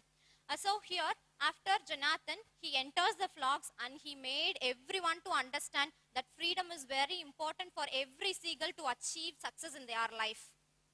So here the author ends the story with part 4. So if you see this, it is a small story that gives us that how the seagull went out of his flocks. He was how he made his flying as a successful one. It seems like it's a small, simple story, but if you read it in a depth, okay, it gives us lots of messages. So author wants to convey as a message life lessons such as never give up and spirit of individual freedom. Yeah, in the story, if you read, you can find it is a center theme of individual freedom for all the seagulls. So the next one, self-confidence. Yeah, if we have that self-belief and self-determination in ourselves, definitely we can achieve like a Jonathan and we can inspire other young girls to follow us. So the last message I learned, it is pay it forward. So what is pay it forward? So after achieving success, Jonathan did not take rest. So he went back to the flocks and he was teaching the young minds. So if you succeeded, don't give up, don't take rest. So inspire the young minds who wants to achieve success in their life. So this is a life lesson I learned in it. So here I'm going to conclude my review by saying that, so this was one of the classic book I ever read in my life. It also changed my life also. So I recommend this book to the people who are facing different kinds of challenges in your life. Definitely this book will help you to get that motivation, get that push what you want in your life. And speciality of this book is not only one time, you can read this book more than one time. So when you are facing different challenges, this book definitely will give you a specific message and it's going to be a good motivating one. I hope you all enjoyed my review. Thank you. हाय, मैं Elizabeth, मैं Agaram school की अध्यापिका। आज मैं आपके सामने एक Hindi book का विवरण करने जा रही हूँ। वो किताब का नाम है मुल्ला नसरुद्दीन। अब देखें, जानने होंगे मुल्ला नसरुद्दीन कौन है। पहले मैं एक लेखिका के बारे में बताती हूँ। उनका नाम था शाहरुख हुसैन, जिन्होंने वो एक पाकिस्तानी लेखिका थी जिनका जन्म 28 अप्रैल 1950 में हुआ। इन्होंने ही ये किताब को लिखा। इस किताब का नाम है मुल्ला नसरुद्दीन। पहले मुझे लोग जानते होंगे, मुल्ला नसरुद्दीन का नाम लेते ही लोगों के दिलों में मुस्कान आ जाती है और उनके दिलों में एक हंसी जान पड़ती है। सबसे पहले मैं बताऊंगी, मुल्ला नसरुद्दीन एक ऐसे इंसान थे जिनके बहुत ही ज़्यादा बखूबियाँ थी। जैसे उनके दिल में एक जुनून था, उनके दिल में एक सच्चाई थी, उनकी कहानी में एक सच्चाई है। जैसे कि कभी कभी वो चिड़चिड़े हो जाते थे, तो कभी कभी वो नज़रअंदाज हो जाते थे, कभी कभी देखते थे उनकी कहानियों में एक ऊंच और नीच की भावना थी, जैसे एक आईने की तरह थी। कभी कभी वो क्या करते थे, एक समाज को क्या सिखाना है, उस समाज से हमें क्या सीखना है करके वो इस पात्र में हम लोग पढ़ते हैं। चलिए हम और एक और बात हम बताते हैं कि कभी कभी आप उनकी कहानियों में पढ़ेंगे तो आप ये जानेंगे कि मुल्ला नसरुद्दीन कैसे इंसान थे। उनमें से हम आपको एक कहानी बताऊंगी। उस कहानी का नाम है एक पेड़ का फल। एक बार क्या हुआ, मुल्ला नसरुद्दीन जी अपने मार्ग पर जा रहे थे। तो जाते जाते क्या हुआ, उनको कुछ आराम करना था। एक्चुअली वो क्या हुआ था, उन बहुत थक गए थे और सूरज की किरण उनके सर पे पड़ रहा था, तो उनको बहुत गर्मी लग रही थी। तो वो क्या हुआ, वो रास्ते में चलते चलते वो एक पेड़ के नीचे आराम करने जा रहे थे। तो उतने में क्या हुआ, वो एक पेड़ को देखते हैं, या ये पेड़ कितना बड़ा है, बहुत सुंदर है, बड़े बड़े फल है, लेकिन ये बगल में एक और छोटा सा एक कमजोर का बेल है, इसका फल तो बहुत बड़ा है, जैसे कद्दू है, और ये इतना बड़ा फल है, लेकिन इसमें छोटे छोटे फल हैं। ये क्या है खुदा का देन, ये कैसा है, ये कैसा अजीब है, करके वो सोचने लगे। ठीक है, चलो हम आराम करते हैं, करके वो पेड़ के नीचे आराम करने लगे। तो आराम करते हुए क्या हुआ कि वो अचानक वो फल जो है उनके सिर पे लगा, खटा करके एक आवाज आई, अरे ये क्या, ये तो फल गिरा। अरे अब मुझे समझ में आ रहा, अगर इसकी जगह कद्दू होता तो मेरा सर ही खला हो जाता। तो ये है इसमें सृष्टि की देन। तो इसमें हम लोग क्या सीखते हैं कि खुदा की सृष्टि में सब अच्छा है, वो कोई भी बुरा नहीं है। तो मुल्ला जी कहते हैं कभी कभी इंसानों में लेन और देन होता रहता है। कोई किसी इंसान को लेना पसंद है, किसी इंसान को देना पसंद है। कोई इंसान लेने में बहुत खुशी रखता है, कोई इंसान देने में खुशी रखता है। सो उसी तरह वो पात्र मुझे बहुत भाया। सो इसमें एक और बात आई है कि एक बार 4 हुस्न जो है अपने मार्ग पर जाए, उसमें मुल्ला जी भी थे। तो अचानक क्या हुआ, जो हुस्न थे वो बहुत अमीर थे, उनके पास बहुत पैसा था, बहुत धनी हो रहा था। तो एक बार क्या हुआ, हुस्न को सब चिढ़ा रहे थे, चल तेरे उसमें हम दावत पे जाते हैं। तो उन लोग चल दिए दावत पर। तो मुल्ला जी कह रहे हैं, अरे इसको चिढ़ाओ नहीं, ये तो बहुत अमीर है। तो ऐसे अमीर के दावत में चलते चलते बोला, आप आपको दावत नहीं देंगे, क्योंकि मेरी पत्नी को कुछ बनाना नहीं आता है, उसको खाना वाना बनाना नहीं आता है, हम आपको एक ढाबे पे ले जाते हैं। तो वो लोग क्या करें, उनको एक दुकान पे ले गए। तो मुल्ला जी कह रहे हैं, देखो कोई उसको चिढ़ाओ नहीं, ठीक है, कोई चिढ़ाना नहीं उसको, ठीक है। तो उसको ऐसे चिढ़ाते चिढ़ाते क्या हुआ, उसका जो हुस्न, उसका नाम था हुस्न, तो उसका पैर एक कीचड़ में फंस गया।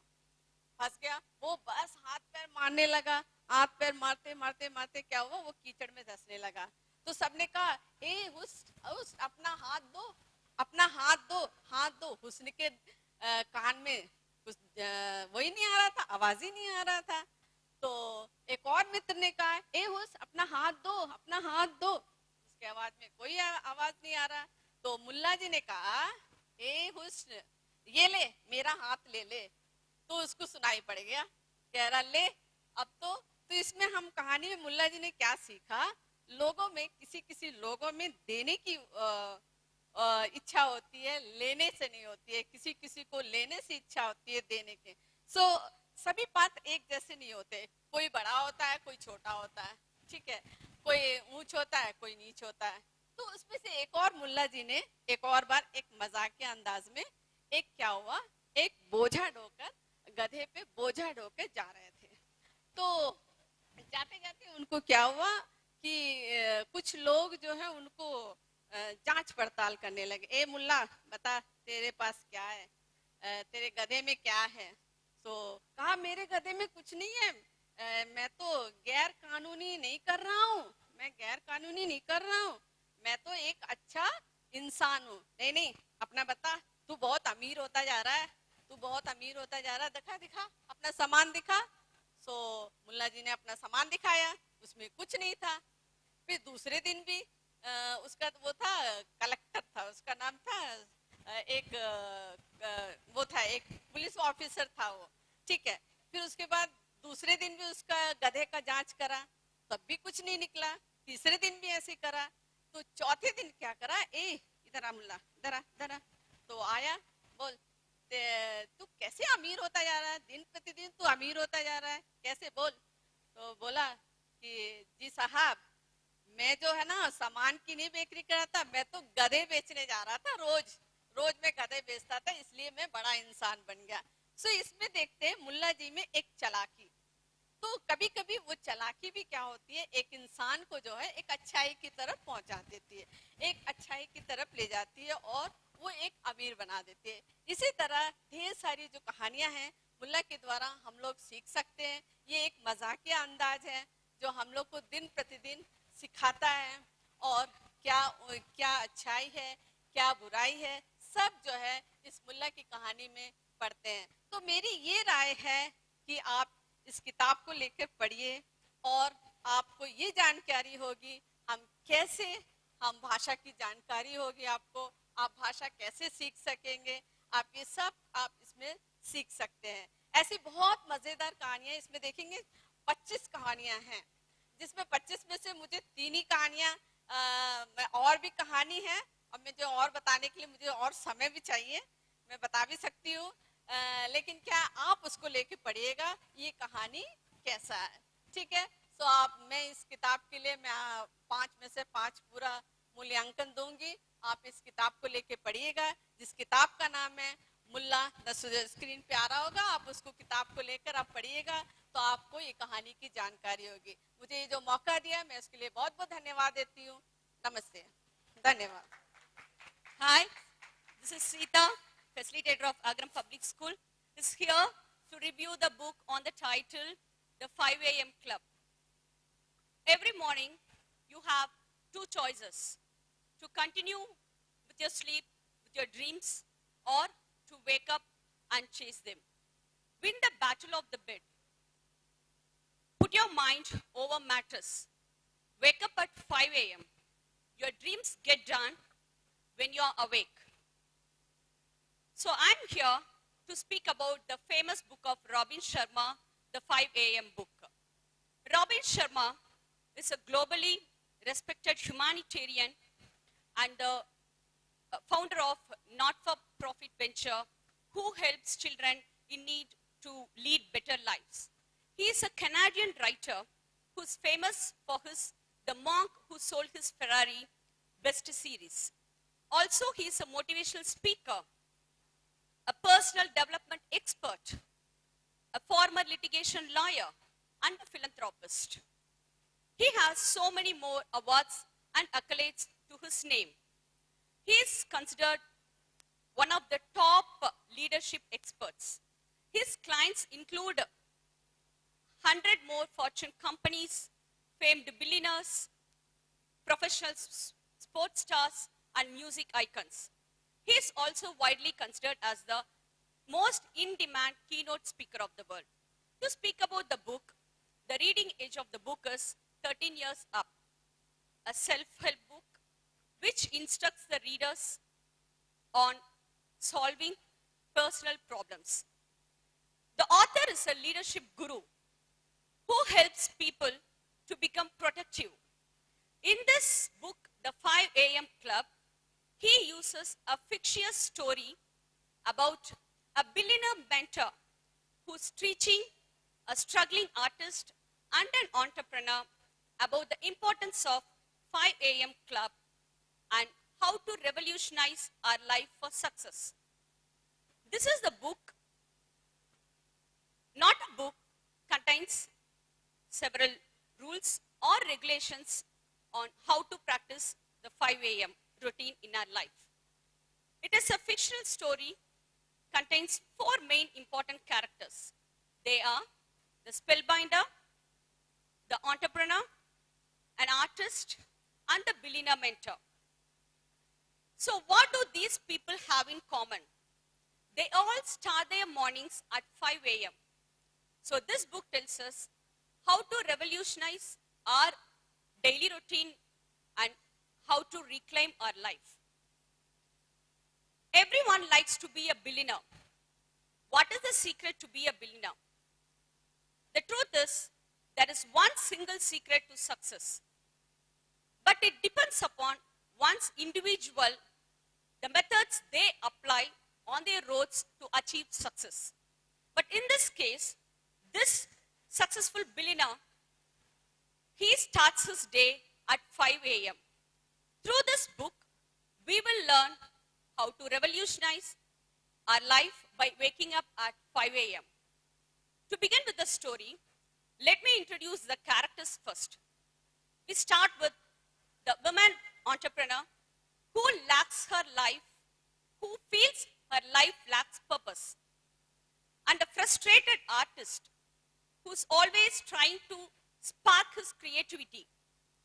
Then the billionaire who has unconventional ideas for a secret success to share everyone. Finally, let's say they all meet at a professional conference which centers around the keynote speaker known as the spellbinder, who has the ability to change life imparting or to impart life-changing tips to all the people. The story begins with the woman entrepreneur who lost almost all her shares in her company and who's going to be fired by her company which she started. She goes to a depression state, will try to commit suicide. So in this situation, she got an entry pass to attend a conference, a seminar of a life-changing event by the spellbinder. There she meets an artist. Both the artist and the entrepreneur, they didn't like the speech of the spellbinder. So when they were about to leave the meeting hall, they meet a billionaire who offers them to join at the same place the next day at 5 a.m. So he will teach the importance of waking up 5 a.m., how to own our daily routine, and how to elevate our life. From the next day onwards, the main story begins. Actually, the main story is all about how the entrepreneur and the artist followed the tactics which are explained by the billionaire and how their life changed afterwards. The story ends with about these characters, the life of these characters after 5 years. So the author, he emphasizes various productivity principles and some tactics to own our daily life, to own how to and elevate our life by waking up at 5 a.m. He explains so many aspects to help us waking up at 5 a.m. So the main aspect is the 4 focus of history makers. You see, all the top performers, they always used to focus on these 4 areas. The first one is capitalization IQ, which means one who bonds with natural talent does not define them as great individuals. It is the extent of their potential they capitalize.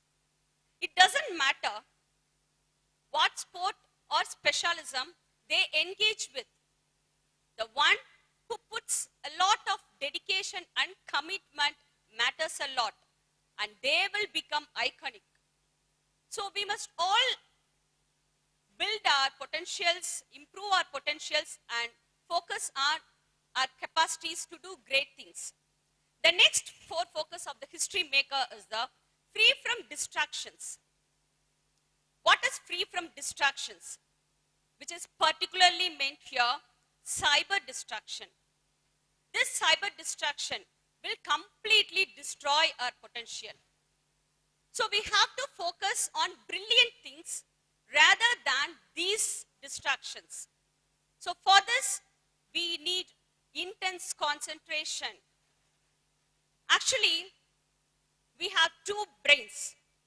The one is ancient brain, the limbic system, which seeks to survive and hunt for danger.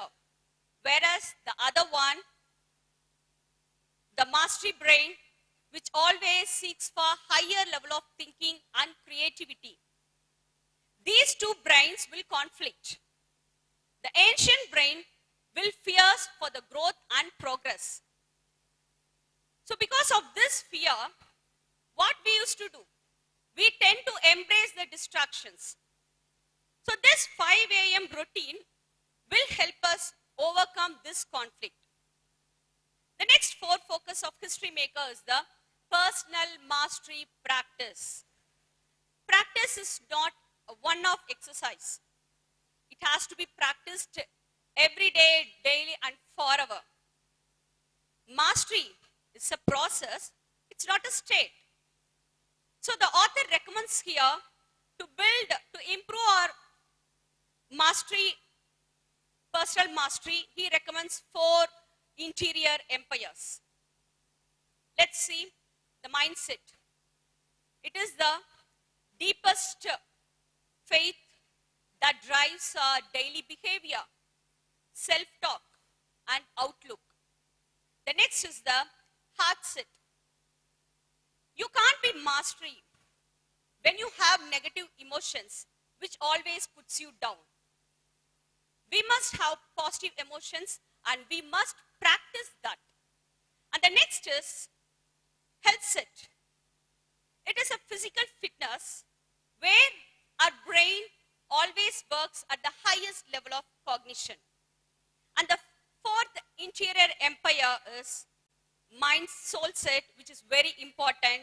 It is a time for remembering who you are. It is a time to practice meditation and contemplation. The next focus of history maker is day stacking. What do you mean by day stacking? Day stacking is nothing but concentrating on creating great days. See, when we improve at least 1% in a day, then remaining days, all these days will stack into great results. There is a wonderful quote, ideas are birth, only they are backed up by application. Even the small implementation is worth than the highest intention. Now the author here explains how to form new habit, how to install new habit, and this is another way to practice a 5 a.m. and to use this 5 a.m. productively, wisely. What is a habit? A habit is a daily practice which we won't give up. How does this habit takes place? This habit formation takes place. It takes place approximately 66 days.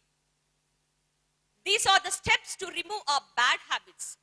Here the author divides these 66 days into 3 phases and again these 3 phases into 22 days. Let's take the first phase, that is the destruction phase. See, when we want to follow a new habit, we feel difficult and unpleasant at first. At this time, our brain starts rewiring when new pathways are forming. It is the hardest part. We must have some willpower to follow this, to do this. And the next phase, another 22 days, is the installation phase. So after the old habits are destroyed, destructed, now we need to form the new habit or welcome the new habit or practice the new habit. So this phase, the new habits are installed. See, we must keep one thing in mind, that we should ask, we should think, why are we going to follow this habit? How are we going to follow this habit? At first, we feel difficult and we will try to give up. But at this moment, all the things are coming together. And the last phase of the last 22 days is the integration phase. So at this time, or in this phase, we experience the benefits of the a daily routine in our life, or the brain starts rewiring. So when when the new habit starts integrated, it becomes our part of our routine. That is, after all these 66 days, our new habits get automated and becomes a part of our routine. The author also emphasizes to develop, to improve our 5 a.m. practice. He gave a strategy called the 20-20-20 formula. Actually, it is not that rising up at 5 a.m. and do whatever we want. There is a beautiful line. If you take care excellent of the front end of the day, the rest of the day will take care itself. There is an important hour called victory hour. It is the time between 5 a.m. to 6 a.m., 1 hour. 1 hour is considered to be the victory hour. So in this strategy, the author again divides this 1 hour into 320 pockets, which focuses on the mindset, soul set, heart set, health set. Let's see the first pocket, that is the time between 5 to 5:20 a.m., which is set to move. So what is to move?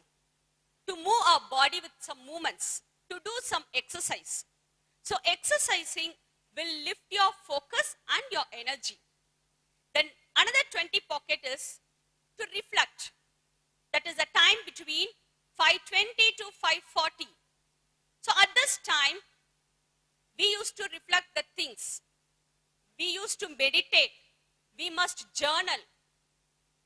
For example, you can say reading books, learning to podcast, etc.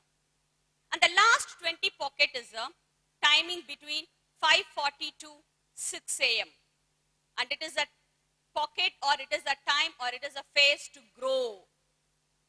So at this time, we must deepen our knowledge with the help of reading books, listening to podcasts, courses, or debates, etc. The author not only stresses or emphasizes or explains about the front end of the day, he also gives some tactics to complete the rest of the day. So when we concentrate the front end of the day, what do we do the remaining day? So there are some statics explained by the author. For example, we must list 5 small things to do in the rest of the day to achieve success. And the next is to listen to good music, read some good books, write about yourself, write journal, etc. And the next thing, create plans for the week ahead. And another example is at least study 60 minutes every day. So the author explains it is not easy to practice this 5 a.m. When it becomes easy, when we can practice this at 5 a.m., only when we know our potential, when we try to come out of the distractions, when we practice our personal mastery, when we use the day as great day, when we install new habits and destroy the old bad habits. So, if time is money, health, wealth, and everything, then I could say this 5 a.m. book is worth reading. Finally, I would like to say this is a life-changing book which upgrades you happiness. Thank you. I'm Radhika, Science Facilitator at Agaram Public School, and I'm here to review the book titled My Brief History by Stephen Hawking. So my brief history is a memoir by the eminent physicist Stephen Hawking.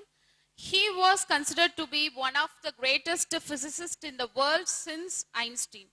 He has contributed many things in the field of cosmology as well as relativity. Now, when we come to the book, it consists of around 134 pages. This was published by Bantam Book House. This book was around more number of photographs and with excellent qualities. So Stephen Hawking was a director of research at the Center of Theoretical Cosmology, as well as he was the Lucasian mathematician at Cambridge University. Thus, the story begins in 1942. He was born on January 8, 1942, exactly after 300 years of the death of Galileo, to Frank and Louis. His father was a medical researcher. He was from a well-qualified family. And his mother was the first one who got graduated from Oxford University. When Stephen Hawking born, at that time, the whole nation was under the financial crunch because of the ongoing World War II. So he was sent to the nearby school known as Byron House. In Byron, people that did not believe the formal education system. As a result, until the age of 8, Stephen Hawking did not know how to learn properly or how to read properly. He was very average in his studies, but he loved to make models on trains, boats, and etc. Stephen Hawking writes in his book that he had an urge to know the things and how to control the system. This made him to have a love with physics. Then he moved to St. Albans School, where he was very average boy, and all the teachers were so unsatisfied with his coursework. It was very untidy, as well as one of his friends bet another friend with a bag of sweets that Stephen Hawking would not amount to anything in his life. But later, we all know very well that he had made a wonderful history. Stephen Hawking, though he was an average boy, he used to discuss many things regarding the universe. What is the origin of universe, where we all came from, whether God has created us. So such kind of topics would be there among with his friends. Now, when he was in the last 2 years of the schooling, he wanted to get specialized in mathematics and physics. But his father was strongly opposed to it, because he feared that once Stephen Hawking studied mathematics, he don't have any other option other than being a teacher. So he wanted his son to go for medicine.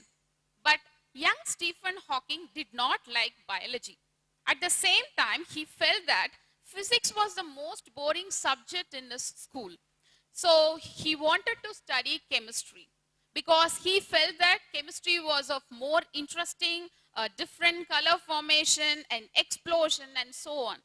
And with the permission of his father, finally he went to study chemistry with a small amount of mathematics. Now school is over, next is graduation. Stephen Hawking had a great passion for the universe and cosmology and so on. He knew that physics is going to answer for all his questions. Finally, he decided to go with physics. In 1959, he went to Oxford University to take up the test, and he cracked it. He joined in Oxford. Those time, the main attitude of the Oxford University to do work as little as possible. So Stephen Hawking managed to accomplish his graduation. Finally, he went to Cambridge on 1962. When he was in the first year of Cambridge, Stephen Hawking experiences abnormal physical symptoms. He would often trip and fall. He slurred his speech, and many things have been experienced by Stephen Hawking. But he just suppressed all these symptoms. But when once his father came to know about all these symptoms, he was sent into a series of tests.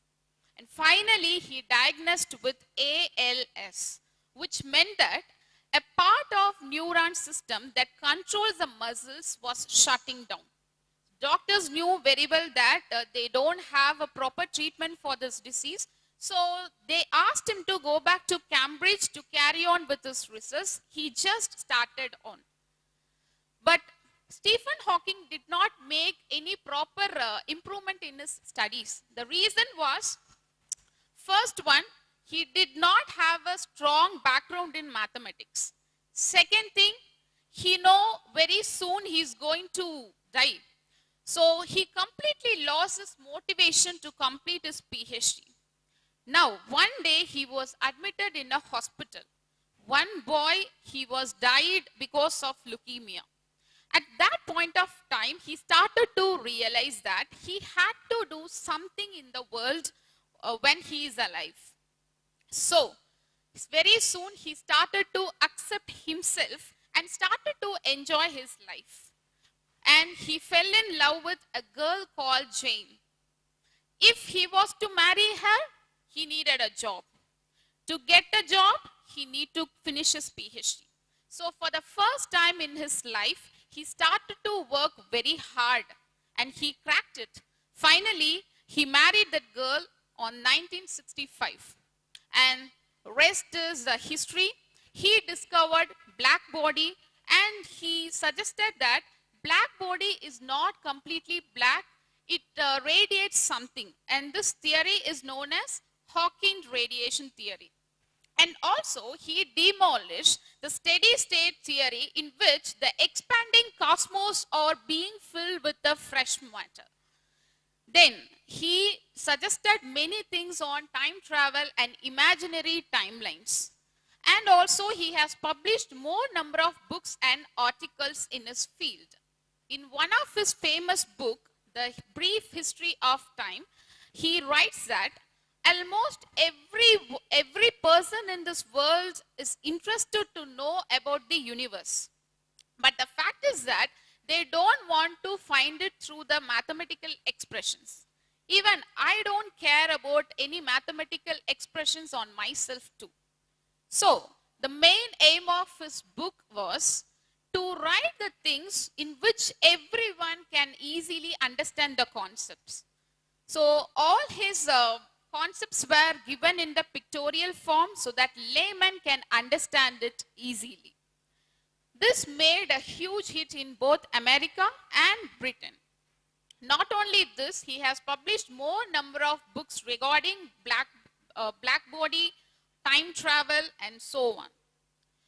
The most fascinating chapter is the last one in this book, in which he writes that though he is he has a severe disability, he considered that as a boon because he no need to lecture to anyone, he no need to be in a time-consuming meeting, so that he could solely concentrate full his time to only the research.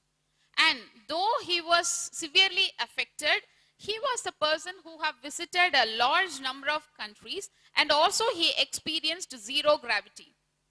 And he suggested to disabled person that they have to concentrate more on what they can do instead of wasting their time on what they cannot do. And now my recommendation of this book is 5 out of 5. Because even if you're not technically inclined or if you're not a science aspirant, I would highly recommend you to go to this book because it will tell you the thing which everyone can easily understand. And it takes you through a life of a person from his birth, his childhood, school days, college days, what are the problems he has encountered, and how he came out of the problem. Everything was beautifully explained in this book. So to be very honest, this is the book which is very close to my heart and I want you to go through it. Thank you so much for the opportunity. அனைவருக்கும் வணக்கம். என் பெயர் பத்மா. நான் தமிழாசிரியராக பணியாற்றி வருகிறேன். மனிதனின் ஆக பெரிய கண்டுபிடிப்பு எது என்று வினவிய போது சற்றும் யோசிக்காமல் புத்தகம் என பதிலளித்தார் ஆல்பர்ட் ஐன்ஸ்டீன். உடலுக்கு எப்படி உடற்பயிற்சி தேவையோ அதுபோல மனதுக்கு பயிற்சி தேவை, புத்தகம் வாசிப்பது என்று கூறினார் சிக்மண்ட் ஃப்ராய்டு. எத்தனை பேருக்கு படிப்பது சுகமாக தெரியும்? யாருக்குமே சுகமாக தெரியாது, சுமையாக தான் தெரியும். ஏன் அப்படி நம்ம சுமையாக தெரியுது அப்படின்னு நினைச்சோம்னா, நம்ம எந்த ஒரு செயலையும் செய்யும் போது நம்ம அது விருப்பத்தோடும் ஆர்வத்தோடும் நம்ம செஞ்சோம் அப்படின்னோம்னா நம்மளுக்கு அந்த படிப்பு கூட நம்ம சுமையாகவே தெரியாது, சுகமாக தான் தெரியும். அப்போதுதான் இந்த புத்தகத்தினோட தலைப்பு என்னை ஈர்த்தது. இந்த புத்தகத்தினோட தலைப்பு படிப்பது சுகமே. படிப்பதை பற்றி மாணவர்களுக்குள்ள பயத்தையும் தேர்வுகள் உள்ள பயத்தையும் போக்குவது பற்றி ஆசிரியர் இந்த புத்தகத்தில் கூறியுள்ளார். இந்த புத்தகத்தின் ஆசிரியர் வே இறையன்பு படிப்பது எவ்வளவு இனிக்க சுகமாக உள்ள ஒரு அனுபவத்தை நம்மிடம் பகிர்ந்து கொண்டுள்ளார். இந்த புத்தகத்தில் மொத்தம் 15 தலைப்புகளை கொண்டுள்ளது. முதலில் முழுமையை நோக்கிய பயணம். முழுமையை நோக்கிய பயணம் அப்படின்னா வாசித்தல முழுமையா இருக்கணும், படிப்பினோட இன்றியமையாததை பற்றி கூறியுள்ளார். வாசிப்பு என்பது முழுமையாகவும் மகிழ்வுடனும் நிறைவுடனும் இருக்க வேண்டிய நீண்டகால அனுபவமாக பேரனுபவமாக இருக்கக்கூடியதாக ஒன்றாக விளங்கணும். ரெண்டாவது பார்த்தோம் அப்படின்னா தேர்வுக்கு படிக்கும்போது தேர்வுக்கு மட்டும் படிக்கிறது இல்லாம நீண்ட காலமாக நம்மளுக்கு படிக்கிறது பயனுள்ளதாக இருக்கிற மாதிரி நம்ம நீண்ட காலமா படிக்கிற மாதிரி இருக்கணும். மூணாவது பார்த்தோம் அப்படின்னா இப்ப நம்ம தேர்வுக்கு படிக்கிறோம். தேர்வுக்கு படிக்கும் போது குழந்தைகள் நம்ம அடுத்த குழந்தைகளோட உங்க நண்பர்களோடு சக மாணவர்களோடு செய்திகளை நீங்க என்ன படிச்சீங்க அப்படின்னா அதை மற்ற நண்பர்களோடு செய்தியை தொகுத்து வழங்கியதும் அதை பற்றி விவாதிப்பதும் செய்திகளை தொகுத்து பேசிக்கும் போது நம்மளுக்கு இன்னும் கருத்துகள் நம்ம வாசிப்பது அறிவுக்கு அறிவியாக விளங்குகிறது. நான்காவதா பார்த்தோம் அப்படின்னம்னா மாணவர்கள் தங்க தேர்வு எழுதும் போது தங்களுடைய தேர்வு தாள்களை அவங்களே திருத்திக்கும் போது தங்களுடைய குறைகளை அவங்களே நிவர்த்தி பண்ணிக்க முடியுது. இவ்வாறு மாணவர்கள் ஒவ்வொன்றும் அடிகோடிட்டு காட்டும் போது தங்களுடைய வாழ்க்கையோட தேர்வுகளுக்குடைய பயத்தை போக்கி வாசிப்போட முழுமையை மலர செய்கிறது. இந்த மாதிரி வாசிப்பு ஒரு முழுமையான பயணமாக மலர்கிறது. இரண்டாவது பார்த்தோம்னா அப்படின்னா என்ன சொல்லியிருக்காங்க அப்படின்னா பெற்றோர்களுக்கும் ஆசிரியர்களுக்கும் ஒரு குறிக்கோள்களாக லட்சியமாக என்ன சொல்லியிருக்காங்க அப்படின்னா பெற்றோர்கள் நம்ம குழந்தைகளிடம் எப்படி நடந்துக்கணும் அப்படின்னு சொல்றாங்க. பெற்றோர்கள் நம்ம குழந்தைகிட்ட குறை கூறி வளர்த்தக்கூடாது. நீ அந்த பையனை மாதிரி இல்லை, நான் இந்த பையன் மாதிரி இல்லை அப்படின்னு குறை கூறி வளர்த்தக்கூடாது. அந்த மாதிரி ஏற்படும் போது தாழ்வு மனப்பான்மை ஏற்படுது. தாழ்வு மனப்பான்மை ஏற்படாம நம்ம பெற்றோர்கள் நம்ம பார்த்துக்கணும். மூணாவதா பார்த்தா கடந்த காலத்தை பத்தி பேசக்கூடாது. போன எக்ஸாம் நீ நல்லா பண்ணல, இந்த டைம் அதை பத்தி நீங்க கடந்த காலத்தை பத்தி நீங்க பேசவே வேணாம், அதனால அதை பத்தி நம்ம பேசவே கூடாது. மூணாவதா என்ன சொல்லியிருக்காரு அப்படின்னு பார்த்தோம் அப்படின்னா நம்ம தோழனாவோ தோழியாவோ நம்ம உற்ற நண்பராகவோ நம்ம குழந்தைங்க கிட்ட பேசணும். அடுத்தது ஆசிரியர்கள் எவ்வாறு மாணவர்களிடம் நடந்து கொள்வதை பற்றி கூறியிருக்காரு. ஆசிரியர்களும் மாணவர்கள்கிட்ட தகுந்த அணுகுமுறைகளுடன் நடந்து கொள்ள வேண்டும். படைப்பு திறன்கள் தூண்டுதல் விதமாக ஆசிரியர்கள் நடந்து கொள்ள வேண்டும். வகுப்பறையில் மாணவர்கள் விரும்பும்படி வகுப்புகள் அமைய வேண்டும்.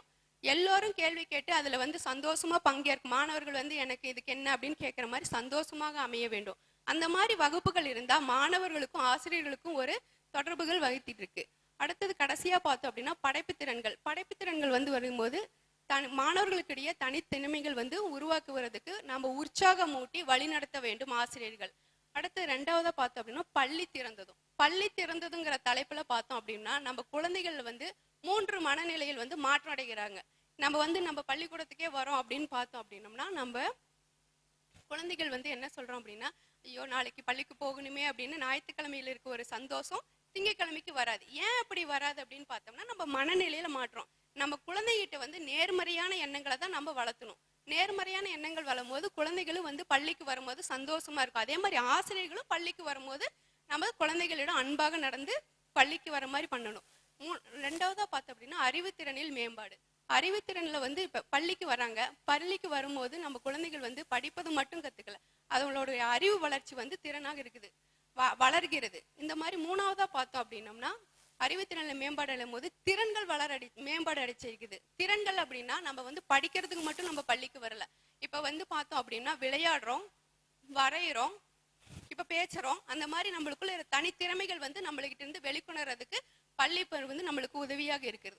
நாலாவதா பார்த்தோம் அப்படின்னா நம்ம படிப்பது சுகமே. படிப்பதை நம்ம என்னைக்குமே பாரமா பார்க்க கூடாது. படிப்பதை என்னைக்குமே நம்ம மகிழ்ச்சியா நினைக்கும். அதுக்கு ஒரு குட்டி கதையுடன் சொல்லியிருக்காரு. ஒரு குதிரைக்காரன் குட்டி குதிரையிலேருந்து குட்டியா குதிரையை வளர்த்திட்டு இருக்காரு. அப்ப பார்த்தோம் அப்படின்னம்னா நம்ம வந்து அவங்க வந்து நம்ம இதுக்கு போறாங்க, தேர்வு போட்டிக்கு போகுது, குதிரை போட்டி போகுது. குதிரை போட்டிக்கு போனோம் அப்படின்னா பார்த்தீங்கன்னா கடிவாளம் கட்டிட்டு தான் போகும். எந்த குதிரைக்குமே வந்து கடிவாளம் கட்டிட்டு தான் இருக்கும். ஆனா அந்த குட்டி குதிரைக்கு மட்டும் பார்த்தோம் அப்படின்னா கடிவாளமே கிடையாது. ஏன்ப்பா ஆனா அந்த குட்டி குதிரை தான் வெற்றி பெற்றிருக்குது அந்த போட்டியில. ஏன்ப்பா அந்த குதிரைக்கு மட்டும் கடிவாளமே கட்டல அப்படின்னு கேட்கும் போது அந்த தம்பி சொல்றான், குதிரைக்கார பையன் சொல்றான், நான் வந்து எப்பயுமே என் குதிரைக்கு வந்து குதிரை ஓடுவது மகிழ்ச்சியா இருக்கும், ஓடுவது வந்து உனக்கு பலம், ஓடுவது தான் மகிழ்ச்சி, உன்னதம் அப்படின்னு சொல்லி சொல்லி வளர்த்திருக்கேன். அதனாலதான் நான் வந்து என் குதிரை வந்து எப்பயுமே போட்டியில வெற்றி பெறும். அதே மாதிரிதான் நம்ம மாணவர்களும் இது வரைக்கும் இனிமேட்டு ஆசிரியர் அடிப்பாரு படிக்கலாம் ஒண்ணுமா அந்த மாதிரி இல்லாம நாம இனிமேட்டு படிப்பது மகிழ்ச்சியா இருக்கும், நம்மளுக்கு வந்து படிப்பது ஒரு உன்னதமா மகிழ்ச்சியா இருப்போம், நம்ம ஆனந்தமா இருப்போம்னு நம்ம படிப்பதை வந்து என்னைக்குமே நம்ம வந்து ஆனந்தமா நடந்து நம்ம படிப்பதை மகிழ்ச்சியா ஏத்துக்கணும். 4வதா பார்த்தோம் அப்படின்னா 7 படிக்கட்டுகள் எப்படி அப்படின்னா குழந்தைகளுக்கு வந்து இந்த 7 படிக்கட்டுகளும் தேர்வுக்கு வந்து முக்கியமானது ஒன்றாக இருக்கும்.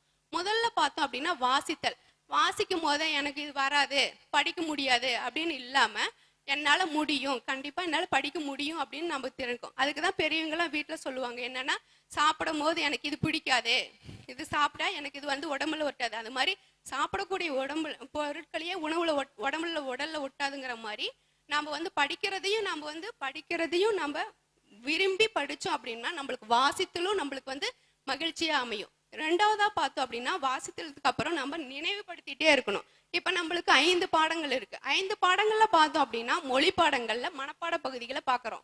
மொழி பாடங்கள்ல மனப்பாட பகுதிகளை நம்ம நினைவுபடுத்திக்கிட்டே இருக்கணும். அதே மாதிரி அறிவியல் பாடங்கள்ல வேதியியல் கோட்பாடுகள், தாவரங்களோட பெயர்கள் இதெல்லாம் நம்ம நினைவுபடுத்திட்டே இருக்கணும். அடுத்தது நினைவுபடுத்துதல்ல வந்து என்ன பண்ணணும், சின்ன குறிப்பேடு எடுத்து வச்சு நம்ம எழுதி பார்த்துட்டே இருக்கணும், கண்ணு முன்னாடி பார்க்கணும், நம்ம சொல்லி பார்த்துட்டே இருக்கணும், நம்ம சொல்லி பார்க்கறோம். அடுத்தது 4வதா பார்த்தோம் அப்படின்னா படித்தவற்றை வெளிக்கொணரணும். நம்ம படிச்சுட்டோம், ஞாபகம் வச்சுட்டோம், நினைவுபடுத்திட்டோம், அதை எப்படி வெளிப்படுத்தணும் அப்படிங்கும் போது நம்ம வந்து அது என்ன ஒரு குட்டி கதை, அதுக்கு ஒரு குட்டி கதை சொல்லியிருக்காரு. ஒரு பட்டாம்பூச்சி ஈசல் இருக்கு. அந்த பட்டாம்பூச்சி பார்த்தோம் அப்படின்னோம்னா ஈசல் கேக்குதான், உனக்கு மட்டும் எப்படி இவ்வளவு பெரிய சிறகு கிடைச்சிருக்கு அப்படின்னு கேக்குதாமா. எனக்கு பாரு சிறகே இல்லை, அதுவும் ஒரே நாள்லதான் இருக்கு, அதுவும் விழுந்துரும் அப்படின்னு கேக்குதாமா. அப்ப அந்த பட்டாம்பூச்சி சொல்லுதாமா, அந்த பட்டாம்பூச்சி என்ன சொல்லுது, அந்த 7 நான் அந்த இறகு வர்றதுக்கு நான் ஒரு புழுவுல இருந்து அதுக்கப்புறம் எனக்கு வந்து சிறகு முளைச்சி நான் இந்த மாதிரி இருக்கேன் அப்படின்னு சொல்ல. ஒரு புழுவாய் பட்டாம்பூச்சிக்கு சிறகு முளைக்கிறதுக்கு எப்படி இருக்குன்னா நம்ம குழந்தைகளாகிய நாம எப்படி தேர்வுக்கு படிச்சோம் அப்படின்னா அது நம்ம வாழ்நாள் முழுவதும் மகிழ்ச்சியாக அமையும். அது போல நம்ம மகிழ்ச்சியா இருக்கணும். படித்தவற்றை வெளிக்கொணர்றதுக்கு அப்புறம் எழுதி பார்க்கணும். இப்ப நீ படிச்சிட்டீங்க, தேர்வுக்கு படிச்சோன்னா நீங்க எழுதி பார்க்கணும். எழுதி பார்த்தோம்னா மட்டும்தான் தன்னுடைய தவறுகளை திருத்திக் கொள்ள முடியும். படித்தவற்றை எழுதி பார்த்தணும். அடுத்தது வந்து எழுதி பார்க்கணும். எழுதி பார்த்தது அடுத்தது திருத்திக் கொள்ளுதல். 7வதா பார்த்தோம் அப்படின்னா திருத்தணும். நீங்க எழுதி பார்த்துட்டீங்க, எழுதி பார்த்ததுக்கு அப்புறம் அதை திருத்தி உங்ககிட்ட இருக்க என்ன குறைகள் இருக்கோ அந்த இடத்துல என்ன தவறு செஞ்சிருக்கோம் அப்படின்னு நீங்களே உங்க தவறுகளை திருத்தி பார்க்கணும். அடுத்தது மறுமுறை வாசித்தல். அந்த கேள்வி தவறாயிடுச்சு, மறுபடியும் அது படிக்காம விடக்கூடாது, மறுமுறை நீங்க வாசிச்சுதான் பழகணும், அந்த மாதிரிதான் இருக்கணும். அடுத்தது கடைசியா பார்த்தோம்னா பலம் பலவீனம் பட்டியல் தயாரித்தல். உங்ககிட்ட ஒவ்வொருத்தருக்கிட்டையும் ஒரு பலம் இருக்கும், பலவீனம் இருக்கும். இது வந்து பார்த்தோம் அப்படின்னா ஸ்வாட் மேலாண்மைன்னு இருக்கு. எஸ் ஃபார் பலம், ஸ்ட்ராங், நம்மளுடைய ஸ்ட்ராங். நம்ம உடல்ல நம்ம அதுக்கு ஒரு எடுத்துக்காட்டு என்ன சொல்லியிருக்காரு அப்படின்னா நம்ம பள்ளி தான் வந்து நம்மளுக்கு ஒரு பலம், ஸ்ட்ராங்.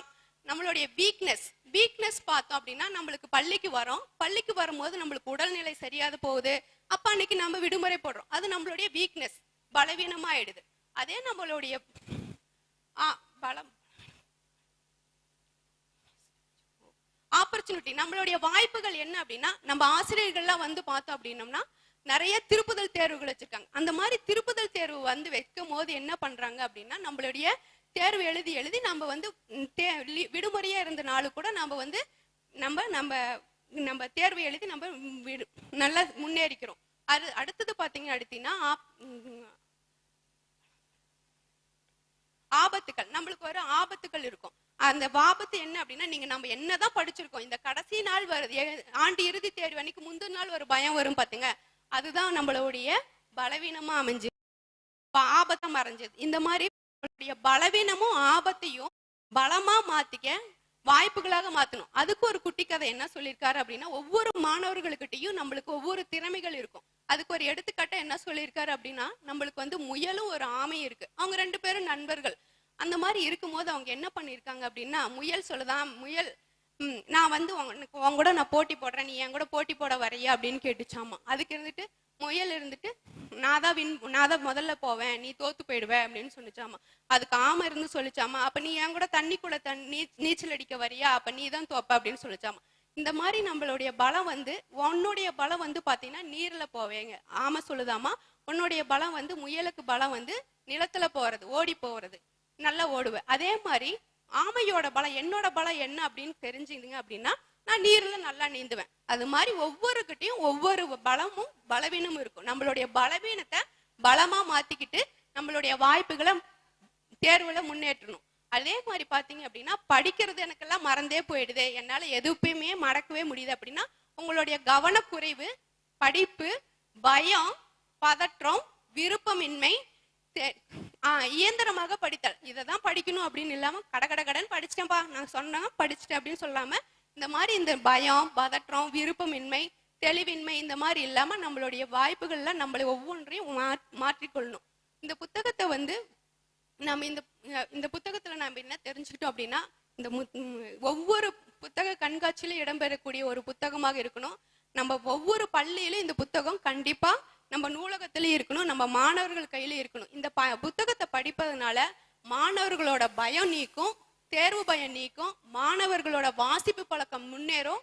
அடுத்தது தேர்வு பயம் போது மன உளைச்சலுக்கு ஆளாகிறாங்க. அந்த மன உளைச்சல் வந்து நம்ம அதுல இருந்து நம்மளை வந்து விடுபடுத்திக் கொள்ளலாம். இவ்வாறு நானும் இந்த புத்தகத்தை உங்களுக்கு நானும் படிக்க சொல்றேன், நீங்களும் நன்றாக படிங்க. நன்றி, வணக்கம். Hi, I am Priya Ilangovan, facilitator of Agaram Public School. I am here to give review on the book Start With Why, written by the author Simon Sinek. Simon Sinek is a famous British-American author and motivational speaker. He was born in 1973 in Wimbledon. His residence is in New Jersey. He is the author of 4 books, including Start With Why. The other 3 books are Leaders, Eat Last, Find Your Why, and The Inspiring Goods. This book contains 256 pages. This book published on 2009 and reprinted on 6th October 2011. This book contains 14 chapters under 6 chapters. The genre of the book is non-fiction and business. Simon Sinek author says that why some people are more inventive, pioneering, and successful than others. How they are able to repeat their success again and again. In business, it doesn't matter what you do. It matters why you do it. Steve Jobs, Martin Luther King, Wright brothers, they all have one thing in common. They all started with why. They asked right questions at right times. Author says that we make assumptions based on the world around us with false or wrong informations. We make decisions based on what we think we do. It wasn't long ago, majority of people were believed that world was flat. They did not travel too far because they thought, they had a fear that they may fall when moved to the end of the earth.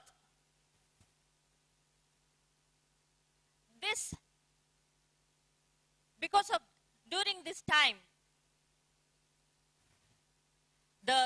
it was little exploration until a small truth revealed that the world is round. Then it started to explore more. People started travels one place to another. More ideas and mathematics were shared between societies. Species were traded. Now you think a small false assumptions revealed little exploration, but when it corrected, the people understood that it is false assumption, human explore more. Then Arthur says about two types of leaders.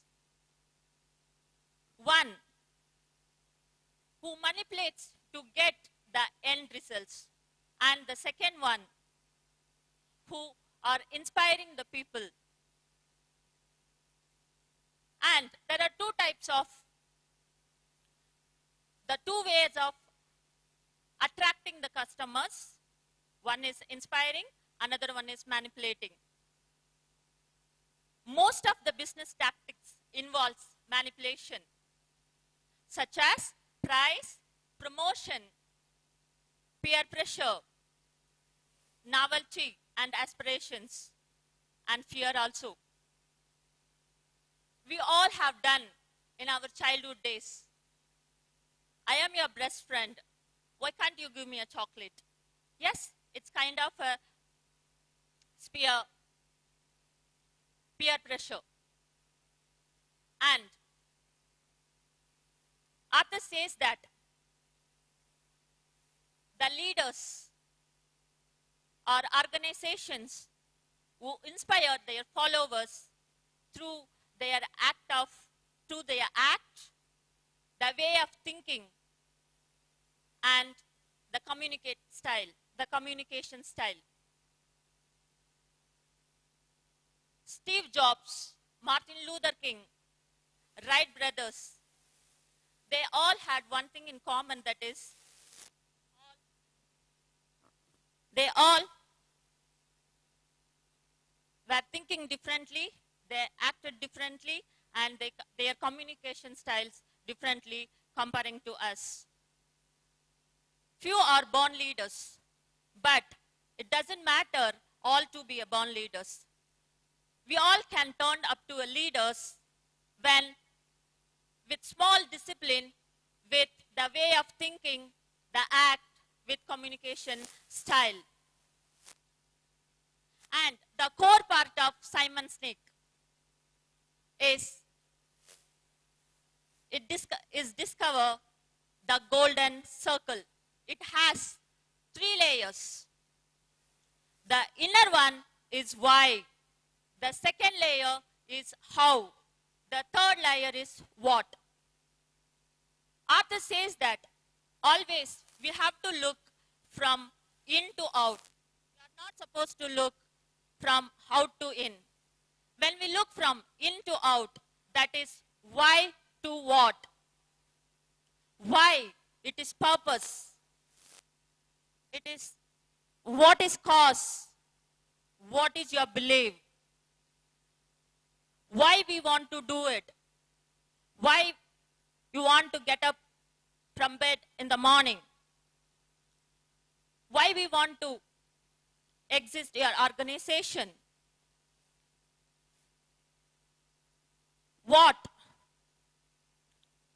What is everyone, a small company or big organization, whatever, they all know what they do. They know their vision and mission. But it matters how they do and why they do. When we move from why to what, we inspire. But when we move from what to why, we may get results, but it won't be long-lasting. Arthur says, with good example to explain the core of starts with why, the golden circle. He compared two companies with Apple. Apple, it's like other company, is they may promote their product like we create great computers, it's designed beautifully, simple to use and user friendly. One by one. This is how the other companies also do. But the Apple little different. Whatever we do, we believe in challenge Q. We believe in thinking differently. The way we challenging the Q is making our product so beautifully, simple to use and user friendly. It happened to make great computers. Wanna you buy? This is how Apple differs from all. And author gives one more example. Comparing with Apple, other organizations also have the equal technology and product more comparing to Apple. But the way the Apple is promoting is different. 15 GB MP player. This is one company's marketing. Apple says that 100 songs in your pocket. Here the Apple company differs. This is how Apple applies why to what. Still they are leading in their product. So the authors try to say that the inspiring leaders and organizations are having one thing in common, that's they all starts with why. The difference between why and how, it's similar to difference between vision and mission of an organization.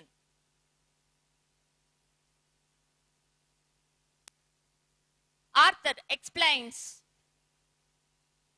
the golden circle is related to our brain.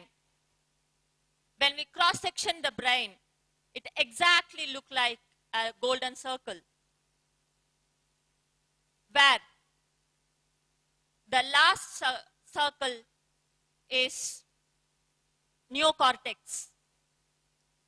It's responsible for rational, analytical, and language. The inner layers, why and how, it is limbic brains. It responsible for our feelings like truth, loyalty. When we apply our truth and loyalty, it definitely will be successful. But when we do for us and we manipulates the people by offering time to time, it will end up to continue the same cycle and it won't be like long lasting. So we all will start with why. If all organizations start with why and everybody will inspire. So I recommend this book to inspire and to make others inspire. Thank you. Hi everyone, I am Darnibai, facilitator of Agaram Public School. Of the thousands of flowers that blossom on a tree, only few flowers will bear a fruit. And out of those few fruits, insects and squirrels will eat some. The tree does not keep anything for itself. Does that mean that the life of the tree is wasted? So the book which I am going to review today is Mahasweta. Mahasweta is a Kannada novel which concerns about a female protagonist, Miss Anupama. It has been written by one of the most loved and widely read Indian author, Mrs. Sudha Murthy. The title of the book, inspiration of the book, has been taken from one of the protagonists, Kadambari, who's one of the earliest among Indian novel written by Banabetta. The part of Kadambari novel is dramatized on stage by Anupama as Mahasweta herself. The story of Anupama and Mahasweta can be found moving parallelly. Mahasweta is a beautiful princess, so as Anupama. So we can find that the title of Mahasweta is truly justifies with Anupama in the way that she is truly an embodiment of God is Saraswati. Though Anupama is from a very poor family, she is intelligent, talented, beautiful girl, versatile, a Sanskrit erudite, and a life full of calm, composed, and respectful towards others. Though she is from a very poor family, she is not a princess, but she has all the qualities of princess. So now, but sadly enough, her life was never a fairy tale. So this novel deals with the sensitive issue leukoderma and also the social stigma and prejudice that comes from it. So now, as the story proceeds, Anupama gets married with an excellent doctor, a very highly educated man named as Anand. Anand instantly falls on love with Anupama when he sees her first sound and sight of Mahasweta affair. So after getting married with Anand, Anupama feels like her life has turned into a fairy tale and she thought all her sufferings come to an end.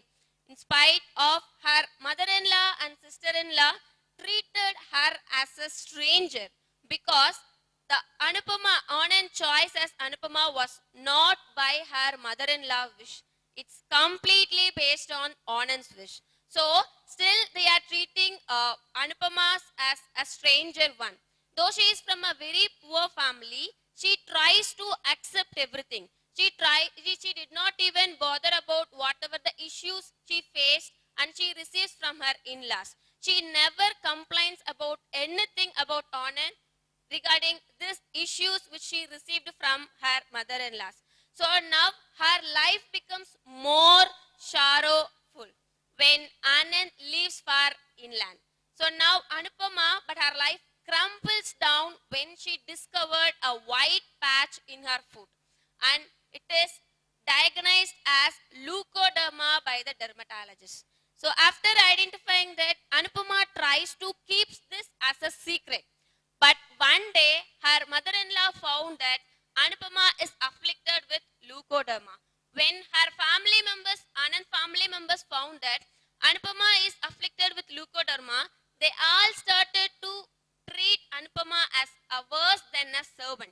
Without no other options, one day she wants to leave to her native village. So that time she was in seek of complete emotional help from everyone he sees. But she ends up faces with all the social stigma that after a marriage one girl is staying with her parents. So now here I would like to quote few lines from the book, like, love is not a commodity that you can buy from someone else after testing into it. that you cannot buy with the getting conference with others. So this is not even it is not even sold in the market for any money. So when you see a person, your pulse starts to raise up. So this is how on that moment you'll decide that your all your remaining part of life will be shared with that particular person. All your sorrow, joy and happiness, everything will be shared with him. But now, as like other normal human beings, Anupama also who fantasizes for love and marriage. So now at last, what she thought it is love, it is not, it doesn't depend on any external beauty. It doesn't depend on any validation. It's just a pure and natural one. So when it doesn't crushed under any circumstances, who he is or what's his family or where he is working is completely immaterial to me. So now, as after this, Anupama as fails her to hold back her love marriage life. Or should I say like she couldn't hold back her better half of her. So now, Anand was, from this we can conclude that Anand married Anupama only for her sake of external beauty. So when her beauty starts to fade, so Anupama was nothing meant to Anand. So that time, see, here the journey of mental and social struggles begins with Anupama. So the moment you thought she's come all under hardships of life, but she simply come back like a valorous phoenix bird. So whatever the hardship she thought, everything she tries to overcome. So here I would not to reveal anything further about the story because I would like you all to relish the moment by reading this novel. So here, Anand was a person who's completely, the person who got married with Anupama is married only for the sake of his external beauty. So now, at last, I would like to end this part with a favorite quote from this book. It is, as the experience taught me, I came to realize that courage and confidence are the real wealth of life. So, and after that, education can improve your chances of success. But ultimately, you're the one, you're going to face all the obstacles in your life alone. So at last, again I would like to repeat that I don't depend on any guru. So my guru is conscience and it guides me well. I'll repeat that. I don't depend on any guru. My guru is conscience and it guides me well. So thank you for this wonderful opportunity. Hi, I am Sheila, facilitator of Agaram Public School, here to review a book on the title, The Power of Habit, which is written by Charles Dewey, who was an American journalist, and he is a non-fiction author. This book was published in the year 2012. It contains 383 pages with 9 chapters. Here, this book helps me to understand what is habit, why habits are the core of everything we do, how habit can be changed, why the habits, what impacts it makes on our life, business, and society. The author explains each and every concept in a very simple and easy way to understand. My author, Charles Dewey, who is an award-winning Times business reporter who takes me to an thrilling edges of discoveries. Here, this book contains the knowledge of habit, knowledge on habit, and how we can overcome all such habitual changes. So let's move to the first chapter, habit loop. So what is an habit? The action which we do without any instruction is known as habit. So the author explains with a case study of a person, Lisa, where she is separated from her spouse for a personal issue, and she was depressed and she became addicted to smoking and drinking. So this was her habit for a long time, and she lost everything what she have earned in her life. So at a certain point of time, she thought to come out of this habit. So the author prescribes to set a toughest goal, and when we work on to that, we can achieve it. So she set a toughest goal like she is going to participate in a marathon. So though it was not possible on that time due to her overweighted, so she practiced for a long time and she could win in that marathon. So the next chapter is about craving a brain. How to crave a brain. So how to create a new habit and how to introduce a new product. So here the author explains with a case study of an Pepsodent paste. So in 1900s, people don't have the habit of using toothpaste. So with the help of Claudius Hopkins, who was a famous advertiser, they introduced this product, and he made a crave like when you remove the stain from your teeth, your smile becomes beautiful. This made crave on most of the people, and they started to use this paste. So before this Pepsodent was introduced, the usage of paste was only 7%.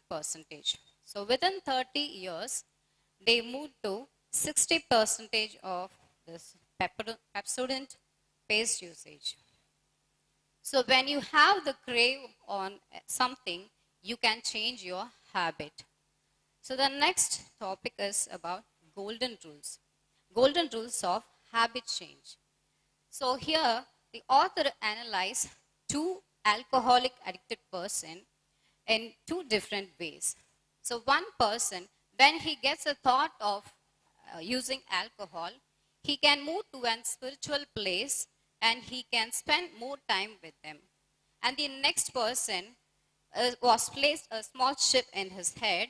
When he gets the thought of this using alcohol, so they will pass a mild electric shock. So he can understand we are not supposed to think over that. So when this routine, when this habit was continued for a long time, they could come out of their habits. So here the author says, you have to fix the cue and the reward. So cue is something that triggers the habit. Habits are the routine. So the rewards are the result of routine. So here when you fix the cue and the routine, and to change the routine and work on to that, you can come out of the addiction. So the next concept is about the keystone habit. The author says one key habit that changes the entire cue and the reward. So the author suggests how to set a keystone as a habit and how to move towards a success with a case study of an American Aluminium Company of America, so which already met a great loss.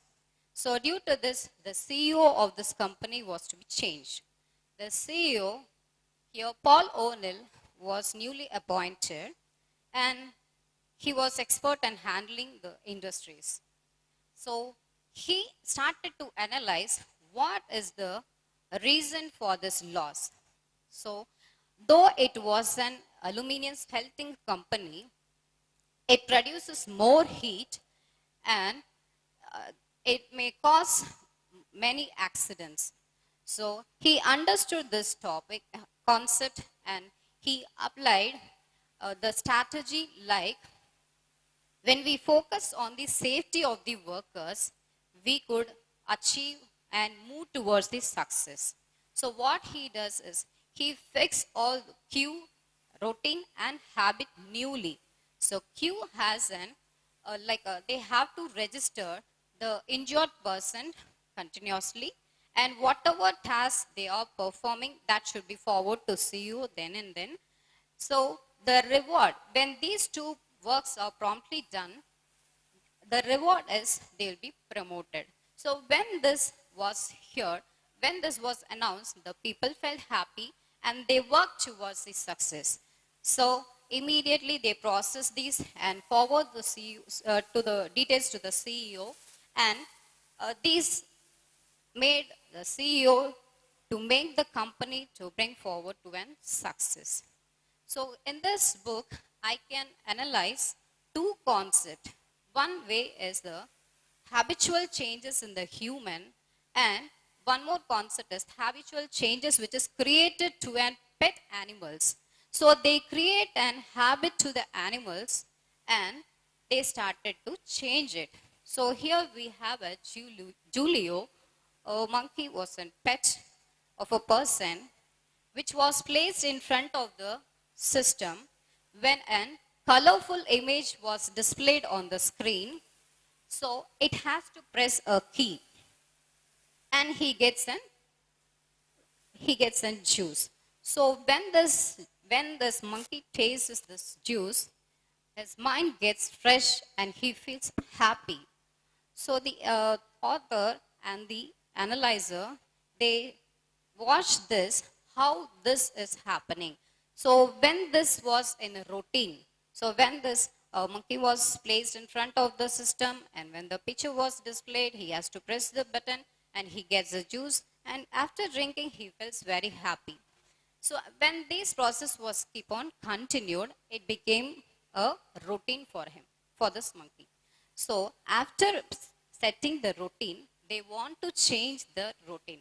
So like they fix the cue and the routine as same and the reward is different. Because, so in the human analyzing, these habitual was the cue and the reward will be same, the routine will be changed. So here, when they come to the pets, they fix cue and the routine are same, the reward is different. So at last, they can change the habit. So the author says that habits never disappear. It is fixed in a brain. It is fixed in a brain framework. So the habit needs the cue and the reward. And when the willpower is an habit, when we practice this willpower, we can achieve it. Thank you for the opportunity. I am Radhika, here to give a book review on the book, Eat the Frog. When your parent asks you to do a task, we say tomorrow. When your teacher asks for assignments, we say tomorrow. We are well versed with the word with end reasons like, I'm not in a mood to do the work, I'm feeling bored. It's quite difficult. When you sum up all these reasons to a single word, it is procrastination. The creative reason you showcase for not doing something. How to overcome this procrastination? That is where the book Eat the Frog, written by Brian Tracy, helps us. Brian Tracy is a Canadian-American motivational speaker and a self-development author. He is one of the best public speakers in the world today.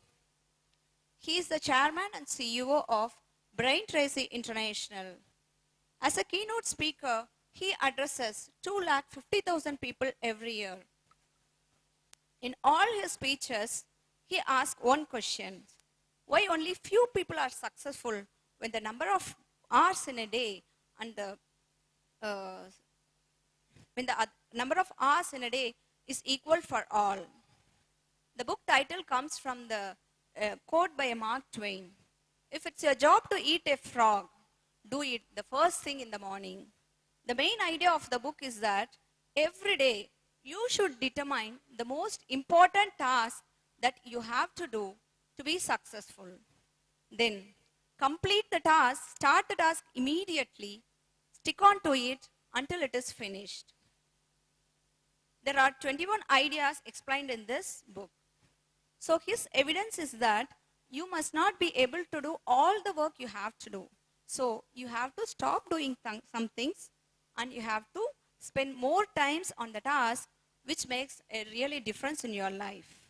So before getting into the 21 ideas, Tracy talks about the habit and task completion.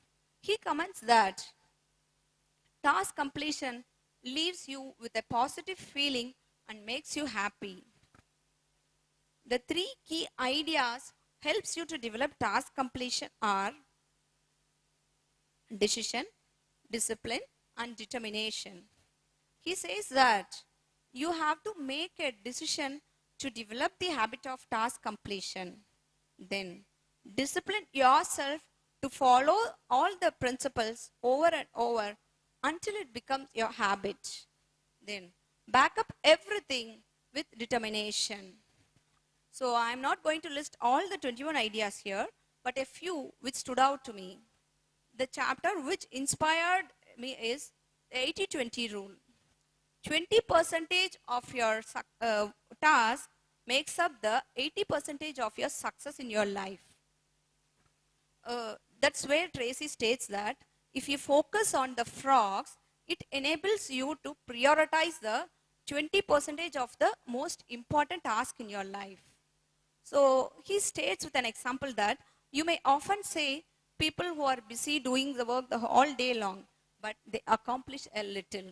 This is because they concentrate and do the low value task, which is of less important, and they try to procrastinate the 20% task. If they would have completed, that would make a real difference in their life. Yeah. So the next thing what he says is, you have to plan your day in advance. So this is a great key to success.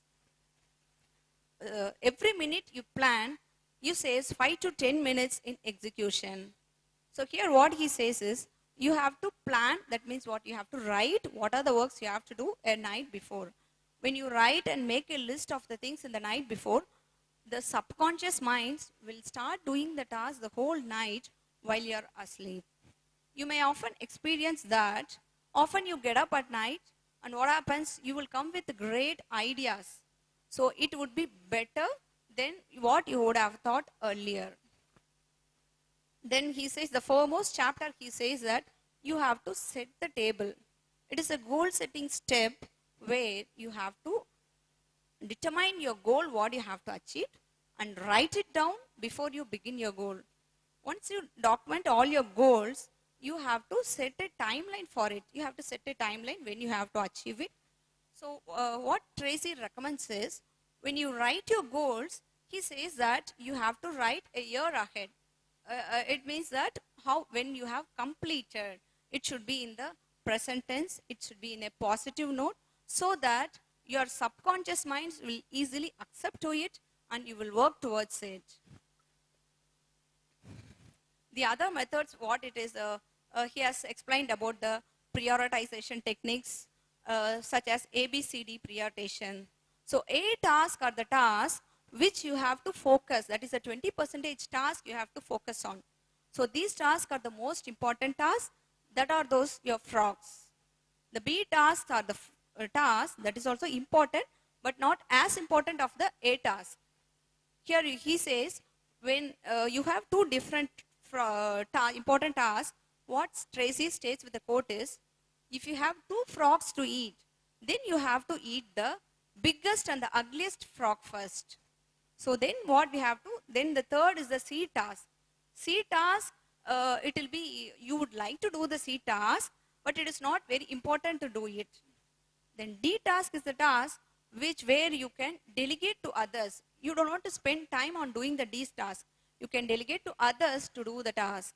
And E task are the tasks you doesn't want to do it. Just eliminate the E task. It is a waste of time. Then Tracy asks us to practice creative procrastination. What he says is, everyone procrastinates. The only difference between the high performance and the low performance is that what we choose to procrastinate. So we have a belief that procrastination is a bad thing. No. What we procrastinated matters. So we usually procrastinate the things that are of more importance. We procrastinate the things which is very difficult.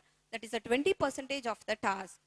But what Tracy recommends is, we have to procrastinate the 80% of the task. We have to focus on all the 20%, that is the frogs.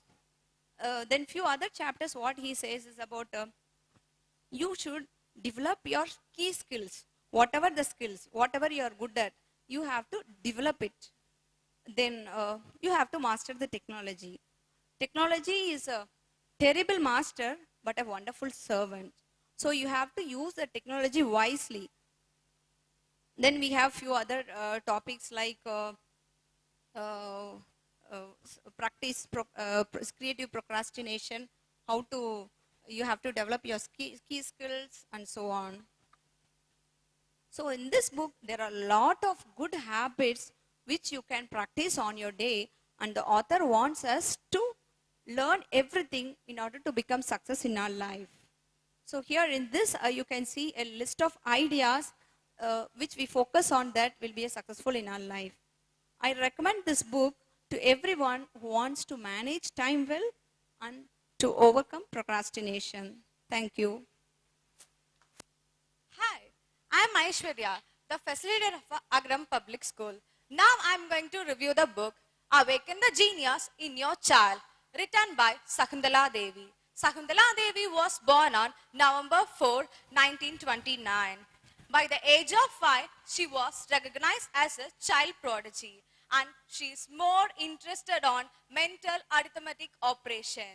And her talent placed in the year of 1982, and she is more interested on mathematics. She wrote n number of books under the math. For example, math puzzle, math game, how to learn math in an easy way, astrology, etc. About the book. Good, better, best, never rest. Till good to be a better and better to be a best, said by Sakuntala Devi. The human computer, Sakuntala Devi says, genius are nurtured, not born. Genius are nurtured, not born. To talk about the book, Sakuntala Devi says, the genius are nurtured, not born. Each individual have different kinds of talent and knowledge. We should not force them to do this one and do that one.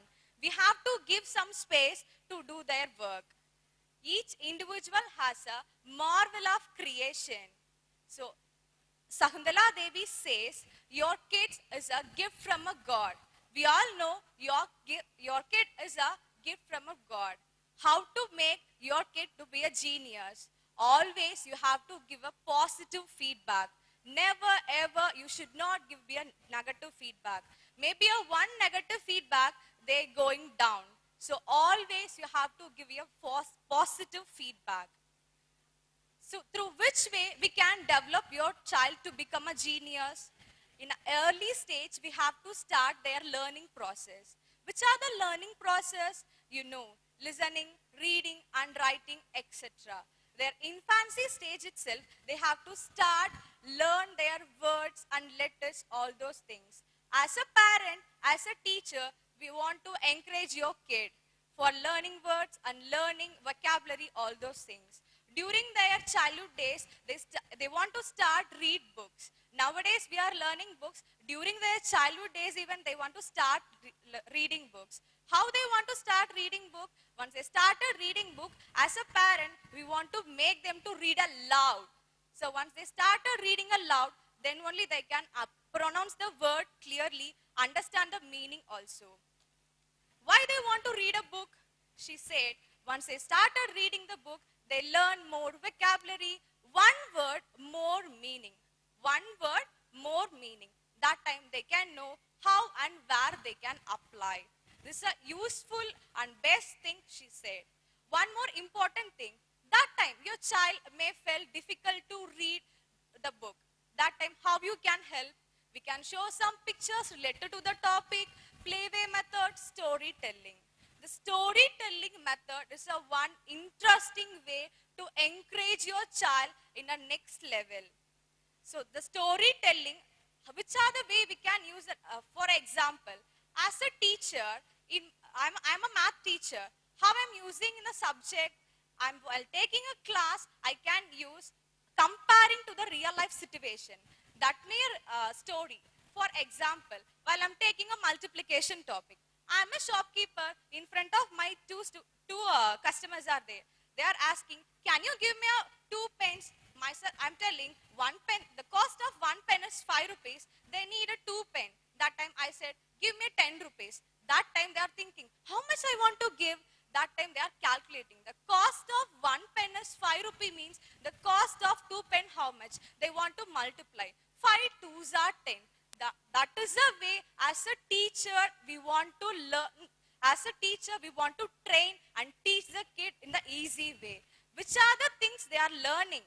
Not when you're learning, they want to then and there apply in their real life situation.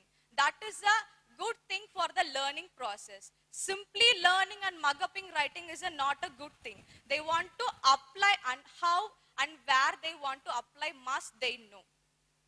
As a teacher, as a parent, we want to encourage your kid to asking question. How? Why? Where? What? Once they started asking question, their knowledge, their skill going to be developed. We should not demotivate them while asking question. We have to give some space for their understanding. We have to guide them for their understanding. One more important thing she said, genius must write. Why she said genius must write? Because once we started writing something, unknowingly we are learning the grammar, the vocabulary, the word, lots and lots of things. You know one thing, during our school and college days even, our staffs, they said, 10 times reading is 1 time writing. You all know the thing. 10 times reading is a 1 time writing. So one started writing, unknowingly they are learning many things. So we have to make your kids to start write. Which are the things we can make them to write? The whole day they have to observe. Which are the good things happen in their life? Which are the bad things happen in their life? Each and everything they want to observe, and then they started writing. In the beginning, they may feel difficult. We have to just guide them. Today what happened? Today which are the learning process in the school? Today any bad thing happened for you? These are the questions first as a parent you have to ask. Then only they'll think. So today these are the things I learned. So today these are the things I learned. So these are things I want to list out here. You have to ask question to your children. As a parent, if you want your child to become a genius, you all will say, yes, I know. Your child want to become a genius. If your child want to become a genius, they should write. So you have, as a parent, you have to guide them. First, you have to start at asking a question. What happened today? What is your learning process? Today, which subject you learn more? Which subject you get bored? These are the questions you have to ask. Then only, once you started asking question, today ask question, which are the learning process. Then tomorrow, during the class time, the child may think, today evening, once I reach the home, my mom will ask, today, what is your learning process? So these are the things as a parent you have to develop in yourself. Then only as a child, they can grow in one by one. It's a writing process. As a parent, we should not force them in only one part, academic part. We should not force, have to get 100 out of 100, 90, 100 out of 90. These are the things we should not force them. All-round development should be must. We have to train them in academic part and curricular, co-curricular, all those things we want to involve them. We have to train them, we have to give some supportive and positive feedback. Always we have to give some positive feedback. Once we have started giving the negative feedbacks, they are unknowingly, they are thinking, my level is this much, so I don't want to go that level. They started thinking like that. So as a parent, never ever should not degrade your children. Each individual have a different kinds of marvel of creation. So my kind advice to the parent, so don't use the negative verbs in front of your kids. The one more things, once you, the moment you sometimes unknowingly use the bad word or things, unknowingly the kid absorb the word, store in their subconscious mind. The some moment they spoke means, that time we should not scold them. Why you spoke this word? That time the mistake is yours, because in front of your child you spoke the bad words unknowingly. They started learning from you. You are the once you started learning from your side only, the kid going to be take from their side. So kindly avoid using bad words in front of your child, and kindly use always positive feedback. With whatever it may be, they did a bad thing, you have to train them in a good way. We should not degrade in any point of time. One more important thing, self-motivation is the best help. So as a parent, as a teacher, we have to train them for the self-motivation. So what is the self-motivation? You can go. So for example, today in our school, book review is going on. So few of the children, they said, I can do, ma'am, I can do, ma'am. The neck of the woman, they said, ma'am, I have stage fear, I can't do. As a parent, as a teacher, we have to train. You can, you go. You can do it. The word you can do it is a good and the most powerful word the child self-motivated his or herself. So kindly avoid the negative feedbacks in front of the child. Always use positive. You will ask, if we are using always means they'll do the naughty thing. No. Whenever we give space, we can give. First, we have to understand the child's psychology. Then only we can start working with the child. One more thing I want to tell, why I have chosen the book. As a facilitator, I want to know the child's psychology. One more important thing. During the PTM meeting, I want to face lots of parents. In that time, many of them educated, many of them non-educated. That is not a matter. Educated also, they don't know how to move with the children. They're asking the question to us, how we all are managing the kid, ma'am? We can't. So that time we can help. So give some positive feedback, ma'am. Don't scold them. Don't order them. Once you are started ordering, the kid never do their work. Give some freedom. We have to go with their kids.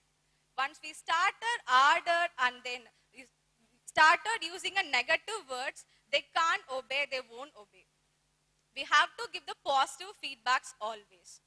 The one more important thing, as a parent, once he or she reach their home, you have to spend some time.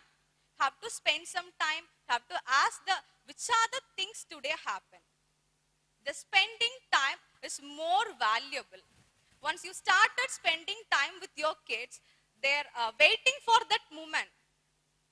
When it 4:30 will come, I want to reach my home. I want to spend some time with my mom. So nowadays the issue is all our IT workers, night shift, day shift, the work's going like this.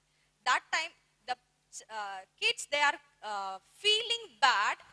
I receive lots of feedbacks. They're telling, not even I see my dad face. He's coming by late night and he wake up earlier. They're feeling too bad. So if going like this means, once they reach the adult age, that time even they don't care about their parents. That time we are expecting, share all those things with me. I'll help you. How he or she will share? They won't share. During their infancy and childhood age itself, you have to spend valuable time with your kids. That is a true relationship and true bonding with your kids. It's a great thing you have to spend in your valuable time with your kids. I suggested this book to parents because I think I all understand why I am suggesting this book specifically as a specifically to the parents. I conclude my review the good quote that there is a feeling, there is a limit to the mind. I like to say there is a no limit to the mind, said by Sakuntala Devi. Thank you for this opportunity. Thank you.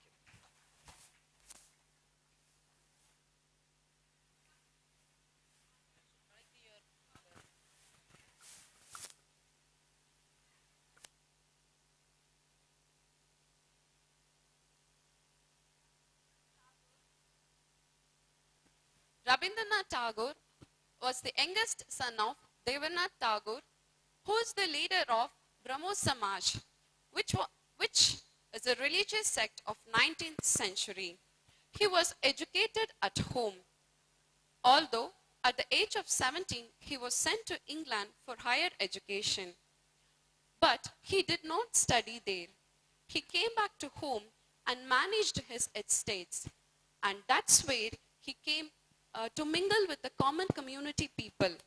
Later he established Shantiniketan, where he implemented his Upanishad ideas. The father of modern India, Mahatma Gandhi, was a devout friend of Tagore.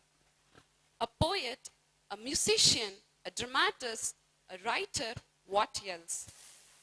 He was one of the greatest minds of Asia. He was the first Asian to win Nobel Prize. He penned down more than 20,000 songs and poems and dramas and so many. He was also known as Gurudev. Came from a notable family. He introduced the Indian literature to the world.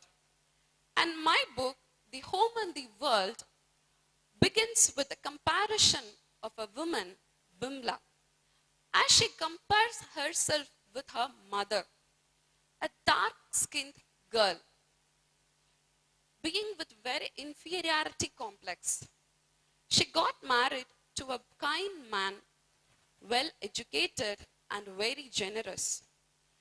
She is very much loved and with him. She accepts all support from him. But still in her heart, she had the feeling, am I suitable to that man? She never tried to cross, or she never tried to come out of the home. As we all know, being in 19th century, the role of a woman is a bit tough. Living in the 19th century, the woman has to follow so much rules. Stay in home, do not come front of a man, wear your dress properly, lots and lots of rules. But Bimla's husband Nikhil wants Bimla to come out of the home, and he wants her to participate in all the outside world events. As the novel deals with the dynamic life of marriage, all changes when a shadowy outer enters into the life of the couples. Sandeep, a political firebrand, enters into the village and gave away his speech. Automatically, Bimla, infatuated by the words of Sandeep, falls for him. And Nikhil, he comes to know this, but he never tries to intervene it. Because he strongly believed that if one has committed morally, he accepts whatever rises. Let me tell you, when a situation arises, Sandeep threatens Bimla for money. Bimla, I'll tell you to the extent Bimla went. She steal the money from home, 6,000 rupees, the savings of Nikhil. She steal that and she gave that money to Sandeep. All Sandeep wanted was the money, and he tries to improve his social strata with the help of Bimla. But once Bimla found that Sandeep uses her only for money and to improve his status, Bimla was very much shame and guilt. Later she found out Nickel's love was the true love, but it was too late. As the novel possesses the reality, the role of women and the role of men.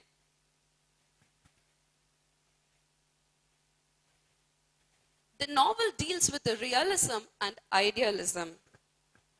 The novel, The Home and the World, is an autobiography of Tagore, which is set back against the political and logical nightmares of 20th century caste system. When a shadowy outsider enters into the life of a married couple, the marriage life breaks apart. As we all know, the woman never steps out of the home when she got married into a traditional family. But here Nickel approaches Bimla to step out of the home and to mingle it with the society. And all it started when the Swadeshi movement started. Sandeep enters, she was very much attracted towards him, and by his words, she got herself into the Swadeshi movement. Never before Bimla dressed up herself in a best attire, but once Sandeep enters in her life, she was in the best attire. She greets everyone, she steps out of the world. All it happened, but only for Sandeep. Sandeep flattens her by his words. But unfortunately, Bimla believed all the words of Sandeep. There was a great transformation in Bimla. Not only in home, but also the outside. She took part in all the social events happened.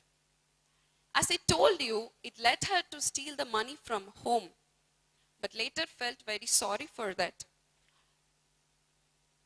As I told you, Bimla involved herself in the various Swadeshi movements. Sandeep only focused on improving his social strata through Bimla. Automatically, Bimla, attracted towards Sandeep, she fell in love with Sandeep and to his words. When Nickel found out that he did not intervene it, he came to a thought of just giving freedom to Bimla. This is what happened. But actual case was Bimla later found out the love of Nickel was the true one. Sandeep used Bimla in all the state. So here, when woman steps out of the house, what happens? Automatically she receives so much of controversies, so much of critical points, as no one will appreciate her behavior, because the 19th century Indian woman was not allowed to step out of her house. Being married to a traditional family, Nickel was brought up in a traditional family where Bimla wanted to step out of the home, breaking through all the traditions. It was not that much easy to come out and take part in the Swadeshi movement. But Bimla, she managed to come out. She took part in all the movements happened. But that was not easy for her. Although Nickel encourages her to come out and to take part in all the movements, somewhat Bimla she felt something in her heart. But she tried to come out of that. She managed to take part in all the events. The novel, Home and the World, it is set against the political and aspects of 19th century. Not only that, it was set against the caste system of 19th century. Whereas, as I told you, Tagore, he managed to manage his estates, whereas he came close to the common community people, where he implemented his Upanishad ideas. So the novel exhibits how the lower caste system, Sandeep, belonging to a lower caste, he enters into the house of Nickel, which was a high place. He enters into that place and he tried to live there for some time. So Tagore here explains the caste system. So how it was followed, how the people treated, lower caste people, how they treated, how they are treated. And later, how it changed. And not only that, he exhibits the love between Nikhil and Bimla, as well as Bimla falls for Sandip, and he beautifully portrays each and every scene. The book contains internal and external dialogues which gives the tradition and role of men and role of women. The novel, as the novel moves on, it ends by saying the role of men and role of women. How the woman, she steps out of the house, how she manages the home as well as the world. And it is between the realism and idealism. Thank you. I'm Gayatri, facilitator in Agaram Public School, here to review on the book 365 Steps to Self-Confidence. About the book. This book is actually smaller size. It cost around 195 rupees. But now 4th edition has come. Amazon has given 4.5 out of 5 and readers has given 5 out of 5. Actually, author designed this book in a beautiful way and also in simple English where everyone can read. About the author. The author name is David Lawrence Purston. About for 20 years he trained, he is actually completed his higher studies and he completely dedicated himself for the training to self-develop the trainers. Many millions of people has benefited because of his training as well as books. This author can be found always in the television and even in the radio also. The publishers of this book were Jayco Publishers. Actually, this Jayco were invented or established in the year 1946. The co-founder has given the name as Jayco because we are nearby to the Independence. We are at the corner of the Independence. So, the author has given Jayco. Jayco means, in Hindi, Jay means victory. Self-confidence. Building self-confidence is the greatest asset in our life. Self-confidence is crucial for a happy and fulfilled life. Know yourself, know your enemies. 100 struggles, 100 victories. Said by Sansang. Self-esteem and self-confidence will not be in fixed amount. It will vary from people to people, time to time, place to place. Now the author is asking us to self-esteem ourselves. He is asking to rate out of 10 how much we are ready to give. Does self-confidence hold you back? Here there are 365 steps and many ideas given by the author. This book fully consists of worksheets and also exercise. Daily we can practice. 365 steps it is given by the author. We all know in 1 year 365 days are there. So each day we can take a small step to develop our self-confidence. In this book there are 224 pages, around 52 sections were covered. 5 chapters were inspired me. Deciding to be confident, self-esteem, thinking and imagination, act as if you are a confident person, confident communication. Author used the formula ITR. That means it stands for ITIA. I stands for intention, T stands for thinking, again I stands for imagination, then again and then A stands for act. Assist you are confident, think you are a positive person and act as if you are a confident person, then automatically confident communication will come.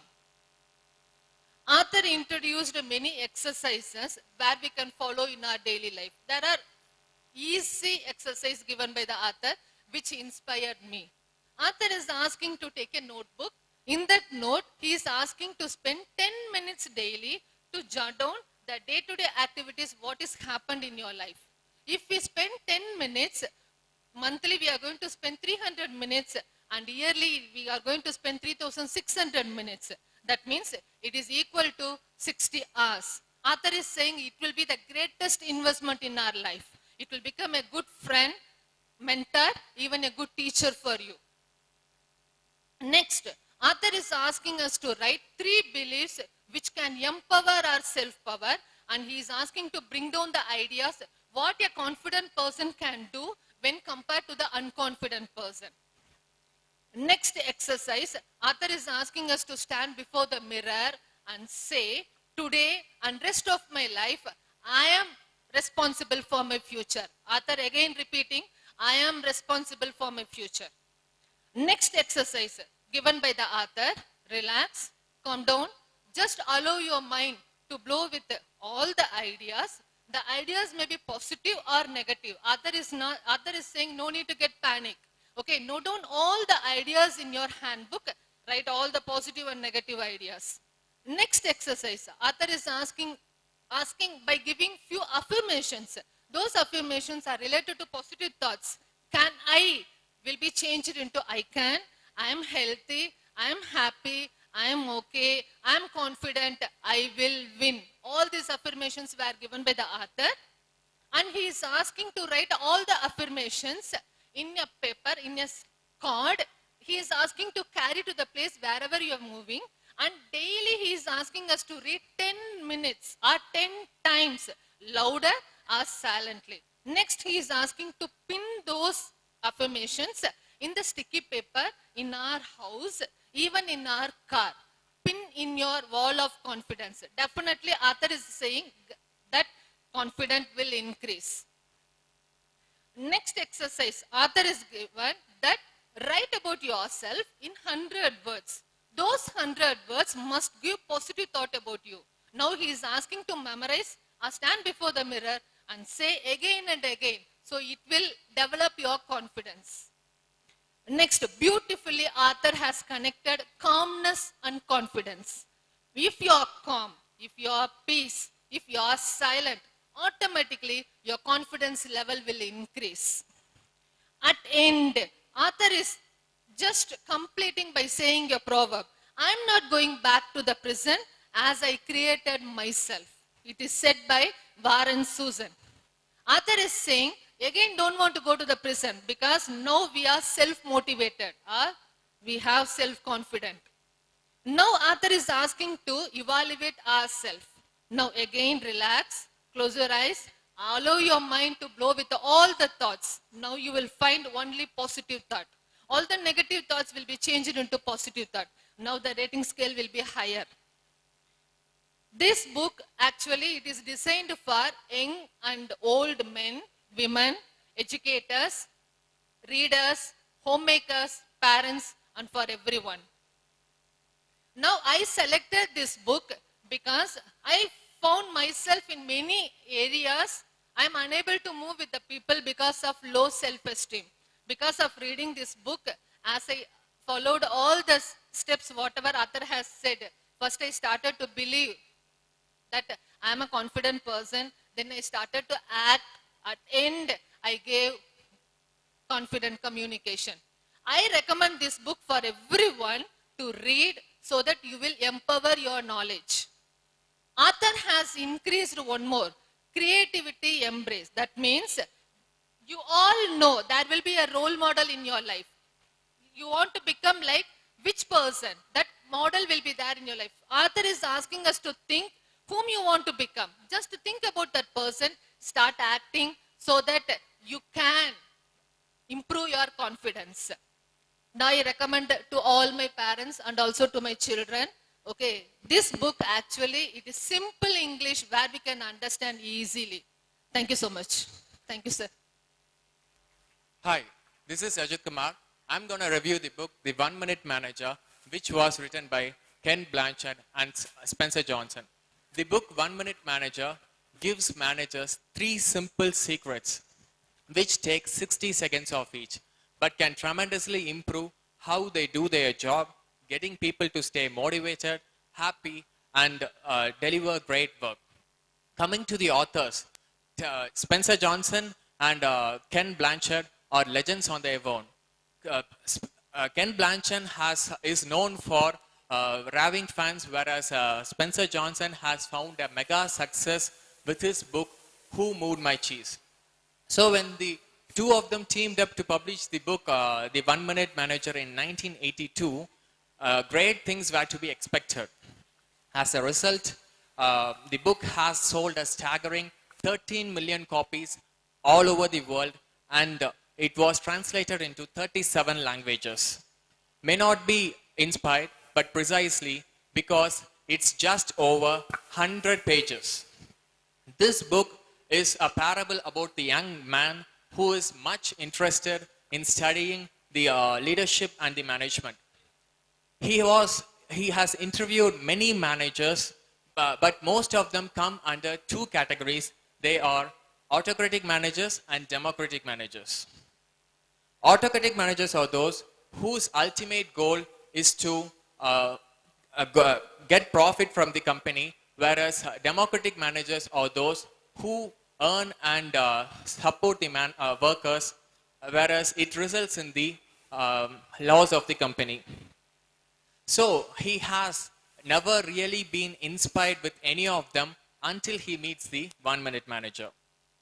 This isn't just for managers. Actually, it is for us to great way to overcome our whole life, and at the same time, it better manage your time and output. If it applied correctly, it can change your management style for the better forever. The simple spell of the 1 Minute Manager is: take a minute, look at your goals, look at your performance, see if your behavior matches your goals. Now let's get into the 3 simple important secrets of an effective management. Secret number 1, 1 minute goal. So all struggles a company could ever possibly face will come under one simple thing, that is communication. 99% of world's problems are preventable as long as you communicate well. Once you get into a company, you are shown around, shake a lot of hands, try to remember at least half of the name that the new people you meet. Your new boss gives you a bunch of tasks, and as soon as email starts working, the time fades away. But no one has ever told you what you're actually responsible for. But this 1 Minute Manager makes it clear that what our responsibilities are and what we are actually being held accountable for. So each goal and its performance should be recorded on a paper in a maximum of 250 words. It should be able to read within a minute, and both the managers and employees should keep a copy of it, and then they can check it later periodically whenever it is needed. The 1 Minute Manager believes in a 80:20 goal setting rule. That is, 80% of your important work will come from the 20% of your goal, which means it makes it clear that if you put effort just for 20% by setting your goal properly, the result you will get is 80%. That means it is 4 times greater than the effort that you have actually put. So from this 1 minute goal, we all come to know that the manager should explain the nature of the job to the worker so that the worker can do his work without any hesitation or perplexion. Moving to secret number 2. So the secret number 2 is 1 minute praisings. So we all know that managers are super busy. Few of us might see managers only during the interviews. It is because managers are busy observing the workers, how they are performing. But the 1 minute manager says that the managers should look at the workers for a minute so that they could praise them and for their achievement.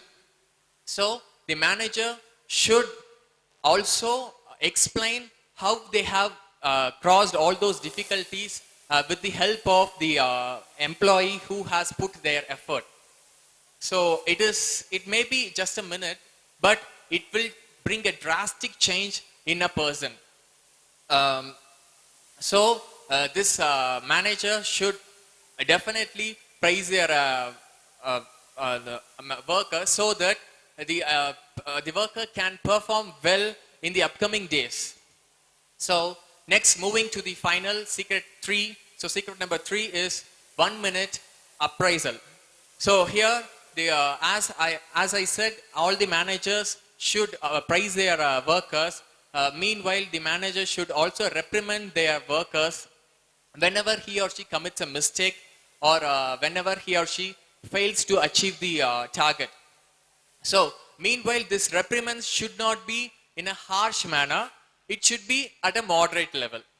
So, by the time of rebuking, the manager should mention the highlights.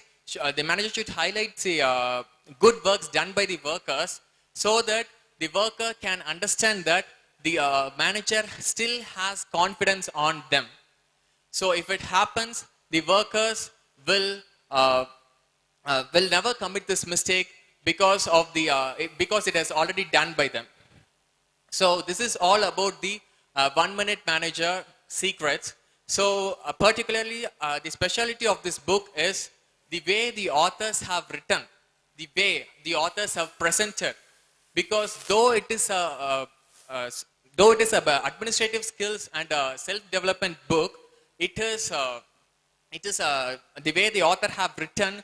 They have taken it as a story where the young boy wants to become a good manager. So it is a short story. It is a short book that everyone can read above the age of 15. So I insist everyone to read this book. And you can find the changes happening in you. Thank you. Hi everyone, I am Kavita, facilitator. I am going to review the book, The 7 Habits of Highly Effective People. This book was written by Stephen K. Covey. It was published in 1989. So this author, he is one of the best author in 19th century. And he recommends that he is the author of best selling management books. He is recognized for his work of educator, businessman, and he is a famous public speaker. So everyone wants to succeed in life, right? So what makes some succeed and others fail? Success is based, author believes that success is based on character and personality. If you mold the character and personality, you can achieve the success. So he put forward 7 habits. The 7 habits, it's a key to success for all the people in all walks of their life.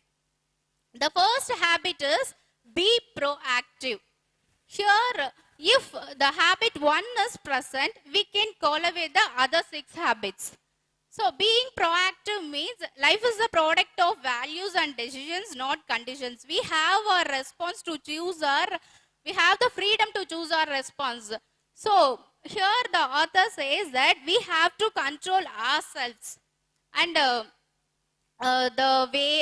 proactive languages like the way you behave, the way you apologize when you make a mistake, the way you gather feedback and way you provide feedback. So try to use the languages like I can, I will, and the reactive people always use I won't do, I will not. So the author suggests us to use the only proactive languages. So what is meant by proactive is, here the author says that everyone will face difficulties, right? These difficulties will forge our character and develop the internal power. This internal power will provide freedom to face the upcoming obstacles in our life. So we want to build that in power. You have to face the challenges in your life. And so that you can be able to handle the situation, you can make good choices, and you can also be come up with a calm attitude. So here the author says that be proactive, control yourselves, and treat others with kindness. Here, always we face our problems. The problem we face comes in 3 stages, like direct control problem, indirect control problem, and no control problem. Direct control problem can be solved. It involves only our behavior, and this problem can be solved by working on our behavior. And indirect control problem, this problem involves other person's behavior. This can be controlled by changing the influence, methods of influence. And the third one is no control problem. This you can't do anything, just you have to accept the situation and learn to live with it, accept peacefully, even though you don't like them, you have to live with them.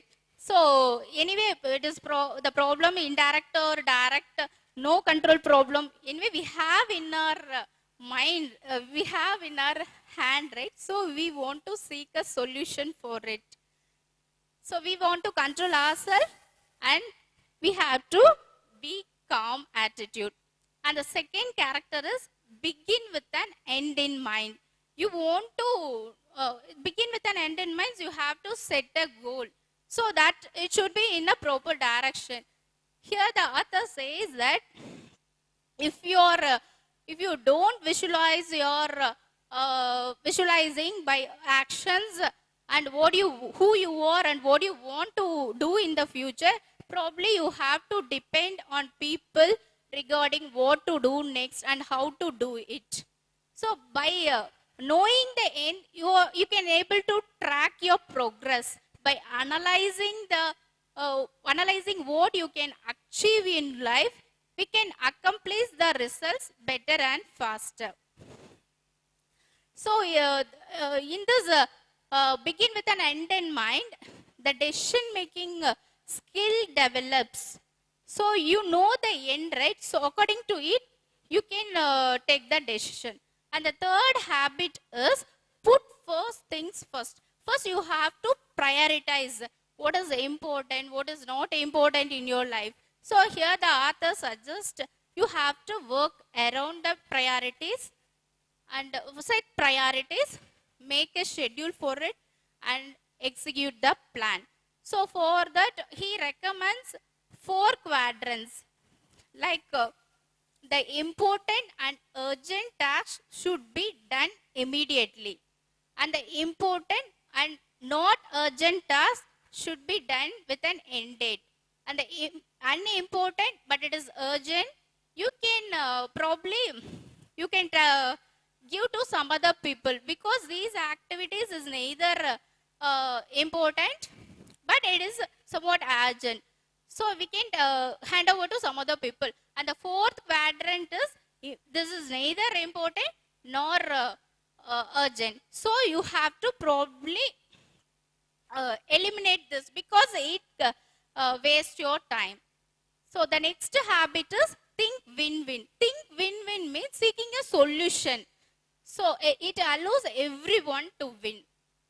So successful relationships are built on this think win-win basis foundation. Successful relationships are built in the basis foundation. It comes from the character of maturity, integrity, and abundance mentality. Abundance mentality is empowering people from following these 3 don'ts. Don't compare, don't criticize, and don't compete. So the win-win process has 4 aspects.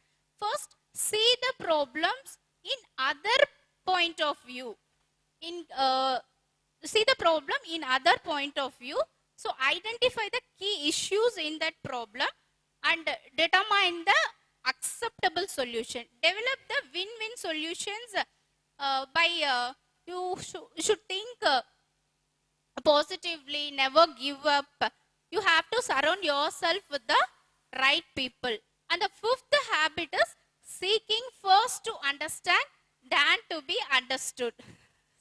So here most of the people listen with an intent to reply.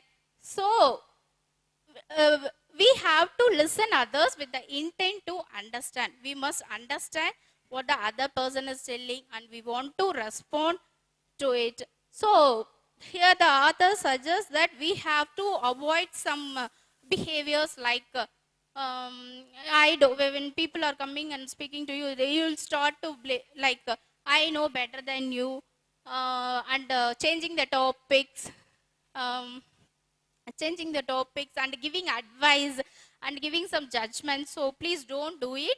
If you want to truly understand the person, just seek their problem, try to understand it. Before you are giving the opinion to that problem, you have to understand the problem first. This is what the fifth habit is. And the sixth habit is synergize. Synergize, here the speaker speaks about teamwork. Actually, the teamwork unifies, catalyzes, and unleashes the greatest power within us. So the speaker says that, the author says that the whole is always greater than the sum of its parts. So here the teamwork can lead to a creative solution. Here are some essential factors that are necessary to synergize. In a team, we should be like, we want to respect each other. We should have similar goals, and we should open up to new ideas. And the most important thing is, we want to compromise. We should apologize when you make a mistake. And the final habit, the seventh habit. Seventh habit is sharpen the saw. So here the author suggests us to sharpen the saws in 4 ways: mental, physical, mental, spiritual, and social. So physically you can sharpen the saw by doing some exercises, and there is no better way to expand your mind than to get into the habit of reading books.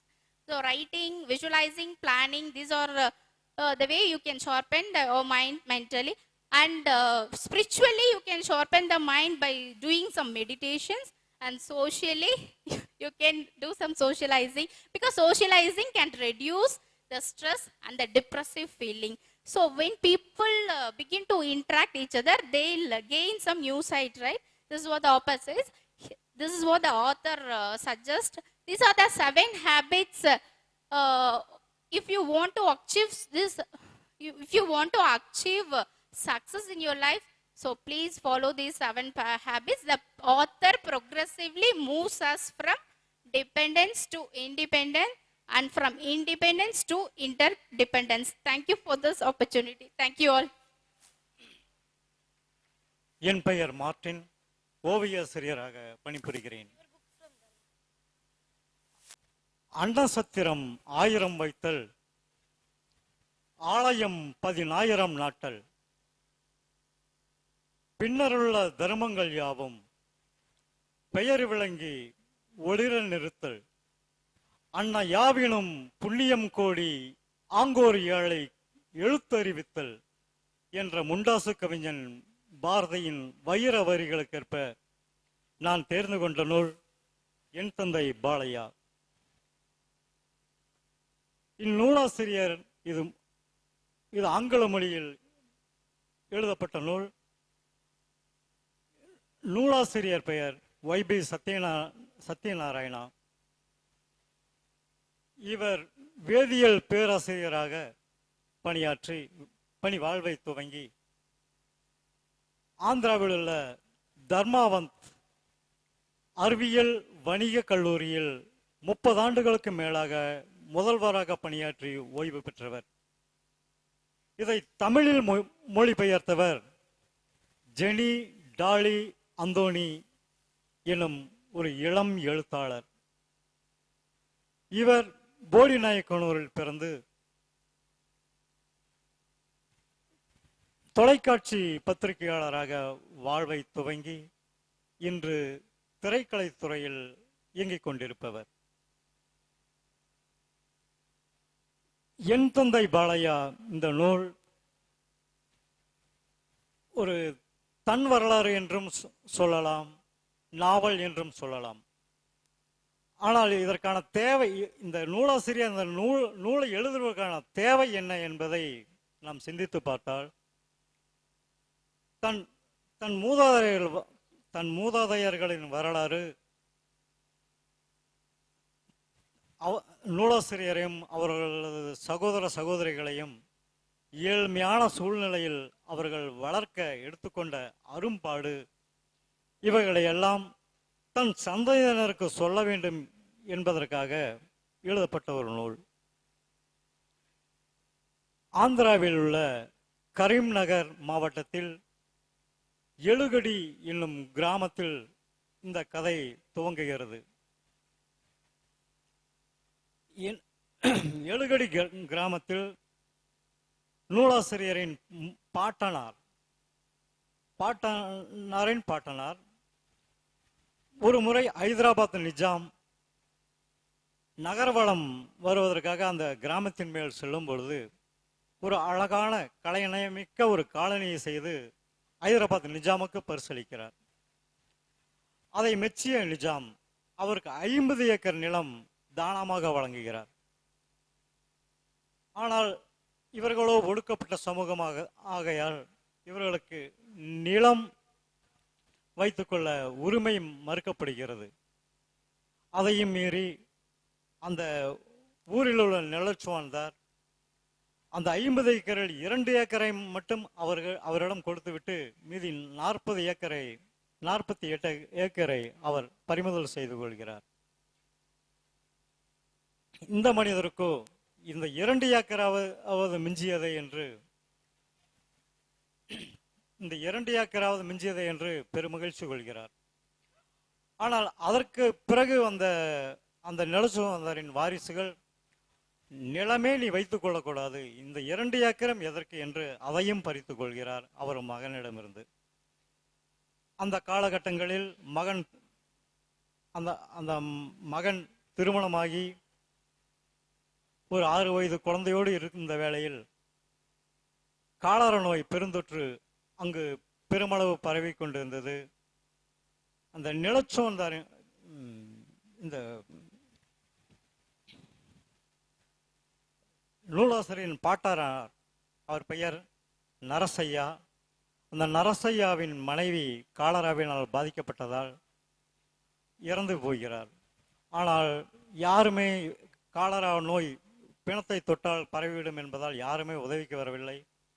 இந்த மனிதர் மட்டும் நரசையா ஒரு துணியில் மனைவியின் உடலை சுற்றி தன் முதுகில் கட்டிக்கொண்டு 6 வயது மகனை கையை பிடித்து கொண்டு தன்னை ஊரை விட்டு அழுது கொண்டு கிளம்புகிறார்.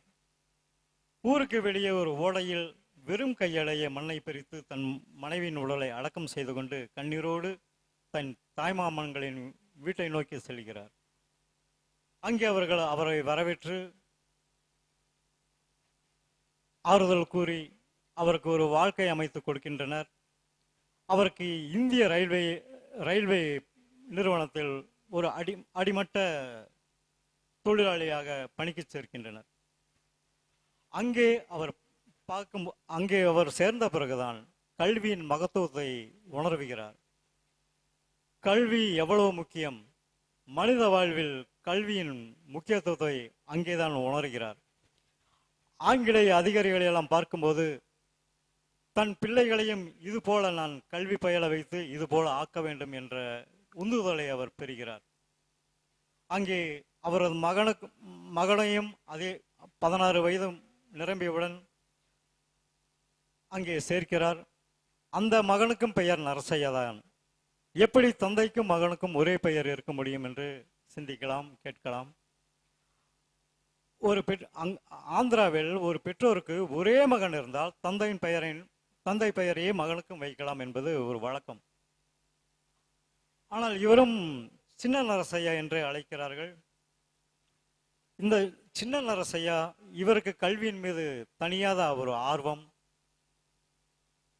அதனால் பள்ளியில் சென்று பள்ளிக்கூடம் அருகிலுள்ள பள்ளிக்கூடத்தை சென்று எட்டி பார்த்து தொலைவிலிருந்தே பார்த்து அவர்கள் கற்றுக் கொடுப்பதை வேடிக்கை பார்க்கிறார். தந்தையிடம் கேட்கிறார், நான் பள்ளி சேர வேண்டும் என்று கேட்கும்போது தந்தை சொல்கிறார், நாம் ஒடுக்கப்பட்ட சமூகம், நமக்கு கல்வி இங்கே மறுக்கப்பட்ட இந்திய நாட்டு கலாச்சாரத்தில் நமக்கு மறுக்கப்பட்டுள்ளது மகனே, ஆகையால் அந்த ஆசையை மறந்துவிடு என்று அவர் சொல்கிறார். இதையெல்லாம் பார்த்து கொண்டிருந்த அங்கே அந்த ரயில்வே குடியிருப்பின் அருகிலுள்ள ஒரு பள்ளிவாசல் முல்லா அச்சிறுவனை சின்ன நரசையா என்ற அந்த சிறுவனை அழைத்து, உனக்கு கல்வி கற்க வேண்டுமா? தினமும் இங்கே வா, உன் பணிகளை எல்லாம் முடித்து கொண்டு வா, நான் உனக்கு கல்வி கற்றுத் தருகிறேன் என்று சொல்கிறார். அந்த முல்லா ஒரு மணலில் அழகாக தெலுங்கு எழுத்துக்களை அரிச்சுவடிகளை எழுதி, இதை பார்த்து எழுதி கற்றுக்கொள் என்று கற்றுக் கொடுக்கிறார். அந்த சிறுவனும் அந்த ஆரம்ப அந்த எழுத்துக்களை கற்றுக்கொண்டு வீட்டிலும் வந்து பயிற்சி செய்து வாசிக்க கற்றுக்கொள்கிறான். அவன் வாசிக்கும் பொழுது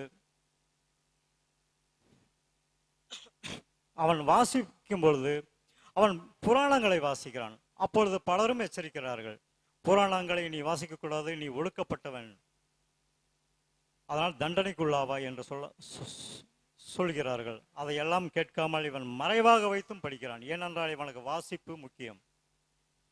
பிறகு இவன் இந்த நரசையா பெரியவனாகி திருமணம் செய்து இவனுக்கு 12 குழந்தைகள் பிறக்கிறார்கள். மூத்த மகனை ஒரு கல்வி நிலையத்தில் போய் சேர்க்கிறார்கள். அங்கே இந்திய ரயில்வேயில் பணியாற்றும் ஒரு ஊழியனின் மகன் என்பதால் அங்கு அந்த ரயில்வே பள்ளியில் அவனை சேர்த்து அவன் பெயர் அப்பாசாயலு. அவன் கல்வி கற்று அந்த 12 குழந்தைகளுக்கும் கல்வி கற்று பட்டம் பெற்று ஒரு பணிக்கு சேர்ந்து அவன் மற்ற சகோதர சகோதரிகளிடம் கல்வி பயில தந்தைக்கு உதவுகிறான். அவ்வாறாக கல்வியில் உயர்ந்து இன்று இந்தியா முழுவதும் பல்வேறு நிறுவனங்களில் தலைமை பொறுப்பிலும் பல்வேறு உயர்ந்த பொறுப்பிலும் பணி வகிக்கும் அந்த குடும்பத்தினர் தன் பேர குழந்தைகளை அவர்கள் விரும்பும் நாட்டிற்கு அனுப்பி படிக்க வைக்கிறார்கள். சமூக விடுதலைக்கு கல்வியே முக்கியம் என்று பலாயிரம் நூல்கள் சொன்னாலும் அதில் ஒன்று இது என்பதை சொல்லிக்கொண்டு நன்றி கூறி விடைபெறுகிறேன். நன்றி, வணக்கம். Hi, I am Sai Lalitambika, facilitator from Agaram Public School. I am here to present present my thoughts on one of the most inspirational memoirs of recent time, Becoming. Becoming is a memoir of Michelle Obama. Michelle Obama, the former First Lady of United States of America. She served as First Lady from 2008 till 2017. In 2018, under Penguin Random House LLC New York, she published her memoir Becoming. Let me start by explaining what is becoming. In conversation with Opera Book House, Obama says, I quote, "My journey is a journey of continually evolving," I end quote. Becoming isn't something about you arrive at a particular destination or you achieve a particular goal. It is continuous evolving of ourself. You arrive at a particular, you evolve yourself every day. She says, becoming requires 2 parts, rigor and patience, for which you will be rewarded with your better self. She takes the reader seamlessly through 3 phases of a life: becoming me, becoming us, and becoming more. Becoming me, author talks about her childhood days, how she was brought up in the tough suburbs of south side of Chicago there. She was brought up with values and respect by her parents, Fraser Robinson, her father, Marian Robinson, her mother, and Craig Robinson, her big brother. All of them played a major role in bringing her up and molding her what she is now. She also talks about her days with her great aunt and her piano lessons. She learned from them. Miss Robbie is the one who inspired Michelle to always strive for the best, and the one she carries and the value she carries always with her now. Becoming also includes her days at school, her days at Princeton, and also her days at Harvard Law School. After earning her degree from Harvard Law School, She went on to work with Sidley and Austin law firm and started her career as lawyer. At Sidley and Austin law firm, she met Barack, and that's how the journey turned different from there. Throughout becoming me, one could encounter Michelle becoming a young woman, a fierceful and courageous, bold young woman. In Becoming Us, Michelle talks about her life with Barack. She talks about their engagement days, their marriage days. This is one of the most beautiful part of the memoir. She talks about, you could see, the reader could encounter how both of them stayed for each other, had each other's back at good as well as at their bad times. She also, they gave their space for each other, and also they did not give up on each other throughout. Michelle boldly expresses her IVF as well as miscarriages experiences, normalizing all the blows which she faced. Michelle went on to talk about her presidential campaigning days. One lesson that's close to my heart, which I learned from her here is, during her presidential campaign, she blocked out all the unwanted noises she received from the media because of her color and race. She blocked out all the noises, and she was focused only on the presidential campaign, which earned her husband with the presidentialship. She, moving on to becoming more, the last part of the memoir, becoming more talks about her first lady days at White House. Being a first lady, she used her power to to inculcate some betterment programs for the people. She introduced 4 programs, starting with Let's Move, a program to create awareness about childhood obesity. Program 2 is Joining Forces, that talks about the taking care of military families of United States. Program 3, it's Reaching Higher, a program that was started to support the young minds with their career development and also insisting on completing their education. Program 4, this is the last program that was launched by Michelle as First Lady, Let Girls Learn. This program completely insisting on girls' education. Becoming is the most inspirational journey of Michelle Obama, where all of us will have many take-home lessons. Becoming is coming of age tale. It's a beautiful love story and a family saga all in one. One important lesson I take home here is, being a woman, being a black woman, she did not allow others' voices or others' ambitions to swallow herself completely. Instead, she found her voice and made difference at every point wherever she could. Author balances gravity and grace, anecdote and uplift throughout the book.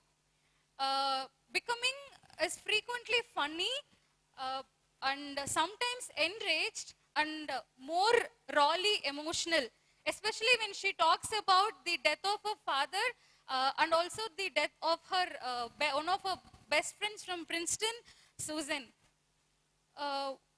Becoming, unlike other memoirs or unlike other autobiographies or unlike other leadership texts, Becoming is extremely candid, intimate, and a deep, relatable book where you could relate each and every feeling what she underwent. For example, if you read a particular part where she is where that is funny, you could really relate that and you will be able to laugh with her. When there is emotional, you could have tears.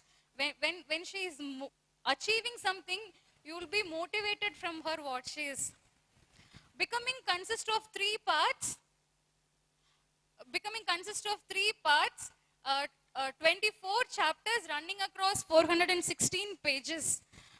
Becoming, the book also includes an note to self, a conversation with Michelle Obama. This conversation is a question and answer session that appeared on www.becomingmichelleobama.com. By the time I finished my 416 pages of the memoir, one thing I learned from her, I would like to quote that and end it. If you don't go out there and define yourself, you will be differently defined by others. I end quote. Thank you for the opportunity. Hi, I'm Melvin. I'm going to review about the book Cormac McCarthy's novel, The Road. The Road is the wonderful novel extinguished. He wrote in a extinguished manner. He's a wonderful playwright. He's a wonderful playwright. He's a distinguished playwright in America, and he wrote 12 novels and 2 plays, 5 screenplays, and 2 short stories. And he's a distinguished writer, and he's a wonderful journalist, and he's a good advisor too. And he won the award. He won 2 awards, the National Book Award as well as the National Book Critic Circle Award. The 2 awards he won. This is the brief introduction of the author. He's a well-known author, and The Road he portrays in a wonderful manner, in a well manner. Yes, the story begins the emotion of the man as well as the son, as well as his wife, and no names of these 3 characters, but these 3 characters play a very pivotal role in this novel. So I get into the novel.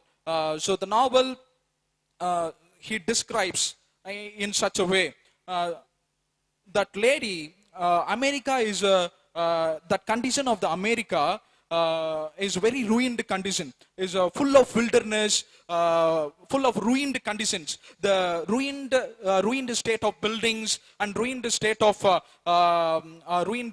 forest. So all the things are in a ruined state, not in a proper state. So the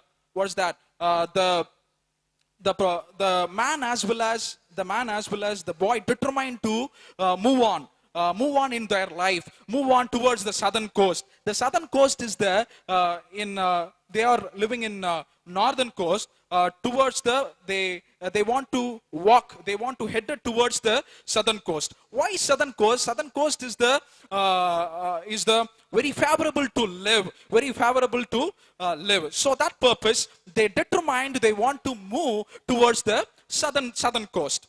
Okay, so this is the thing, and often he remembers the wife, because of the unfair condition, because of the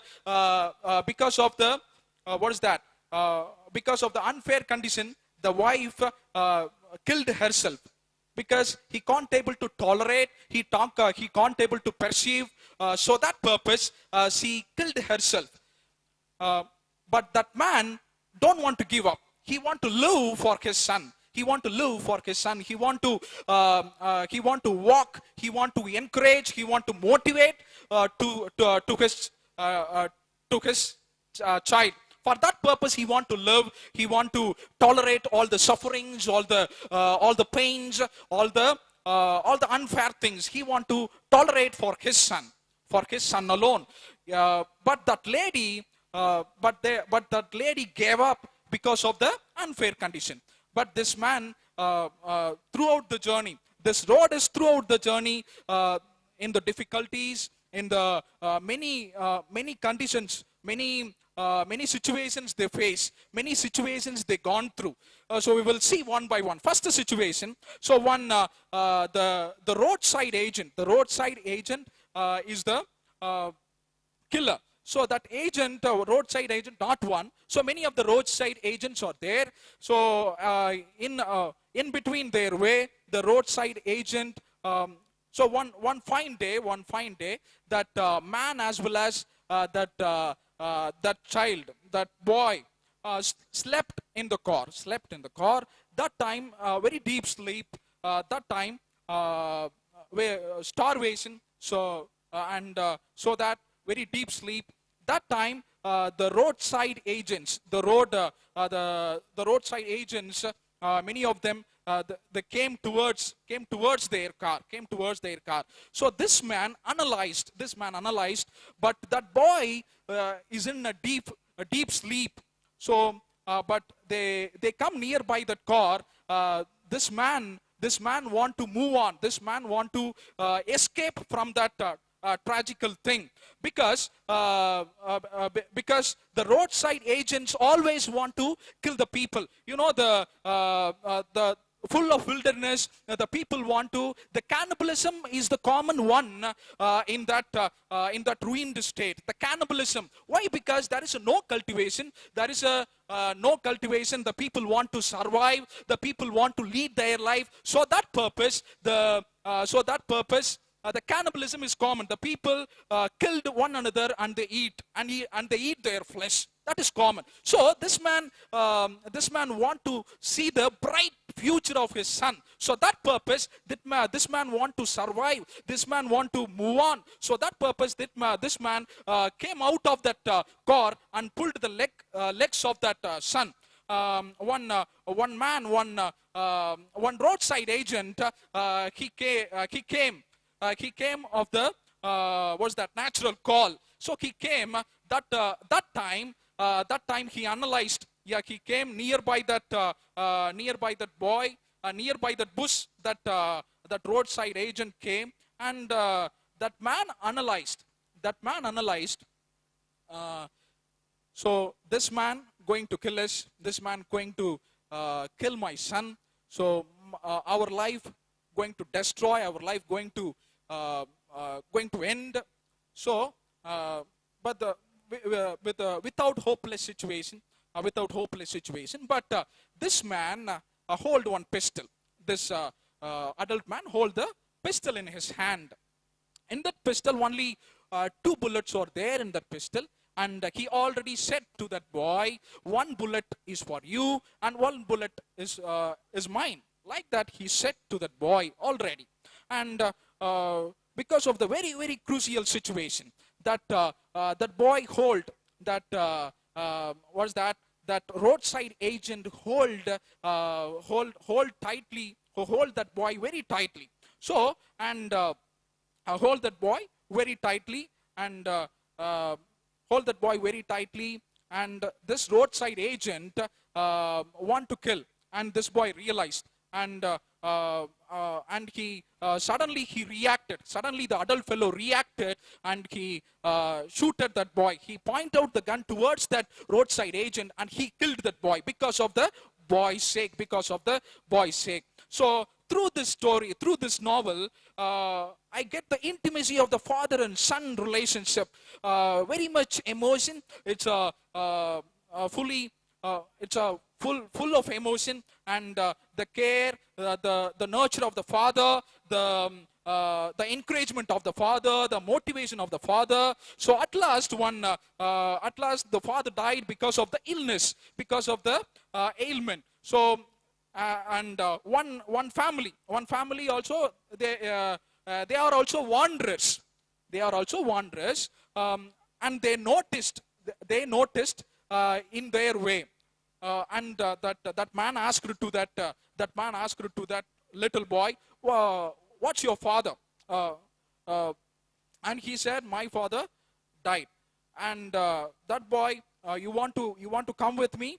Like that boy asked, man asked, and this boy also accepted his call, and he want to join with that family.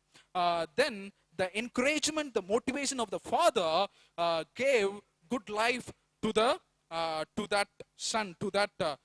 So I conclude my review. It's a wonderful and a very motivational. So it's a fictional story, fictional novel. Instead, so we get a lot of information from this. Thank you for the opportunity. Hi, this is Praislyn, the facilitator of Agaram Public School. Today I am going to give a review on the topic body language. written by Alan Pease, which was published on 1981. Alan Pease is an Australian body language expert and author of 15 books. He is a managing director in a management consultancy company in Australia. He produces books, movies, and cassettes which has been used by numerous organizations all around the world to train to communicate people. He traveled around the world lecturing on human communication.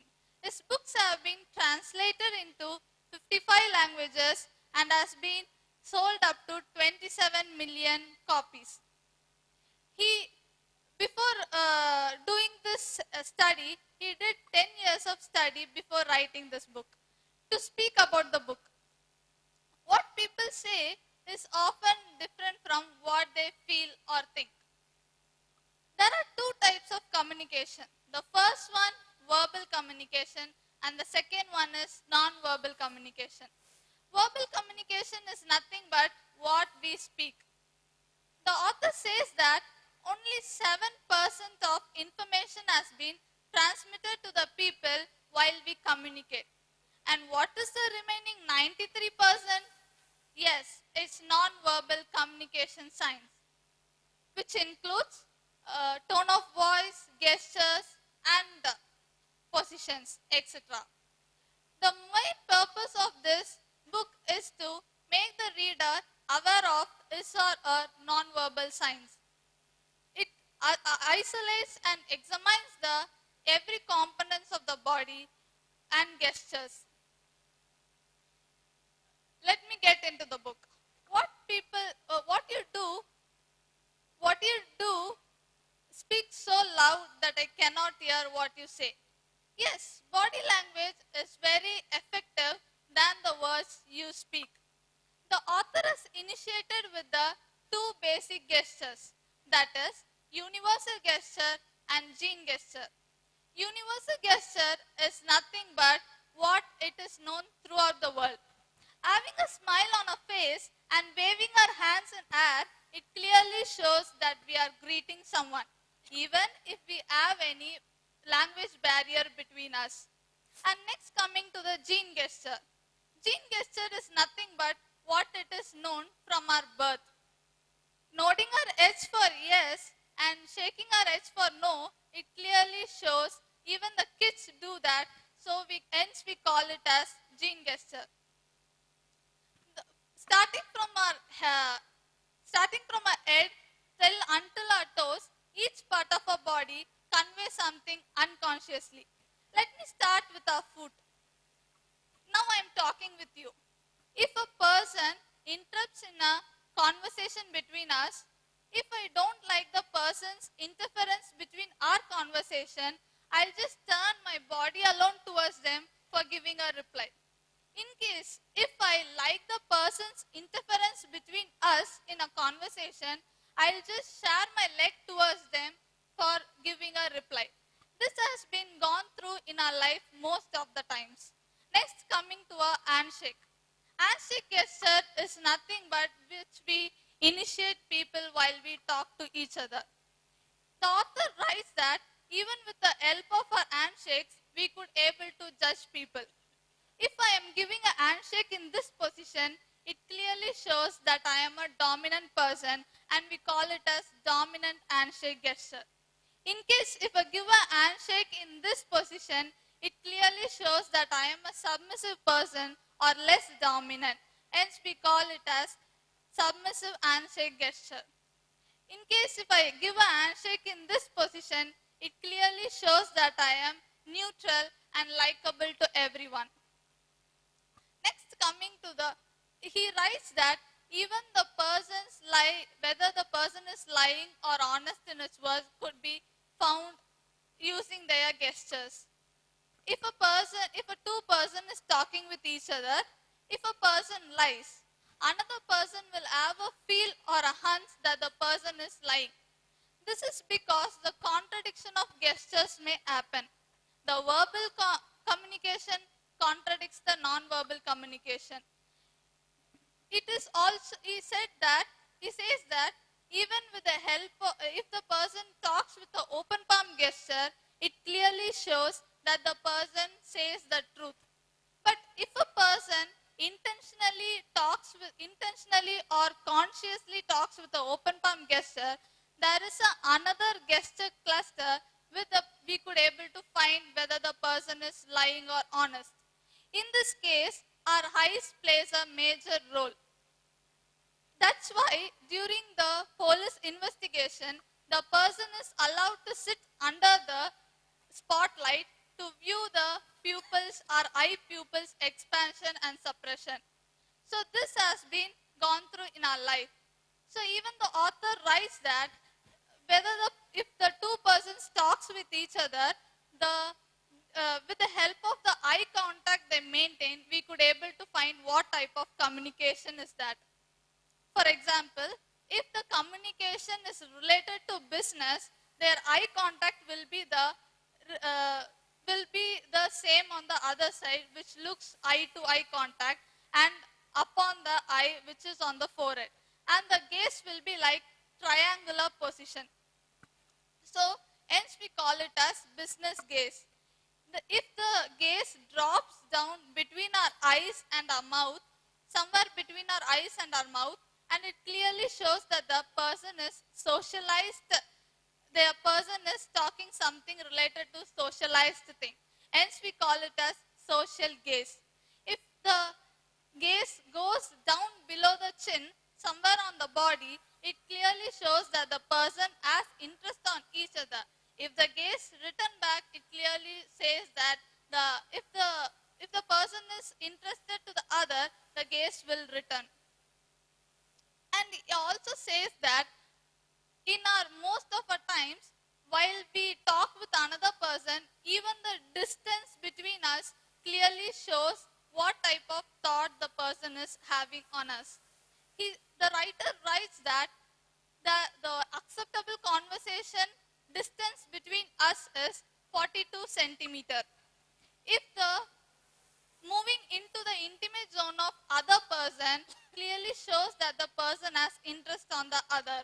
So by doing this, we could able to find what type of thoughts the person is having on each other. So why I have chosen this book is, one of my friend have suggested me this book.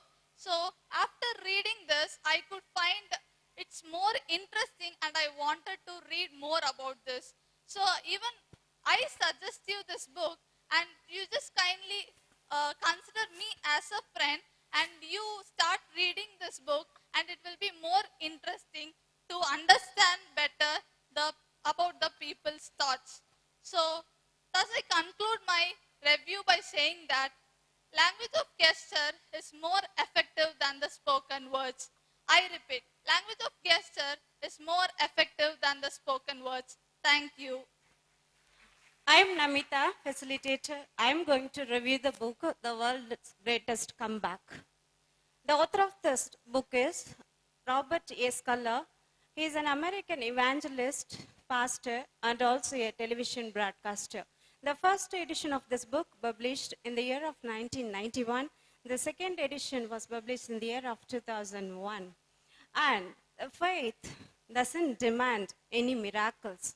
It always accomplishes them. Success comes from can'ts. Failures comes from can'ts. Impossible is impossible in disguise. Turn your farrago into go forwards. Traverse your fear, erase your fear, allow God to grace your fear.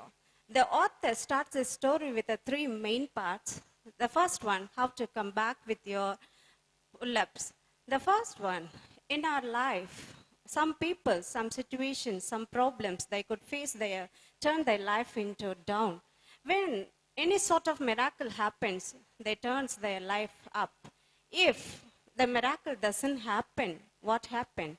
If what comeback can expect a person, those who are severely affected with last stages of fatal diseases like AIDS and cancer, what comeback can expect a person who has severely affected with the limbs, such as arms and legs?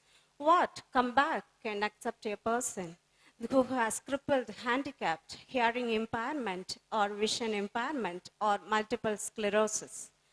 what all those persons they overcome in their life, what they will expect, whether they will expect money, whether they will expect power, what they will expect. They will expect some miracle should happen in their life. Yes, we have to always expect some miracle should happen in our life. Yeah, the author says about the male. Who is that male? Male, he was a pianist. He was playing the music in the church. While he was playing the music, his left arm and his hand is not working because of sudden stroke. But still he was playing the piano seated in his seat with the right hand.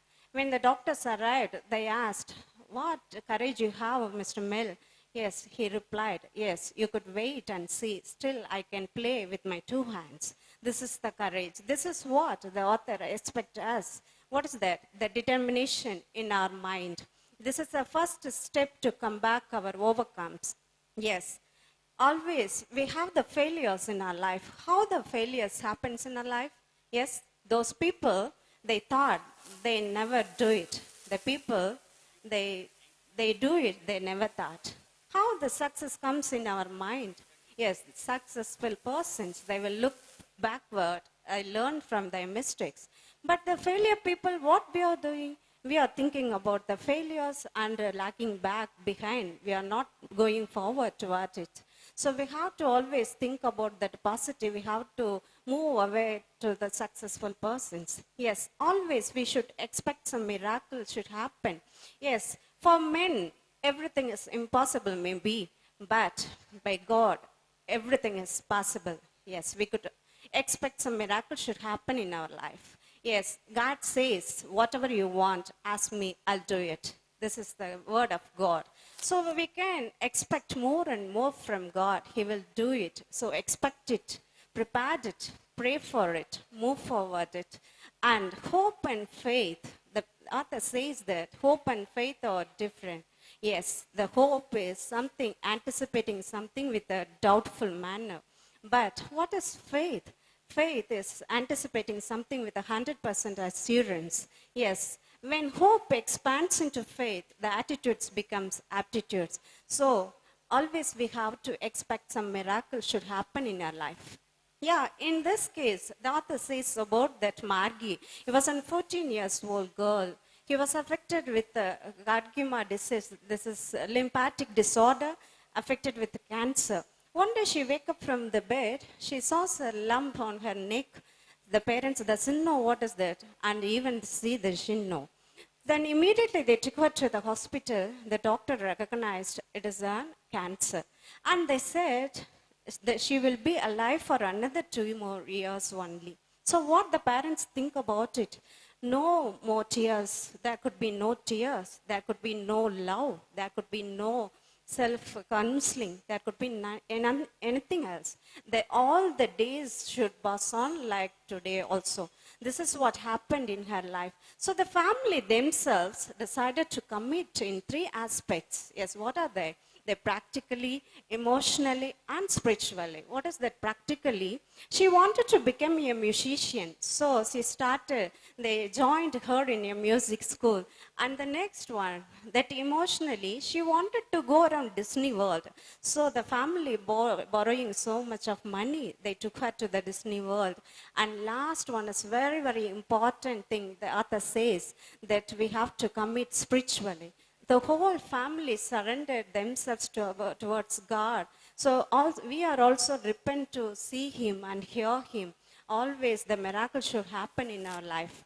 Yes, after a comeback, after a therapy, she came all right. So this is what God, author express ourselves. Yes, we could expect some miracle should happen in our life. Yes, of course. And second one is the emotions that hold you back. Yes, of course. Yes, you can come up with your fear. Yes, you can come up with your guilt. Yes, negative emotions that hold you back. Yeah, how you can come up with your fear? Yes, we always say that who is the stubborn enemy who is always staying with us? It is fear. Yes, we should get rid of fear. To avoid this fear, 2 ways we have to stake in our life. The first one is trace the fear and erase the fear. Yes, Barbara Mandela, she was a musician. She was, while driving the car, she met with an accident. So after that, she got a fear of driving. she left the driving. After she overcome, through this period, she got so much of pain and depression, everything. She didn't even drive after that. But after a long period of time, she overcome that fear. Yes, even of course, we human people, we will have the fear we have to overcome. Yes, next one, you can overcome the guilt consciousness. How the guilt consciousness happens in our life.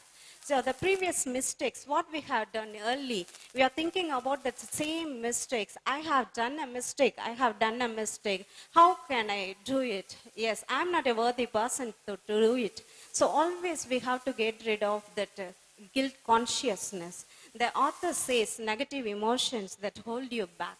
Yes, of course. The author says one beautiful story about from the Bible. Yes, Sarah and Abraham's story. He was telling to the Abraham, I make your descendants like sands in the seashore and stars in the sky. Because when it given to the Abraham, he said, okay, but when the word is given to Sarah, she loved it. Yeah, why she loved it? She became 9 years old. How the 9 years old can have the baby? She loved. Then again, God said, everything impossible is impossible in disguise. For God, everything is possible. So he gave the descendants like as sand as sword in the seashore, as like a stars in the sky. So always we have to come up the fear, guilt, as well as the negative emotions. And the last one is the positive attitude towards the positive comeback. Yes. Here, the positive attitude, always the perception, we have to keep it in our mind. Yes, the positive attitude, that wisdom, ask for it, love, go for it, and seek the goodness. King Solomon, he was a king, dreamer. One day, God asked him, what I want to give you. He told that, he asked, no weapons, no compromise, no strings, nothing, no war. I need wisdom. What is wisdom? Seeking for goodness. Yes, what is right and wrong. So even though that Solomon, he has a king and he has everything. 14,000 chariots he has and 12,000 horsemen he had. And also a lot of jewels, money and silver, gold, everything he has. But his lack of wisdom. Yes, he lack of confidence in overwhelming by the people leading Israel people. But when he asked God wisdom, he provided everything. So we have to think about that wisdom. He submitted himself humbly. He asked, even though he has everything, he humbly asked the God. And second character is human attitude. And second one is seeking for goodness. These are the main characters we should have in our life. If we have all these 8 characters in our life, we'll become a successful person in our life. So I'll recommend this book to all. You can read. And also, it is easy to understand. Even if you start to read, it is a trial to overcome. Yeah, thank you for this wonderful opportunity. Thank you once again. I am Yutika from grade 10A, here to review the book, The Secret. What you think is what you preach. Here, in 2006, a groundbreaking feature-length film revealed the great mystery of the universe. And later, that year, Rhonda Byrne followed with a book that became worldwide bestseller. In this book, you learn about how to use the secret in every aspect of your life, like money, health, wealth, happiness, relationships, and every interaction you have with this world. You will begin to understand the hidden and the untapped power that is within you. And this revelation can bring out joy to every aspect of your life. The secret contains wisdom from modern day teachers, men and women who have used it to achieve health, wealth, and happiness.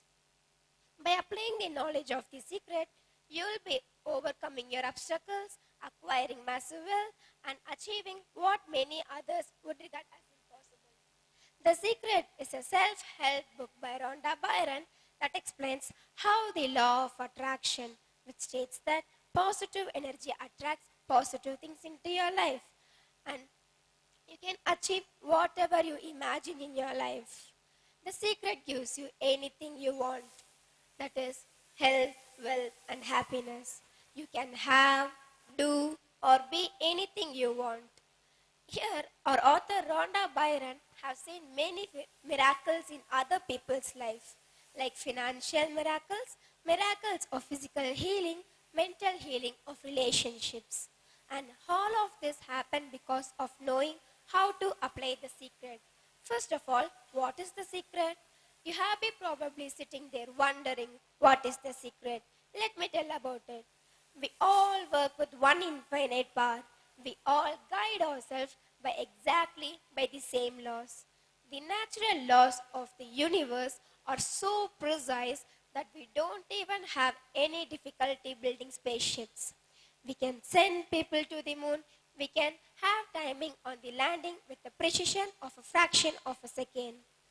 Wherever you are, India, Australia, New Zealand, Switzerland, London or Turkey, we all work with one power, one law. It's the attraction. The secret is the law of attraction. Everything that is coming into your life, you're attracting it into your life. It is attracted to you by the virtue of the image you're holding in your mind. That's what your thinking is. Everything that is going in your mind, it's automatically attracted to you. Every thought of yours is a real thing, a force. I repeat it. Every thought of yours is a real thing, a force. You know, sometimes when we get happy more, we all keep that for a couple of days. After a long months, we all could forget it. And suddenly it pops back into your life. Or have you ever set an outrageous goal that you have never looked back again, but you have realized it, you have accomplished it. This once happened to the famous show host, Oprah Winfrey. She was reading a book, A Color Purple, and she got a call from the audition for the secret movie, and that was turned to A Color Purple. And she don't know how to she don't know how she got that miracles to her reality. So this book was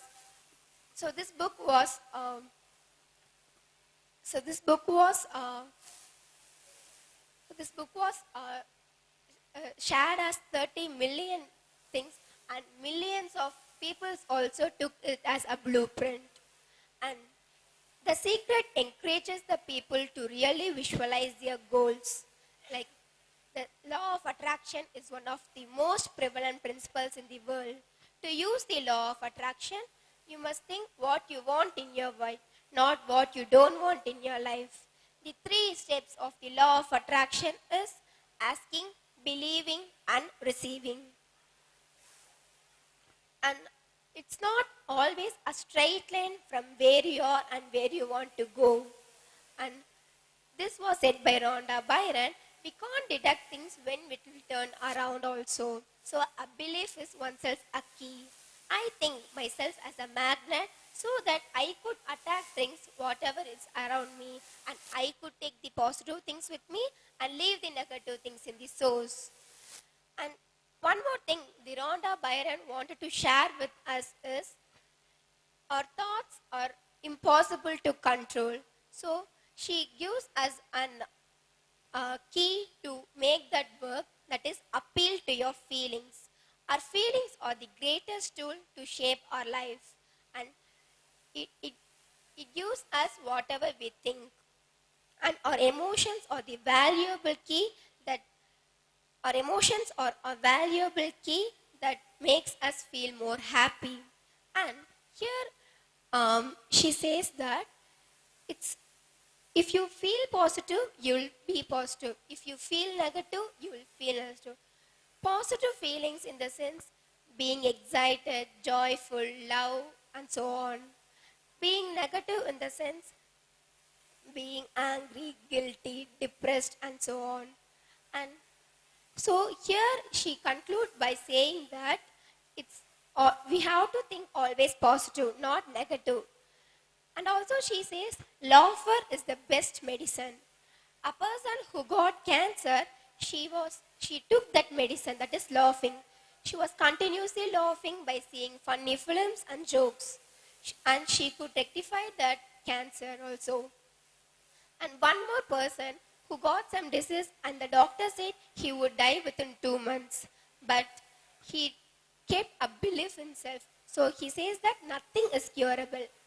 Nothing is incurable. Everything is curable. He kept that belief in himself so that he got cure and he is good now. Next he says that believe in yourself. You have to believe in yourself. We don't want to be dependent on others. If you believe on yourself, you'll be achieving whatever you want in your life. Thank you. I am Shirmila of grade 10. Things won't get better until you think better. The book which I am going to review is Six Thinking Hats, written by Edward D. Bono. Bono has written more than 60 books in 40 languages, which now people are spreading his method worldwide. Bono is one of the 250 members who have contributed to the mankind. This book was first published in the United States of America by the Little Brown and Company in the year of 1985. This book is non-fiction, and this book contains 177 pages and 43 chapters. In this book, the author is explaining about the 6 thinking hats. Thinking is the ultimate human resources. Yet, we are never satisfied with our most important skill. Usually, the people who are satisfied in their thinking and those who are poor thinkers who believe that the purpose of thinking is only to make yourself right to their own satisfaction. No matter how good you become, but you should always want to be better. If you have a limited view on what thinking can do, you may smang about your excellence in this area, but not otherwise. The main difficulty in thinking is confusion. We do many things at once. Emotion, logic, feeling, creativity, everything crowded on us. It is like juggling too many balls at a time. The author is giving a simple concept which allows the thinker to do one thing at one time. He or she is able to separate emotion from logic, creativity from information, and so on. Putting on any one of these hats gives us a certain define of a hat. The author describes the nature and contribution of each type of hats. In any meeting, it is a convenient method to switch out from our usual pattern of thinking and in order to get many new ideas. It is a sheer conveyance of 6 thinking hats, which is the main value in this concept. Each 6 hats is represented by each different colors: red, white, green, yellow, blue, and black. The author could have chosen a clever Greek word instead of these colors, but the author wants the thinker to visualize and imagine each type of hat. For visualizing and imagining, the most important thing is color. The color of each hat is also related with its information. White hat. Imagine a computer that gives you facts and figures which we ask. The computer is more neutral and more objective. The computer does not give its own feelings and emotions. The thinker who is wearing white hat should imitate the computer. In white hat thinking, there are 2 tier systems. In the first tier system, the facts that have been proven and fully checked. These facts are called first class facts. And the second tier system consists of facts that are said to be true but not fully checked. These facts are called second class facts. There is a spectrum of likelihood ranging from always true to never true. In between these, there are many usable levels like by and large, occasionally, and sometimes. Informations of this sort can put under the white hat. White hat thinking is a discipline and direction. The thinkers strive to be more neutral and more objective in the presentation of information. Next, let us move on to the red hat. When I use the red hat, I allow to say, this is how I feel about this matter. The red hat legitimized the emotion and feelings as a main important part of thinking. When a person is using red hat, he can express his own view and feelings about the matter. When a person is using the red hat, there should not be any attempt for justifying it. In any meeting, it is convenient to switch in and out of the feeling, which is not possible without such a device. Next, let us move on to the black hat. Black hat is concerned with caution. Sometimes we have to consider difficulties, risk, obstacles, potential problems, and downside of the suggestion. The black hat is finding the weakness in an idea. The black hat can be overused and abused if this is the only mode of thinking. But in no way the value of the black hat gets diminishes. Just like if you drive a car fast, it is dangerous. But that's not the cars are dangerous. Next, the black hat is to be careful. The black hat seeks to avoid the dangerous and difficulties. Next, let us move on to the yellow hat. Yellow hat is a positive thinking. Yellow hat seeks the opportunity. The yellow hat is a positive assessment, while the black hat is a negative assessment. The spectrum of the yellow hat range from politically, logically in one end, and visualize, imagine, and hope at the other end. Next, let us move on to the green hat. Green is the creative thinking. Green hats gives us the creative ideas about the matter. Green symbolizes the growth, fertility, and the value of seeds. The provocation is the important part of green hat. The word provocation is symbolized as a po. The provocation is used to switch out from our usual pattern of thinking. The provocations can be set up in various methods, including the random word method. Next, let us move on to the black hat. Next, let us move on to the blue hat. Blue is a cool. It is the color of the sky. Blue hat is the control and organizing hat. Blue hat ensures to summarize conclusion and overview. Blue hat sets a sequence for process of thinking. The biggest enemy of thinking is complexity that leads to confusion. If the thinking becomes easy and simple, the thinking will be more effective and more enjoyable. The 6 thinking hats method is very simple to use and easy to understand. There are 2 main purposes of the 6 thinking hats. First is we should not be persistently in one mode of thinking. For example, if a person is persistently in black hat, he may keep on giving the negative thoughts of the matter. So the thinker should be persistently switching out from one hat to another.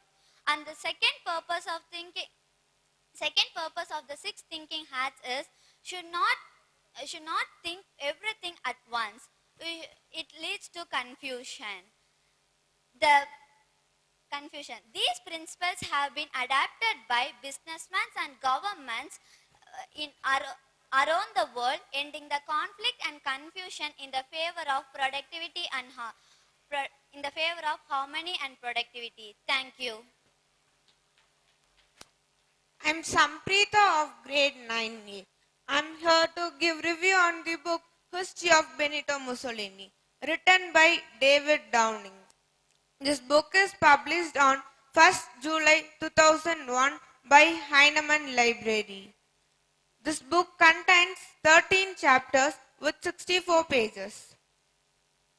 Benito's mother name is Rosa Mussolini, whose father name is Alessandro, whose brother name is Arnaldo, whose sister name is Edwides. Before getting into the concept, here is a few details about author. David Downing, born on 9th August 1946. David Downing is a British author of mystery novels and non-fictions. His works have been reviewed by publishers weekly. In this book, he says about Benito's childhood, how he was in his school days, and so and so. Benito Mussolini, born in a tiny village of Dovia in Romagna region of northern Italy on July 29, 1883. He is the first of three children born to Alessandro and Rosa Mussolini. He has two siblings. Alessandro is a blacksmith, but he spent his most of the time in drinking and arguing about politics than working. Rosa is a village school teacher. There were many books for the young Benito to read. At the age of 9, Benito was sent away to a Catholic boarding school, where it was hoped he would learn to behave better. In one fight, he stabbed his opponent with his penknife. Because of this, his parents sent him to a different school where he stabbed another boy.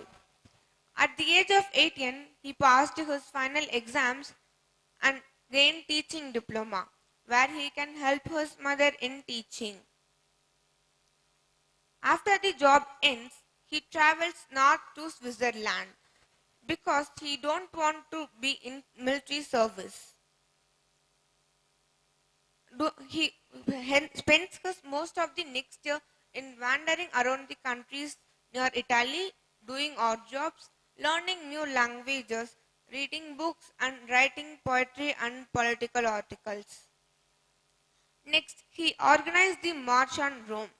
The March on Rome happened during the rise of fascism in Rome, Italy, from 27th October to 29th October 1922.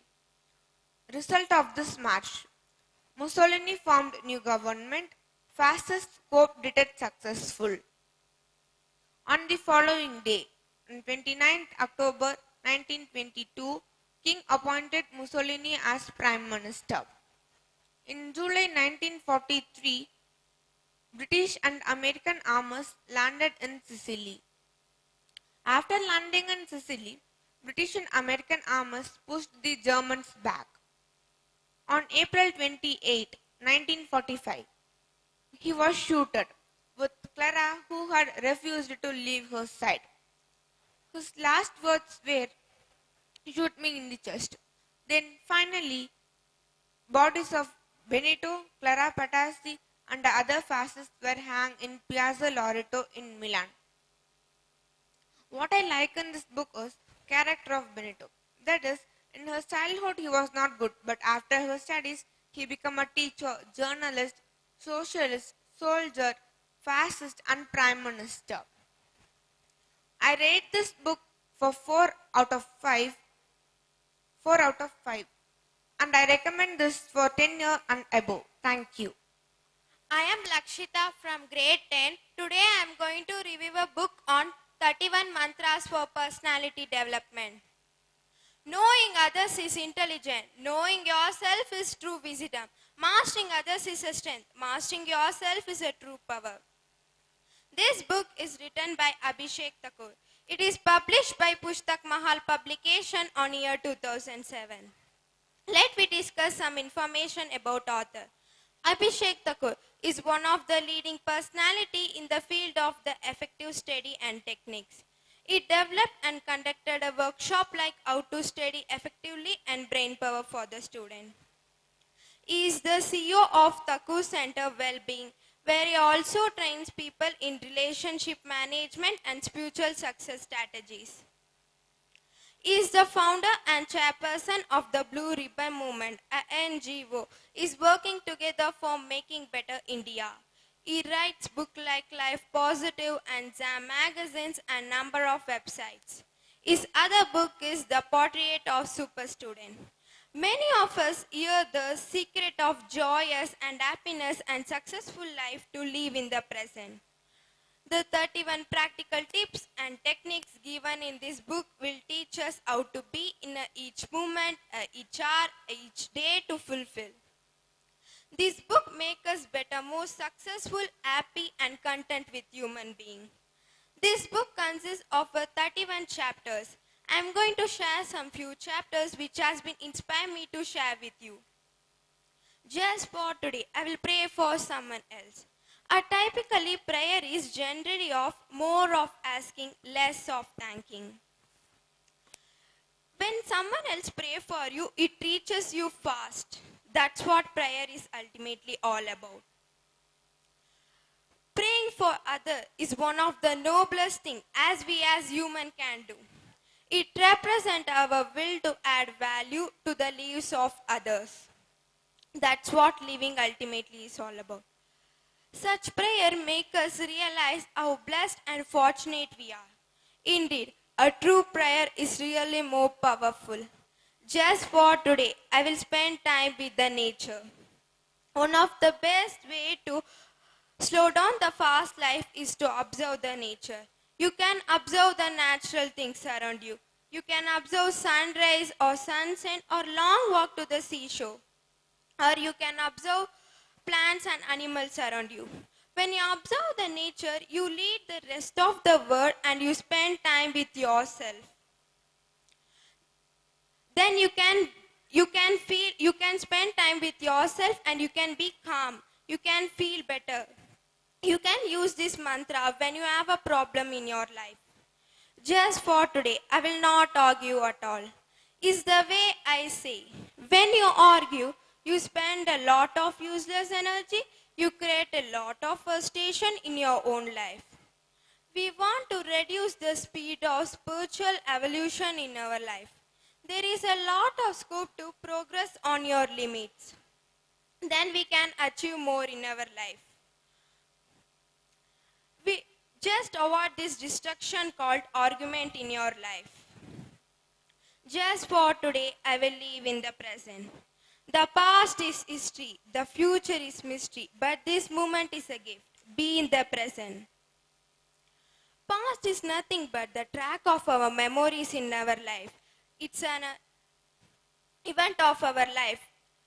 Its future is nothing but going to be happen, just expectation of our life. But our mind loves these two areas and aids to be in the present. When our mind diverted somewhere, we want to bring it back to the present without any force. Just for today, I will be honesty. People thinking that saying lie is a great way to escape in their life. But being honest with yourself is the most important. Being dishonest, you can earn some money. But being honest, you can save someone's job. You can't hide the truth ever. It comes one day or another day in your life. The truth is really powerful. Just for today, I will take positive feedback. Failure comes to all of us in our life. The people who are richest in society, they have lost so many money in their life. That is in essence in a feedback. There are two different people, ordinary and extraordinary. They have a thin line between them, that is feedback and criticism. We want to take all of their comment. We want to filter in the screen of the truth. We want to take positive feedback from the people. Then we want to achieve in our life more and more. Just for today, I will take care of my body. People say that the body is a temple of soul. We want to check our body regularly. When we have a problem in an earlier stage, we want to clear it. You leave it in an earlier stage, you suffer in a future. Ignoring a problem is one of the best ways to make it worst. Most importantly, our mind and body has been intimately linked. When our mind has been distracted, our body also gets affected. We want to make our body fit. by doing exercise, meditation, sports. Just for today, I have faith in myself. I'm going to say a small story. Elephant was tied with a rope in the tree, but now they are carrying a huge logs of wood. This story tells about the belief and faith in yourself. When elephant just born, they were tied with the rope in the tree. And they don't have a strength to break that rope. They gave up. They thought that is an unbreakable. They grow up, their strength also has been increased, but they did not break that. They thought that it is an unbreakable. First, when we have failed in the thing, we are just avoiding that. First, we want to have a faith in ourselves. We want to try new things in our life. That's all in our confidence. Just for today, I will enjoy little things. A Malu Nasaruddin, his friend was returned from the market with the duck. Returned from the market duck, where he is going to cook his duck for his dinner. He was very sad in his life. He was searching for happiness in his life. Suddenly what happened? Malu Nasaruddin snatched the duck and he ran away. Back of him, his friend also ran away. After a long chase, he snatched the duck. He relieved the happiness from me when duck came back to him. In this story, we saw a beautiful moment. We want to enjoy a little things in our life. You can observe the nature, you can observe the child, you can observe the friends' comedy and be enjoy. When you have a problem, just enjoy a little things in your life. Personality development tips. Positivity, body language, speech, confidence. I recommend this book for everyone. I conclude my review with a quote. Personality development is a major time saver. The better you become, and less time take you to achieve your goals. Thank you. Hi, I am Anushri from grade 10 here to review a book on the title My Way. It is edited by Derek O'Brien. It was published in 2014 by Rupa Publications. It is a non-fictional and it's all about the success mantras of 12 achievers. Before getting into the book, let me tell you about the editor. The editor was born in Calcutta. He started his career as a journalist for Sportsworld magazine, and after a few successful years, he started to concentrate on his passion, quizzing. Today, he is best known quiz master and CEO for Derek O'Brien and Associates.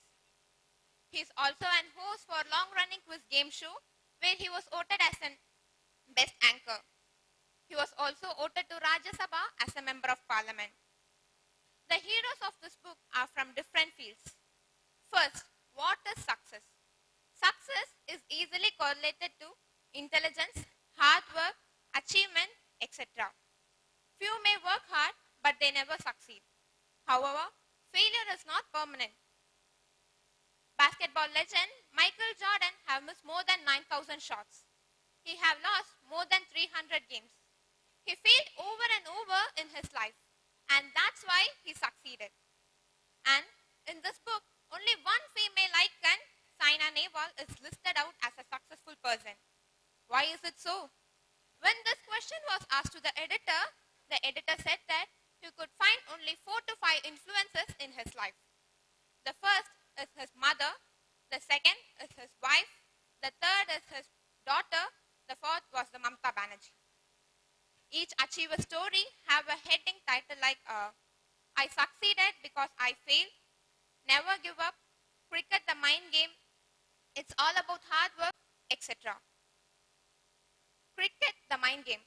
This is all about the famous person Mahendra Singh Dhoni, MSD. He was the Indian cricket team captain as well as he led the CSK team. He's the very coolest captain and he's a kind-hearted person to his fans, family, friends, etc. His greatest asset is his ability to stay calm. He said that for playing cricket, mind is very important. Few may work hard, but they never succeed. The missing ingredient in them is mental control. When we practice for a game, we should not just practice our body. We should also practice our mind to get 100% of ourselves into the game. This helps us to be successful in our life. And his main advice to the upcoming players is that first, we should enjoy our sport. If we don't enjoy our sport, we will not learn the game. Second, we should improve on our weakness. If we are weak in any sports, we should spend more time in those things to improve it. We should practice them more because practice makes a man perfect. Without practice, nothing is possible. When he was teenage years, he used to play several games, but he was not good in everything. When he started to play, he wanted to win and he was determined to win. He started to put his 100% effort in whatever things he does. And that's why he started to succeed in his life. I succeeded because I failed. This is all about the missile man of India, Dr. APJ Abdul Kalam. I succeeded because I failed. Why? From his childhood till his successful career, he has faced many failures in his life. From those failures, he have learned many things, and that's why he started, and that's why he succeeded. He worked as an aerospace engineer with ISRO and DRDO. When the editor of this book interviewed him once, he said that, have a dream, work on it, don't allow any problems to defeat you, be the captain of the problem, defeat it and succeed it. He also said that we should fail many times to succeed one time. When we learn to walk, we fall many times, but we should not give up. When he was studying aeronautics, he and his team was asked to design a low-level aircraft. He and his team was putting their 100% effort in the project. When they displayed the project for the first time, his professor Srinivas viewed on it and said, the project is not up to their level. He was not satisfied with their project. He said that they should redo the project within 3 days or their scholarship will be stopped. He and his team thought that this is an impossible thing to do. But APJ Abdul Kalam, he wanted to prove himself in front of everyone, so he decided to work on it. He started to put his 100% effort in the project and he was working day and night. When he displayed the project for the second time, his professor Srinivas was very happy with the project and he was satisfied. Patting on his back, he said that, I have pushed you to your limits so that you could recognize your potential. On that day, APJ Abdul Kalam, he learned a lesson that nothing is impossible. It's all about hard work. This is about my favorite person, Saina Nehwal. She's India's women badminton player. She have achieved many things in her life at the just age of 23. Her story is a perfect example for people who need to give up and who need to succeed something in their life. When her friends was behaving like a normal teenagers, playing and watching TV or studying for their exams, she was already conquering the world by achieving the tournaments. She also achieved in her studies too. She said that to achieve, we need friends, family, teachers, neighbors, etc. supports. Without their support, no one can achieve in the world. And one of the achievers in this book said that if people doesn't laugh at your goal, then your goals are too small. Dr. Devi Shetty, in the How to be the Greatest Doctor, she said that always develop a good attitude. She said this with a story. The story goes on like this. There was a couple traveling in a car. When they was traveling, it was raining heavily. They both decided to stay in a hotel. When they went to the hotel, the manager said that there are no rooms available. The old couple, they said their situation and the manager understood their problem and he provided a room. The very next day when the old couples went in search for the manager, they saw the manager, he was sleeping in the corridor. They realized that the manager have sacrificed his room for them. They both thanked them and they left the hotel. After a couple of days, the manager received an envelope, an appointment for CEO for an expensive hotel. What was his qualification? His good attitude. So always develop a good attitude, you will conquer the world one day. And in this book, one of the next achiever, Donald Trump, said that we should follow a few things to succeed in our life. First, we should never give up. Second, if we love the work which we are doing, it will not look like a work. Third, we should not look at the problem, we should look at the solution, and etc. I feel like that editor could add still more female icons in this book, as there are many female achievers who achieve every day in this world and who inspire everyone apart from those achievers. So I conclude by saying that success is permanent and failure is not permanent. Thank you. Hi, I'm Shamika of grade 10A, here to review the book, The Everyday Hero Manifesto. This book was written by Robin Sharma. Before going to the book, let me give you a few information about Robin Sharma. Robin Sharma is a Canadian writer. He was born on 16 June 1964 in the place called Uganda in East Africa. He is globally respected humanitarian and founder of not-for-profit venture that helps children in need lead their better life. He has a particularly strong focus in ensuring kids suffering from their literacy rise. In 2019, he ranked 6th in Global Guru's top 30 leadership professionals. His famous books are The Monk Who Sold His Ferrari, The 5 AM Club, The Greatness Guide, The Leader Who Had No Title, and so on. Let me give you a few information about the book. The book, The Everyday Hero Manifesto, was published in 7 September 2021 by Jacob Publishing House. This book consists of 371 pages, which is divided into 101 chapters. This book has sold over 20 million copies. The title, The Everyday Hero Manifesto, tells the hidden habits used by many of the world's most creative and successful people to realize their visionary ambitions, and personal techniques to turn fear into fire, problem into power, and troubles into triumphs. This book will completely turn your life. Before starting my review, I would like to start with a quote. Every day is a chance to change yourself. Let me say a few chapters which has inspired me. The first chapter which has inspired me is a manifesto for everyday hero within you. No matter whether the hands of nature have now placed you, your past need not prescribe your future. Tomorrow can be made with something which is better than today. Whether you accept this or not, you are a lion, not a sheep. You are a leader, never a victim. The next chapter which has inspired me and I wanted to share you is, it's okay not to be okay. Our civilization sells the idea that if you are in smiley and happy, and if puppies are in dancing and rainbow do not steam on window pans on perfect day, something wrong with us. The reasonable man adapts himself to the world. The unreasonable one persists in trying the world to adapt himself. Therefore, all progress depends on the unreasonable one. You never learn to be brave and patient if there were only joy in the world. See the cuts that have hurt you as medals awarded for your courage, your deep goals, and your lofty ideas. And definitely remember, it's okay not to be okay. The next chapter which has inspired me is the peacock's complaint.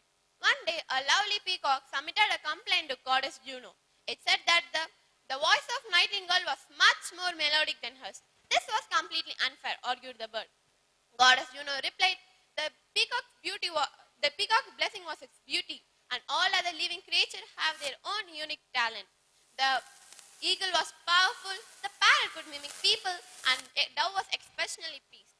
The peacock understood the lesson and soon grew with its attractiveness, proudly showing the plunge for the world to be bold. The next chapter which has inspired me is Death Just a Hotel Room Upgrade. We all have fear because we are humans. We get nervous when we speak to a new people, or if we speak in front of classroom, or if we speak in front of huge crowd. Even our author had all these nervous and fear, but he had no fear in dying. He recently had a conversation with a friend about dying. If you had a mindset of dying, just a second, think of your family, the time which you spent with your family, the joy which you had with your family, and the meal which you enjoyed with your family. Even the author had all these. He was beyond grateful leadership, speaking his truths, which he had done across the world. He was blessed to work with it, the sublime meal which he enjoyed and the glorious sunrise which he enjoyed. If we go into our good memories, we come out of a bad situation and the thought of dying.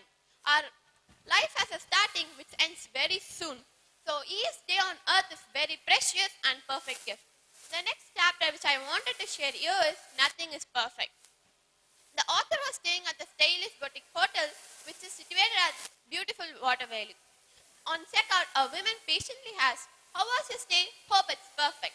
The author replied, "Nothing is perfect. In nature, no sand dunes, no crook brooks, no fragrant flowers, no garden, no lush of forest is perfect. Same for our life. We don't find anything that's absolutely perfect. Nothing we work on will be perfect. No dinner at the restaurant will be perfect even if it's a grand meal you ever had. No pair of shoe, cake at a bakery, films you watch on TV, and sports match between top two players will be ever perfect. No relationship will be perfect. But the wonderful thing is you'll learn to trust it's all perfect because it's imperfection." The next chapter which I wanted to share here is the Just Because score for Everyday Hero. Just because your past was painful doesn't mean your future won't be miraculous. Just because you didn't do something yesterday doesn't mean you can't achieve it today.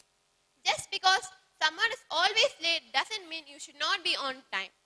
Just because you have wounds to limit and just because you have wounds to heal and limits to dissolve doesn't mean you're broken. Just because someone breaks a promise made to you doesn't mean you should not keep the promise you made to others.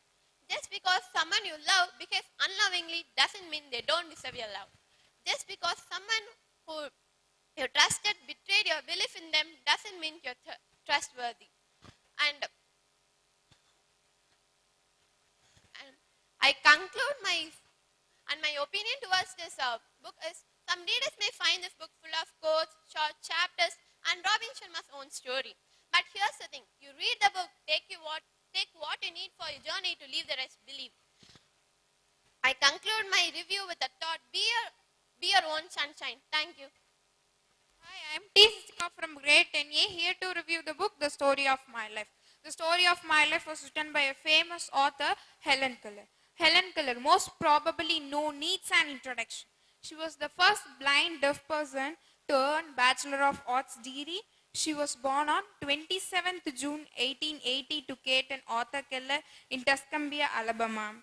Keller served as a Confederate Army and worked for 10 years as an editor in northern Alabama. She was the daughter of Charles Adamus and the cousin of great General Robert E. Lee. The family lived in a beautiful house which was built by Helen's grandfather in 1820. Helen was a great writer and really brave and good person. This is the autobiography which was written by Helen in the age of 22 when she was studying as a student in a college. Helen's first book, The Story of My Life, was published in the year 1901 when she was just 23 years old, and later written more stories on various articles such as socialism and women's rights. In 1957, Miracle Worker television drama based on Helen's life broadcast her amazing journey in her life. In 1964, she was awarded as the highest civilian of honor with the Presidential Medal of Freedom in US.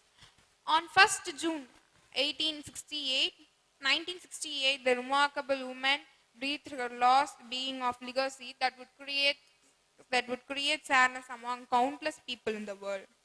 A story is set of social and intellectual environment in the southern state of America in the last decade of 19th century. The story of my life is nothing but story of Helen's life up to the time when she fulfilled her lifelong ambition for graduating from Radcliffe College. The every part of narrative is based on incident narrated to Keller by her parents and teachers.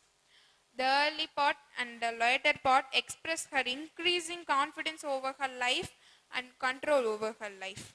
The story of my life is a remarkable autobiography by which the process by which the images the deaf-blind girl to process the sign of disability and proficient in several languages. It goes on not only in several languages of literature but mathematics, science as well.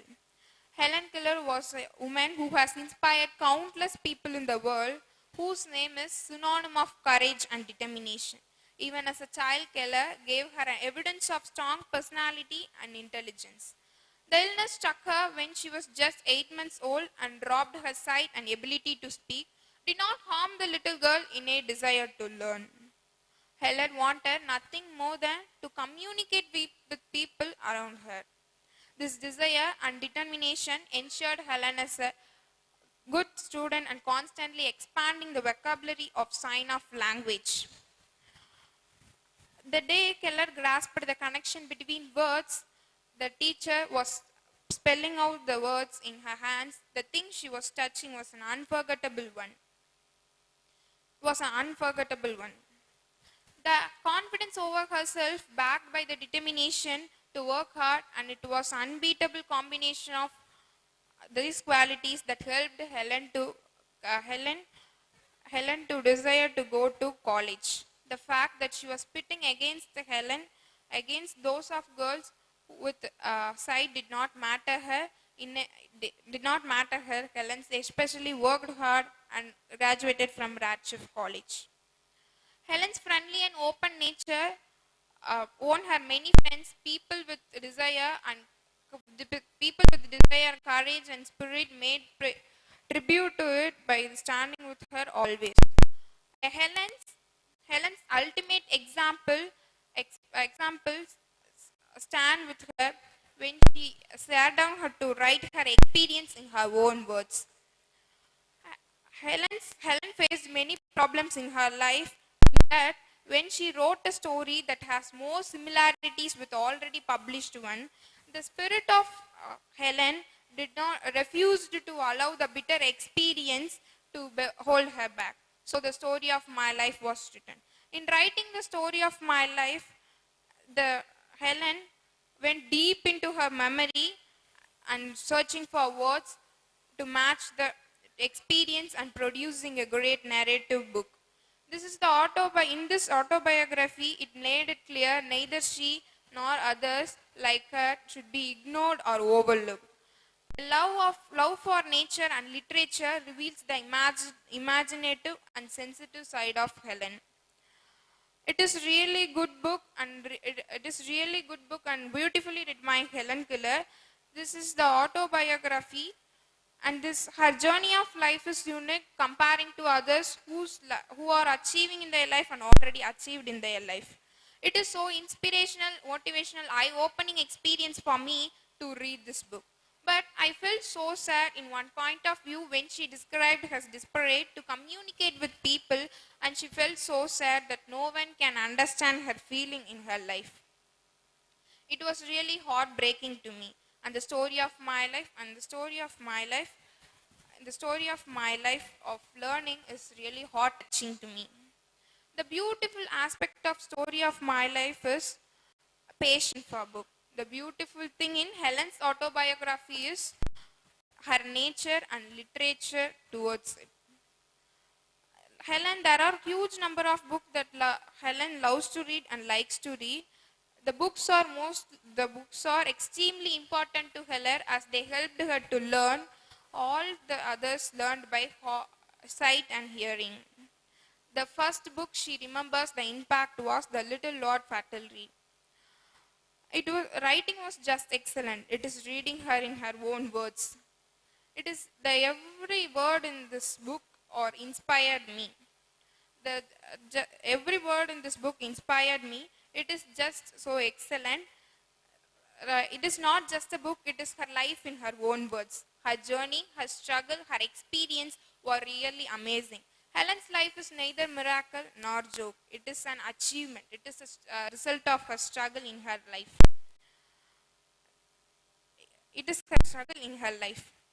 The second part of the book it express. We can read the Helen's letter written by beloved ones during 1887 to 1901, through which she expressed her love, mind, and thoughts. When Helen became more older, she was involved in political, in social causes, women's rights, labor work, etc. The another enjoyable aspect of the story of my life is if you ever feel sorry for yourself for what you don't have or what you are currently struggling with, compare the situation with Helen's life. She is really a great person. I suggest this book to everyone who are facing struggles in their life. I conclude my review by saying that, quote, that the best and most beautiful thing in the world cannot be seen. They are touched by the heart. Thank you. I am Tendral Sundarajan from grade 10B, here to review the book Winning, written by Jack Welch and published by HarperCollins Publishers. The author of this book, Jack Welch, knows how to win. He worked in General Electric for nearly 40 years and led his company to success in spite of brutal competition. He retired in 2001 as chairman and CEO. After that, he traveled the world meeting more than 250,000 people. That is, he attended more than 150 question and answer sessions. He answered a wide-ranging questions asked by the people. His objective is to speak to people at every level of an organization. His audience is everyone from line workers to MBAs, from project managers to senior executives. His goal is to help everyone who has a passion for success. His philosophical and pragmatic book became as the Bible of business. If we read this book, no other management book will ever be needed, says Warren E. Buffett, who proposed compound interest and suggested many things in share market. A lifetime experience of success of Jack Welch in his business career is given in just one single book. This book contains 20 chapters, which is divided amongst 5 parts, and each part has its own theme. The first, underneath it all, conceptual. Second, your company, innards of organization. Third, your competition, world outside the organization. Fourth, your career, managing or professional life. Fifth, trying up loose ends. This book gives us many tips and formulas to succeed in business and life. But these are not easy to apply in real life. We want to work hard for that. While we start reading this book, you might think that this book is all about business, business, business, but it is not so. If we read this book with full concentration without diverting our mind, we'll get to know that this book gives us tips and formulas to succeed in life also. Welch begins winning with an introductory part called Underneath It All. It describes his business philosophy. It explores the importance of values, candor, differentiation, voice and dignity for all. The core of winning is devoted to the real stuff of work.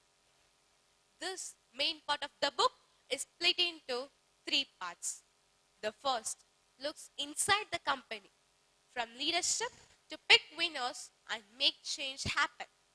The second looks outside at the competition with strategy, budgeting, organic growth, mergers and acquisition, Six Sigma. The next part of the book is about our career, from finding the job to achieve work-life balance. This book is really wonderful for those who need to succeed in life and business. In this book, Welch had said that a key part of winning is hiring the right people, those who are good at what they do, and therefore make the boss look good. The right people sometimes outgrow their job and move on, but that's fabulous. Welch said, some of my former employees are running big companies and have made way for other grades to take their place at GE. It is also important to know when to let people and business lines go. This principle, Welch called a differentiation in this book. When it comes to the choice between micromanaging and delegating tasks. Welch recommends the side of delegation in this book. The bigger the company, the more delegation it needs to do.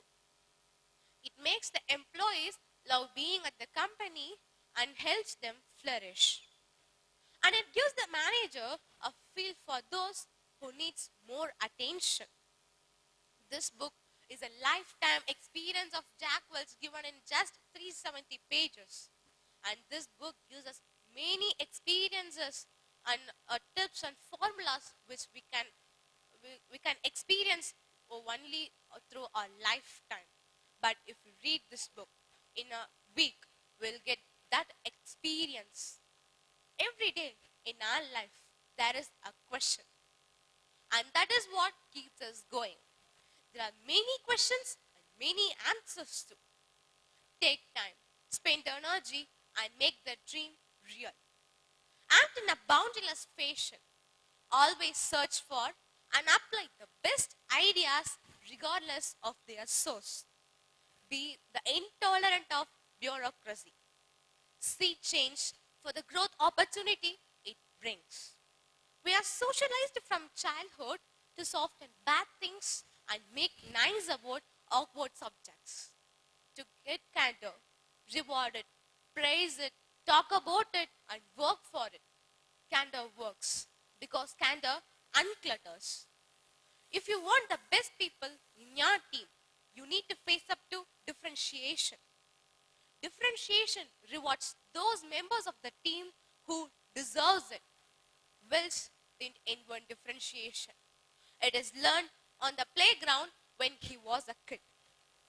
Without financial success, any of the social goal in the world doesn't have a chance.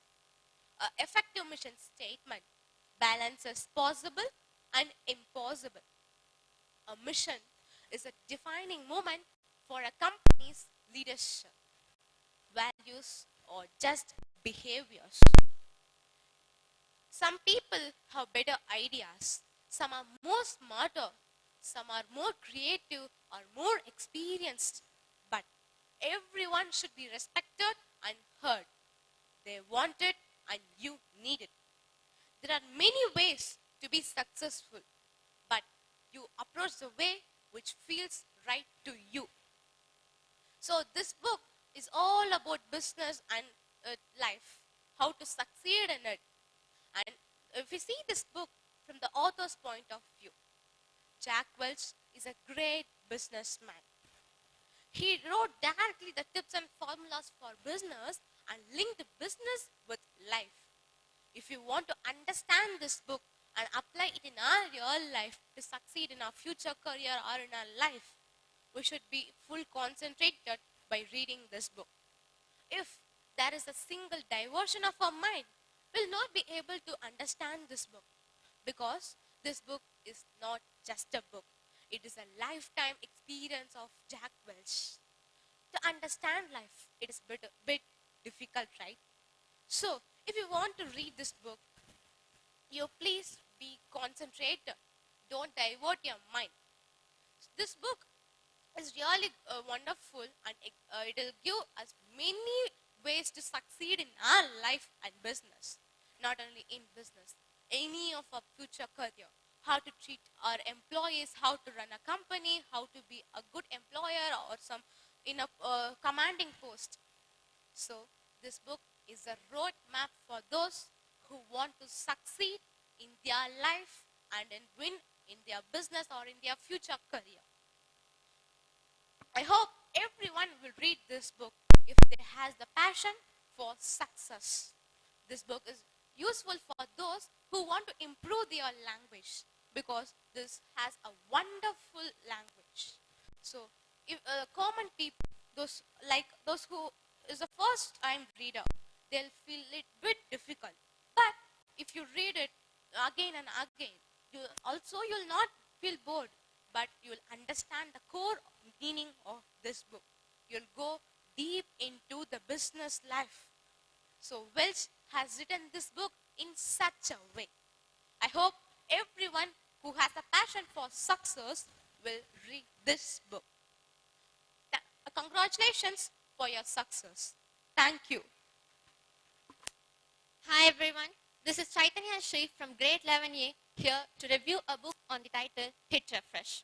The quest to rediscover Microsoft's soul and to imagine a better future for everyone. This book, it totally contains 245 pages which cost around 600. It was published in the year 2017 by HarperCollins Publishers. Don't judge a book by its cover.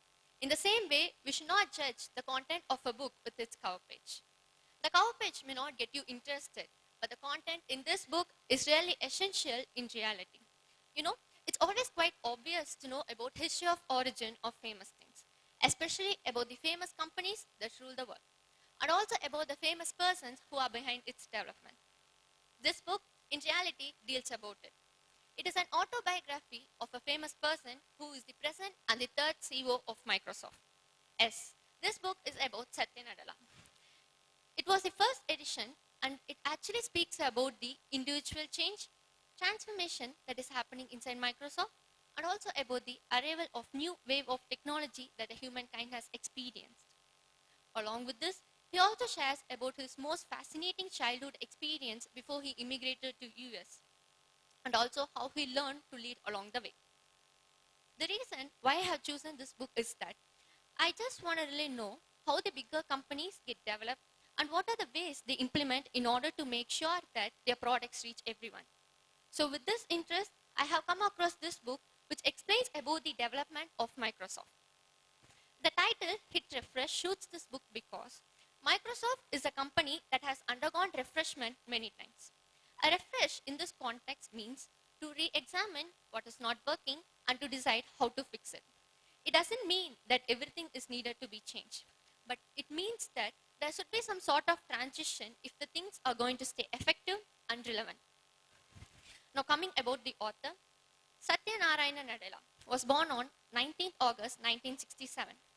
He belongs to the state of Telangana, India. His father was a civil servant and mother a Sanskrit scholar. He was married to a woman named Anupama who is an architect. He also received a Padma Bhushan award for this book. Satya Nadella is a father, husband, and Microsoft Chief Executive Officer, the third in the company's 40 years history. On his 21st birthday, he immigrated from Hyderabad to US in order to pursue my master's degree in computer science. He is widely known as an inspiring and mission-oriented leader. Later, in 1992, he joined Microsoft in order to innovate technology to help people to improve their lifestyle. In addition to his role at Microsoft, he also serves on the board of directors for Fred Hutchinson Research Cancer Center and also for Starbucks. Satya and his wife Anu, they personally support Seattle's Children's Hospital and also other organizations in order to help people to overcome their disabilities. Moving on to the content of this book, it totally contains 9 subdivisions, each tracing the path of his life journey and also about the changes he brought to Microsoft. It mostly focuses on the change that he brought to Microsoft and also how he grew up. And he moved on to the Microsoft company in order to innovate more technologies. Since from his childhood, he loved playing cricket. He kept it as his passion and he was inspired by a famous player named Jai Simha. Later, after a few years at HPS, his father went to work at United Nations in Bangkok. He pulled them in order to complete his 11th and 12th in some international schools in Bangkok. At that time, cricket was the major part of his life. He also got educated in many parts of the schools in India, which created a lot of memories in him along with his friends. He also completed many graduation degrees in computer science. When he was at grade 12, he had an ambition in order to complete his degree in some small colleges and to join Hyderabad's cricket team. Later, when he was 15 years old, his father presented him a Slinker ZX Spectrum computer from Bangkok. This inspired him and made him to think about software engineering. As the years rose by, he completed his mechanical engineering in Birla Institute of Technology at Mesra and electrical engineering in Manipal Institute of Technology. Computer, it took the cricket's position and played a #1 role in his life. He also completed his master's degree in computer science at University of Wisconsin.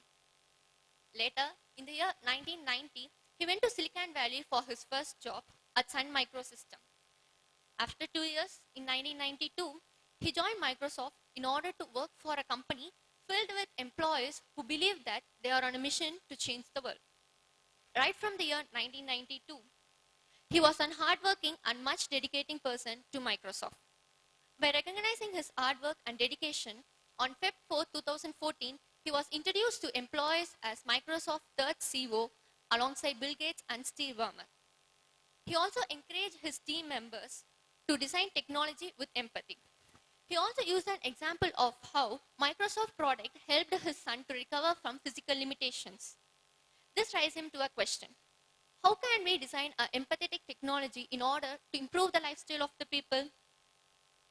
Microsoft is in a business of producing products in order to help people to live fuller their lives. What about artificial intelligence? Will the inequality get improved or worsened? No one can answer this for sure. But the future of technology lies in what the companies make today. According to Nadella, he believed that societies must overcome socio-economic challenges with compassion and empathy. A goal of Microsoft is to produce a democratizing force in order to help the underdeveloped countries and pull out the people from poverty. It also aims to produce educational facilities and also other resources like medical care with the use of technology. It also aims to produce products which are not in compete with other companies like Google and Apple. The future role of Microsoft is to create personal experience with all the people, which means that in the digital world of apps, social medias, data, and network, it would be the constant part in everyday people, profession, and in their constant life. Microsoft could help people to achieve this with the use of technology. According to the CEO of Microsoft, he believed that innovation of technology is to help people to overcome their challenges, as he has seen this in his real life with his son and daughter's learning disability, as he pulled them out beyond what they thought was possible. This could lead a better life for everyone. Although Nadella is largely credited for leading Microsoft's transition from Windows-centric company to a cloud-first company, his reading habit was behind his success. He also encouraged his many team members in order to persuade or innovate many technologies which could improve the lifestyle of the people. As long as I could remember, I always had an hunger to learn. This could be a line from a poetry, or a conversation with a friend, or even a lesson from a teacher, as he writes in this book. He always cites several books which shaped his leadership, but two in that particular forms the foundation of course that he changed. My personal opinion on this book is positive. This book is really interesting when it comes to the reading part about the author. He has been a steady force to the company right from the year 1992. And he is the person who follows the company's culture and refreshes the company many times in order to achieve its goal. He also shares most of the interesting insights about the author in his both personal and career life. Apart from this, I like the fact that he shared his personal opinion and views on the life in right way. I would give this book a 4-star rating. I feel that it doesn't deserve the 5th star because it fails to keep the reader interested in a few overly lengthy chapters. I would recommend this book for the people who are above the age group of 13. Thank you. I am Dayakar from grade 8 here to review the book How to Think Every Day. This book was published by Inspirational Publications and this book was published on 2021. The author of this book is Deepak Gupta. He is the author of more than 40 books, including the 10 Principles to Beat Failure, which won Google's Best Choice in 2018, and he became the top seller in 2019. He got more appreciation for his 30 minutes read and 10 Principles series. He also got more appreciation from all over the world. He traveled many places like Goa and many more. This book totally includes 8 chapters and I am going to review the 5 chapters which was quite interesting to read and which gives a great message. The first chapter, Thinking Nothing. We see that many of them will not think about a problem because they are trying to avoid it, and if they think less or nothing, they think their mind would be in peace. But that's a silly idea. we think less or nothing, our mind would not be in peace. But we can't stop our mind from working. But we can direct our mind for rest. So thinking nothing is leaving a blank and an empty mind in our body. Our mind can't be an empty vessel. Our mind needs something to process. Our mind thinking capability is infinite. If there's a child, he has an initial thought of growth to build a beautiful castle in his age. But as he grows, you see the people how they talk, meet, understand. Magic isn't real, but magic is a great and a good illusion. The second chapter, Oath of People. We often see some people saying their parents or teachers, I will not do this particular activity again. I am taking the oath. Taking oath is determination and commanding to our mind. When we take oath, it will not deeply regret in our mind. But when you are following it again and again, it will be easily stored in our mind. But our aim is not to remember the thing which we have to unfollow. But I can remember it because I have that information still in my brain cells. So I can again and again I can repeat it because the informations are already stored in my brain cells. If the friend comes and talks to you, distracting you, to avoid this distracting, you should not think about it. When you are not thinking about it, that would be an erased memory. And when you say don't, you divide your mind for yes and no. And this will affect our decision making skill in our brain. Third chapter, one at a time. We see that we'll say to the friends or someone that positive minded person can easily solve the problems. Why? Because he can create as fast as the problems create, we can solve it. So always think positive. When you're thinking positive, it will be started storing in your mind and it will be a good motive for you. So always think positive. And think always, I can do it, I can do it, I can do it. You're thinking like that, it would be easily stored in your memory and you can easily achieve it in any negative situations. So I say all of them to think I can do it. We see that to thinking about an unsolved problem again and again, this will halt our body from solving it in the future. So it should give us some time of rest to the problems so you can solve it in the future. The fifth chapter, worried about something. We all are worried about something, but we say to ourselves, do not get worried about the same thing again and again. But our brain does. To stop this, we should be happy and do the things which makes us happy. So all the worries would fly off without saying to us any goodbye. So always think, I can do it, I can do it, I can do it. And always be happy. The seventh chapter, unending loop of thinking.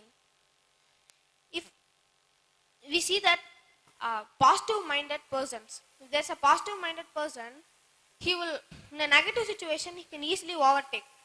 Because people will remember negativity better than positivity.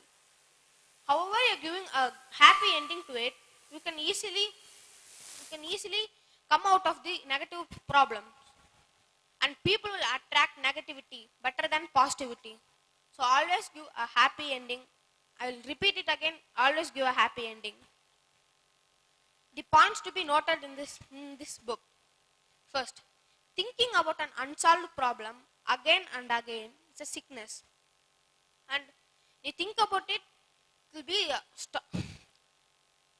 storing in your mind again and again. I would give this book a 4.7 star rating because this book was quite interesting to read and this gives a great message in the ending. And this book is also available in Amazon Kindle and Google Play Store. Thank you. I am Samprita of grade 9A, here to present a review on the book History of Benito Mussolini. This is a biography book which is written by David Downing. This book contains 13 chapters with 64 pages. This book is published on 1st July 2001 by Heinemann Library.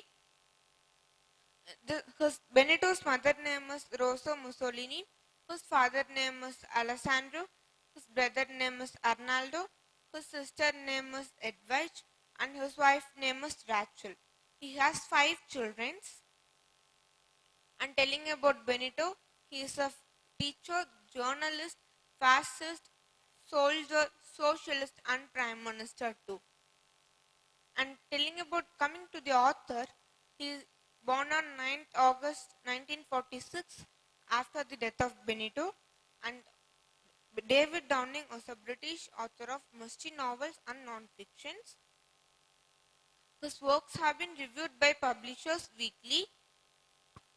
And Benito Mussolini, born in a tiny village of Dovia in Romagna region of northern Italy on July 29, 1883. He is the first of 3 children born to Alessandro and Rosa Mussolini. He likes to read books, and there were many books for him to read. Alessandro is a blacksmith, but he spent his most of the time in drinking and arguing about politics than working. And Rosso is a village school teacher. And in the next chapter, author says about Benito's school days. At the age of 9, he sent away to a Catholic boarding school where it was hoped he would learn to behave better. But in one fight, he stabbed his opponent with his penknife. Because of this, his parents sent him to a different school where he stabbed another boy.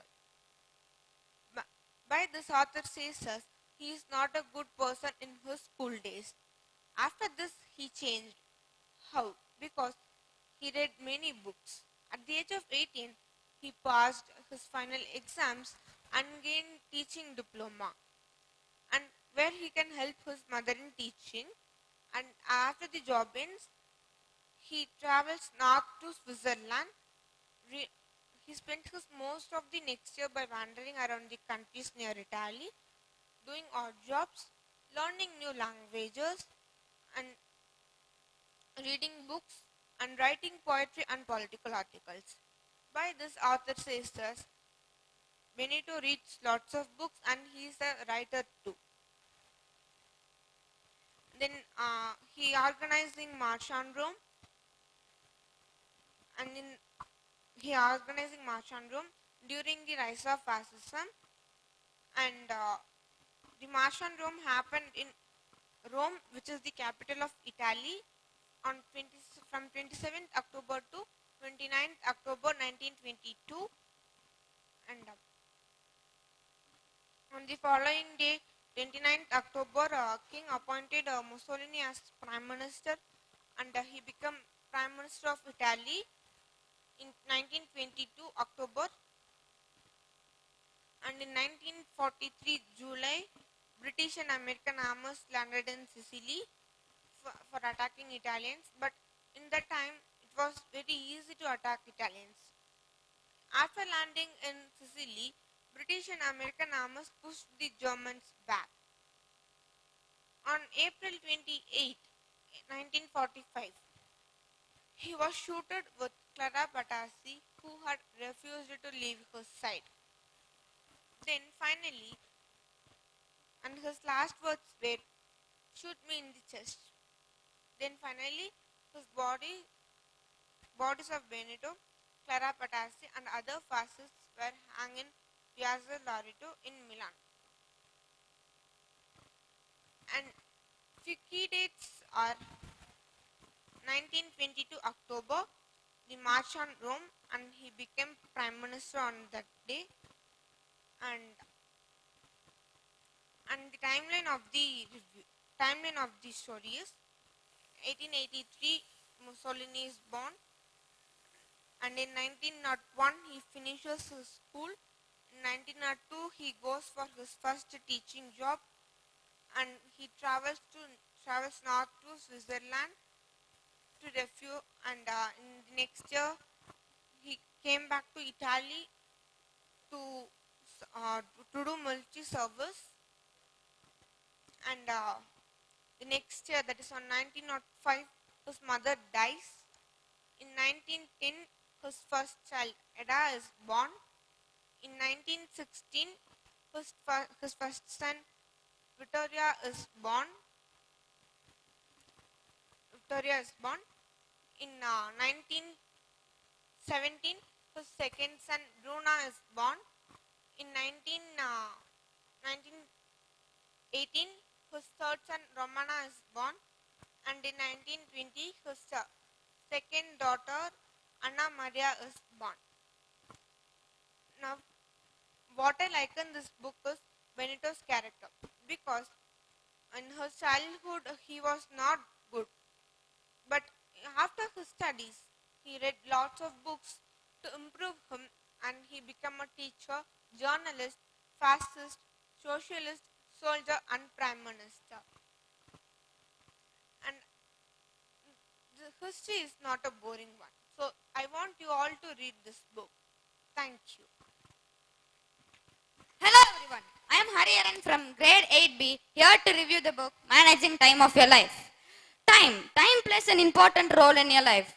Time helps us to make a good habit of structuring and organizing our daily activities. If you understand the value of time better, you can gain experience and you can develop your skills over time.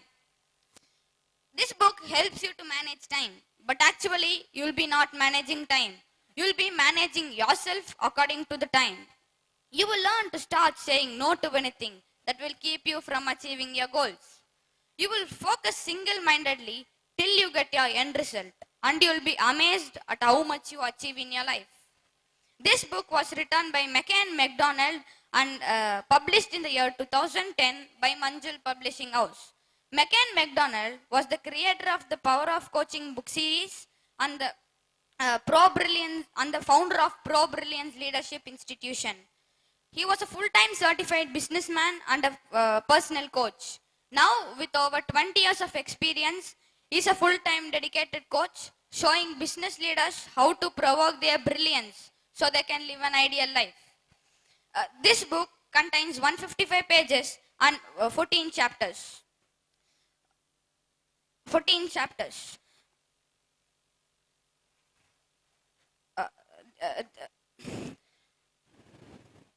This book contains 155 pages and 14 chapters. Chapter 1, Thoughts About Time by McCann MacDonald. 4 T's, tips, tricks, tactics and tools. To set a stage, it is important to know that the way we do anything is the way we typically do everything. Look around, everything begins with a thought. For example, the light you are reading the book, it started as a simple thought and it's a form of energy. Next is going to gym. You all know that when we are not physically fit, we can't do our work on time or we can't do our work properly. So, you must consume right thoughts and ideas to go to a gym on a regular basis. GYM, guide your mind every day. If you are not mentally and emotionally fit, you will be not as resourceful. NOWHERE, now here and nowhere. There are two different meaning here. Here is an analogy. When you read it as nowhere, you are like focusing on the past or future. When you read it as now here, you are like focusing on the present moment. Based on a focus and what our thoughts are, we create an image in our mind. Take Time to Grow by Harry P. Hoopes. He has 40 years of experience of coaching and encouraging people. He has some personal time control tactics. First is the open door policy, which means if you have any problem, you can come and dump here. He'll give a solution. In this open door policy, there are some rules. The first rule is standard appointment for him is only 20 minutes. That means you can speak with him only for 20 minutes. If you want to speak more than 20 minutes, you have some agenda. With an agenda, you can speak as much time you wanted. The second rule is drop crisis on me problem. That means he won't be available for a current day. So it helps him to look on his projects. It helps him to spend time with his family and etc. Before many years, he has taught the key to success presentation to the people who are not controlling their time, who are in control of their time. he was presenting to his audience. At the end of the presentation, he was approached by a top producer, and the top producer said, "Shall I share my routine?" Harry P. Hoopus said, "Go ahead." He said he wakes up at 5:33 a.m. He comes from jogging at 6:30 a.m. He picks up his newspaper and read it and do his office works. At 7 a.m., his children come down for having breakfast. At 7:35 a.m., his children moves to his school. At 8:30 a.m., he moves to his office. Harry P. Hoopus asked, "Why you wake up at 5:33 a.m.? Is there any magic in that number?"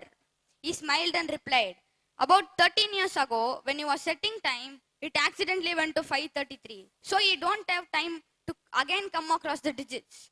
So 5:33, he said. The author is trying to tell that don't waste your time in these silly works. How to Hit Your Goals in Half Time by Ruben Gonzalez. About 13 years ago, he read the Art of Deal book written by Donald Trump. The favorite part which he liked was the week in the life. It was all about his meetings and his conference calls. He was amazed looking at Donald Trump because he was speaking, he was attending 10 to 12 major projects at a time. He has some personal time control tactics. The first, he says, first you have to take a list of your tasks. Second step is to start planning your weekdays in advance. The best time to plan your weekdays is the Sunday evening before night, because when you plan your tasks before night, it will be in your mind all night long. Once you start a work until it's completed.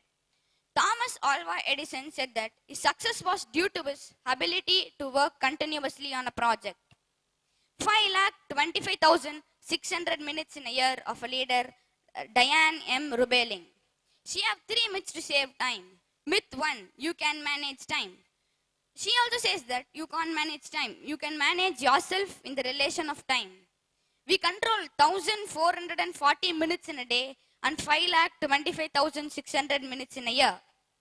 Myth 2, finding the right time management tool will solve your time management issues.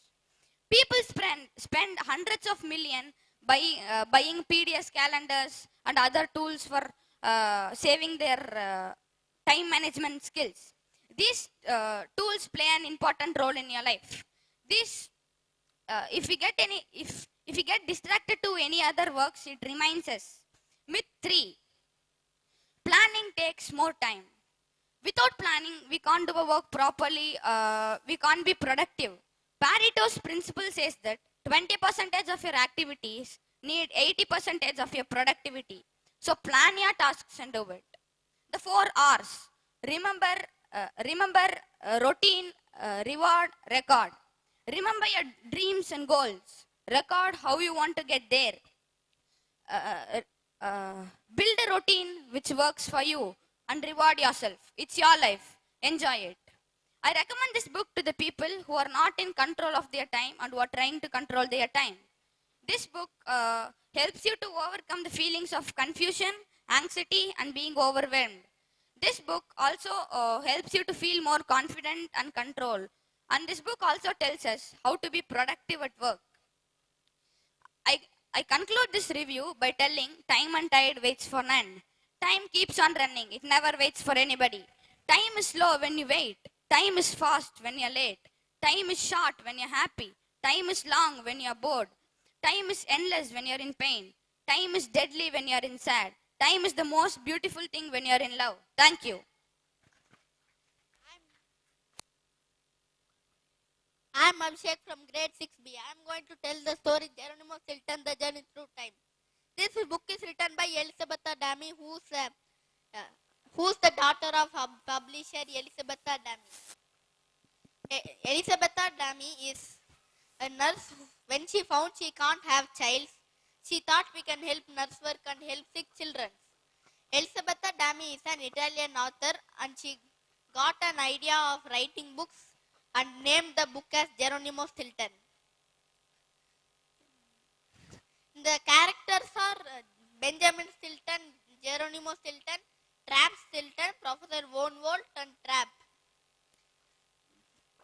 I like this book because I learned new words. In starting scene, Geronimo Stilton saw a mysterious letter lying on his table. He opened the letter and saw a rusty key fell from it. He read the letter and saw it was written the way to go to Professor Von Volt's lab. He went through that and he saw a shoe shop. He saw the letter, it was written, walk 30 seconds into the shoe shop. With the rusty key, he opened the shoe shop and he went 30 seconds. Then he went inside a black tunnel. Then he shouted how much as he can loudly. Help, help. But no one replied. Suddenly a machine took him. He went to the machine and saw. The machine asked, it is him or not him? It's him or not him? Then the machine said, yes, it's him.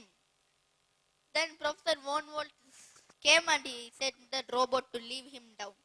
Robot left him down with a thud. Professor Von Volt said, invite your family, we are going to travel through time. Then he said, this is a secret, don't tell to anybody except your family members. Say them also to not say to anybody. He called Trap Stilton, Benjamin Stilton and Thea Stilton. They all came. Then Professor Von Volt said, this is the chronometer. In this we should set our time and our destination. Then Geronimo Stilton alone were sitting in the time machine. All were making their things ready. Then Geronimo Stilton said Trap Stilton to bring the things. A first aid kit and the remote control of chronometer. He was juggling and coming. The first aid kit fell on Geronimo Stilton's head and remote control of chronometer fell down and it got activated.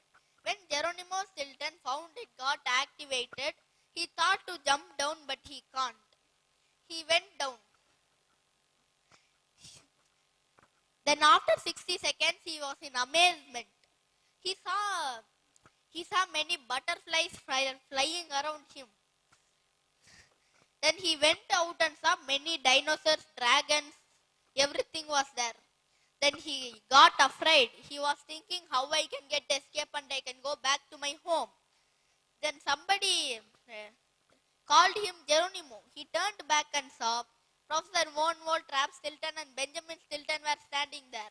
Then only he was in relief. He said, I was waiting just for you because I'm in fearness, how we can go out. Then Professor Von Volt said to Trap Stilton, you can prepare for lunch the things. So Trap Stilton said, yes, I'm a good chef. So he wrote in stone many lists and he gave. Then Geronimo Stilton asked, this much big list how I can bring. Then Professor Von Volt said, yes, I know where we will get the things. So they all went. Professor Von Volt and Geronimo Stilton went. Then they saw a dinosaur got caught in a thorn plant. So they thought that is herbivorous or carnivorous. If that's carnivorous, how much fast as much as we can we should run. Herbivorous means we can help. They took the survival manual and saw. Then they found out that is herbivorous. So they thought we can help it and they helped that. So it flew away. Then someone called Professor Von Volt. He turned back and saw a big dinosaur which was chasing Geronimo Stilton. Geronimo Stilton said, help, help. Professor Von Volt said, go through that bridge. There if you go, it can bear your weight, it can't bear the dinosaur's weight. So Geronimo Stilton crossed through that and he went. Geronimo Stilton crossed through that and he went. Then the dinosaur crossed that and it fell with a thud sound. So then he thought how I can cross the bridge because my family members are there. Then which dinosaur he helped, it came. He begged the dinosaur to help him. Then the dinosaur said okay and the dinosaur helped him. So the Geronimo Stilton hugged the dinosaur and said okay. Then they bought the things and gave to Trap Stilton. They They were cooking. Then Trap Silton said Geronimo Silton to taste and see the things.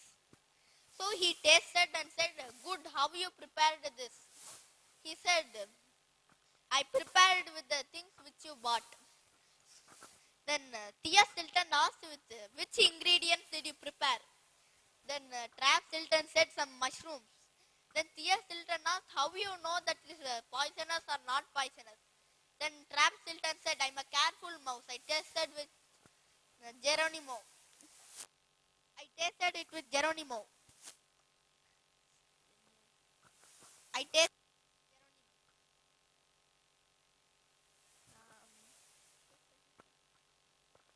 Then Geronimo Silton asked, "Did you taste it with me? I can be going extinct. I can be going extinct. I can be going extinct." Then Professor Warnwald took a bag of cheese and he took a bag of cheese and gave to him. And Professor Warnwald said, "Now Geronimo Silton is safe with us." Then volcanoes lava was coming down. Then they found the dinosaurs became for this only extent. Then they were walking and they ran to the time machine and they went to ancient Egypt, where the mummies were living. So thank you.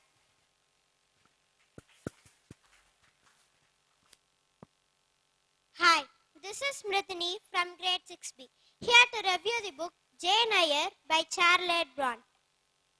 A room without books is like a body without a soul. By this, I start my review. Charlotte Bronte was born in 1816. While she was aged 38, she died in 1855. Charlotte Bronte was an English author. She was the eldest of the three Bronte sisters, Emily and Anna, being the other two. Charlotte Bronte has written many famous books like The Bronte Sisters, The Professor, and etc. This book was published in January 2017 by Nestling Publishers. This book has 10 chapters and 144 pages. This book can be read within 5 to 6 days if you read with interest. This is a novel which consists of an emotional story. And the novel begins with life of Jane Eyre, an orphan who spends an unpleasant childhood under her aunt. Jane becomes a governess at Thornfield Hall and finds her life partner, Mr. Rochester. However, owing to unfortunate circumstances, she has to leave Thornfield in search of a new life. Jane Eyre, seemingly plain and simple girl as she battles through life struggles. Jane has many obstacles in her life. Jane's dearest friend was Helen Burns. Jane studied in Lowood School, and her cruel and abusive aunt, Miss Reed. The grim conditions at Lowood School. After Jane grows up, she becomes a teacher in the same school and applies for a governess post in the Thornfield Hall and finds her life partner, Mr. Rochester in Thornfield Hall, and Rochester's marriage to Bertha. However, Jane overcomes these obstacles through her determination, sharp wit and courage. And in this story, they have visited 3 places. They are Gateshead Hall, Lowood School, and Thornfield Hall.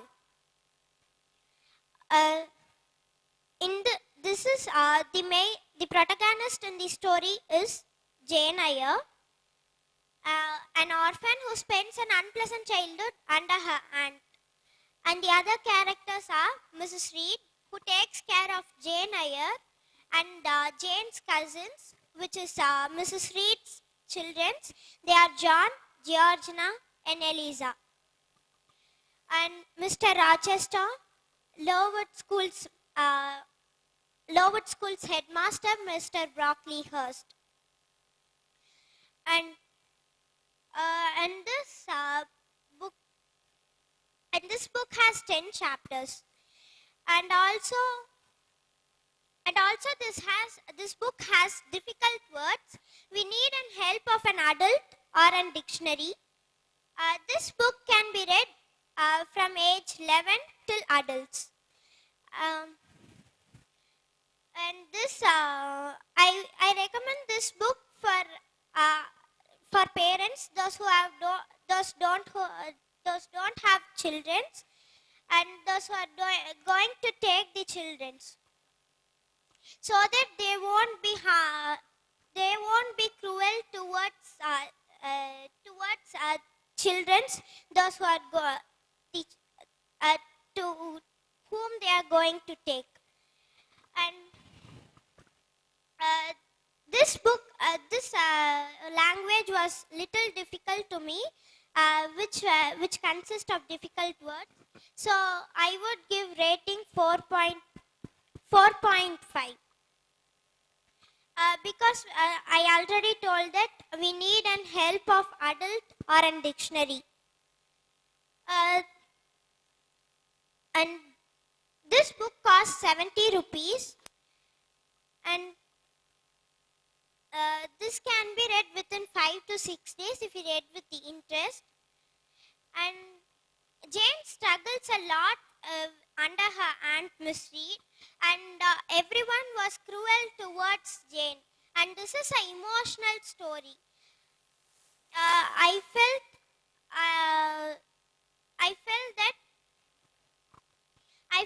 that I am thinking that no one, it should not be happen like this, which happened to Jane. This situation should be not done by any parents to the children, those who are an orphan.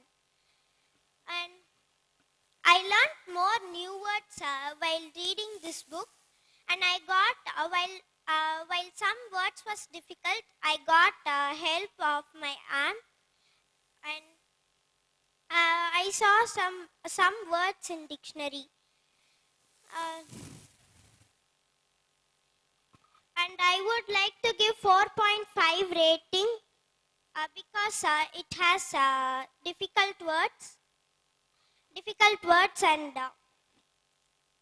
some sentences or some was difficult. Thank you.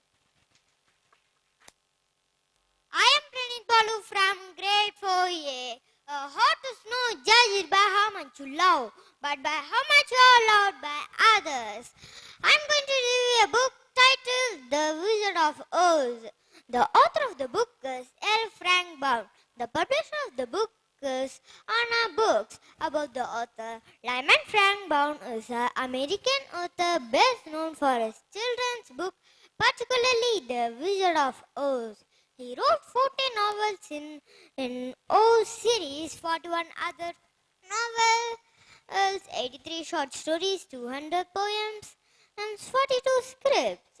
He made many attempts to bring his work on the stage and screen. In 1939, the first Oz book was become a cinema.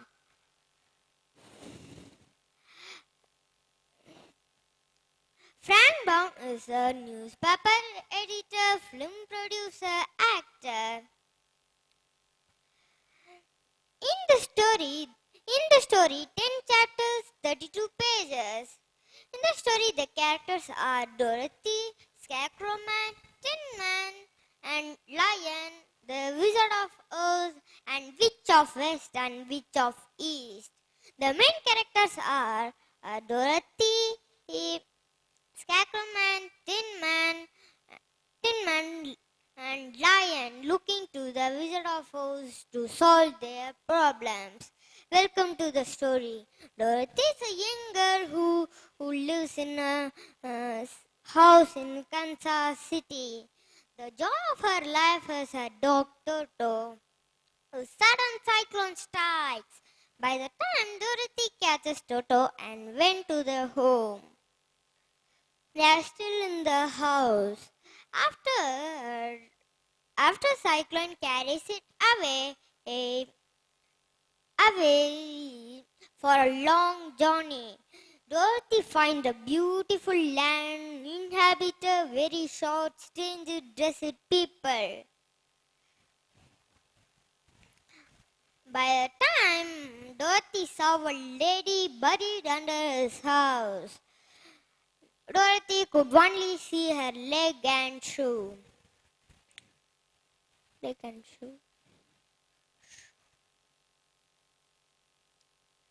Dorothy could only see her leg and shoe. Dorothy feels sad and shocked. By the time a lady said, "Don't feel sad, she's a witch," May thanked Dorothy and offered a magical shoe. Dorothy wore and tells, "This is not my place. I want to go." May I advise Dorothy to follow this yellow brick road to reach the Emerald City and to meet the Wizard of Oz. Dorothy started walking on the yellow brick road. He met a scarecrow man who longs for a brain. The scarecrow man joined with Dorothy to meet the Wizard of Oz. And they saw a tin man who longs for a heart. The tin man joined with Dorothy's team to meet the Wizard of Oz. And they saw a curved lion who longs for a courage. And the lion joined with Dorothy's team. And they reached the Emerald City and they met the Wizard of Oz. And Dorothy explained everything to the Oz.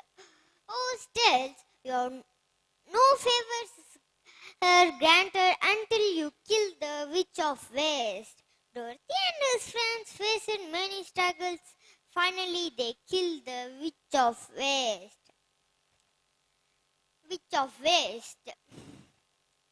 And they returned to the Oz and Dorothy explained everything to the Oz. Oz granted everyone's wish.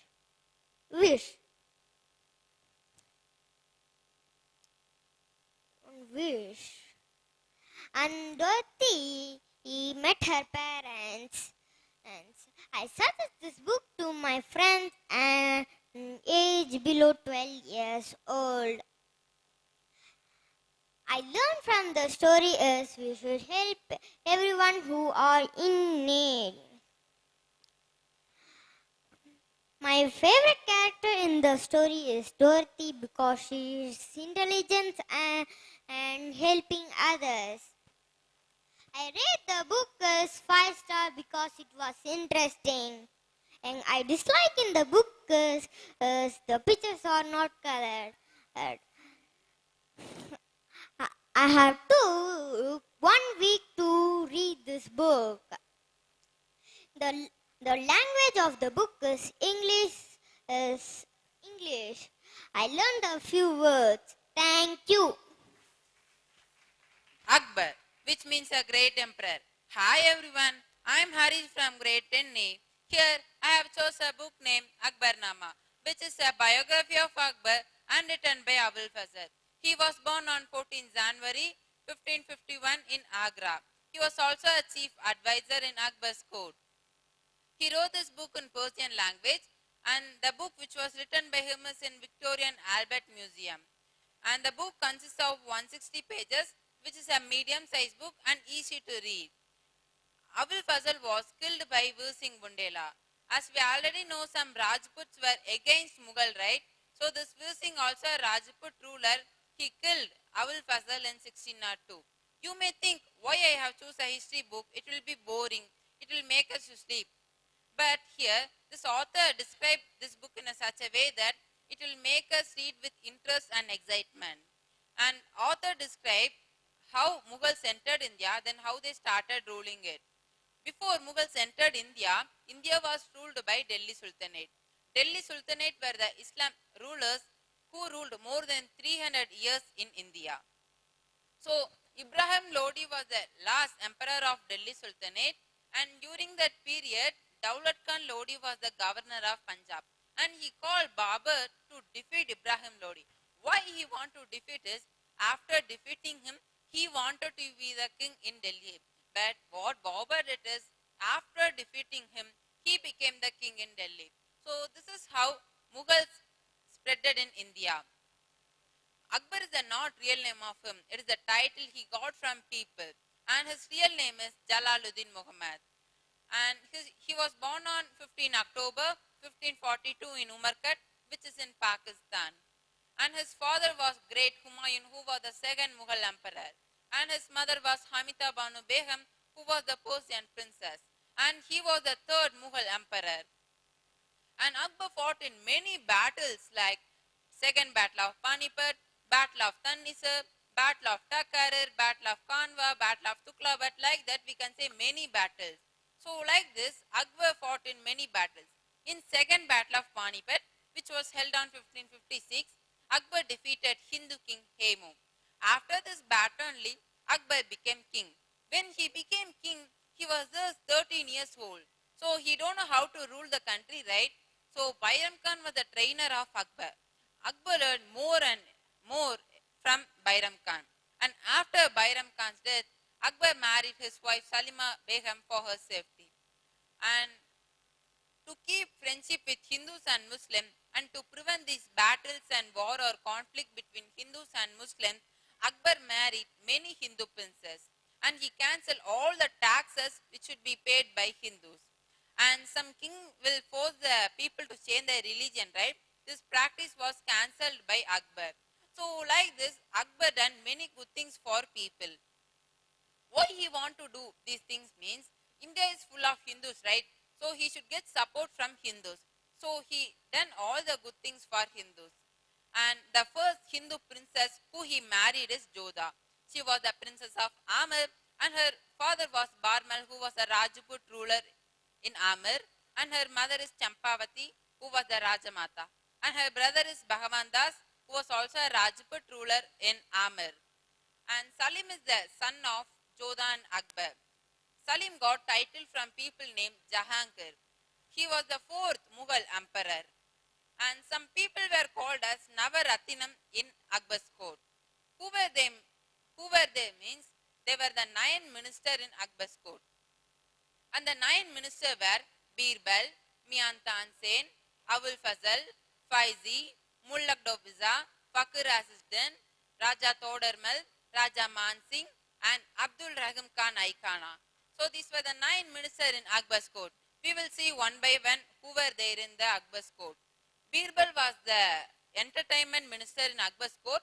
His real name is Mahesh Das and he wrote many folk tales which is available now also. And he was born on 1528 and he died on 1586. Mian Tansen was the singer and he plays classical music in Akbar's court.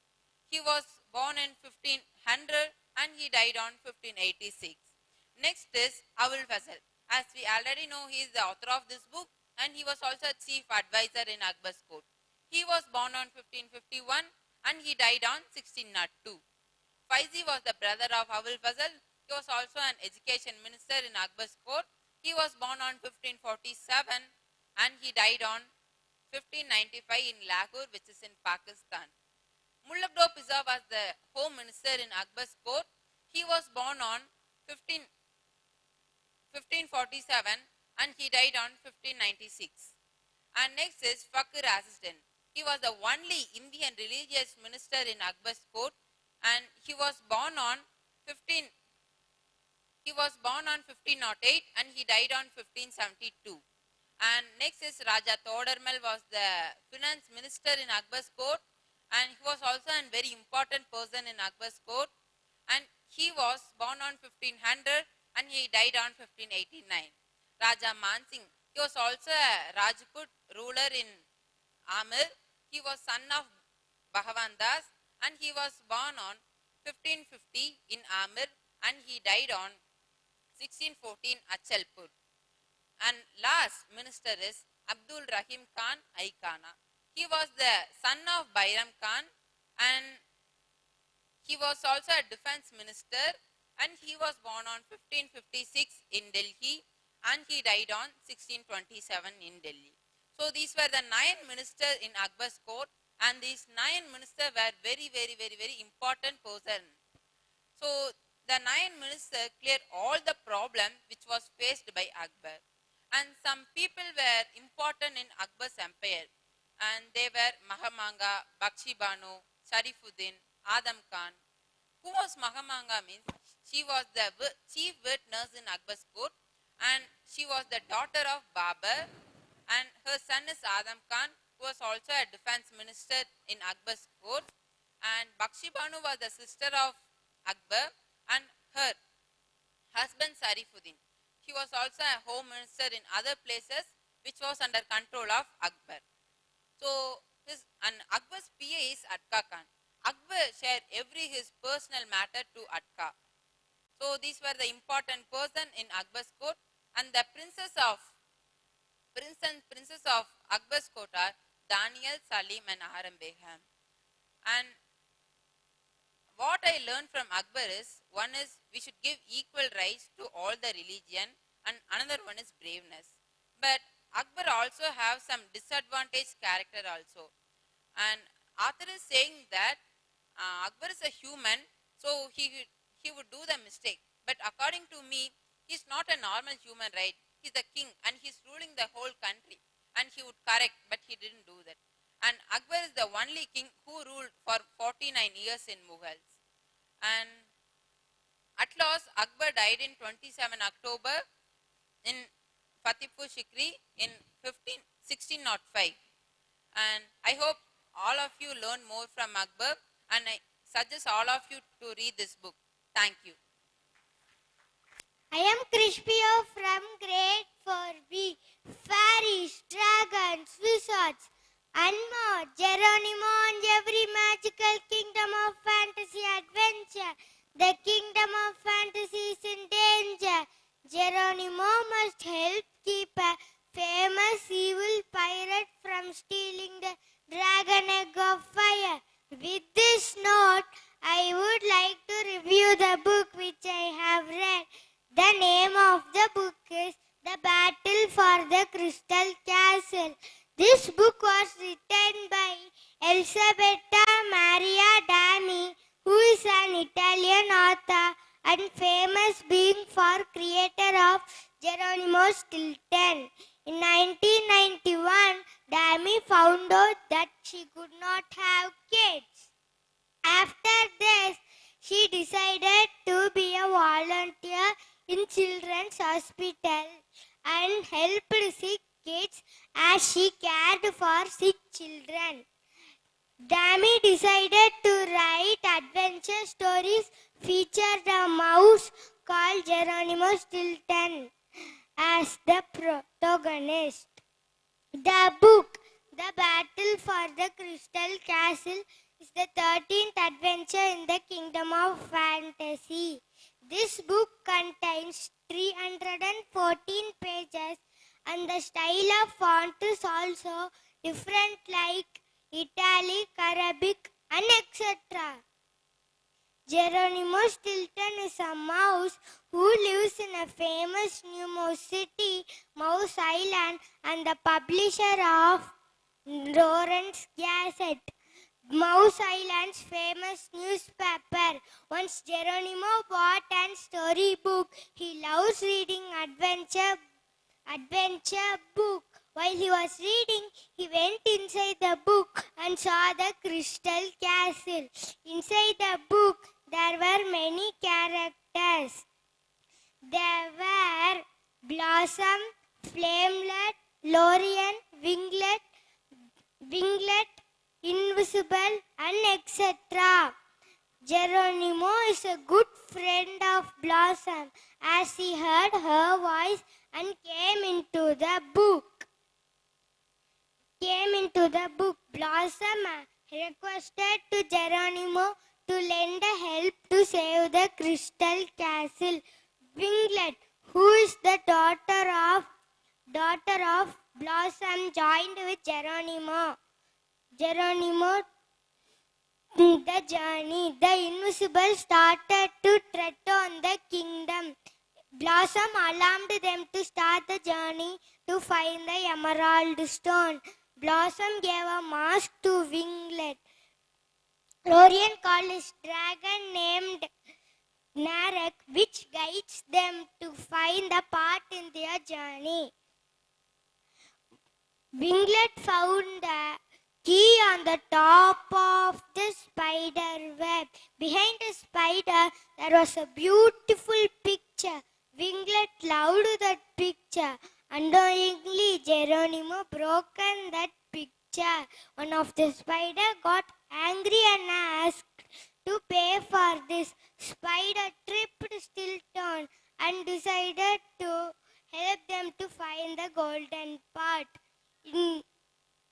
That key helps them to open many caves to continue their path. In each cave they found different characters like fox, monsters, snakes. In each adventure they got different keys to unlock. One shaped like a flame, another shaped like a shell with the spider web. These keys helped them to unlock the caves. In their journey, there was a swamp god named Mosi who does many magical tricks which I love most and my mother too. We saw a beautiful snack tree which have many delicious treats.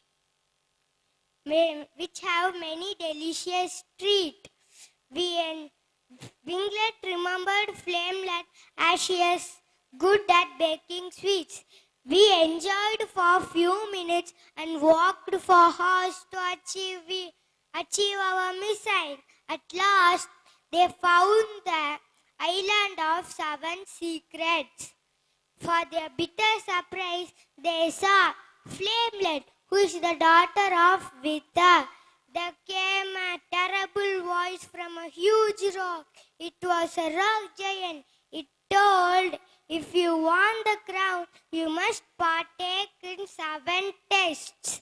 The tests are princess chess, bowing an arrow with closed eyes, balance to get it done, long-running race, leisure sequence, questions on kingdom of fantasy, to climb up the mountain.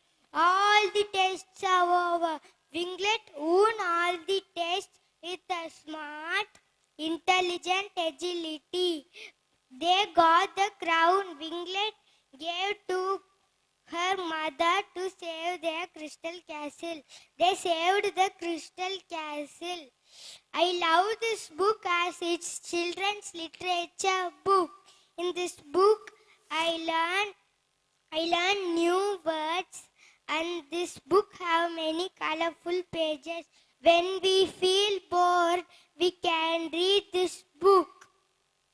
I thank my Almighty, my parents, and my teaching community. I thank our honorable principal for giving this wonderful platform. Thank you all. I am Satvika from grade 10B, here to present a book review on the title Indomitable Spirit. This book is written by Dr. APJ Abdul Kalam. Before reviewing this book, let us gain some information about the author, Dr. APJ Abdul Kalam.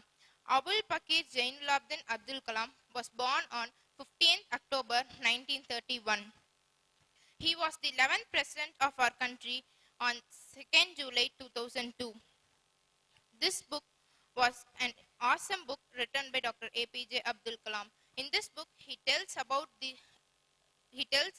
shows the great respect towards the women and says that in the 9th chapter, namely empowered women. In our country, women constitute 48% of the total population. Nowadays, women are shining in each and every field, even in the armed forces too.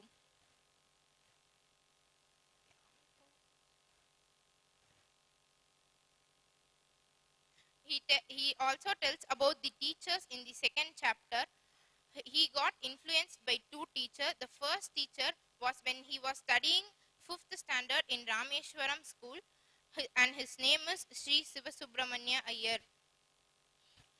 He also tells about the women's. Some of the women's are Kanchan Chaudhary Bhattacharya was the first woman to become the Director General of Police in Uttarachal.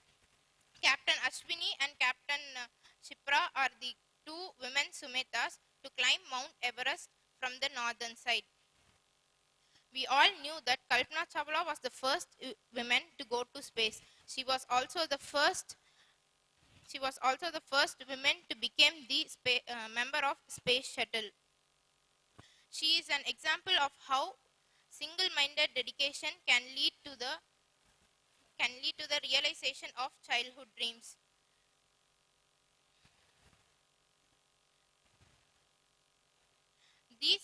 The author tells that these women should be the role model for the women who are Indian women. The author tells that the role of a teacher is like a proverbial ladder, and it is used by everyone to climb up in the life. He believes that there is no other profession like a teacher is more important to the society than that of a teacher.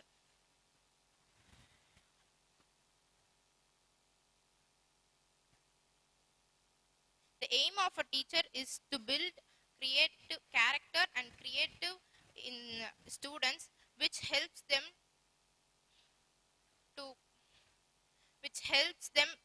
to face the future.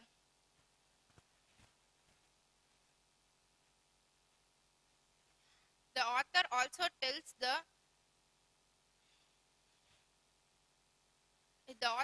tells how to develop our country in the future.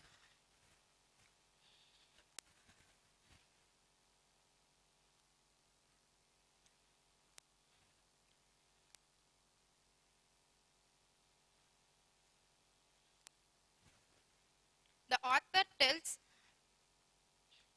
author have written this book was converted into more than 11 languages, and 1 lakh copies were sold. More than 1 lakh copies were sold. This book was published in the year 2006.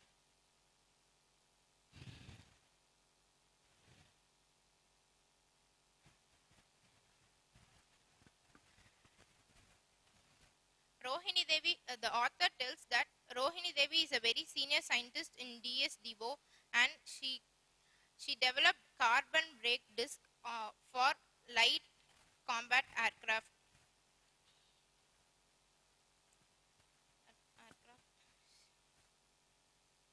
She, as expected, initially the performance was not up to the level. But now the same team was working on another project, carbon nanotubes. This shows the courage, innovative spirit, and commitment of the women scientists, which makes the impossible possible.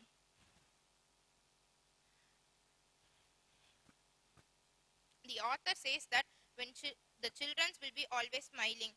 When they go to primary school, they start to cry, the smile reduces.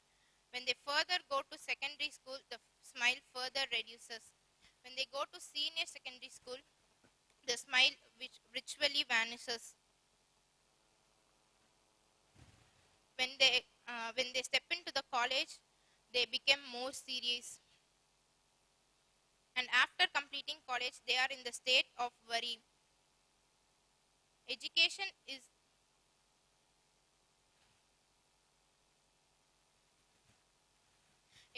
is an endless journey of enlightenment and knowledge.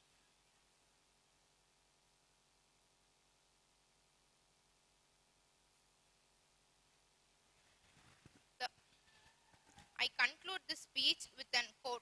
When learning is purposeful, creativity blossoms. When creativity blossoms, thinking emanates. When thinking emanates, the knowledge is fully lit. When the knowledge is lit, economy flourishes. I suggest you all to read this book. This is very inspiring and motivational book. Thank you.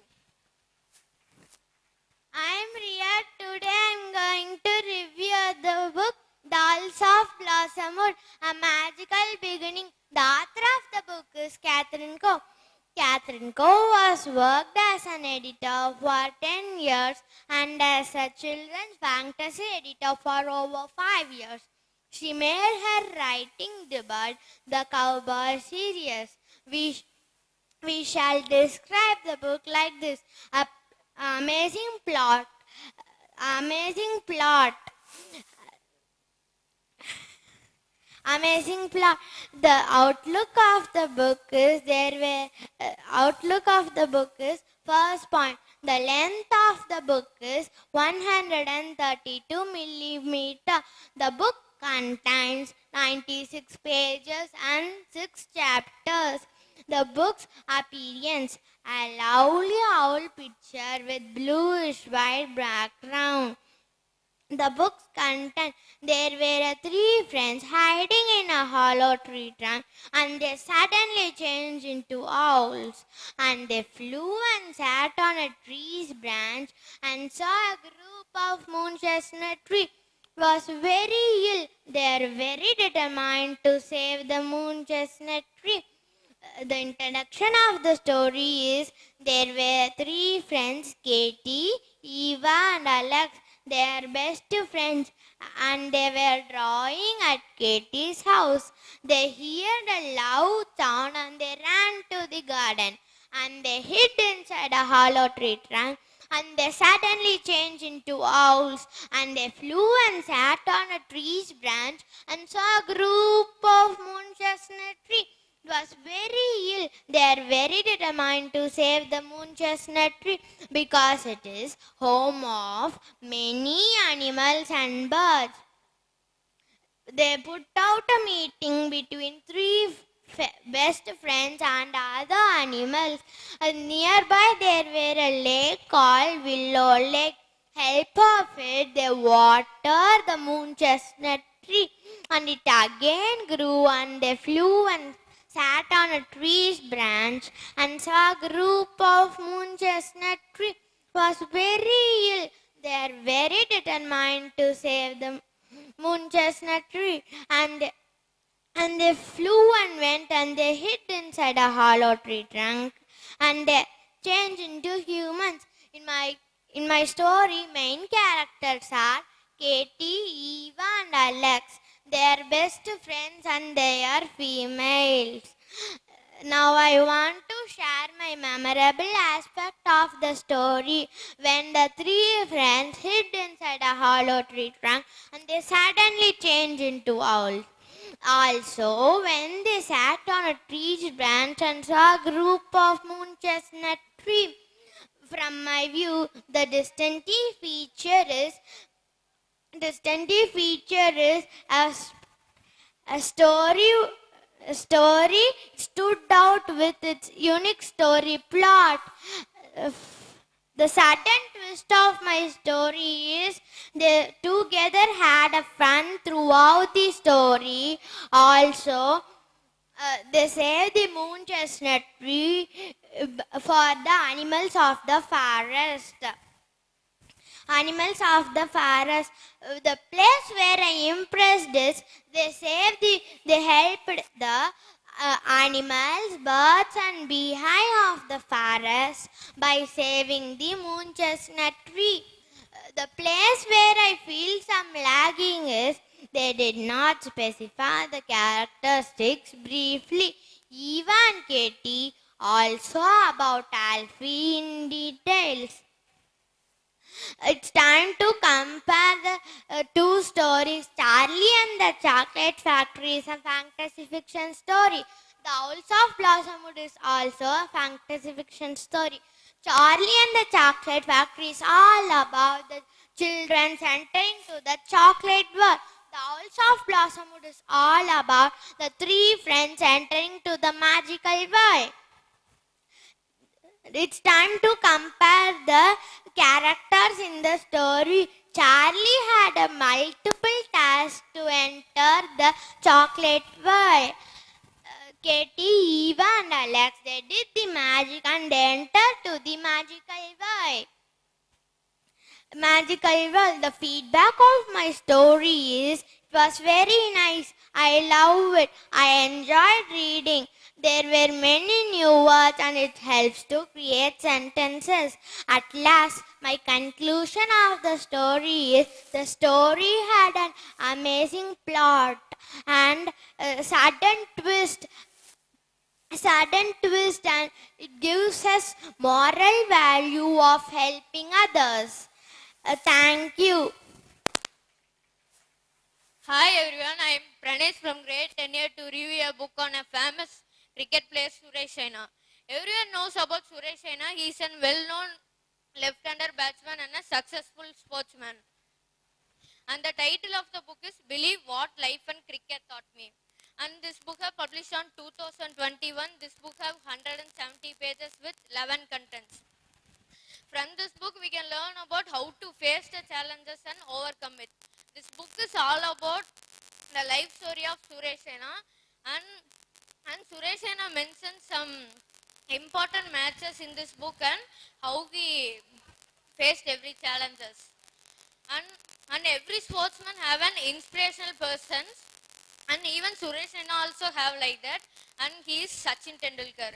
And if we have an inspirational person, we have the dream to meet him at least once. Even Suresh Raina also have like that, and his dreams became true. At one of the training season, there was a news that Sachin Tendulkar arriving to his training section. And after hearing this news, Suresh Raina was excited and feeling shy to meet his idol. After Sachin Tendulkar arrives his training ground, Suresh Raina spoke some words with Sachin Tendulkar, and he got experience how to speak with famous person and how to treat them. Then on that time, Suresh Raina was an youngster and he was a good cricketer. He was having a tournament in England, so he shifted from Uttar Pradesh to Mumbai before 2 weeks. And even Sachin Tendulkar joins with Suresh Raina for practicing. And then after 2 weeks, Suresh Raina goes to England and they won the ODI series with 3-1. And at last match, Suresh Raina scores 100 out of 81 balls. And after winning that series, Sachin Tendulkar was the first person to send congratulations message to Suresh Raina. After seeing this message, Suresh Raina's confidence level have been boosted and he started to work hard. Then even Suresh Raina mentions one more important match in World Cup. To win that World Cup, they placed quarter-finals. In that quarter-finals, Suresh Raina rocked the stadium and his batting style was more valuable. By seeing his batting style, Yuvraj Singh have been shocked, and he said to Suresh Raina that even I could learn more tricks to face the bowlers and spinners. After hearing these words from Yuvraj Singh, Suresh Raina took these words into his heart, and still now he have that words. Then again Suresh Raina goes to Muradnagar, to his native place, and he sees a cricket club there. And Suresh Raina is willing to join the cricket club, and he asked permission from his parents, and he joined in that club. And in that club, Suresh Raina was the most valuable player more than other players. By seeing this, audience face, coach face was only on Suresh Raina.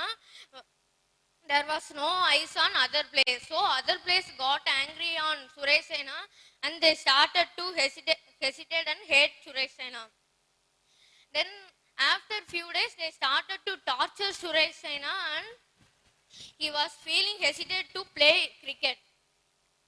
Then he says some reasons, and again he goes to his home and he stays in his home for 1 week.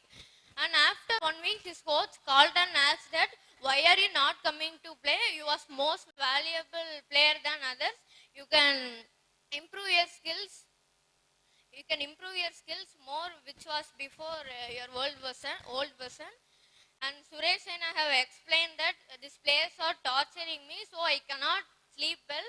Then after Suresh and saying to coach has advised to Suresh Saina, and coach said that if you play more than any players, they'll automatically start to head. You should not see them, and you should play it in your own and do it in your own. Then after that coach have advised more for Suresh Saina, and Suresh Saina accepted to come back to club again and play. Then after going to club again, Suresh Saina and coach selected Suresh Saina as a captain for that club, and other players got angry upon the coach and Suresh Saina. Then they goes for a match, and Suresh Saina leads that captain, and he motivates other players while playing, and other players started to be as a friend for Suresh Saina. Then every player stop hesitating Suresh Saina, and they became one of a friend for Suresh Saina.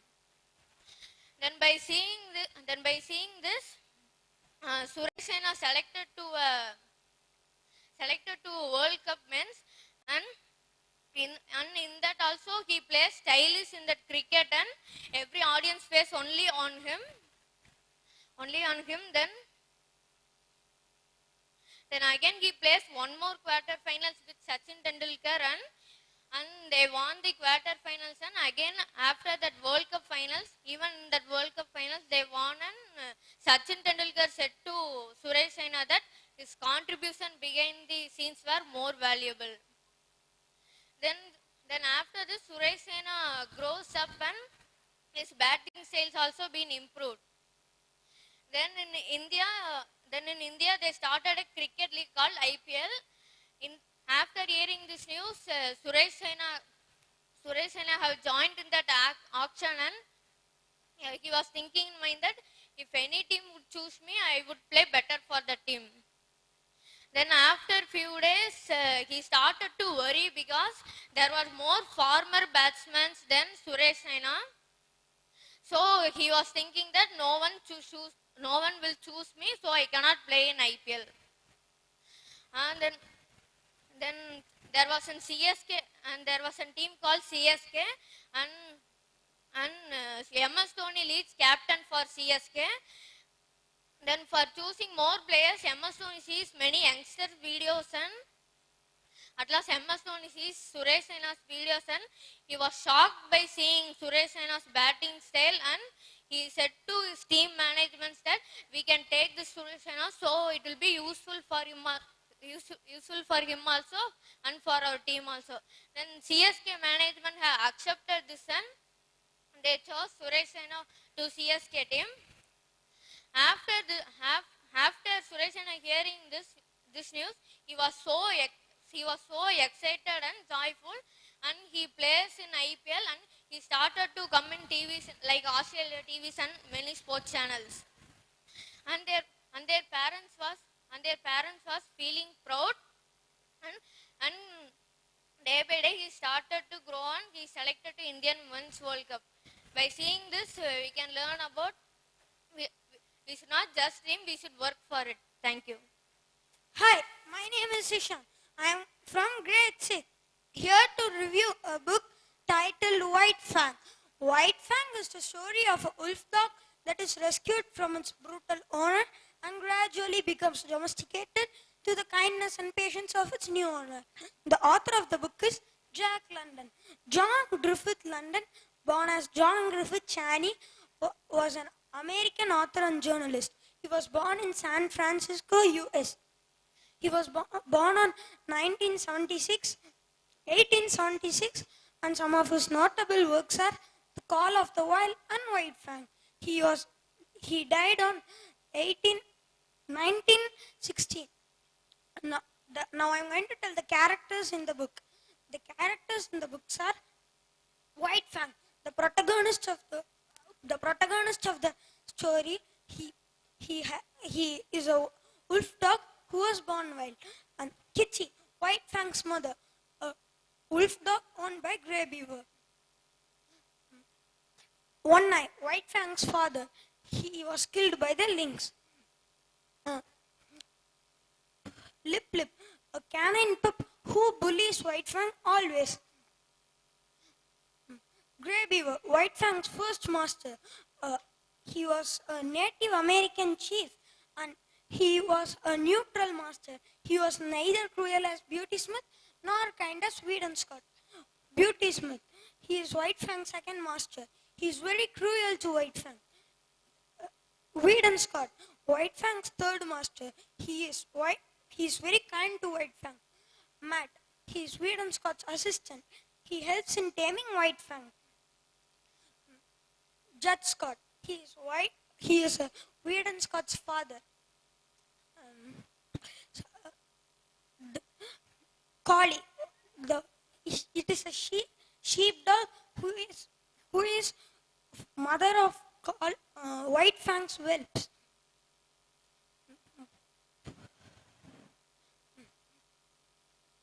Now I am going to tell the content of the book. White Fang centers around White Fang. The story centers around White Fang, a grey wolf cub born of Kichi and one night. He was different from the other pups in his litter and he grows to be highly aggressive and morose. Some of his masters like Beauty Smith and Grey Beaver do not show him any kindness. He learns to obey the stick that is freely applied on him by his masters. White Fang becomes violent in the process, snapping and growling at both humans and animals.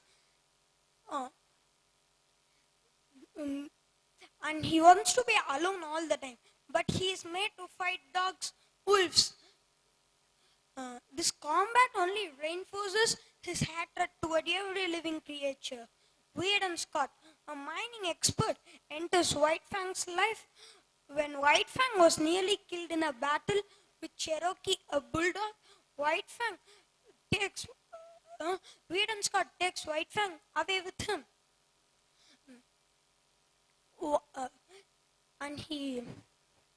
And he shows White Fang kindness, pats him, speaks with him reassuringly, and eventually succeeds in gaining White Fang's undying love and devotion.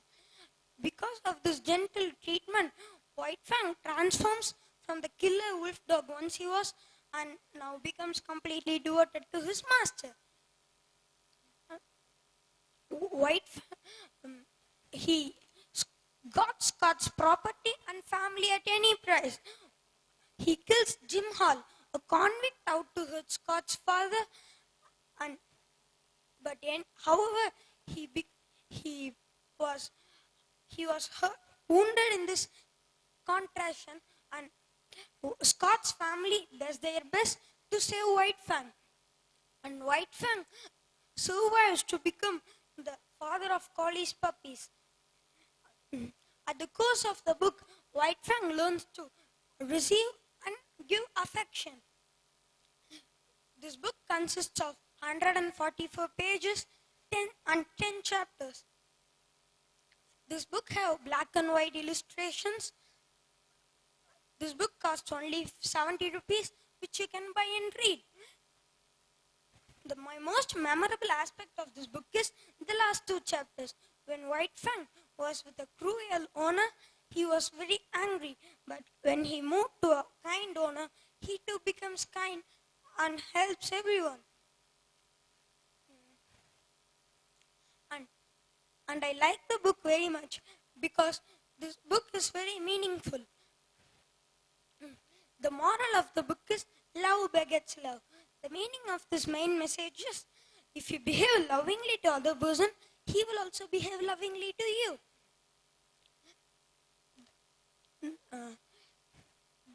Now, I am willing to compare this book with another book. The another book's name is The Famous Five Fall into Adventure. Timmy the dog and Lip Lip the canine pup are dogs, and they look similar, but is very aggressive than Timmy because he's in a Native American camp. This book, this book, I like this book very much, and I rate this book 5 stars. 5 stars. Thank you. Hi, I am Sachin from grade 9A. Today, in this book review, I am going to present a book I inspire. This book was written by two great authors, Nirja Malik and Megha Bajaj. It's a unique treasure hunt and also it's a must-read book. Whoever rolled their eyes, psychoed and asked, "Hey God, is there a roadmap to life?" There's a quote which says, "A single book is worth 1,000 friends." Now, let me tell about the two great authors. First, Nirja. Nirja's childhood was fully spent on love and laughter. She's a double cancer survivor and also she was counseling cancer patients for past 17 years. She runs an NGO called Sankalp, which gives free education to girls. NGO is nothing but which is called non-governmental organization. Dr. APJ Abdul Kalam presented a memento at 2014 in Apollo Specialty Hospital in Chennai for running, she was counseling, as I said, for 17 years in Apollo Specialty Hospital. For that, Dr. APJ Abdul Kalam presented a memento. Next, Megha Bajaj. Megha Bajaj is a young author and also an award-winning author who wrote her first book at the age of 23. The name of the book is Thank You. It is related to cancer and also how to overcome cancer and be successful in your life.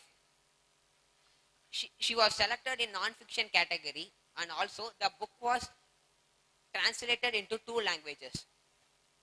Also, she is a young founder. She is a founder of Wonder of Words. Wonder of Words is nothing which also called as WOW. It is related to online writing and also healing workshop. Healing workshop is nothing, inspiring someone and making someone to be successful in your life by their short and sweet words. The next one, characters. There are totally 24 characters in this book, but let me tell some few characters. Nani, Nana, Nirja husband, Mandip, Suranya, Suraya, Sarabit Singh, Siddharth and Advani, Dr. Advani. The most important characters in this book are Nirja, Nani, Mr. Yamraja, the receptionist and Nirja's husband. These are the most important characters in this book. The most inspiring book, character which I got in this book is Nirja. Yeah, of course, it's a biography book. So it is 90% covered in as about Nirja. So why she was inspiring to me is she is the Pinkerton ambassador and mascot. It was started by Milan Soman to give awareness about breast cancer. She is also running, as I told you, also she is run the NGO called Sankalp for giving free education to girls. Next, let me tell about the story of points. Listen it carefully.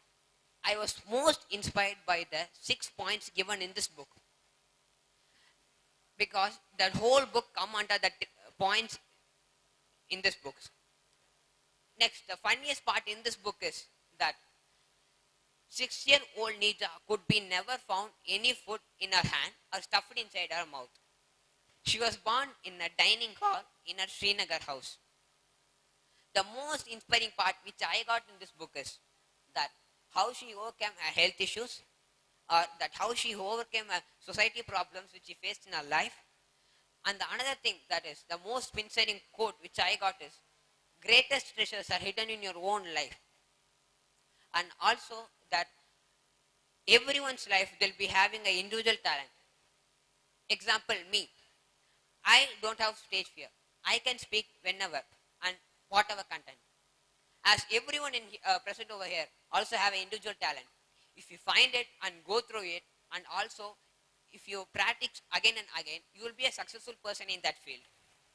The next thing that is that, as she said, that if you find your greatest treasure, you will be a successful person. And also that she says another quote, if you win a thing, you should also share it with someone. The next thing is the 10 treasures given in this book. The 10 treasures are fun, love, miracles, abundance, mummy, present continuance, death, and miracles. These 10 are the treasures which is given in this book. Miracles. In this, let me tell some of the thing and I'll explain it.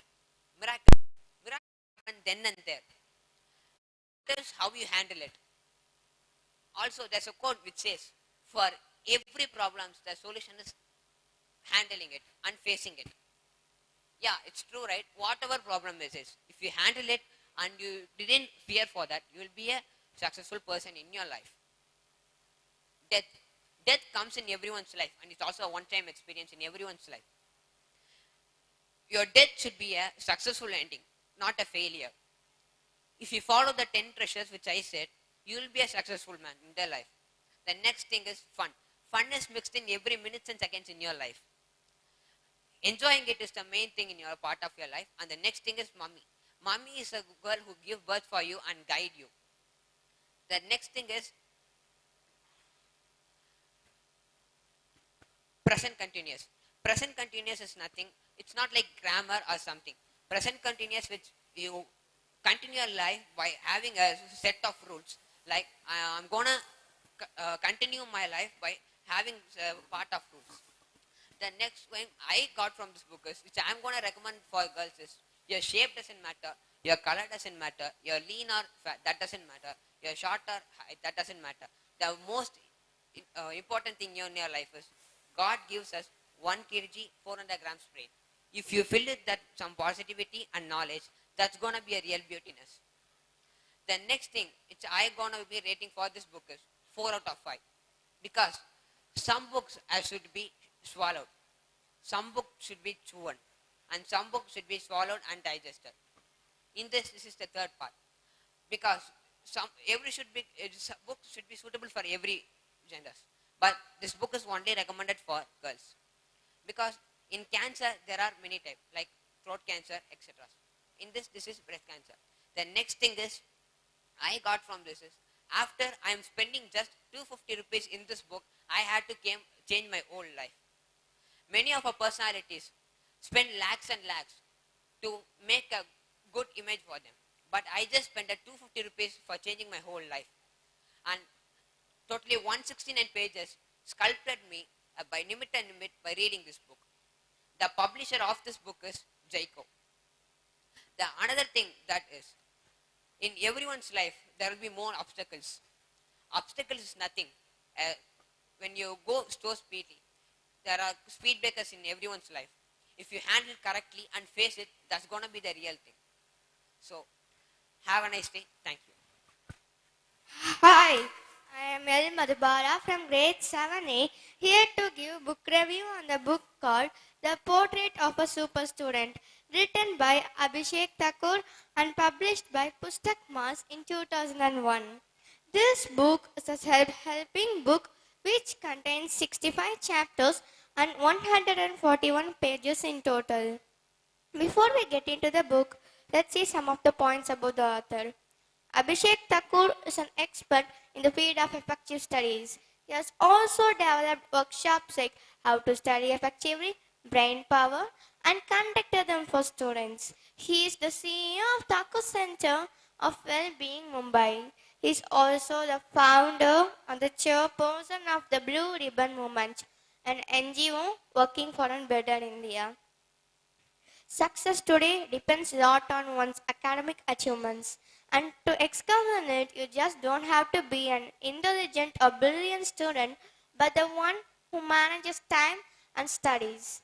Even a mediocre scorer or an average student can score more nice marks by following the scientific tips given in this book. Be inquisitive. This is the 4th chapter in this book. It's common for all of us to have a doubt, but if a super student ever has a doubt, he has to ask it immediately. Because if he has a doubt, there are many others who are having similar doubts and will be praying that someone else could ask it for them. Because they fear of the embarrassment, like what will my friends think of me? What if my question is wrong? And what if a teacher think of me? So, if you ask it, they will be sure to adore you. Here's the tip for it. Compete with a friend about asking questions in a lecture or a class. But remember, there are no silly questions around. Time management. Imagine if you have a bank that credits you 86,400 rupees per day and gives you the freedom to spend it however you want. But in one condition, the amount that is left at the end of the day will be taken away by the bank. What will you do? Of course, spend it all at once. A normal person will spend the money for unimportant things. But a super student should always spend it wisely, honestly, and for most useful things. I like that. I like we have 86,400 minutes per day, which we have a lot of things to do in that minutes. We can categorize the things we have to do in 4 sections. First one is urgent and important, like the test preparations, and the project that is deadline tomorrow comes under this category. We have to do it fastly because it's urgent and important too. Next is urgent but not important. Answering a doorbell. This also comes under this category. Next, important but not urgent. The project that has been deadline at the end of the vacation and the test that has to be conducted at the end of this week. We can do it. We can do it not. We can do it later, but it's also very important. Next is neither important nor urgent. Chatting with our friends, playing video games comes under this category. So we can use this 4 category and do our things in a right way. The last one we should do is the neither important nor urgent. Next, ask your pillow to wake you up. This may sound silly, but this is a really useful technique. What we always set an alarm when we go out to sleep because we want to wake up early. But try this at home at least one time. Before you go off to sleep, ask your pillow to wake you up at 6 a.m. When you get up the next morning, you will be seeing that you are waken up the exact time that you have told your pillow. If this didn't work, say this to your pillow. Dear pillow, please wake me up at 6 a.m. tomorrow, and you will be waken up the same exact time that you told your pillow. Write an examiner-friendly answer paper, and typical examiner gets paid a few rupees per paper. The exact paper you spend 3 hours writing and studied for a year gets corrected within minutes. This is where the whole future of a students get decided. A typical examiner gets something that is called model answer paper. They don't really see what is really written on your paper, but check if your answer is similar to the model answer paper. We can also take it as an advantage by putting the Roman numbers correct, making our handwriting clear, and underlining our actual answers. And in subject like mathematics, we can box our answers. As the paper goes smooth, the examiner will get into the positive modes. These are also some ways that you could help the examiner who's now in chance to help you. Using the net. One of the greatest things today's student got is the internet. But for some of us, it's just chatting with our friends, emails, watching YouTube, and many more like that. But we must research our classes or subjects then and there, because there are many things we don't know yet. And if you search it, you are sure to get number of answers from different types of websites. But make sense but ask your teacher if these answers you got on the different websites make sense for your answer paper. That will make your answer unique and outstanding too. In this chapter, the author is saying the greater something you know, the greater the chances you will like. Next, avoid junk foods. If you go and ask any youngsters what is his or her favorite food, you'll be sure to get the answer, my favorite food is pizza, pasta, burgers, and there are many more like this. But we call this food junk foods. Do you know that our bread can be only supplied to either our digestive system or our mind one at a time? This is why you feel sleepy after having a heavy meal. So, one of the worst habits is to have junk foods for breakfast. It makes the day you have so lazy too. I read this book 4 by 5 because it didn't come in my expectations. Because I expect this book to be a little bit funny too, and this book is so small, and the one chapter is only coming for 2 pages.